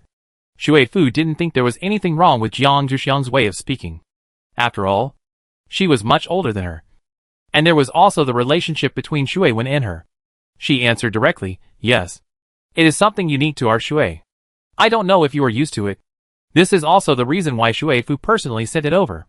After all, they may not be able to handle these things well." After Jiang Zhuxiang saw the location of the Shui family's shelter, he still had a certain estimate of the Shui family's special food. It should be aquatic mutant beasts or some specialties in the water. Jiang Zhuxiang may not be able to handle these things. So Jiang Zhuxiang did not intend to take Shui Fu's job, and directly said, "We may not be able to handle it. Will you help us handle it? If it's just heating, we still have no problem." Jiang Zhuxiang has already considered the problem of tomorrow's breakfast, which means that he hopes Shui Fu can prepare more food for them in the evening so that they can heat it up and eat it tomorrow morning. After all, it is a bit too much to ask him to come and make breakfast for them early in the morning. As for why Jiang Zhuxiang did not eat the food they prepared for breakfast, it was of course because they were in the enemy camp and it was inconvenient to replenish food. The food they prepared was of course used when there was really no other way, including the remaining nutrients. Shui Fu originally planned to help them deal with it. After listening to Jiang Zhuxiang's words, he did not feel that he was being ordered around. He nodded and agreed, carrying the things into the semi-enclosed kitchen in the water pavilion where food was processed. Chapter 240 Dangerous Waters. The semi-enclosed kitchen was built considering that the material of the water pavilion is more likely to cause a fire. The kitchen is not completely located in the water pavilion. In case of an accident, it is also convenient to take water from the lake for treatment. Jiang Zhuxiang and the other 2 had just visited this kitchen and felt a little curious. When they saw Shui Fu coming over, the 2 followed him. As for Tao Tai, he was still sitting on the chair at the door, waiting to eat calmly. Shui Fu saw that only these 2 people came, and he became more curious about Tao Tai's identity. Shui Fu originally thought that Tao Tai was protecting Lei Zhen. If so, he should follow Lei Zhen closely. Now he found that this person did not pay much attention to Lei Zhen, but paid more attention to Jiang Zhuxiang. Just now, when Jiang Zhuxiang was talking to him, it kept staring at him. Shui Fu guessed again that it was from the Academy of Sciences. But now he found that this person did not follow Jiang Zhuxiang, which confused Shui Fu again. What is this person's identity? As Shui Fu took out the things, he asked tentatively, "Who is the person sitting there now?" He didn't expect them to answer. He was just testing them. However, Jiang Zhuxiang didn't think it needed to be concealed. While observing what Shui Fu took out, he answered, "It is one of my elders. This time I am traveling with it." As for the true identity of Tao Tai, Jiang Zhuxiang still didn't reveal it. Although he had met Shui Fu once, he didn't trust him enough to tell such a secret. If he was lucky, Shui Wen might tell him the true identity of Tao Tai one day in the future. After Jiang Zhuxiang finished speaking, he carefully identified the meat that Shui Fu had placed in the basin. There was a layer of scales on the surface, which was much thicker than the scales of normal fish. Naturally, it was also much larger, but the fishy smell remained unchanged, allowing Jiang Zhuxiang to determine that this should be a mutant fish. He just didn't know how the Shui family caught it. Judging from the size of the meat, it was obviously not the size that could be fished out. Shui Fu was still a little surprised when she heard Jiang Zhuxiang's answer, but she was also satisfied. Although Jiang Zhuxiang's answer was not 100% true, Shui Fu could still judge that it was at least 80% true. This was also a kind of trust she had in herself. Then, they should not be too opposed to her arrangements next. Jiang Zhuxiang didn't know what Shui Fu was thinking. He just continued to identify the things Shui Fu took out. In addition to the meat, there were also plants that were obviously aquatic, including lotus root-like rhizomes that were several times larger, and plants that looked like seaweed. Jiang Zhuxiang picked up a piece of seaweed-like plant with some curiosity and asked, "This should grow in the sea, right? Can the water quality here also grow it?" Shui Fu took a look at the things in Jiang Zhuxiang's hand. This is a mutant water shield, which originally grew in fresh water. The water here can grow it. Maybe there is one under your water pavilion. This kind of plant is not as gentle as before. If you accidentally fall into the water and touch this, you must leave immediately. Otherwise they will wrap part of your body and then start to digest it. Jiang Zhuxiang's forehead twitched. You can eat such a ferocious plant. It seems that you are in a bit of trouble. However, Jiang Zhuxiang is still curious about how they get these mutant water shields. They are not peeled from people. If so, they dare not eat them. Jiang Zhuxiang thought so and asked directly. Shui Fu admired her imagination. But this misunderstanding still needs to be explained. No. Although these mutant water shields have first-class combat effectiveness in water, they will begin to lose their activity after draining the water. When they are completely dehydrated, we will collect them. Water shields wrapped on people cannot be eaten. They are poisonous. Jiang Zhuxiang was relieved. But the waters of the Shui family did not seem so safe. Jiang Zhuxiang decided to be more careful when going out these days. He just didn't know whether Shui Fu would let them go out. Jiang Zhuxiang began to watch silently. Shui Fu saw that Jiang Zhuxiang was fine, so he started to deal with the ingredients. He took out the last small package from the basket, which was some seasonings and some things that could remove the fishy smell, which were the mutated garlic and green onion and ginger. Jiang Zhuxiang judged that they were these things by their taste. Shui Fu marinated the mutated fish with ginger and garlic. This took some time to wait. And then he started to deal with the lotus root. Peeled it, sliced it, put it in boiling water, and then took it out to mix it with cold. After processing this dish, Shui Fu soaked a few pieces of mutant water shield, chopped them up, put them into boiling water to make soup, and let Jiang Zhuxiang watch the fire, while he went to make the main ingredient for tonight, the pickled mutant fish. The second reason why Jiang Zhuxiang was surprised by this kitchen was that they were still using open fire to cook, perhaps to save resources. He did not shirk the task of watching the fire. After all, the temperature of the open fire was difficult to control. If something unexpected happened, their dinner would probably be delayed. As for Lei Jin, of course, he acted with Jiang Zhuxiang, leaving Shui Fu alone to deal with the fish. However, Shui Fu looked like he was looking forward to it. After all, Lei Jin didn't look like someone who could cook. After Shui Fu prepared all the food, he let Jiang Zhuxiang and Lei Jin hold the plates. Shui Fu gathered the remaining waste and poured it directly into the lake. Jiang Zhuxiang forgot whether Shui Fu had just taken the water from the lake. He always felt that their dinner was not very reliable. However, the next second Jiang Zhuxiang had no time to think about these things. Dense fish heads appeared on the water surface and swallowed up the things that Shui Fu had poured down, which made Jiang Zhuxiang further feel the degree of danger in the waters of the Shui family. After Shui Fu dealt with these things, he explained directly to Jiang Zhuxiang, "We never take water from the lake. There is a water tank in the kitchen. I will fill it up for you when I leave today. It will be enough for you to use for a day. I will come here once a day in the future. Don't try to use the water in the lake. I believe you have seen clearly what is in the water just now." Shui Fu deliberately handled the waste in front of Jiang Zhuxiang, just to impress them. Jiang Zhuxiang nodded quickly, saying that he would never touch the water in the lake. Now it seems that the Shui family chose this area of water to protect themselves. After all, only water-based supernatural people can provide water for themselves. If others use the lake water, they will definitely be dragged down by those ferocious fish. Chapter 241, Be on guard against others. After the intimidation education, Shui Fu was sure that the three people would not have the idea of traveling alone during their stay. So he took them to the restaurant of Shuij. After arriving at the restaurant, Shui Fu took the things in Jiang Zhuxiang's hand and motioned her to call the person who was still outside the door to come in for dinner.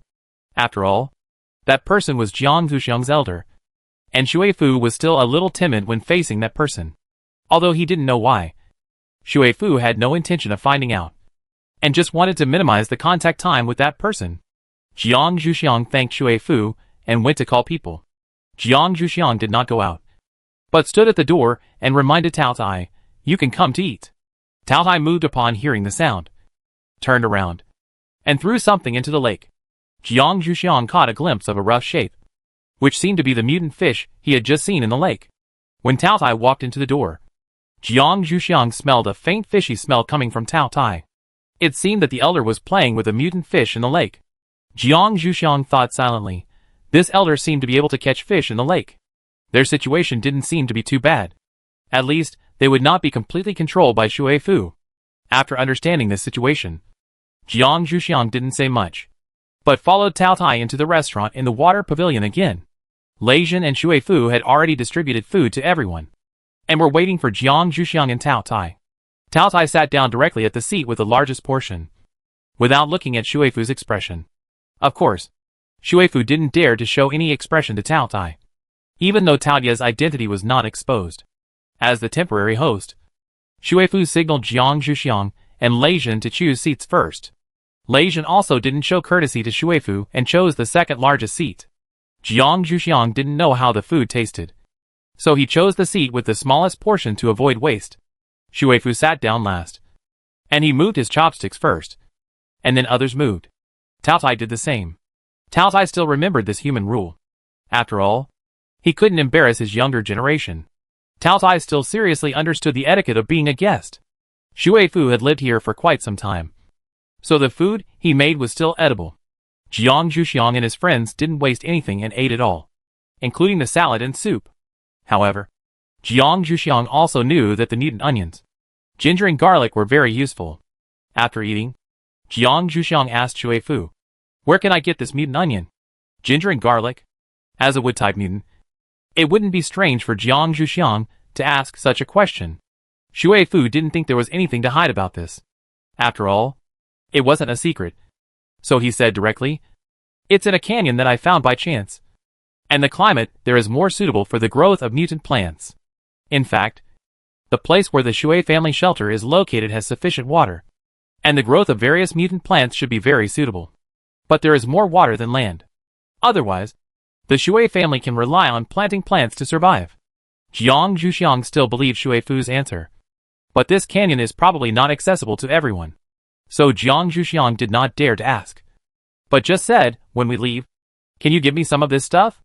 Onions, ginger and garlic all reproduce by rhizomes. As long as he gets these things, Jiang Zhuxiang can grow a large area." Hearing Jiang Zhuxiang's answer, Shui Fu was relieved. He was originally worried that she would ask for something that he couldn't do. If it was just this kind of thing, he could do it. After all, these are also daily consumables of the Shui family, and no one would care if he took a little more. Shui Fu nodded in agreement, and then began to directly call out the water power to clean the used dishes, and then put the dishes directly into the box, and take them away when he leaves later, and put the remaining food in the water tank. The Shui family uses the constant temperature of water to ensure that the food does not deteriorate. A double-layer cabinet. The inner layer is for food, and the middle layer is filled with water. In the absence of sufficient resources, someone in the Shui family still thought of how to use their wisdom to improve their lives. Jiang Zhuxiang looked at the structure of the water tank curiously, and then continued to follow Shui Fu.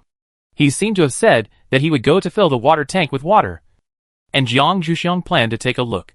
Lei Jin followed Jiang Zhuxiang closely. He had learned something about his little Xiang's curiosity, but seeing his little Xiang paying so much attention to a strange old man, Lei Jin was still a little unhappy. But there was no way to stop him, so he had to follow closely. Shui Fu opened the lid of the water tank. First clean the water tank with water from the tank, and then drain the water before starting to mobilize the water system. A stream of clear water flowed from his fingers into the water tank. The water flow was not large, and it seemed to take a long time. After watching for half an hour, Jiang Zhuxiang no longer wanted to continue watching. Jiang Zhuxiang pulled Lei Jin away and asked in a low voice, "I remember Lei Shui's ability to adjust water is much faster than his." The words were full of doubts. Even if it was me, with the help of the water mist talisman, in such a lake with abundant water vapor, the speed of gathering water was much faster than that of water floating. Lei Jin pinched Jiang Zhuxiang's hand with a smile. This kind of ability is not compared in this way. Just by listening to this person's name, you can know that this person's water ability is biased towards water control. It can output so much water, which should be with the help of the water vapor in this area. Lei Jin also explained to his own Zhuxiang in a low voice. Jiang Zhuxiang didn't say much, saying, "I'll go to find my elders. You go to accompany him. We can't ask him to help us, so leave him alone. Of course. By the way, we can also see if he is completely harmless to us." This meaning was conveyed to Lei Jin by Jiang Zhuxiang through his eyes. Jiang Zhuxiang believed that Shui Fu could still hear something from what he and Lei Jin said just now. But there was nothing offensive after all. His meaning just now was not very bright. But just in case, Jiang Zhuxiang did not say it, believing that Lei Jin could understand it. Lei Jin was still very careful when he was outside. Even if his Xiaoxiang had not said so just now, he would have gone over. Of course, now that he understood his Xiaoxiang's meaning, Lei Jin regarded this as one of his tasks. After smiling at his Xiaoxiang, Lei Jin walked directly to the location of the water tank. Shui Fu still maintained the water flow on his fingers. Seeing Lei Jin coming, he did not speak. It seemed that he was trying his best to control his water ability. Chapter 242. Try to contact the fish in the lake. Lei Jin did not disturb him, but just stood aside quietly. After a while, Shui Fu stopped adjusting the water this time, took out a crystal core directly, and sat on the ground to recover. Lei Jin could recognize that the energy flashing on the crystal core was the energy of the water system. However, Lei Jin was a thunder system ability, and he did not covet this kind of water system crystal core. He turned his head and looked outside. Shui Fu also dared to show his vulnerable side in front of him according to his initial understanding of the personalities of these three people. As a water system ability user who had exhausted his ability, Shui Fu now had to guard against even ordinary people, let alone a powerful ability user like Lei Jin. This was also his test of him again, testing their attitude towards him. After all, he had been too tough before. If they were dissatisfied with him, they could take advantage of it now. As for how they would escape after the attack, Shui Fu did not believe that they would have no way. After all, Shui Fu also smelled the faint fishy smell on the other person just now. Lei Jin had no idea that the man behind him actually had such an idea. He just looked at the water outside and wondered how this man survived in this area. With such ferocious mutant fish, it would be difficult for the Shui family to gain a foothold here with their water-based attack power. While Lei Jin was thinking about this problem, Shui Fu's water-based ability had almost recovered. Looking at Lei Jin, who had not turned around, Shui Fu's face was complicated. It seemed that he was being mean. Shui Fu restrained his expression and said, "If you want to go out and take a look during this period, you must wait until I am free. Otherwise, don't try to cross the lake by yourself. This will easily attract the attention of the clan leaders. Even if you have strong martial arts, it is not martial arts that can kill elephants. This is a kind reminder." As compensation for his previous actions, Lei Jin heard Shui Fu's words, turned around, and nodded to show that he knew. As for the secret of the Shui family, although Lei Jin was curious, he still had to consider the safety of his own Xiaoxiang, so he just let it go. Shui Fu saw Lei Jin nod, and turned to walk towards the boat before. It was getting late, and he needed to go back. Otherwise, his father would be worried. Lei Jin walked over with him, watching Shui Fu jump on the boat, untie the rope, and leave the water pavilion. Lei Jin turned around to look for his own Xiaoxiang until he could no longer see the shadow of the boat. After Jiang Zhuxiang separated from Lei Jin, he saw his elder lying on the bamboo chair again. So he walked over and sat on another one, and began to ask curiously, "Did you catch a mutant fish before?" Tao Thai lazily said him, indicating that he had just done such a thing, and also asked, "Do you want to try it too?" Jiang Zhuxiang really wanted to try it. After all, it was right by the lake, and it would be too bad if he didn't touch the fish. Seeing Jiang Zhuxiang's eager expression, Tao Tai didn't stop him, but just sat up from the bamboo chair, and then planned to see what his younger generation would do. After all, although those things in the lake didn't pose a threat to him, they were still a bit difficult for his younger generation. Jiang Zhuxiang saw the reaction of his elders, and knew that they would not stop him. So he began to think about how to lure those mutant fish up. After all, he had to see the mutant fish before he could catch them with the method he was good at. Jiang Zhuxiang thought of the previous method of Shui Fu, These mutant fish in the lake still reacted greatly to food. Jiang Zhuxiang walked into her room, found a small bag of mutant beast meat, and went to the kitchen to chop it up. She happened to run into Lei Zhen, who came to find her. Lei Zhen asked curiously, "Xiao Xiang, you are not full, right?" He knew Xiao Xiang's appetite. Although she just chose the smallest portion, it should be enough for her to eat. So Lei Zhen was still very surprised by Jiang Zhuxiang's behavior. Jiang Zhuxiang shook his head to indicate that it was not, and directly removed the vacuum packaging of the mutant beast meat, without washing it, and started to cut it directly. Lei Zhen saw Jiang Zhuxiang's action and directly guessed another possibility. Is it that Tao Tai is not full? This possibility is still relatively large. After all, in Lei Zhen's impression, Tao Tai's stomach is a bottomless pit. Jiang Zhuxiang continued to shake his head, with a bit of laughter and tears. It seems that the impression of his elders being able to eat is difficult to change in Lei Zhen's mind. But this time it is really not the case. Jiang Zhuxiang did not intend to let him continue to guess, and directly revealed the answer. I plan to catch a mutant fish to try. These are baits. Lei Zhen thought of Shui Fu's persuasion just now, although he did not mention not to provoke those mutant fish. He also explained their dangers. Unexpectedly, his own Xiaoxiang was going to take risks so soon. However, although Lei Zhen wanted to stop it, when he saw Jiang Zhuxiang coming over to cut the mutant beast meat as bait, he knew that Tao Tai supported it. As a boyfriend in the probation period, he should just quietly prepare to rush up at any time. However, the method can still be asked. Lei Zhen asked, after the bait attracts the mutant fish, what do you plan to use to get them out? They don't know the Shui family's method, and Lei Zhen really can't think of what his Xiaoxiang is going to do. Jiang Zhuxiang put the chopped mutant meat into a bag, carried it out, and smiled at Lei Zhen. I haven't thought about it yet. I'll try them one by one when the time comes. Isn't this kind of unknown the meaning of our coming out? Lei Zhen followed Jiang Zhuxiang out silently, glanced at the Tao Tai sitting on the bamboo chair. It didn't react, so he could only watch his Xiaoxiang pour the chopped mutant meat into the lake silently. The bloody smell of the unwashed mutant meat spread in the lake, and a group of mutant fish began to appear around the water pavilion. The number was much larger than the waste materials used to attract the water flow before, and the size was not comparable. Lei Zhen looked at his Xiaoxiang with more worry, not knowing what she was going to do. If his Xiaoxiang had not just made it clear that he was not allowed to intervene, he would have directly introduced the thunder power into the water, which should have temporarily paralyzed these mutant fish, and then directly scooped them up with a net. Although it was a little noisy, it was much more feasible. After seeing the fish school appear, Jiang Zhuxiang directly took out a seed from his backpack, mobilized the wood power to stimulate it, controlled the direction of its growth, and directly entangled a smaller mutant fish. Instead of pulling it directly, he continued to stimulate it until the mutant fish was entangled with only its mouth exposed, and then began to try to pull it towards the water pavilion. Chapter 243. What's in the fish's brain? Lei Zhen saw Jiang Zhuxiang's action, and stepped forward and held Jiang Zhuxiang's arm to prevent Jiang Zhuxiang from being pulled into the lake by the mutant fish's power. It turned out that Lei Zhen was very foresight. When Jiang Zhuxiang began to exert force, she found that she had miscalculated. The mutant fish's power was comparable to hers, and even 2 points stronger than hers. If Lei Zhen hadn't held her arm, she would have been pulled into the lake by the fish according to her position. For a moment, Jiang Zhuxiang was a little distressed, and formed a confrontation with the mutant fish in the lake.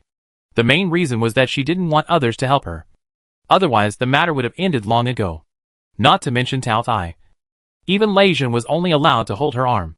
Lei Zhen knew his little Xiang's personality, so he didn't offer to help, but only put forward his own opinion. I think these mutant fish still have a great demand for meat. Xiao Xiang, you can use meat to let it swim over by itself, which can save some energy. Lei Zhen had seen these mutant fish fighting fiercely for the mutant beast meat just now, and there was reason to believe that when a piece of mutant beast meat appeared in front of this mutant fish would definitely swim over with it, and there would even be other unexpected gains. At Lei Zhen's reminder, Jiang Zhuxiang also thought of the method of hanging a carrot in front of the donkey. But he was still confronting this mutant fish, and had no time to prepare other mutant beast meat. The previously prepared meat was poured into the lake, and his face showed an embarrassment. Lei Zhen said very obediently, I'll help you pull this vine. Xiaoxiang, you go prepare the mutant meat. Lei Zhen didn't like the embarrassed look on his Xiaoxiang's face, so he took the initiative to help. Jiang Zhuxiang thought about Lei Zhen's proposal for 2 seconds and accepted it. He handed the vine he was holding with both hands to Lei Zhen. Seeing him pulling the vine with one hand easily, Jiang Zhuxiang felt relieved, but also felt that he had not exercised enough. At least his strength was not as good as Lei Zhen. If Lei Zhen knew Jiang Zhuxiang's idea, he would definitely feel amused. Why does a girl need a man's strength? Although Lei Zhen doesn't mind his partner having the strength to protect himself, if this strength is similar to his own, Lei Zhen will have to think about whether he can suppress it in the future. Jiang Zhuxiang opened another bag of vacuum-packed mutant meat. He never thought that he would let the mutant fish in the lake eat so much meat without eating it. After catching the fish, he still had to store some of this fish meat. Otherwise his food reserves might be in trouble. However, Jiang Zhuxiang was not so extravagant as to use a whole piece of mutant meat as a carrot this time. He just cut a piece, tied it with vines, and took it to the lake. The mutant fish in the lake began to stir again. Jiang Zhuxiang did not put the mutant meat into the water. Instead, he moved it above the lake's surface. The distance from the lake's surface was that the mutant fish could reach it as far as they went out of the lake's surface. And the closer to the lake's surface, the closer the meat was to the lake's surface. Just above the teeth of the mutant fish, Jiang Zhuxiang used his strength to make the mutant meat fall to the ground by the lake in an arc. The mutant fish that had been following also jumped out of the lake and fell to the ground by the lake. It was not just the one that Jiang Zhuxiang had trapped before. This was really a pleasant surprise.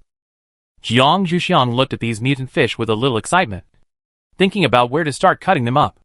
Even if these mutant fish fell to the ground, they still looked fierce. It seemed that he had to knock them out first.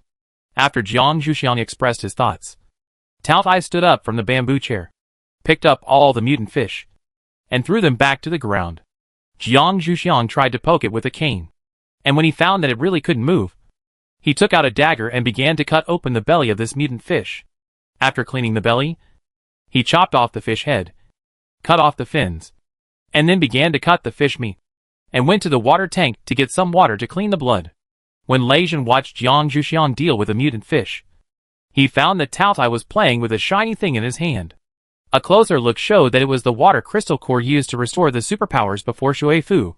He also saw the messed up fish head on the ground, and it was almost impossible to see its original appearance. Lei Zhen had a guess that the reason why the Shui family could survive in this water area was probably because the energy they cultivated was from the same source as the mutant fish in the lake. So they regarded them as the same kind.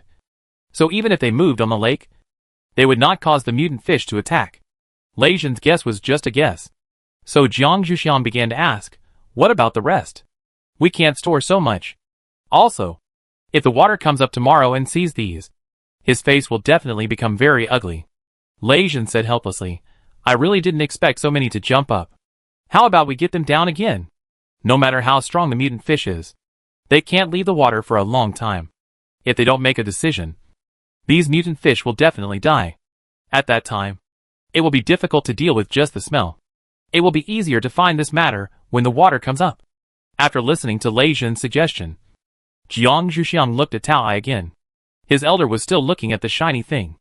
It seemed that as a dragon's son, he still couldn't change his habit of liking shiny things. He might not be able to come back to his senses for a while. Jiang Zhuxiang walked up and waved in front of it. After seeing it react, he quickly explained the matter again. Tao Tai had just discovered what was in the mutant fish's brain. So naturally, he didn't want to send back what was delivered to him. So he said directly, I like what's in their heads, and I can handle the rest of their bodies. The best way to deal with it is to disappear in the stomach, since he doesn't feel full anyway. After hearing what Tao Tai said, Lei Zhen no longer mentioned his previous suggestion, and watched Tao Tai destroy the brains of these mutant fish with Jiang Zhuxiang. Even if the fish's brain is mutated, it is still very small. So Tao Tai easily found what he liked, and then swallowed the rest, without any hesitation in the presence of Jiang Zhuxiang and Lei Zhen. Jiang Zhuxiang has become accustomed to the way his elder does things. As a junior, it is not a good idea to ask him to change. All he can do is try to adapt to it. As for Lei Zhen, the effect of using his lightning ability is also amazing. Lei Zhen has been forced by his family to adapt to those bloody scenes since he was a child. So Lei Zhen has no intention of reminding Tao Tai about his eating habits as they are alone. After all, it behaves quite well in the Lei family. Chapter 244, The Mischievous Guest Human. Watching Tao Tai finish dealing with the extra mutant fish, It was time to rest. Lei Jin reminded the man and the beast who still wanted to continue sitting outside the door. Jiang Zhuxiang walked into the door with a bit of reluctance. Cao Tai did not plan to sleep tonight. In such a strange place, it could be regarded as the wild. Cao Tai and Lei Jin planned to take turns to keep watch. They excluded Jiang Zhuxiang. And Jiang Zhuxiang had no objection. After all, although he had the light body technique as a support, when he met a water-based superpower in the water, the advantage was definitely on the other party. So Jiang Zhuxiang was quite obedient, and went back to his room directly. Lei Jin lagged behind and planned to talk to Cao Tai about the situation of the Shui family, to avoid Cao Tai admitting his mistakes. Cao Tai still sat on the bamboo chair at the door, listening to Lei Jin explain the information about the Shui family. He felt that this family was even more chaotic than the Mu family. However, he still knew the basic situation. Lei Jin also showed it the pictures of people who could help them. Cao Tai understood that he could throw other people into the lake directly except these people. Although the water-based superpowers of the Shui family were considered as the same kind by the mutant fish, the blood and chi of these same kind, after being injured, were enough for these mutant fish to regard them as food. After all, it is not uncommon for animals to devour their own kind. Cao Tai thought silently. Lei Jin didn't know that Cao Tai was thinking such a sinister idea. After seeing that it had recognized it, he confirmed with it whether he should replace it in the middle of the night. Cao Tai shook his head to indicate that he didn't need it, and Lei Jin went back to his room to rest, leaving Cao Tai alone to continue watching the movement on the water. While Jiang Zhuxiang and the others were making such a fuss, Shui Fu tied the boat to the lake, and then carried the basket and walked towards the home that belonged to them. At night, the current patriarch would let the old housekeeper go back in advance. After all, night was the current patriarch's favorite time. There were some things that needed to be dealt with, and they still needed to avoid the old housekeeper. Shui Fu thought about waiting for his old father at home, so his steps became a little hurried, and he was a little bit indifferent to the movement around him, until he heard Shui Sha's hoarse voice. "Afu, where are you coming back from in such a hurry?" Shui Sha had heard someone mention that someone had come to live with the old housekeeper's family, but he didn't know if it was true. After all, there was news like this every day, and there were really few people that Shui Sha could see. Shui Fu heard Shui Sha's voice, and reflexively lowered his head to prevent him from seeing the expression on his face. His voice remained calm and calm. "I came back from the water pavilion in the lake. My father asked me to take care of the new relatives. Now I am planning to go back and report to my father." Shui Fu knew Shui Sha's character very well. He liked to provoke cats and dogs, so he tried his best not to make him interested. Sure enough, Shui Sha asked without interest, "Is it your distant relative?" Although he was asking, he actually didn't intend to listen to Shui Fu's answer. Shui Fu naturally understood Shui Sha's meaning, and just nodded to answer.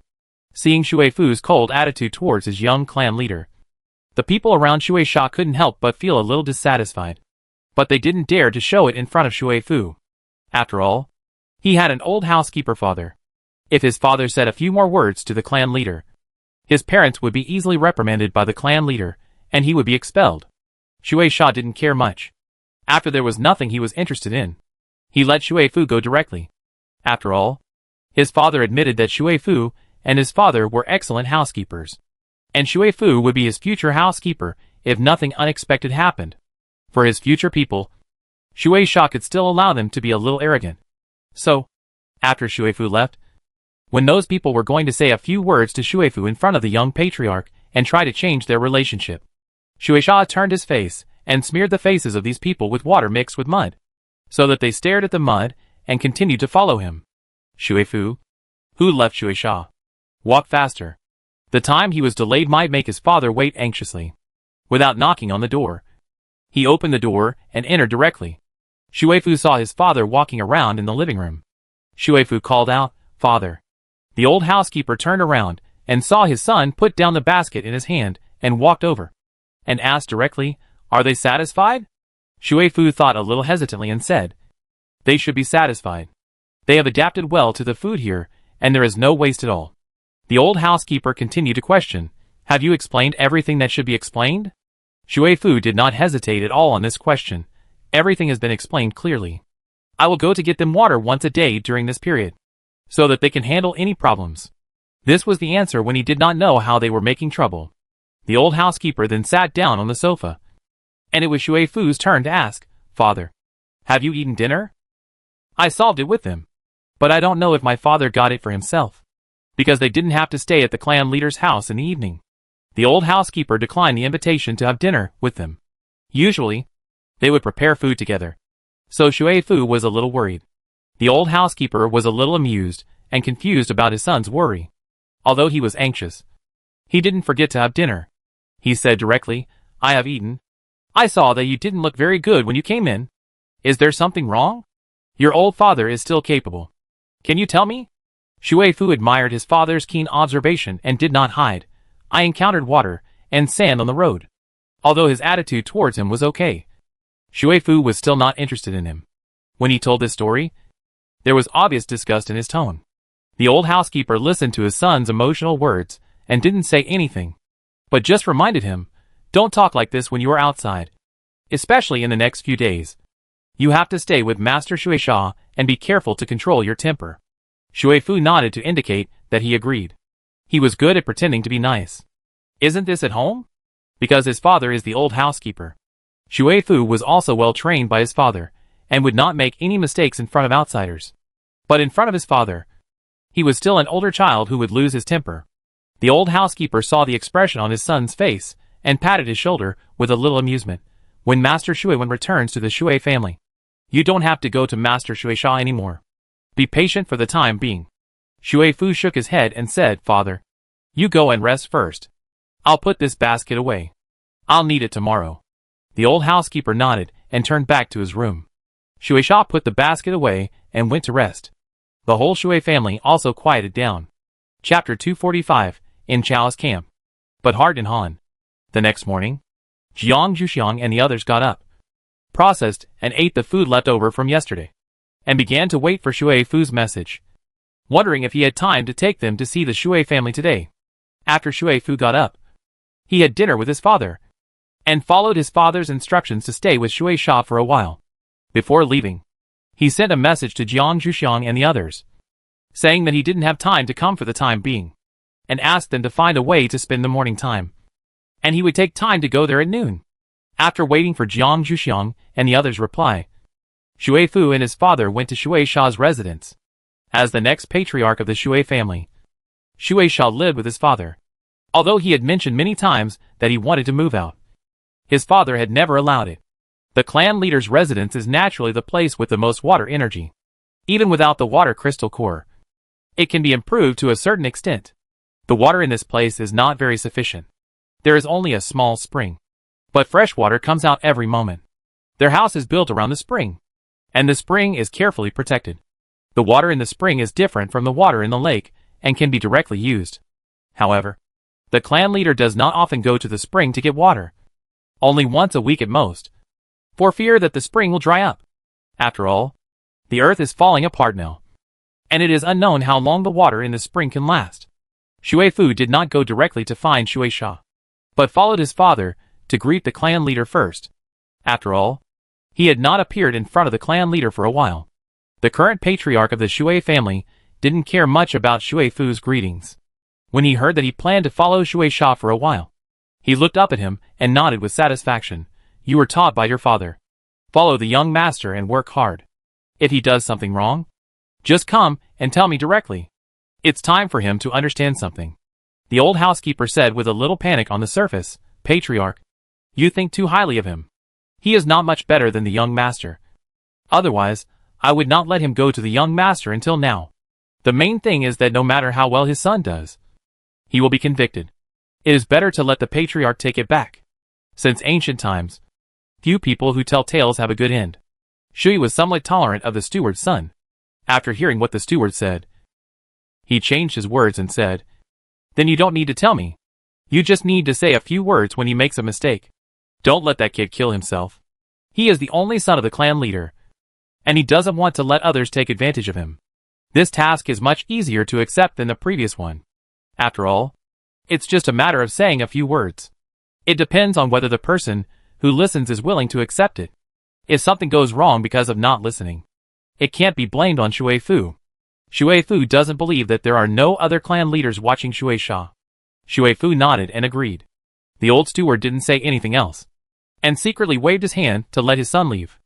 Shui Fu said goodbye to the current clan leader and walked toward Shui Sha's residence. Shui Fu came out early, and Shui Sha was not an early riser like his father. When Shui Fu arrived, Shui Sha was still in bed. The person who came out to greet him was a person who had been with Shui Sha before. When he saw Shui Fu, he was not hostile to Shui Fu like the other people who followed Shui Sha, and just asked, "What do you want to see the young master for?" As one of the people who followed Shui Sha the most, he knew Shui Fu's position in the Shui family. As a more certain future housekeeper, Shui Fu's position was actually more stable. Even if the young clan leader was replaced by someone else, Shui Fu would still be the housekeeper at that time. Therefore, this person would not treat Shui Fu with the attitude of those other people. Shui Fu saw the man's attitude and had a guess in his heart that this man might be someone the current clan leader had placed beside Shui Sha. So he said directly, "My father asked me to stay with Master Shui Sha during this period of time, and he has already told the clan leader." Shui Fu also wanted to test this person with this.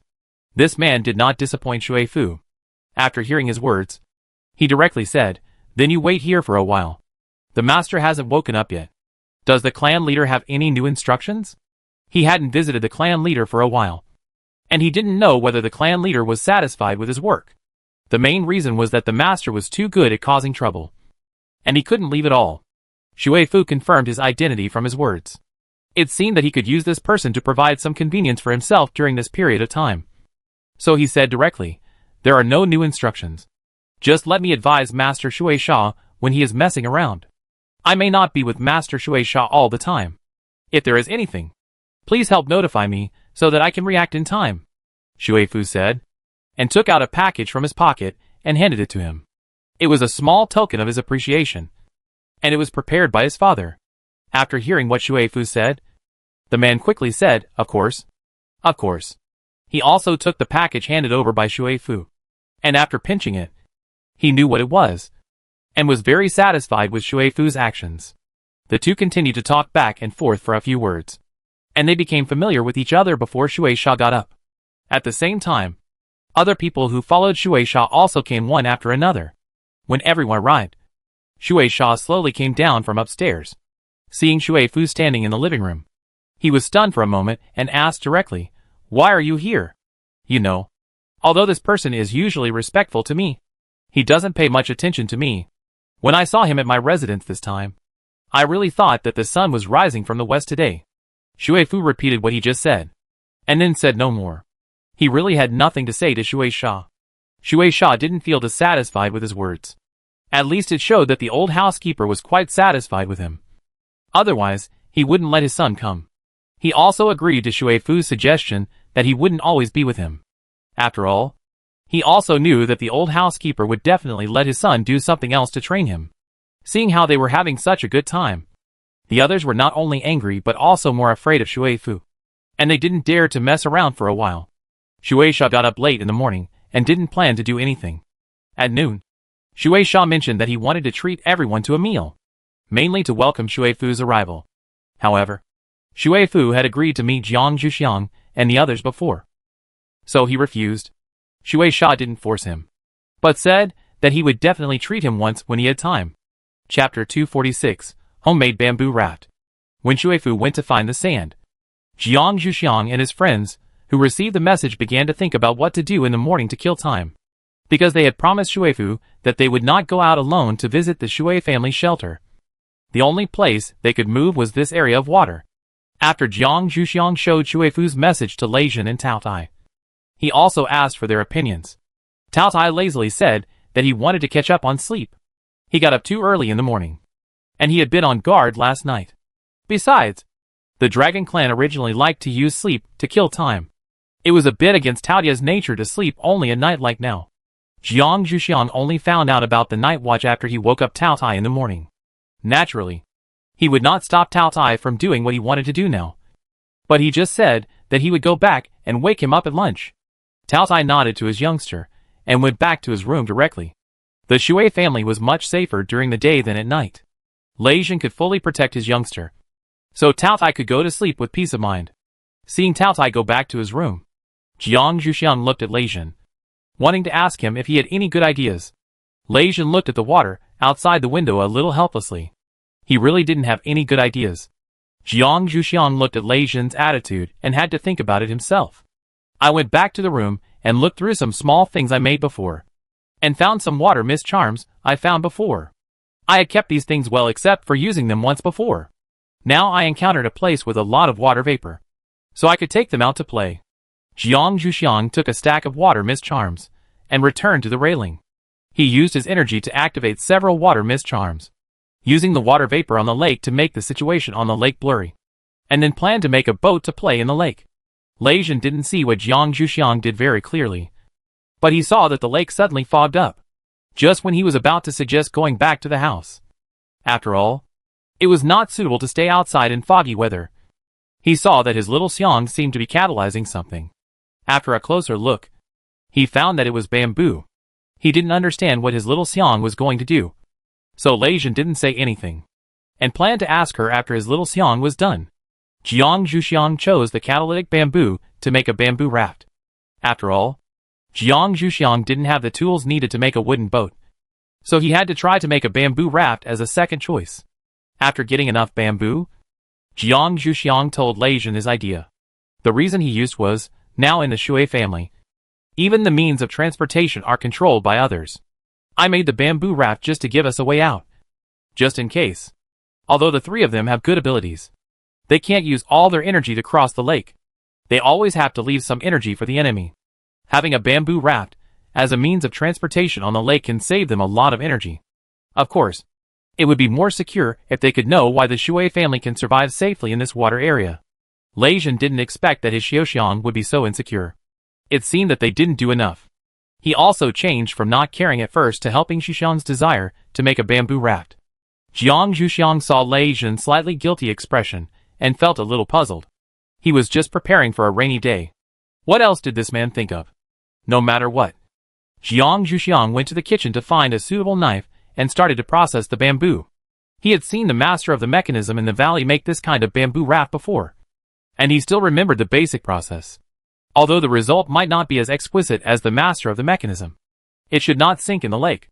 Lei Zhen saw Jiang Zhuxiang's action and hurried forward to help. He even ignored the fact that he thought the fog on the lake appeared too suddenly. Most of the bamboos catalyzed by Jiang Zhuxiang were mozo bamboos, which were larger in diameter than ordinary bamboos and very suitable for making bamboo rafts.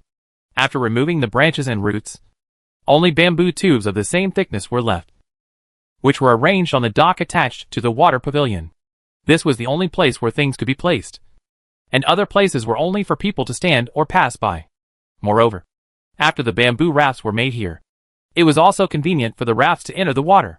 While Jiang Zhuxiang was processing the bamboos, Lei Zhen helped put the bamboo tubes on the dock and disposed of the remaining waste. The mutant fish in the lake were not interested in the leftover bamboo, so they had to be completely destroyed so that they would not be discovered. Lei Zhen's thunder ability was the best way to destroy the corpse and eliminate the traces. Jiang Zhuxiang was very relieved to hand over this task to Lei Zhen. After the bamboo tubes were processed, the next thing was to fix them. Jiang Zhuxiang also processed the thinner bamboos that were specially stimulated, and made 4 thin bamboo poles of the same thickness. 2 were placed under the bamboo tube, and the other 2 were placed on the top of the bamboo tube, opposite to the 2 below. Then Jiang Zhuxiang used weaving to firmly fix the 2 opposite thin bamboo poles. At the same time, the bamboo tube was also fixed by the fixed thin bamboo poles. The weaving used the rattan stimulated by Jiang Zhuxiang himself, so there was no need to worry about the firmness. Lei Zhen was a little stunned when he saw Jiang Zhuxiang methodically make such a bamboo raft. It seemed that he didn't know his Xiaoxiang well enough. He still had to communicate with his Xiaoxiang more in the future to see what she didn't know. However, it seems that this bamboo raft cannot be left here. If it is discovered by others, they might think that they want to do something to the Shui family. Lei Zhen asked Jiang Zhuxiang this question. Jiang Zhuxiang didn't say anything, but continued to urge the rattan, and then made a cable, fixed it on the bamboo raft, and then signaled Lei Zhen to come and help push the bamboo raft into the water. Lei Zhen stepped forward to help without objection. It seems that his Xiaoxiang has already thought of a way. After the bamboo raft entered the water, it did not float completely, but was half floating and half sinking, because the color of the bamboo is green, which is similar to the color of the lake here, and the color of the cable is also green. which can be almost ignored in the water. As long as no one deliberately looks for it, no one will see this bamboo raft. Jiang Zhuxiang pulled the rope to move the bamboo raft to a place facing away from the dock and tied it up. The dock was too sensitive. Shuifu would come here every day. If he felt something was wrong, he would definitely check it out. The possibility of being discovered was very high. Jiang Zhuxiang did not intend to test Shuifu's bottom line, so it was better to avoid it. Lei Jin watched his little Xiang deal with all the hidden dangers, and helped check if there was anything else wrong, and then returned to the water pavilion. Shuifu should be here by now. Chapter 247 The Secret Fish Pond of the Shui Family. Shuifu hurriedly left Shueisha's residence and drove the boat to the boat where Jiang Zhuxiang and his friends lived. When he stepped onto the dock, he keenly felt other energy fluctuations, but it was not water-related supernatural powers. Shuifu turned to the main entrance with a little displeasure, and saw Jiang Zhuxiang and Lei Jin sitting there, and said, "Did you two use your supernatural powers here? Are these two really afraid that they are not obvious enough? So they dare to use supernatural powers in the water pavilion?" Jiang Zhuxiang said without much concern, "I tried it a little, and there was no big movement. At that time, there was fog around the water pavilion, and no one saw it. As a person with rich outdoor experience, he would not expose himself before he was fully prepared. So Jiang Zhuxiang used the water mist talisman to create fog to provide convenience for himself." Shuifu didn't know if what she said was true, so he looked at Lei Jin. As a man, Shuifu obviously trusted Lei Jin more, because women are born to be masters of lying, and Shuifu really didn't have the ability to identify them. If Jiang Zhuxiang knew Shuifu's idea, he would definitely find it funny. Lei Jin was obviously on his side. If there was anything, it would be normal for Lei Jin to help him conceal it. However, Shuifu hadn't thought about this problem yet. Lei Jin saw Shuifu looking over, and naturally gave the same answer as his own Xiaoxiang, which was beyond doubt. Shuifu was satisfied, but he still warned, "Don't use your superpowers casually in the water pavilion. As a distant relative of my family, if your superpowers are so strong, you don't need to come to us at all. Your behavior will easily make others doubt you. The clan leader still has eyes on this area of water. Don't take my words as wind in your ears." Jiang Zhuxiang and Lei Jin nodded, which was considered as an agreement. Shuifu then began to prepare lunch with the food he brought. After lunch, Shuifu could take them out for a walk. As a distant relative who had just come to take refuge, if he didn't take people to visit the Shui family, it would also arouse suspicion. Shuifu still made the same food as last night. Fortunately, Jiang Zhuxiang and the others were not so picky. Otherwise, eating the same food for 3 meals would definitely make people dissatisfied. After Shuifu brought the plants to the restaurant, Jiang Zhuxiang went to call Tao Tai. Using the excuse of eating, Tao Tai still got up obediently. Shuifu saw Tao Tai coming in, but didn't say much, and asked them to start eating directly. After finishing lunch quickly, Shuifu told him his ideas, just to inform them, and didn't mean to ask for their opinions. Jiang Zhuxiang and Lei Jin naturally saw Shuifu's attitude, but didn't bother with him, because this was their purpose. Only Tao Tai looked at Shuifu with dissatisfaction. With a slightly fierce look, Shuifu was startled, and then he realized their abilities and reflected on his attitude. He couldn't help but worry about himself. It seemed that he had been a little presumptuous recently. He quickly adjusted his tone and explained the reason for his actions. He hoped that he had not brought trouble to Master Shui Wen. Otherwise, his father would never let him go. Seeing Tao I let him go, Jiang Zhuxiang was slightly moved. This elder of his family still took care of him. After hearing Shuifu's explanation, Tao Tai put away his anger. Jiang Zhuxiang asked a more realistic question. "How can we cross this area of water? Your small boat can't carry so many people at a time, right? Moreover, with the weight of the Tao Tai, such a small boat would definitely not be able to bear it." Shuifu was stunned by Jiang Zhuxiang's question, but he quickly reacted. "Just transport them one by one. Don't worry. Just wait quietly by the lake. No one will come to provoke you." After all, the Shui family knew the identities of the people living in the Shui pavilion. There was no benefit in provoking them, so they would not do such a thankless task. Jiang Zhuxiang was not very satisfied with Shuifu's answer, mainly because the problem of Tao Tai was difficult to solve. When Shuifu carried Tao Tai alone, it would be better if both the man and the beast did not sink. Tao Tai sensed Jiang Zhuxiang's worry, stepped forward and patted her shoulder, whispering in her ear, "I can control the water, and the boat won't sink." Then it returned to its original position. Shuifu thought it was comforting Jiang Zhuxiang and didn't doubt anything. Seeing that the three had reached a consensus, Shuifu asked them to leave the water pavilion one by one in a small boat. Lei Zhen was the first person to be sent to the lake. In his opinion, Lei Zhen could still control Jiang Zhuxiang, so he was the first to be sent over, and Jiang Zhuxiang was the second. After sending them over, Shuifu glanced at Lei Zhen before continuing to pick up Tao Tai. Lei Zhen thought helplessly. Did Shuifu really not understand the position of him and Jiang Zhuxiang? How could he do such a thing that would upset himself in front of his sweetheart? Tao Tai was soon brought over by Shuifu, and nothing unexpected happened on the way. Shuifu tied up the boat, and then took Jiang Zhuxiang and the others to visit the Shui family. The first place they came to was the Shui family's fishing ground. The so-called fishing ground, as the name suggests, is the place where the Shui family uses to obtain mutant fish in the water. It is a small fish pond that looks like it was dug artificially, and there is a dam where it touches the lake. Jiang Zhuxiang never expected that Shuifu would bring him to such a confidential place. Shouldn't the place where the Shui family lives be kept secret? Is it really okay to let an outsider visit casually like this? But from Shuifu's perspective, it is normal to come here to visit. After all, Jiang Zhuxiang is also here on behalf of Shuiwen. His own Shuiwen young master has been away from the Shui family shelter for so long, and he needs to let him know some of the Shui family's survival secrets. Otherwise, when he comes back to popularize them, his own Shuiwen young master may be at a disadvantage. Therefore, it doesn't matter if an outsider knows about this.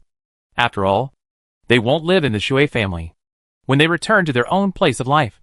These things are completely useless to them. Shuifu also explained in detail how the Shui family obtained the mutant fish. The dam was opened to release some lake water, which would bring the mutant fish into the fish pond. Then the water in the fish pond was drained again. The mutant fish without water could only move at the bottom of the fish pond like ordinary fish. The Shui family could easily bring the mutant fish ashore with a special fish net, and then directly chop off the fish head with a knife to kill the mutant fish, and then proceed with the follow-up treatment.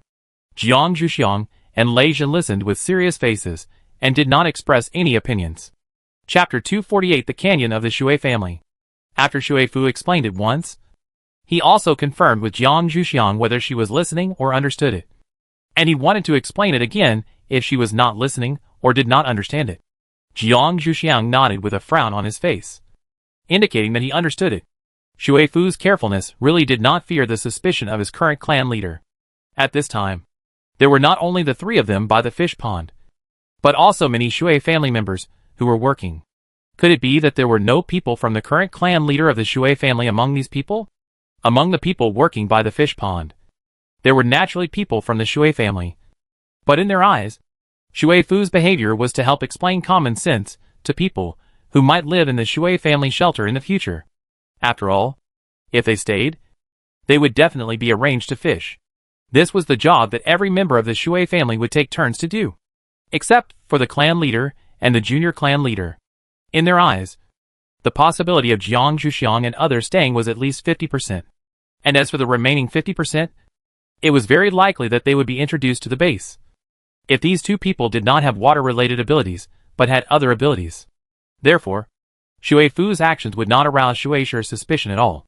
And when Jiang Zhuxiang and the others left, Shuifu could completely blame the base and say that they were introduced to the base. Therefore, Shuifu's attitude towards Jiang Zhuxiang and the others was so changeable, because he was fearless. After confirming that Jiang Zhuxiang understood, Shuifu left Jiang Zhuxiang and the others to watch, and walked towards the middle-aged man standing by the fish pond. The middle-aged man standing by the fish pond was the captain of the fishing team today. He was older than Shuifu and could barely be considered Shuifu's elder. So Shuifu would go over after he finished explaining, intending to say hello, so that other people fishing here would not think he was impolite. The middle-aged man knew that he was not Shuifu's real elder. When he saw Shuifu coming, he kept smiling. After hearing Shuifu's greeting, he directly praised Shuifu, saying, "Young people as polite as you are rare, and you really take care of your distant relatives." Ah! The two of them had a good chat. Shuifu listened to him patiently, and his attitude was much better than in front of Jiang Zhuxiang and others, which really opened Jiang Zhuxiang's eyes. After brushing up his favorability, Shui Fu returned to Jiang Zhuxiang and others again and asked them what they thought. After all, he still expected them to bring news back to his own young master Shui Wen. Jiang Zhuxiang directly called up the pictures saved in the communicator, which were a set of pictures clearly showing how to deal with mutant fish. Shui Fu looked at them carefully, nodded to Jiang Zhuxiang with satisfaction, and planned to take Jiang Zhuxiang to the next place. The next important place of the Shui family is the place to deal with mutant water shield. The work here is safer than the fish pond. After all, as long as you don't go down when the mutant water shield still has water, there will be no danger of being wrapped. Therefore, those who are arranged to work here are basically female members of the Shui family, which can be regarded as the Shui family's care for women. After all, women have been better at collecting things since ancient times. Shui Fu also briefly introduced the processing process of mutant water shield to Jiang Zhuxiang. This is a place very suitable for the growth of mutant water shield. Every time the mutant water shield grows to a certain extent, the Shui family will isolate this place, drain the water, and then wait for the mutant water shield to lose water. After the mutant water shield completely loses water, the Shui family will arrange women to come and collect it. That is, to tear off the leaves of the mutant water shield one by one, without damaging their roots, and then dig up the dam built before, so that this place will be covered by lake water again. The roots of the mutant water shield will grow again under the nourishment of the lake water. This piece of mutant water shield is like being kept in captivity by humans, and it continuously provides the Shui family with their leaves. After the explanation, Shui Fu also confirmed with Jiang Zhuxiang whether she understood, and then took her to the people who were collecting over there. Lei Zhen wanted to follow him out of concern, but was stopped by Shui Fu. Lei Zhen couldn't offend Shui Fu for the time being, so he had to watch his little Xiang being introduced to the women of the Shui family by Shui Fu, and then being led by the women of the Shui family, and taught step by step how to collect the leaves of the mutant water shield. Jiang Zhuxiang was quite acceptable to Shui Fu's approach, and collected a few leaves of the mutant water shield himself. Shui Fu asked Jiang Zhuxiang to take them with him, so that he could have a real object to show his young master Shui Wen. Shui Fu brought Jiang Zhuxiang back to Lei Zhen and Tao Tai. Seeing their unhappy faces, he did not explain much. Now his whole energy was focused on popularizing all kinds of common sense of the Shui family to Jiang Zhuxiang. He did not care much about a man who was jealous in his eyes. Shui Fu continued to take Jiang Zhuxiang and others to other places. Shui Fu walked alone in front. Jiang Zhuxiang and Lei Zhen walked side by side behind. Jiang Zhuxiang tried to calm Lei Zhen's anger, and used the purpose of their coming here to warn him to control his emotions. Lei Zhen was just dissatisfied with Shui Fu for ordering his own Xiaoxiang like this. He himself did not dare to do so. How could he dare to let his own Xiaoxiang do these things? But after hearing his own Xiaoxiang's explanation and comfort, his anger gradually dissipated, and he followed Shui Fu calmly all the way to a canyon. There are people guarding the entrance of the canyon, and they will ask people to register their names before they can enter. Shui Fu greeted the canyon guards in a familiar way, and after expressing his purpose, the canyon guards asked him to register his personal information on the terminal in the small house by the door. Jiang Zhuxiang was originally worried that they also needed to enter, so that they could easily be caught by the Shui family, and when they planned to leave, the Shui family could also use these information to threaten them. After all, although they simply disguised their appearance, their personal information was not disguised. Once entered, it must be true.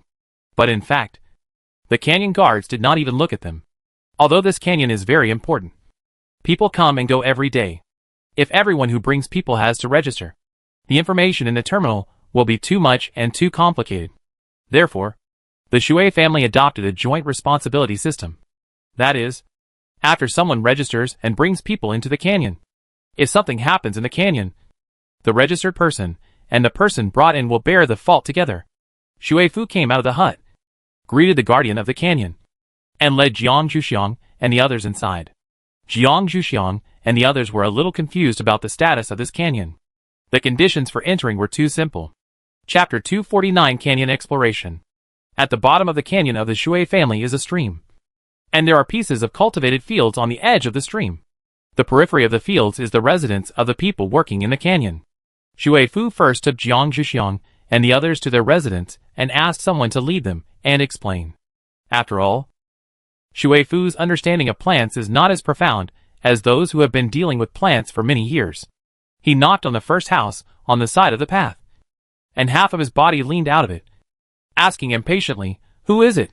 It was just time for lunch and rest, and Shui Fu's choice of time was destined to be scolded.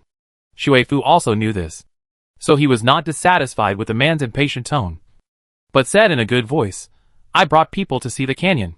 I wonder if the old uncle can take some time to take us there. Of course, I will also pay you a contribution value as compensation for disturbing the old uncle's nap." Hearing Shui Fu's tone, Jiang Zhuxiang looked at Shui Fu strangely. His attitude was surprisingly good.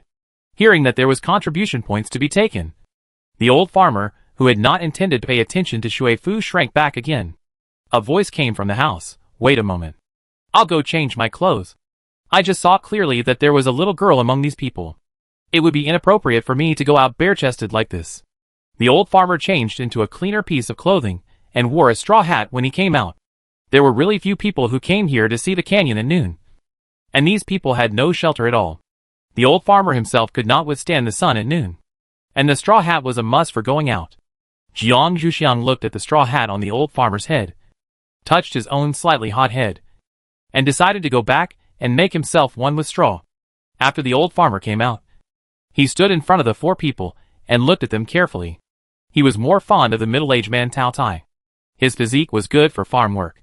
He didn't want to pay any attention to Shui Fu and Lei Zhen, the two younger-looking people. He walked directly to Tao Tai and said, "Little brother, I will take you away. The others will wait behind. By the way, come over. That little girl too." Jiang Zhuxiang looked much younger than Lei Zhen and Shui Fu, so he was also taken care of by the old farmer. As for Lei Zhen and Shui Fu, they were ignored by the old farmer, and the group walked past in a weird atmosphere. Jiang Zhuxiang, who was walking beside him, was very worried about the old farmer's attitude, hoping that Tao Tai would not lose his temper. In fact, Tao Tai did not feel uncomfortable with the old farmer's behavior. When it was still free, it was often pulled by Shinon to the fields to see his precious plants. Therefore, Tao Tai even had a sense of indulgence for the old farmer's behavior, just walking quietly all the way. The old farmer first took these people to see his own farmland. This is also human nature. If they are satisfied and willing to pay contribution points to buy it, then they can also benefit. The soil in the canyon of the Shui family is relatively small, so there are not many things that can be planted. Each family grows some seasonings and an extra plant, and then they can go to the task hall to exchange for contribution points. Jiang Zhuxiang saw the rice seedlings in the old farmer's farmland. Jiang Zhuxiang was a little suspicious about how they got the rice seeds. However, the growth of these rice is not very good. If you want a good harvest, you still need more help. Onions, ginger and garlic are planted in the open space around the farmland. If someone needs it, they can come and get it just by saying hello. After the old farmer introduced what he planted, he had to look expectantly, hoping to get her satisfied expression. Jiang Zhuxiang looked at them a little dryly, his expression unchanged, and asked directly, "Can you give me some of your rice seeds? I will exchange them with better seeds." This question lingered in Jiang Zhuxiang's mind for a long time, and he left immediately. He would help them if he could. When reading the materials, Jiang Zhuxiang saw how humans got better seeds at that time.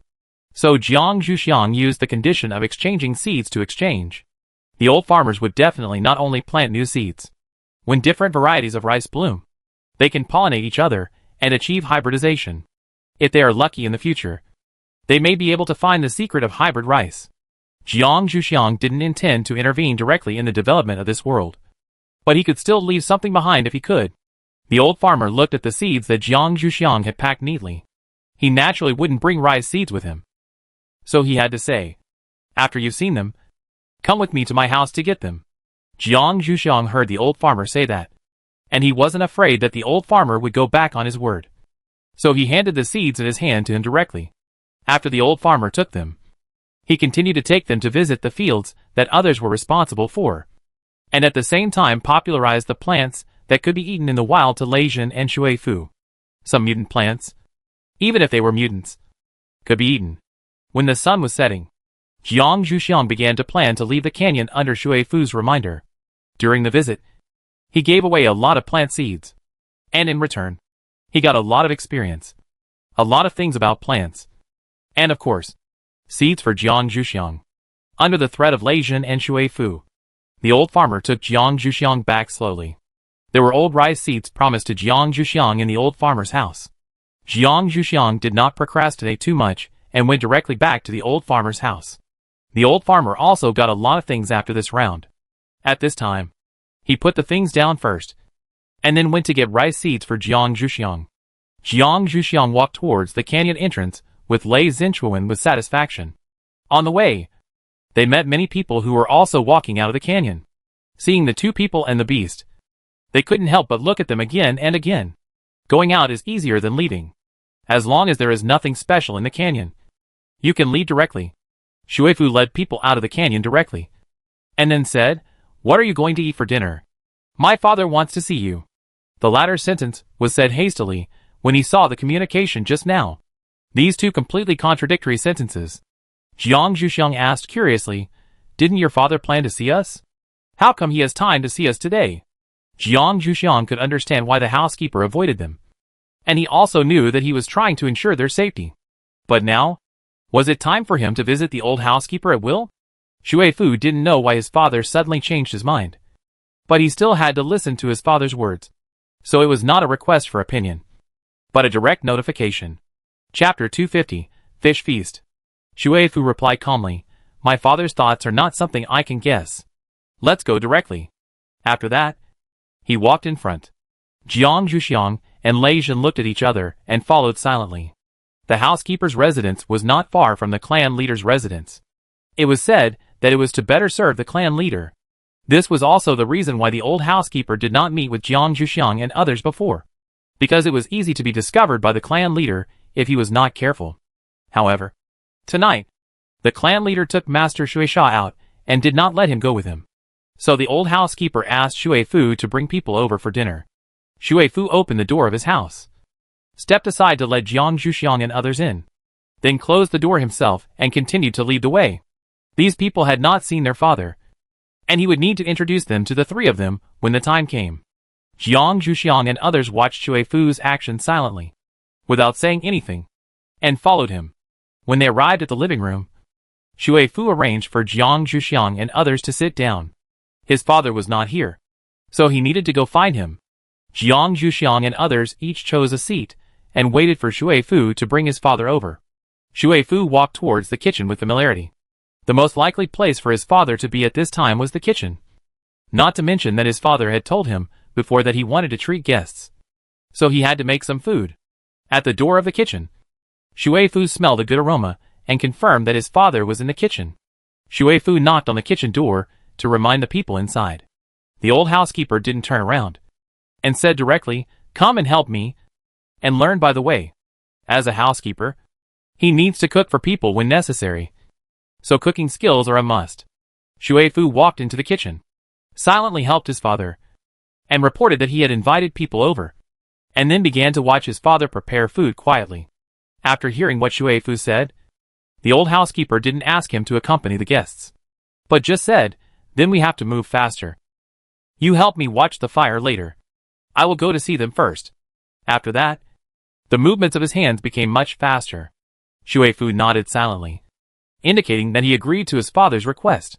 After 10 minutes, the old housekeeper put all the ingredients into the pot, asked Shui Fu to look after them, and then he walked out of the kitchen and went to the living room to have a look. Jiang Zhuxiang and others waited for more than 10 minutes, but no one came. They thought Shui Fu had disappeared, but they saw a middle-aged and elderly man in housekeeper's clothes come in. Jiang Zhuxiang and Lei Jin stood up quickly, wondering who this old man was. Was he the old housekeeper of the Shui family? When the old housekeeper saw Jiang Zhuxiang and the others standing up, he took 2 quick steps and stood in front of them, smiling and saying, "I am Shui Fu's father and the housekeeper of the Shui family. Welcome to our home." After that, he stretched out his right hand. Lei Jin took the lead in extending his hand and shaking his hand. Jiang Zhuxiang looked at the two still shaking hands in silence. Is it really okay for Lei Jin to bully an old man like this? Jiang Zhuxiang silently pinched the flesh on Lei Jin's arm to remind him to stop. Lei Jin then let go of his hand. Jiang Zhuxiang reached out and gently shook the old housekeeper's hand. The old housekeeper let go of his hand faster than Jiang Zhuxiang, so Lei Jin didn't change his face. The old housekeeper had already introduced himself. So Jiang Zhuxiang and Lei Zhen also introduced themselves, briefly talking about their families or forces, and their names. The old housekeeper listened with a smile, and then looked at Tao Tai. I wonder what this person's name is. Tao Tai had not moved since the old housekeeper came in. When he heard the old housekeeper mention him, he just raised his eyes lazily, obviously not intending to answer. Jiang Zhuxiang quickly took over the conversation. He is an elder in my family. He doesn't like to talk much. If you want to address him, you can call him Mr. Tao. No one had asked Tao Tai how to address him before, so Jiang Zhuxiang had to come up with a homophonic name to save the day. He hoped that Tao Tai would not mind. After Jiang Zhuxiang finished speaking, he looked at Tao Tai's expression. Tao Tai still looked lazy, and it seemed that he had no objection. The old housekeeper greeted him. Hello, Mr. Tao. I hope you have a good time here today. Mr. Tao's prestige seems to be much stronger than the current patriarch of his family. The old housekeeper must be more respectful. Even if this person doesn't like to talk to people, he must be polite. Tao Tai still nodded lazily, and didn't say anything. Seeing this, the old housekeeper didn't say anything more. Just said, I will continue to go to the kitchen. You wait a moment. Dinner will be ready soon. After seeing Jiang Zhuxiang and the other two nodded, he left the living room. After Jiang Zhuxiang and the old housekeeper left, he looked at Tao Tai and confirmed with him. Then we will call you Mr. Tao in front of outsiders from now on? Tao Tai rarely looked up at Jiang Zhuxiang. You have already said it. Can I deny it? The tone was full of ridicule. Jiang Zhuxiang smiled a little embarrassedly. After a while, Shuifu came to take them to the restaurant, where dinner was ready. After taking them to the designated seats, Shuifu went to help his father serve food. Plates of food were served, and Jiang Zhuxiang and the other two smelled the smells, and silently sighed that the old housekeeper's cooking skills were much better than Shuifu's. The dishes prepared by the old housekeeper today were all made of mutant fish meat. It can be said to be a full fish feast. There are many kinds, but the quantity is not much. It seems that they are afraid that they will not be able to finish eating and waste it. So the staple food is white rice. Jiang Zhuxiang and others served the white rice themselves, and then waited for the old housekeeper to take the first chopsticks. Seeing the positive attitude of Jiang Zhuxiang and the others, the old housekeeper knew that they were still looking forward to eating the dishes he cooked. So he did not delay, and took a piece of fish to indicate that they could start eating. Jiang Zhuxiang and the others began to taste the dishes one by one, such as fish ball soup, boiled fish, sweet and sour fish, and the necessary grilled fish, etc. Jiang Zhuxiang could not stop eating. Not to mention the gluttony. Seeing Jiang Zhuxiang and the others so supportive, the old housekeeper silently glanced at his son, wondering if his son had abused them before. Shuifu silently shouted unjust in his heart. He clearly prepared every meal for them. It must be that his father cooked too deliciously. It seems that he really needs to improve his cooking skills. Otherwise this kind of thing will definitely happen again in the future. And he really can't explain whether he is right or not. Jiang Zhuxiang and others ate all the dishes on the table, even the big bowl of white rice. Touching his empty stomach, Jiang Zhuxiang smiled at the old housekeeper a little embarrassedly. The old housekeeper was very happy that his dishes were popular, and said, Let Shuifu bring you here when I have time, and I will cook for you again. People who cook always like people who appreciate their cooking skills, and the old housekeeper is no exception. Chapter 251, The Identity That May Be Exposed. Jiang Zhuxiang wanted to nod, but when he thought about the fact that they might leave soon, he said with some embarrassment, I will definitely come to bother you again if I have the chance. The old housekeeper also knew the situation of their two families, and did not force them. He packed up the dishes that were left in the pot, and asked them to take them back for breakfast. Shuifu wanted to say something, but he hesitated. You know, his father rarely cooks so many dishes, and he also wants to keep them for breakfast. At least leave half for them. The old housekeeper packed up the dishes before Shuifu opened his mouth, and completely ignored Shuifu's hesitation. This child's mind is on his face. He will talk to him after the guests leave. Shuifu curled his lips. His father was really a traitor. Jiang Zhuxiang saw the interaction between the father and son, and felt like laughing for some reason. However, he would not let go of the food he had obtained. The old housekeeper looked at the time, and asked Shuifu to carry the packed dishes. You should send them back now. It will be foggy on the lake when it gets dark. Shuifu nodded to show that he knew, and walked out of the house first. Jiang Zhuxiang and Lei Jin said goodbye to the old housekeeper and followed Shui Fu out. Tao Tai followed behind them and nodded to the old housekeeper as a farewell. Tao Tai always respected those who could cook good dishes. When they arrived at the lake, there were many people walking or practicing by the lake at this time.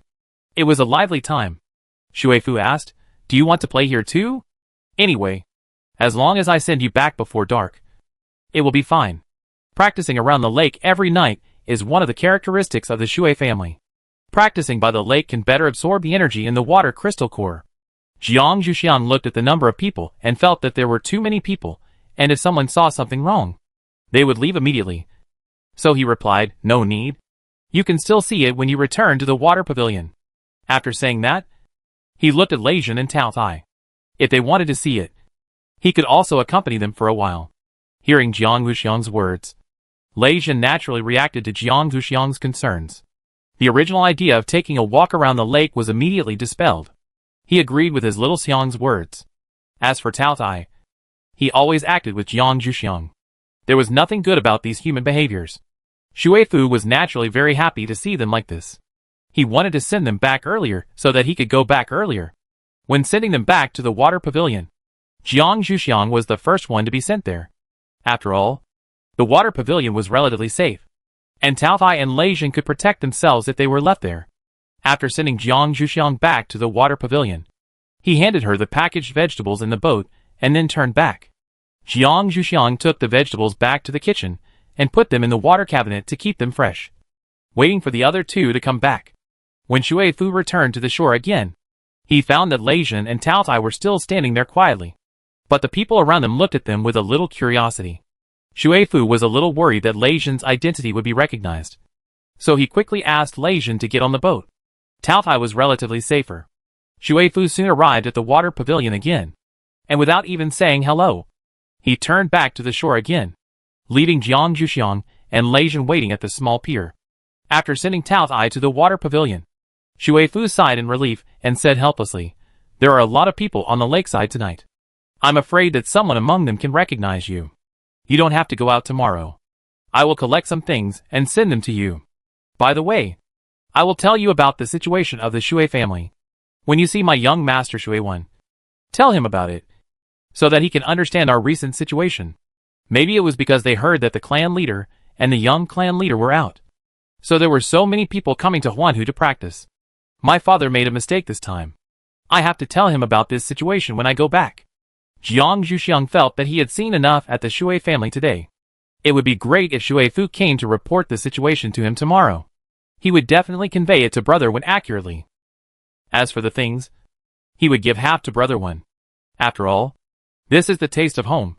Jiang Zhuxiang told Shui Fu that they would not go out and wait for him to come tomorrow. Shui Fu was relieved and said, "You should also be alert tonight. It is best to find someone to keep watch. Although the young clan leader and clan leader have not returned yet, if someone recognizes you, they may want to come and check on you. If the clan leader and the junior clan leader were there, they would not dare to do so. Instead, they would report first, and then wait for the order from the superiors."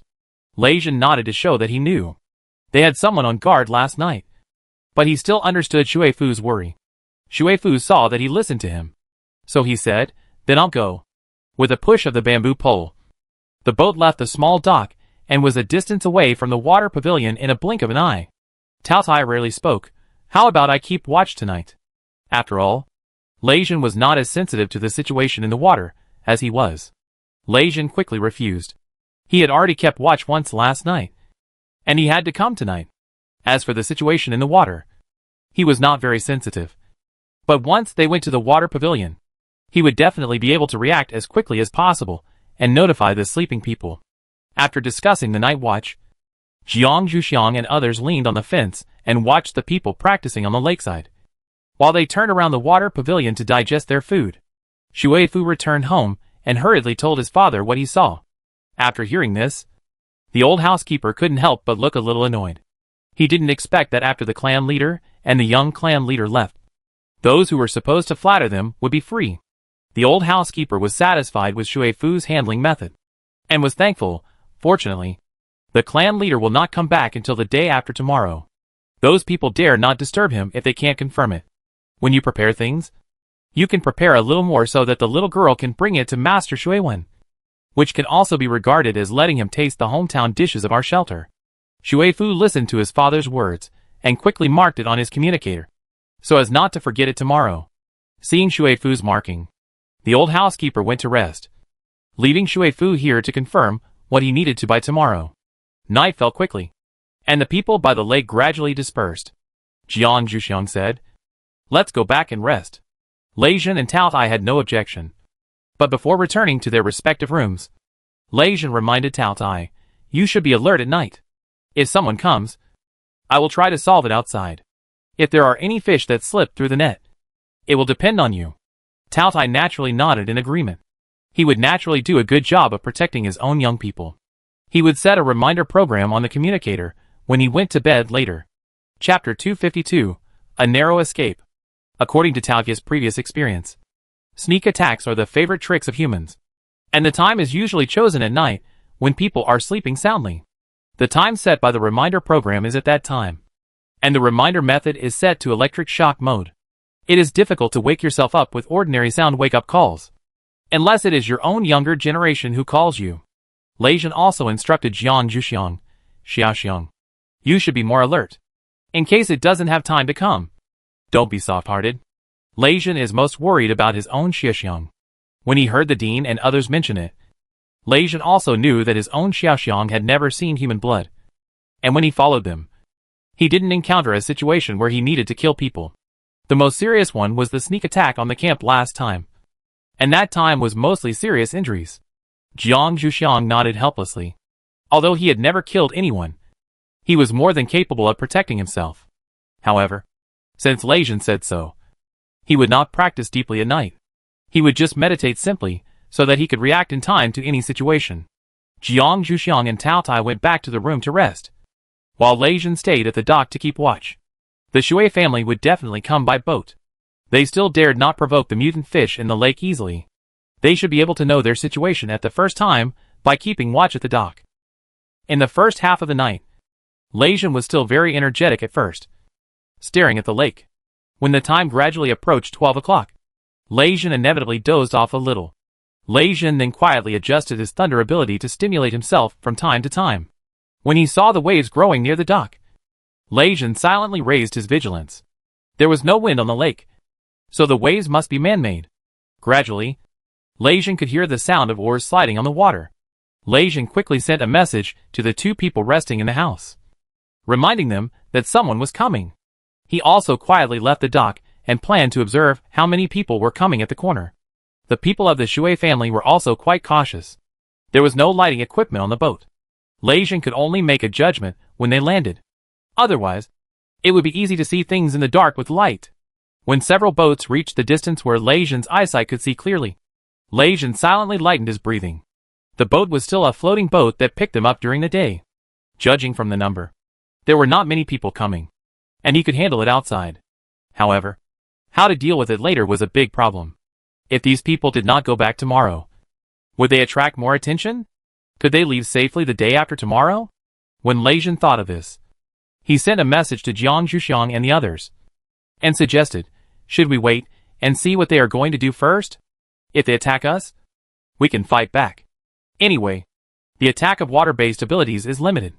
Tao Tai had been awakened by the reminder program he had set up, and saw the previous message sent by Lei Jin. When he saw this message, he said that it was okay to give it a try. If those humans dared to attack, he would definitely make them look good. Jiang Zhuxiang thought about it and agreed. He just decided to disguise himself to make himself look more like a boy to avoid those people having bad intentions. Fortunately, Jiang Zhuxiang's development was relatively slow, and the clothes he wore when he was outside were also neutral. Those people by the lake should not have determined their gender. After finding something he hadn't used for a long time in his personal space and applying it on himself, he laid down on the bed and prepared to pretend to sleep. When Jiang Zhuxiang saw Lei Jin's message, he exited from the shallow cultivation state. When Lei Jin saw that these people were about to dock, he quietly returned to his room and also pretended to sleep. It should take some time for those people to open the door, which was enough for Lei Jin to disguise himself. The people of the Shui family got off the boat and began to decrypt the password at the door without talking. The doors of the Shui Pavilion were all password locks. This was the result of the Academy of Sciences a long time ago. It was just that the Patriarch installed a password door for the Shui Pavilion in order to save resources, instead of a door that could only be opened with personal information like other families. Before they came, they asked for the passwords of other water pavilions, and initially deduced the password of Jiang Zhuxiang's water pavilion. After half an hour of struggling, the door made a slight squeak sound. The Shui family waited at the door for a while, and found that no one got up to check. So they walked in quietly. They came here just to confirm the appearance of the person they saw during the day, and did not intend to do anything to him. After all, if it was that person, they would definitely not be able to beat him. If it was not that person, they did not want to offend the housekeeper. So it would be great to be able to complete it in their sleep, because they were not sure which room the person lived in. Several people discussed it in the living room by sending messages for a while, and finally decided that the others would guard the door of the room, and one person would enter the room to take a photo of the person's face, so that the possibility of being discovered would be smaller, and if there was any accident, the others could also rush in to help. The first room they opened was Leishan's. One person quietly turned on the night shooting function of the communicator, took a picture of Leishan's face, and then continued to quietly go to the next room. As for the photo just now, it was better to wait until they went back to compare it with the original data to confirm it. After taking pictures of the faces of the people in the other two rooms, these people quietly went out of the door, closed the door as it was, and left as little as possible. The people in the room waited until they were sure that those people had left for a distance before getting up from the bed and gathering in the living room.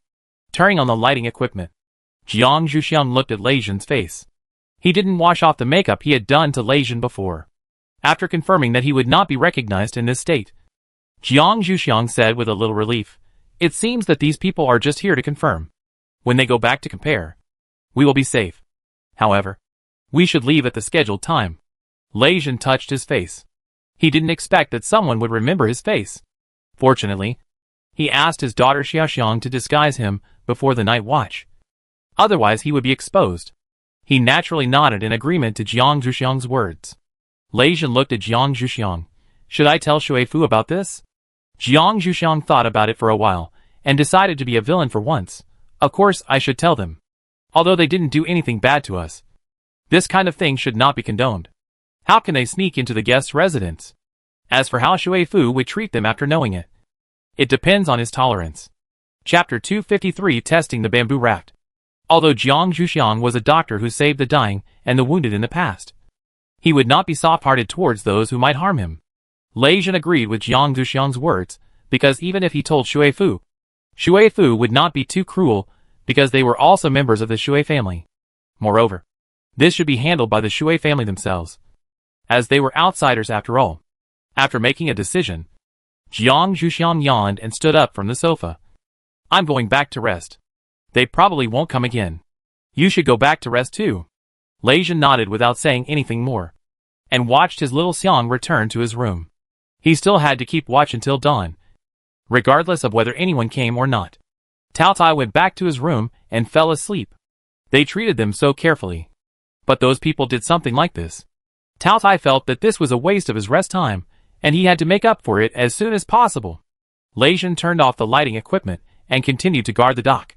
The lake remained quiet until dawn, and Leishan relaxed a little and took a nap. Jiang Zhuxiang returned to the room and continued to practice. He got up when it was slightly light. After washing up, he went outside the water pavilion to breathe the fresh and humid air on the lake in the morning. He planned to go to the dock for daily exercise, and saw Leishan, who seemed to have fallen asleep. Jiang Zhuxiang walked over, squatted, patted his shoulder, and saw him open his eyes, and said, "You should go back to your room and have a good sleep. I just heated up the food I brought back last night and put it in the pot. Go eat something before going to sleep." Leishan stood up in a daze. Jiang Zhuxiang helped Leishan and watched him return to the water pavilion before he started to exercise on the dock.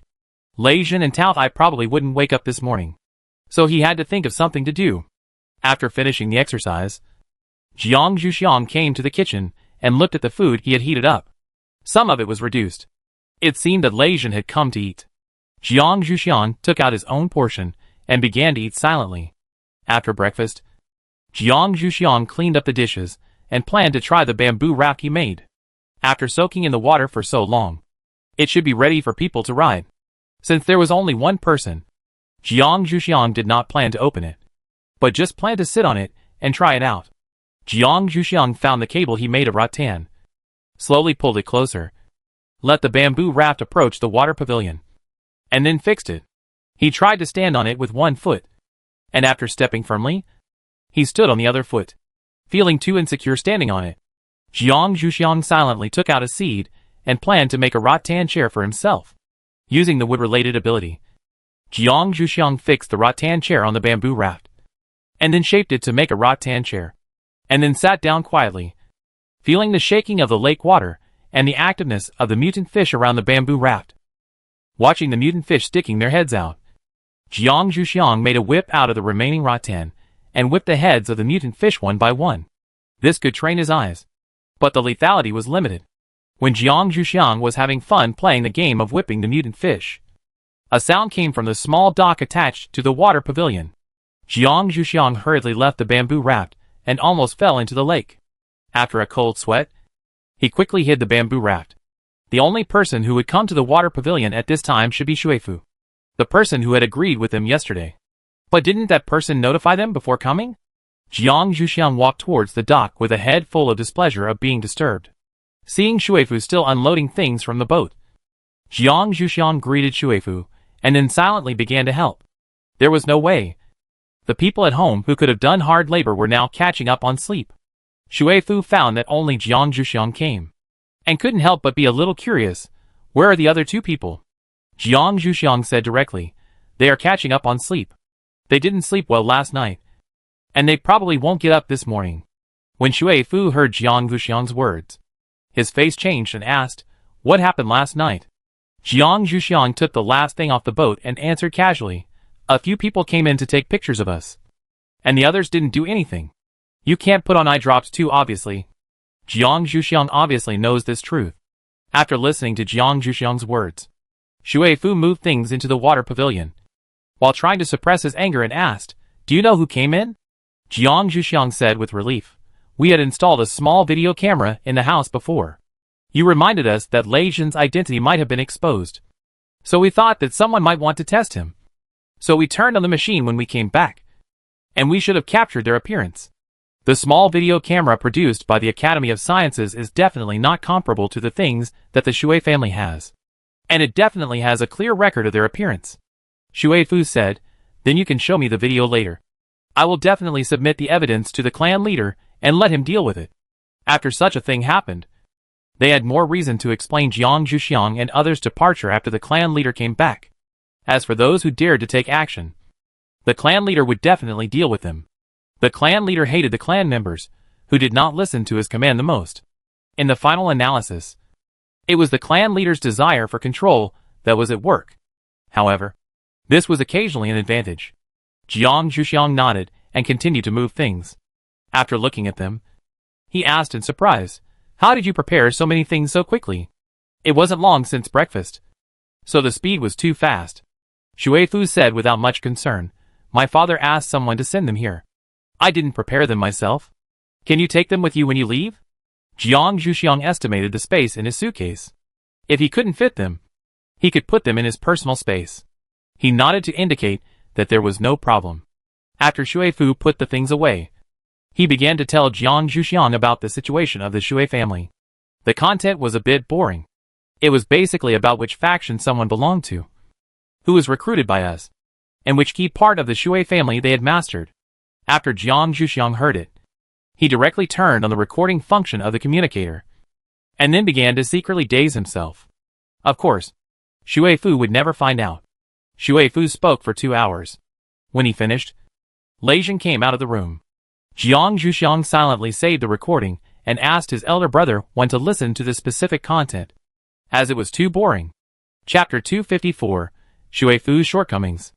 After Shuifu finished his report, he went to find a cup to get himself a glass of water, and asked Lei Zhen and Jiang Zhuxiang if they wanted some. The two shook their heads. After Shuifu finished drinking, he asked Jiang Zhuxiang, do you need me to help you prepare lunch? I watched my father's cooking process yesterday, and now I really want to try it. Jiang Zhuxiang shook his head quickly. The food they brought back yesterday was not finished yet, so they didn't need to cook it again to avoid waste. Jiang Zhuxiang explained to Shui Fu in a good voice. After hearing Jiang Zhuxiang's explanation, Shui Fu thought of the dishes that his father didn't leave for him yesterday, and he quietly calmed down.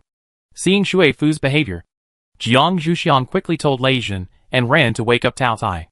As for Shui Fu, Lei Zhen was in charge, hoping that they could have a conversation between men. Lei Zhen watched his Zhuxiang leave helplessly, and turned his gaze back to Shui Fu. He had no idea why this person had become like this, and what he should do. When Shui Fu woke up from his daze, he found that Lei Zhen was looking at him with a tangled look, and asked inexplicably, "What's wrong? Where did Jiang Zhuxiang go?" Lei Zhen saw that Shui Fu had returned to his original appearance, and he breathed a sigh of relief silently. As for his question, it was not difficult to answer, nothing. Xiaoxiang went to wake up her elders. Shui Fu knew that Jiang Zhuxiang's elder was a man with high martial arts value, and he didn't know anything else, so he didn't say much about Jiang Zhuxiang's wake-up service. He just said that if he didn't need to prepare lunch at noon, there was no need for him to stay. Shui Fu directly mentioned it to Lei Zhen, and then planned to leave by himself. Lei Zhen had no way to stop Shui Fu's farewell, so he had to silently send him to the dock. Before Shui Fu boarded the boat, he suddenly thought of something. "Did Xiaoxiang tell you about what happened yesterday?" Shui Fu swayed on the boat, stood up quickly, and said, "She told me. And she also said she had a video for me. Can you send it to me on her behalf? I don't want to make another trip. I almost forgot about it. But fortunately Lei Zhen reminded me in time." Lei Zhen asked Shui Fu to wait for a while, and he hurried to the water pavilion. He didn't know how to use the high-tech things that Xiaoxiang was using, so he needed to ask her for advice. "I don't know if Tao Tai was awakened. I hope Xiaoxiang has time to take care of me. Otherwise, Shui Fu might have to wait for a while." Fortunately, Tao Tai was already washing up when he went over. Xiaoxiang really had a way to treat Tao Tai. Lei Zhen took the time to tell him about his own affairs, hoping that Xiaoxiang would give him the video first, so that Shui Fu wouldn't have to wait too long. For this matter, it was also Jiang Zhuxiang's own negligence, so he quickly retrieved the things and sent them to Lei Zhen's communicator. Lei Zhen hurried to the small dock, intending to send the things to Shui Fu. However, before sending it, he found that he did not have Shui Fu's contact number. After asking Shui Fu for the contact number, they added each other as contacts, and Lei Zhen sent the video that Shui Fu needed. Shui Fu silently saved the video, said goodbye to Lei Zhen, and sailed away directly. After Lei Zhen saw Shui Fu leave, he returned to the water pavilion. Tao Tai and Jiang Zhuxiang were already waiting at the dining table. The three of them had a simple lunch and spent the afternoon in the process of sorting things. In the evening, Jiang Zhuxiang contacted the old housekeeper again, saying that they would leave tomorrow and hoped that someone could take them out tomorrow. After all, the suspension bridge around the Shui family shelter still left a deep impression on Jiang Zhuxiang and others. The old housekeeper agreed with a smile on the communicator. In fact, he was very surprised why they didn't go directly to their son, but continued to look for him. Although he was very happy that they still remembered him. His son was too fruitless in the past 2 days. He didn't even get familiar with them. After hanging up the call, the old housekeeper sent a message to his son directly, asking him to come over. The old housekeeper was in the study at this time, and Shui Fu was fiddling with something in the room. The old housekeeper had to use the form of sending a message to call his son to come over. Shui Fu watched the video that Lei Zhen sent to him carefully. Although he was not very familiar with the people in it, he recognized them. They were all people who followed the clan leader. It was just that the clan leader did not take them with him when he went out this time, so they had time to do this kind of thing. However, Shui Fu felt that it was a bit tricky when it came to the clan leader. After receiving a call from his father, he decided to discuss the matter with him. Shui Fu walked into his father's study with the video. Seeing his son's serious expression, the old housekeeper swallowed the lesson that was about to come to his mouth and decided to listen to what his son had to say first. Shui Fu didn't say much, and directly opened the video on the communicator and let his father watch it himself. The old housekeeper started watching it a little confused. As he watched, his face began to become solemn. After watching the complete video, the old housekeeper planned to listen to what his son had to say. This video was obviously a video in the water pavilion. And he still needed his son to provide the attitude of Jiang Zhuxiang and others. Shui Fu said what he had promised before, and then looked at his father expectantly. The old housekeeper listened to his son's words and agreed with his approach. I will show him the video after the clan leader comes back. But they are leaving tomorrow. Why didn't you tell them to send them out? They are begging me. Your communication skills are still not good enough. Shui Fu lowered his head silently and began to reflect on his shortcomings. He remembered that he had given Jiang Zhuxiang his phone number, but he still trusted his father more. This was indeed a poor job. The old housekeeper looked at his son's depressed look and did not comfort him. He directly gave him a task. You go there early tomorrow. Help them pack their things and send them out. And make sure to ease the relationship with them. After all, we are in the wrong this time. We did not protect them well. And it is normal for them to have opinions. Don't make excuses. Just do your job well. It seems that my son's interpersonal relationship still needs to be polished. Shui Fu nodded and left the study, intending to find gifts for them. The fact that he only prepared gifts for his own master Shui when last time probably left a bad impression on them. It would be better to make up for it before they leave.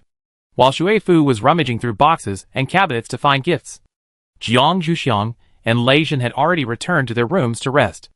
Jiang Zhuxiang put all the things Shui Fu had given him into Tao Tai's box. After all, Tao Tai was quite strong. Chapter 255, Dry Goods Gift. No words were spoken that night. The next morning, Jiang Zhuxiang got up at a normal time. After washing up, he walked into the kitchen and found that there was nothing in the kitchen. Moreover, Lei Zhen and Tao Tai had been eating mutant fish meat for the past few days. They were a little tired of it last night. Jiang Zhuxiang closed the kitchen door and took out some of the food he had stored before going out from his personal space, which was just enough for the three of them to have a breakfast. After stewing what needed to be stewed and cooking what needed to be cooked, Jiang Zhuxiang continued to do his daily exercise at the dock, while waiting for the people sent by the old housekeeper. After completing his own exercise, a small boat appeared on the lake. Jiang Zhuxiang silently put away his posture and stood up, waiting for people to approach.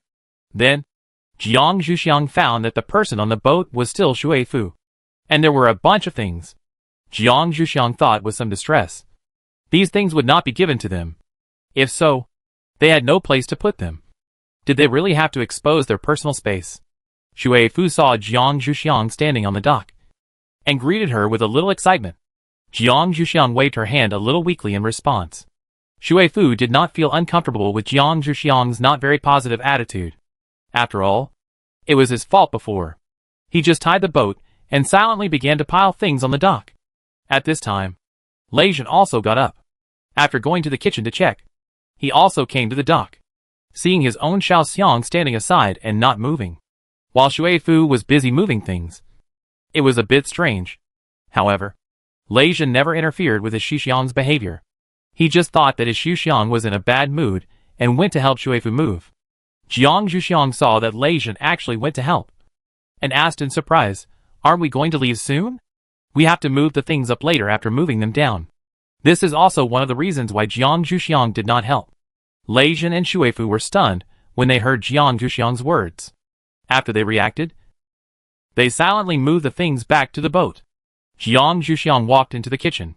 Breakfast should be almost ready. Jiang Zhuxiang served breakfast to the dining table and asked Lei Zhen to wake up Tao Tai. When Lei Zhen went to provide Tao Tai with wake-up service, Jiang Zhuxiang stood by the dining table and asked, "Have you had breakfast? If not, you can eat with us." Considering Tao Tai's appetite, Jiang Zhuxiang prepared a large amount of breakfast, which consumed most of the food Jiang Zhuxiang had prepared before. Shui Fu had actually eaten at home, but the breakfast Jiang Zhuxiang made was not often eaten by the Shui family. Shui Fu touched his stomach and felt that he could still eat a little more. Shui Fu said shamelessly that he did not eat breakfast. Jiang Zhuxiang looked at Shui Fu, went back to the kitchen to get a set of tableware. Tao Tai followed Lei Zhen out, and the three people and the beast began to eat breakfast. After finishing a rare breakfast, Jiang Zhuxiang and the others started to move things to the dock without delay, which were 3 full suitcases. Shui Fu silently went over to carry the 3 people's suitcases, looked at the pile of things on his boat, and quickly contacted his father to ask him to send him a large suitcase.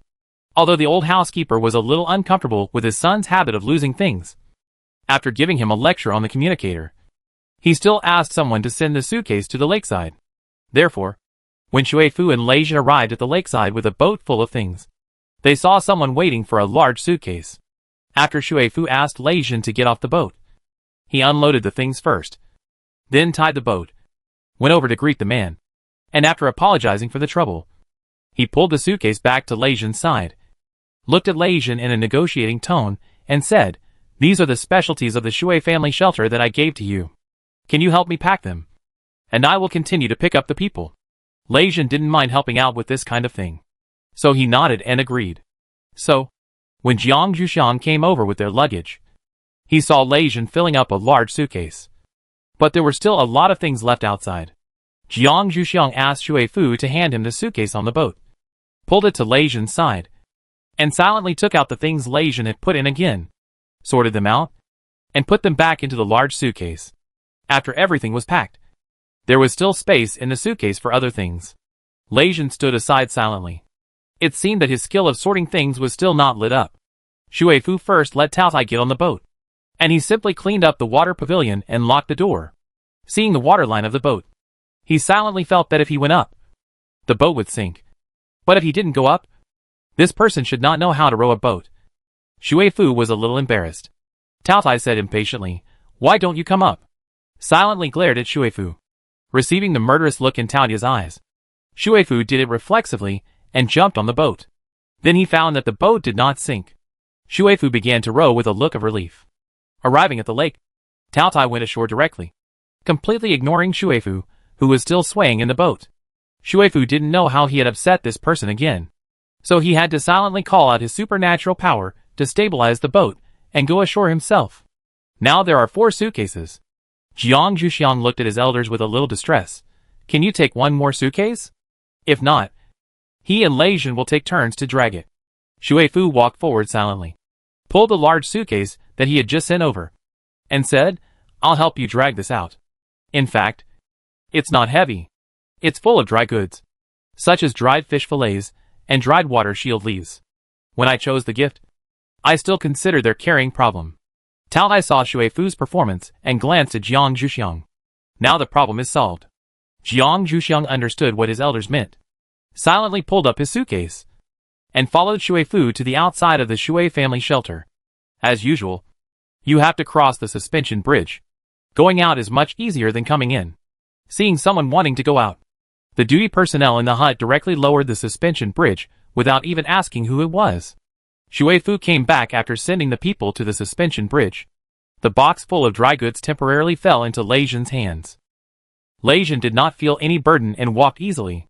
Now they only had one last place to go. At the same time, that place was also the most chaotic place in the enemy camp.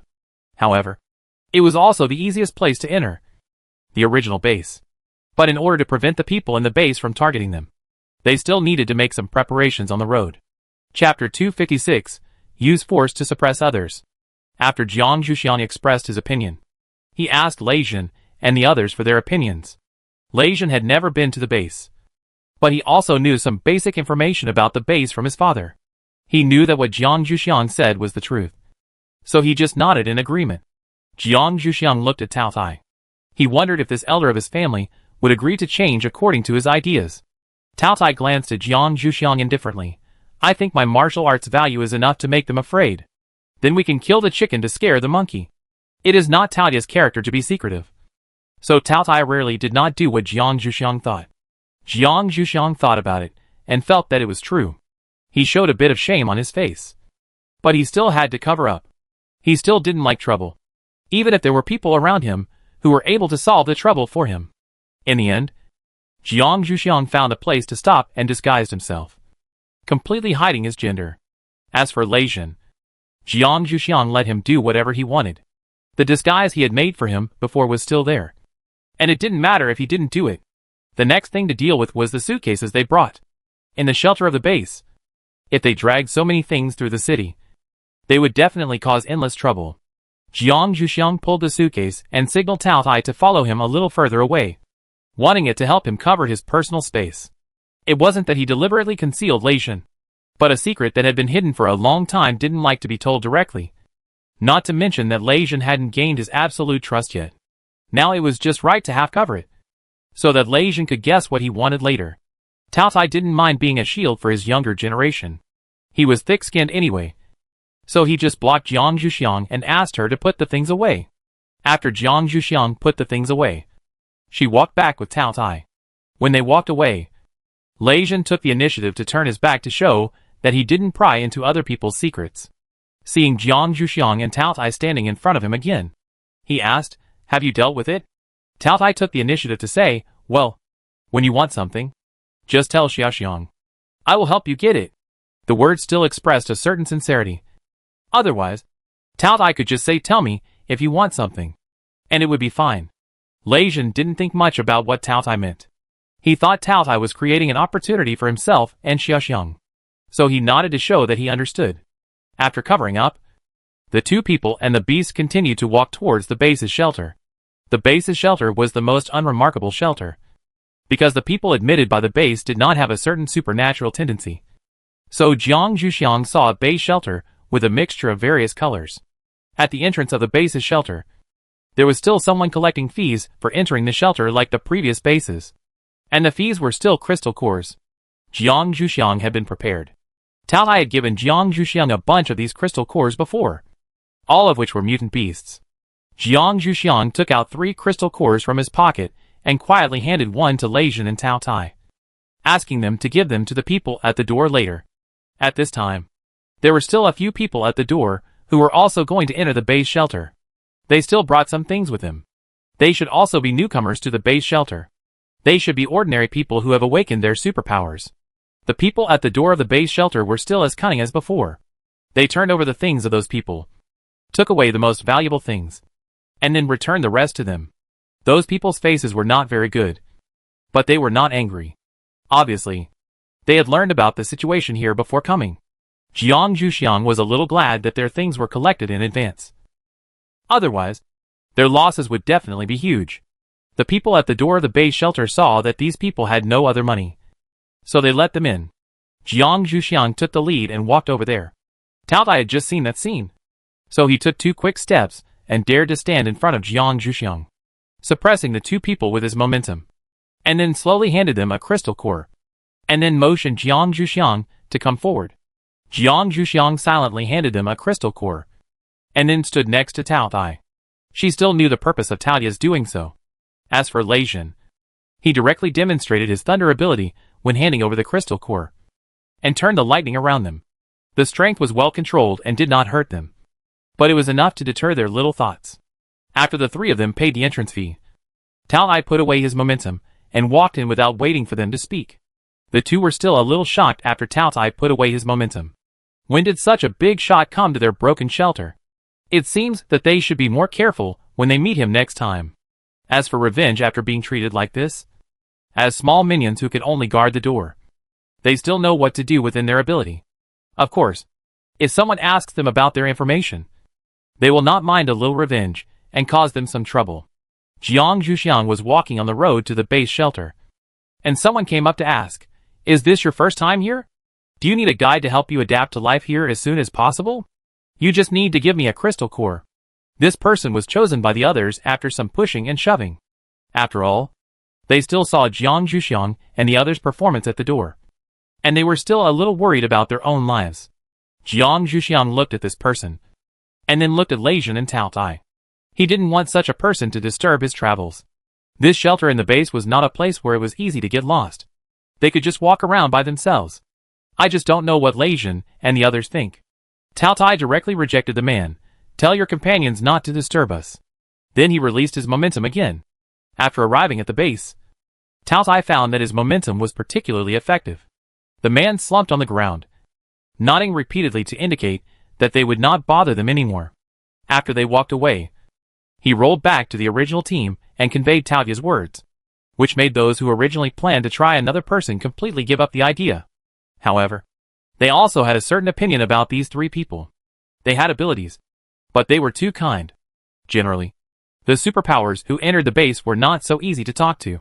For these people, being rejected was always equivalent to death. Tao Tai didn't know that he was being labeled as kind. He continued to walk to the center of the base shelter with Jiang Zhuxiang and others. The shelter of this base was very similar to the architectural layout of the original base. So the center must be a central square, which was used to handle various things. Chapter 257, Finding a Place to Stay. After seeing the familiar square, Jiang Zhuxiang and his companions quickened their pace. The two men and one beast stood in the center of the square, looking at the familiar buildings around them. They felt familiar, as if they had returned to their own territory. Especially for Tao Tai. This square was like the place where it used to stay, making it want to return to its original form. Jiang Zhuxiang was still carefully looking at the buildings around the square, wanting to see where they could go to solve the problem of accommodation tonight. The buildings around the square were indeed very similar to those of the original base, but they were much shorter than the original buildings. And unlike the original base, each building had a name that could explain its function. I think it was because the leaders of the base wanted to save money. Now it seems that nothing can be seen just by looking. Jiang Zhuxiang whispered, "Let's go in and take a look." Lei Jin nodded in agreement. Jiang Zhuxiang looked at Tao Ai again. The elder's reaction seemed a little slow. Jiang Zhuxiang stretched out his hand and pulled its closed to make it come back to its senses, and repeated his proposal. Tao Tai almost lost control and turned back to its original form. Fortunately, Jiang Zhuxiang reminded him in time. It seems that he still needs to exercise his restraint in the future. Hearing Jiang Zhuxiang's reminder, Tao Tai also nodded in agreement, and went directly with Lei Jin and the others to the most familiar building. Standing at the door of the building and looking at the flow of people inside, Jiang Zhuxiang felt that it would not look strange even if they went in. So he took the lead in stepping into the door, and Lei Jin and Tao Tai hurriedly followed. Inside the building, there is a clear functional division. Jiang Zhuxiang looked carefully and found that it was a bit similar to the mission hall of their shelter. Jiang Zhuxiang took Lei Jin and Tao Tai to walk around and found a place similar to an information desk. So he took Lei Jin and Tao Tai to walk over. Behind the information desk sat a man who looked very difficult to mess with. His face was fierce.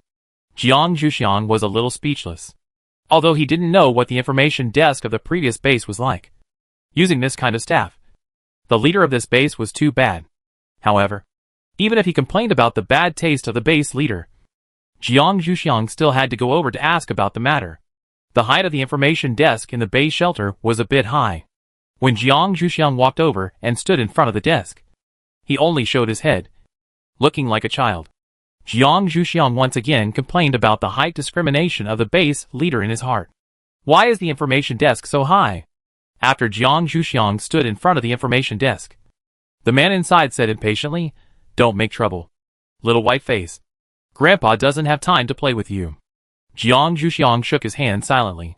He was not a little white face. He held a seed in his hand, urged it to come out, and wrapped it around the side of the information desk. Finally, he tied the man tightly, especially the neck part, and silently began to tighten it, wanting to teach him a lesson and let him answer his questions obediently. After seeing Jiang Zhuxiang's move, the man quickly said, "Let it go. I will answer your question." This reaction came quickly. Jiang Zhuxiang looked at the man with a bit of disdain. This is too spineless. However, in order not to cause unnecessary trouble, Jiang Zhuxiang still put away the vines and waited for the man to catch his breath. The man naturally saw the disdain on Jiang Zhuxiang's face, but he didn't get angry. The work at this information desk is really dangerous. No wonder those women don't want to do it. I thought my appearance would be safer, but I didn't expect to meet this bad-tempered pretty boy on the first day I sat here. The man didn't let Jiang Zhuxiang wait for long. After a minute, he said, "Ask." His tone was much better than before. Jiang Zhuxiang thought silently that it seemed that violence was still necessary to get through the base shelter. Jiang Zhuxiang asked, "We want a place to stay. Do you have any solution?" He pointed to the man and the beasts behind him, indicating that they were his companions. The man looked in the direction Jiang Zhuxiang pointed, and his pupils shrank. Although the two men didn't look good, their aura looked very impressive. If this pretty boy had said that they were companions from the beginning, he would never dare to talk to him in such an impatient tone. Retracting his gaze, the man asked respectfully, "You should all be superpowers, right?" Jiang Zhuxiang nodded. "So what if they are superpowers?" The man saw Jiang Zhuxiang nod, and his tone became more respectful. He explained, "Superpowers want to have a residence in the base. As long as you go to the superpower detection center next door to test your superpower level, you can get the corresponding residence. You just need to pay a small amount of crystal cores. I am really lucky today. I met 3 superpowers, who spoke vulgarly but were still alive. Should I say that it is fortunate that they just came in from outside? Jiang Zhuxiang didn't expect that the base was recruiting superpowers in this way. However, for superpowers awakened by ordinary people, this kind of preferential treatment is indeed worth their surrender. Jiang Zhuxiang nodded to show that he understood, and walked out with Lei Jin and Tao Tai. They also went to try the treatment of ordinary superpowers. Turning left, we came to the supernatural level testing center that the man mentioned. There were a few machines in the empty room, and only 2 people were sitting in a place marked as the registration office. It looked quite deserted. Jiang Zhuxiang walked over with Lei Jin and Tao Tai. The table here was of normal height. He knocked on the table and woke up the 2 people who were in a daze. The 2 looked up and saw Jiang Zhuxiang and the other 2. Knowing that the people who came here were all supernaturals, they smiled and said, "Is there anything I can help you with? Because the staff here have to deal with supernaturals." They deliberately chose people with strong affinity, or even psychic supernaturals to come here, just to reduce conflicts between them and supernaturals. They were also specially trained in etiquette before taking up their posts. Jiang Zhuxiang said directly, "We need to test the level of superpowers. What do we need to do?" One of them quickly took out 3 registration forms from the drawer and explained, "Just register the basic information here, and then we can take you to the test. And after the test, you can also choose a residence you like." It seems that they know very well what people who come to do superpower level tests are concerned about. And the service is quite thoughtful. Jiang Zhuxiang was a little surprised that the base actually had paper to print such registration forms. But he didn't say much, and handed 2 to Lei Jin and Tao Tai, letting them choose to fill in, with pens on the table. Chapter 258, Houses in the Base Shelter. Jiang Zhuxiang filled out her registration form and handed it to the 2 people inside. One of them took the registration form and took Jiang Zhuxiang to several machines to start testing. First, the type of superpower was tested. Jiang Zhuxiang did not do anything about this. His original superpower, the wood-type superpower, was not a very rare superpower. Even if it was detected, it would not be a problem. Besides, his previous actions at the information desk should be spread out. It would be useless to cover it up here, and it might even arouse suspicion. After the superpower type was tested, the man wrote something on the registration form. It should be the type of her superpower. Jiang Zhuxiang didn't care much. He walked to another machine and asked curiously, "What does this machine test?" The main reason was that Jiang Zhuxiang wanted to lower his ability level. After all, if the detected ability level was too high, it would be a bit troublesome for him to leave in the future. That person had obviously never seen such a good talking ability user. According to the unspoken rules of their work, they could not reveal what these machines were used to detect, just to prevent the ability users from doing anything. However, for the curious and good ability users, they could occasionally reveal it, which could also be regarded as a network for themselves. That person directly said, "This is used to detect the ability level." At the same time, he said in a voice that only the 2 of them could hear what they could do if they wanted a higher level. Jiang Zhuxiang was a little amused. But since he could do this if he wanted a higher level, then doing the opposite would probably lower his ability level. Jiang Zhuxiang shook his head and rejected the man's proposal. He stood quietly on the machine, silently restraining his wood ability, hoping that the level detected would not be too high. When the man saw that Jiang Zhuxiang actually rejected his proposal, his favorability towards him increased by 1 point. It was rare to find such a kind person in this doomsday. When he saw the ability level displayed on the machine, he did not change his attitude of wanting to make friends with him.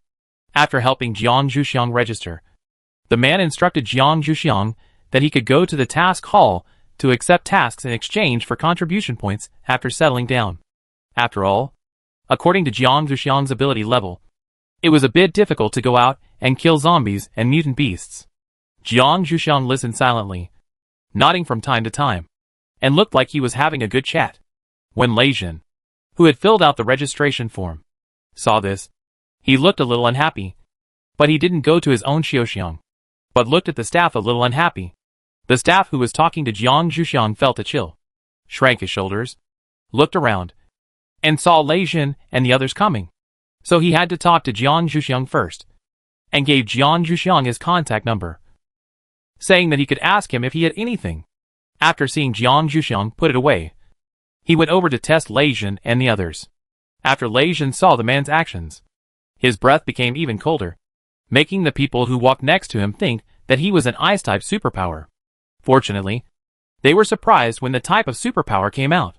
After Lei Zhen and Tao Tai were tested, the staff returned to the registration desk with 3 registration forms, opened the terminal on it, and entered Jiang Zhuxiang and his friend's information. After entering, they called up the empty houses in the base shelter for Jiang Zhuxiang and his friends to choose. Jiang Zhuxiang asked, "Can we choose a house where 3 people can live together? We just came here and don't want to be too far away." The staff could also understand the psychology of people who had just entered the base shelter.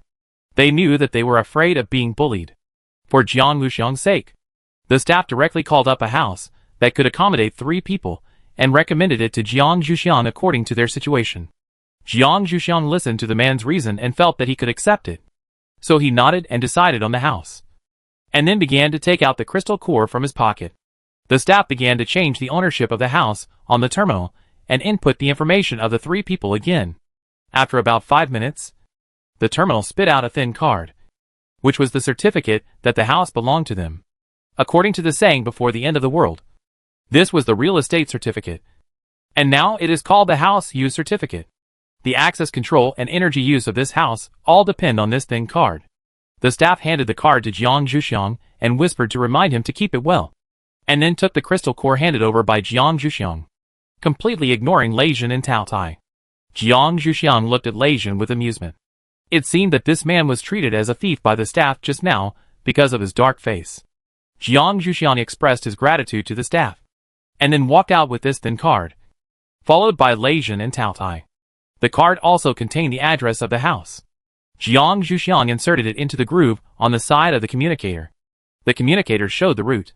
Jiang Zhuxiang walked in front, and saw where they would live in the next few days with Lei Zhen and Tao Tai. The houses in this place should be provided to people who come to the base shelter together. Jiang Zhuxiang took the card from the communicator and swiped it on the sensing area at the door. The door opened. There was no smell in the room, but it was a bit stuffy. Jiang Zhuxiang and his friends walked into the door and closed it. Jiang Zhuxiang inserted the card into the energy slot on the inside of the door. The indoor lighting equipment lit up, and Jiang Zhuxiang and his friends saw the indoor layout clearly. This is a 3-bedroom, 2-living-room house. The previous user cleaned it very carefully. I don't know why they don't use it now. Jiang Zhuxiang and his friends can move in without buying anything, and they don't even need to clean it. Jiang Zhuxiang turned on the ventilation device to change the air in the room. Although they didn't need to buy anything, Jiang Zhuxiang and his friends brought their own luggage. Jiang Zhuxiang once again pulled Tao Tai to cover up and took the luggage out of his personal space, letting Lei Zhen and Tao Tai clean their own rooms. Personal bedding and other things still need to be changed. Lei Zhen seemed to be unaware of Jiang Zhuxiang's incident. He pulled the suitcase to clean up. The 3 rooms were similar, and there was no good choice. But Lei Zhen and Tao Tai subconsciously left the middle room. Jiang Zhuxiang dragged his suitcase helplessly into the middle room, changed the things on the bed, and began to check the kitchen. The kitchen was fully equipped with pots, pans, and utensils. Jiang Zhuxiang was even more curious about why the previous owner had abandoned this place. Jiang Zhuxiang put some of the food he brought with him into the refrigerator and ended his inspection of the kitchen. Chapter 259 Chaotic Base Shelter. When Jiang Zhuxiang checked the kitchen, Lei Zhen and Tao Tai also came out after cleaning up. It was lunchtime now, and he didn't know what his little Xiang was going to do. For the first meal in the base shelter, Jiang Zhuxiang didn't plan to cook it himself, but planned to go out and take a look. Lei Zhen and Tao Tai had no objection to Jiang Zhuxiang's decision. The 2 of them and the beast closed the windows, took the cards, and started to walk out. It was noon, and the people in the base shelter were going to have lunch. So Jiang Zhuxiang and the others didn't have to go to find them, and they just followed the crowd. Jiang Zhuxiang and his friends saw a place similar to the Lei family canteen, but it looked a little more shabby than the Lei family canteen. Jiang Zhuxiang took Lei Zhen and Tao Tai to the middle of the line, moving slowly, while observing the food that other people had already bought, and found that they were all meat, and the only vegetables were the chopped green onions floating on the soup. Jiang Zhuxiang lowered his head silently. It seemed that the situation in the base shelter was really not very good. What on earth were those Wu-type psychics doing? When it was Jiang Wuxiang's turn, Jiang Wuxiang ordered a meat dish and a soup like the people in front of him, and handed over a crystal core. Although contribution points can also be used here, crystal cores are more preferred. Jiang Wuxiang took out the crystal core to prevent himself from being special. After all, there are still very few people who can use contribution points in the base shelter. After all, most of the psychics in the base shelter will use what they get to exchange for resources for cultivation. Few are used to exchange for contribution points. The contribution points obtained from completing tasks will basically be used to exchange for resources for cultivation. Lei Jin and Tao Ai also followed Jiang Wuxiang's method. But the amount of meat they ordered was much larger than Jiang Wuxiang's. However, this was not strange. A big appetite would not attract attention in the base shelter. Carrying their lunch, Jiang Wuxiang and his friends found a quiet corner to stay, hoping to finish their first meal in the base shelter quietly. However, Jiang Wuxiang and his friends did finish their lunch quietly. But there was never a quiet time in this cafeteria. Next to Jiang Wuxiang and his friends, someone's plate was thrown to the ground by someone else. Maybe there was some grudge. Jiang Wuxiang silently glanced at the food that fell on the ground. These people would actually waste food when food was so scarce. I wonder if they have any punishment measures. The base shelter does have relevant punishment measures. A team of psychics wearing chef uniforms appeared in the cafeteria and firmly restrained the person who overturned the plate, asking him to eat the food that fell on the ground, and even asking him to lick the soup on the ground. The man was naturally unwilling, and he even shouted, "Wait! I will definitely ask someone to flatten this kitchen when I go back, and you guys don't have to live anymore." It's a pity that this person can only shout, and his own force is not enough. So he was still stuffed with the food that fell on the ground, and then thrown on the ground. The team of psychics wearing chef uniforms smiled coldly. "We'll wait." Then they returned to where they were originally. The man lay on the ground and retched for a while, then got up angrily and ran out of the cafeteria. The person whose plate he had knocked away was ignored. Jiang Wuxiang watched this scene silently. The base shelter was indeed not as peaceful as other places. It seemed that he had to be more careful in his future actions. After eating the food that tasted ordinary, Jiang Wuxiang discussed what to do next with Lei Jin and Tao Tai. Jiang Wuxiang had been reminded by the staff of the ability level detection before, and planned to go to the mission hall of the base to take a look. But he didn't know what Lei Jin and Tao Tai were going to do. Lei Jin and Tao Tai naturally followed Jiang Wuxiang. After reaching a consensus, the two people and the beast came to the mission hall again. The mission hall was empty at this time, because the psychics were eating lunch or taking a nap after lunch. The first person Jiang Wuxiang saw was the man sitting behind the information desk, the same person he saw in the morning. Jiang Wuxiang waved and greeted him. When the man saw Jiang Wuxiang and his group, his face was stiff. After silently waving his hand to express his response, he laid down and pretended that he didn't exist. If he wasn't afraid that he would make Jiang Wuxiang angry if he didn't respond, he would have laid down at first. Jiang Wuxiang blinked. This person seemed a little timid. However, this mission hall was different from their Academy of Sciences. He couldn't find the terminal for accepting tasks, and there was no written above the window where he could accept tasks. Jiang Wuxiang decided to go and consult. Now the man should be able to tell him everything he knows. Jiang Wuxiang walked towards the information desk and knocked on the table. Seeing the man looking up, Jiang Wuxiang smiled and asked, "Where do I pick up the task?" The man looked up and saw that it was Jiang Wuxiang. His face instantly became a little better.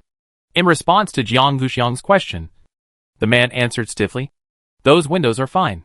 You can pick up and hand in tasks there." In order to prevent Jiang Wuxiang from asking again, he even explained the matter of handing in tasks. Jiang Wuxiang nodded with satisfaction, threw a crystal core to him, and then turned to walk towards the window. Lei Jin and Tao Tai, who were following behind, naturally followed Jiang Wuxiang and glared at the man fiercely before leaving. The man lowered his head again after answering Jiang Wuxiang's question, so he didn't receive Lei Jin's threatening gaze at all. Coming to the window, Jiang Wuxiang explained his idea of taking the mission. The staff at the window lazily asked Jiang Wuxiang's basic information. After knowing that Jiang Wuxiang was a wood-type mutant, he directly asked her to report to the food area of the base. As for the mission, she could do whatever she wanted when she got there. Jiang Wuxiang was silent for a while. This attitude was too perfunctory. However, since he didn't rely on this job, he didn't need to care. He came to take the mission just to have a legitimate reason to walk around the base. Jiang Zhuxiang nodded to show that he understood, pushed it aside, and motioned Lei Jin and others to go up, in order to get to know the base shelter more quickly. The three of them planned to act separately this time. They had been out for a long time. At the last place, they wanted to go back more strongly. So they hoped to go faster and share their experiences with each other when they returned to the house at night. Lei Jin and Tao Tai were treated better than Jiang Zhuxiang. After all, their abilities seemed more aggressive, and the staff at the window did not dare to neglect them and gave them tasks to choose from. Lei Jin and Tao Tai chose two completely different tasks, and then left the window with Jiang Zhuxiang. Chapter 260, Underground Fire. Lei Jin looked at his little Xiang with some concern. Is it okay for you to go there by yourself? Shall we take you there before we go? Because they had always acted together before. Lei Jin was still a little worried about Jiang Zhuxiang acting alone. Jiang Zhuxiang cast a helpless look at Tao Tai. Tao Tai understood and pulled Lei Jin away. Why are you nagging? She has the ability to protect herself. If you are really worried, just go and complete your task and come back earlier. If this young man of his family can't even handle this little thing, he won't be the descendant of Shenong. Lei Jin was dragged away by Tao Tai with tears in his eyes. He hadn't said goodbye to his own Xiaoxiang yet. Jiang Zhuxiang looked at Lei Jin being dragged away by Tao Tai with amusement. He walked out of the mission hall and went to the address given by the staff at the window. Although the staff's attitude was a bit perfunctory, he still gave it, seeing a large piece of cultivated land from a distance. Jiang Zhuxiang knew that he had found the right place and walked over quickly. There was a row of small houses on the edge of a large field. The layout was very similar to the farm of the Academy of Sciences. Jiang Zhuxiang knocked on the door and heard a lazy come in from inside. After that, Jiang Zhuxiang pushed the door open and entered. Walking into the house, Jiang Zhuxiang saw someone lying on a recliner. He didn't stand up when he saw her coming in. Jiang Zhuxiang twitched her mouth silently. No wonder there was nothing else to eat in the canteen here. How could such a lazy person take care of the fields? Perhaps he felt that someone was standing in front of him. The man lazily opened his eyes, looked at her vaguely, and said, "What's the matter?" Jiang Zhuxiang hurriedly told her about the task she had taken. The man seemed to fall asleep again after listening. So Jiang Zhuxiang had to raise his voice and asked, "Excuse me, is there anything I can do?" The man rubbed his ears and said lazily, "Why are you talking so loudly? I'm not deaf. Find something to do yourself. Anyway, the things are in this row of houses. It has been a long time since I saw a newcomer who likes to do things so much. Newcomers are the most troublesome. I hope she can face reality as soon as possible and not toss too much." Jiang Zhuxiang didn't do anything more after hearing this irresponsible remark. He walked out of the room directly. In this case, it was convenient for him to go out and take a look. Jiang Zhuxiang first checked the other rooms. There were also people resting in those rooms. At first, Jiang Zhuxiang would greet them when he went in. After getting no response, Jiang Zhuxiang gave up this behavior and checked on his own. There were various seats collected in these rooms, as well as some tools. They looked a little old and were rusty. It seemed that no one had used them for a long time. Jiang Zhuxiang selected some seeds and came to the edge of the field with a few tools, intending to do something to kill time. The fertility of this field is still good. At least the weeds grow well. Jiang Zhuxiang looked at the field occupied by weeds with a bit of helplessness. It seems that he has to try slash and burn farming. Jiang Zhuxiang took out the talisman he had prepared before from his backpack and selected a fire-starting talisman. At this season, the newly grown weeds are still very short and are hidden under the withered winter weeds. Jiang Zhuxiang plans to burn the weeds first and then turn the soil in the field. Looking around, there is no one else. Jiang Zhuxiang uses his own energy to start the fire-starting talisman, and then throws it into the weeds, watching them slowly burn, and silently waiting. The people resting in the house felt the smoke from the burning weeds and woke up from their rest. They walked out of the house and saw the sea of fire outside. The man in the first room yelled at Jiang Zhuxiang angrily, "What are you doing?" Jiang Zhuxiang answered innocently, "I'm waiting. It's just that it's too slow to do it alone, and the fire will burn much faster. Besides, this kind of thing is still normal in Jiang Zhuxiang's own era." The man looked at Jiang Zhuxiang's innocent face and couldn't say anything. He had to let others go to see if the fire could be extinguished. If it continued to burn like this, it would definitely attract the attention of others. It would be bad if it came to the attention of the base leaders. Those people didn't want Jiang Zhuxiang to be so confident. They had been here longer than Jiang Zhuxiang. And if something happened, they would definitely be held responsible. So they hurried away. The man saw the seeds and tools that Jiang Zhuxiang had placed by the field. It seemed that this man really wanted to do something. But he was too reckless. He was going to bring all of them into the pit. However, he was not in the mood to teach him a lesson at this time. So he would wait until the fire was extinguished. Jiang Zhuxiang's fire-starting talisman actually had no power. The main reason was that there were too many weeds here. So even if the open fire was extinguished, the hidden fire underneath would still come out and continue to burn after a while. After 2 hours, the fire in this field was extinguished. The people were exhausted. The man who wanted to teach Jiang Zhuxiang a lesson was now completely exhausted. He also had to deal with the accountability from the base leader. So he asked Jiang Zhuxiang to stay at the edge of the field and not move around. And even asked someone to watch her. Although the base leader didn't care much about the matter, he still had to ask about the fire that almost happened in the base shelter. Otherwise, it would be bad if others felt that it was unsafe here and wanted to leave. The man explained the cause and effect, and even used the explanation that Jiang Zhuxiang said, and barely managed to deal with it. The base leader was still clear about how his subordinates did things, and didn't express his opinion on his explanation, but just asked him to do his job well. With so many wood-type superpowers every year, at least something should be grown. Otherwise, there would be no need to think about the wood-type crystal cores in the future. The man nodded repeatedly, and the leader of the base hung up the call directly. The man wiped the sweat from his forehead.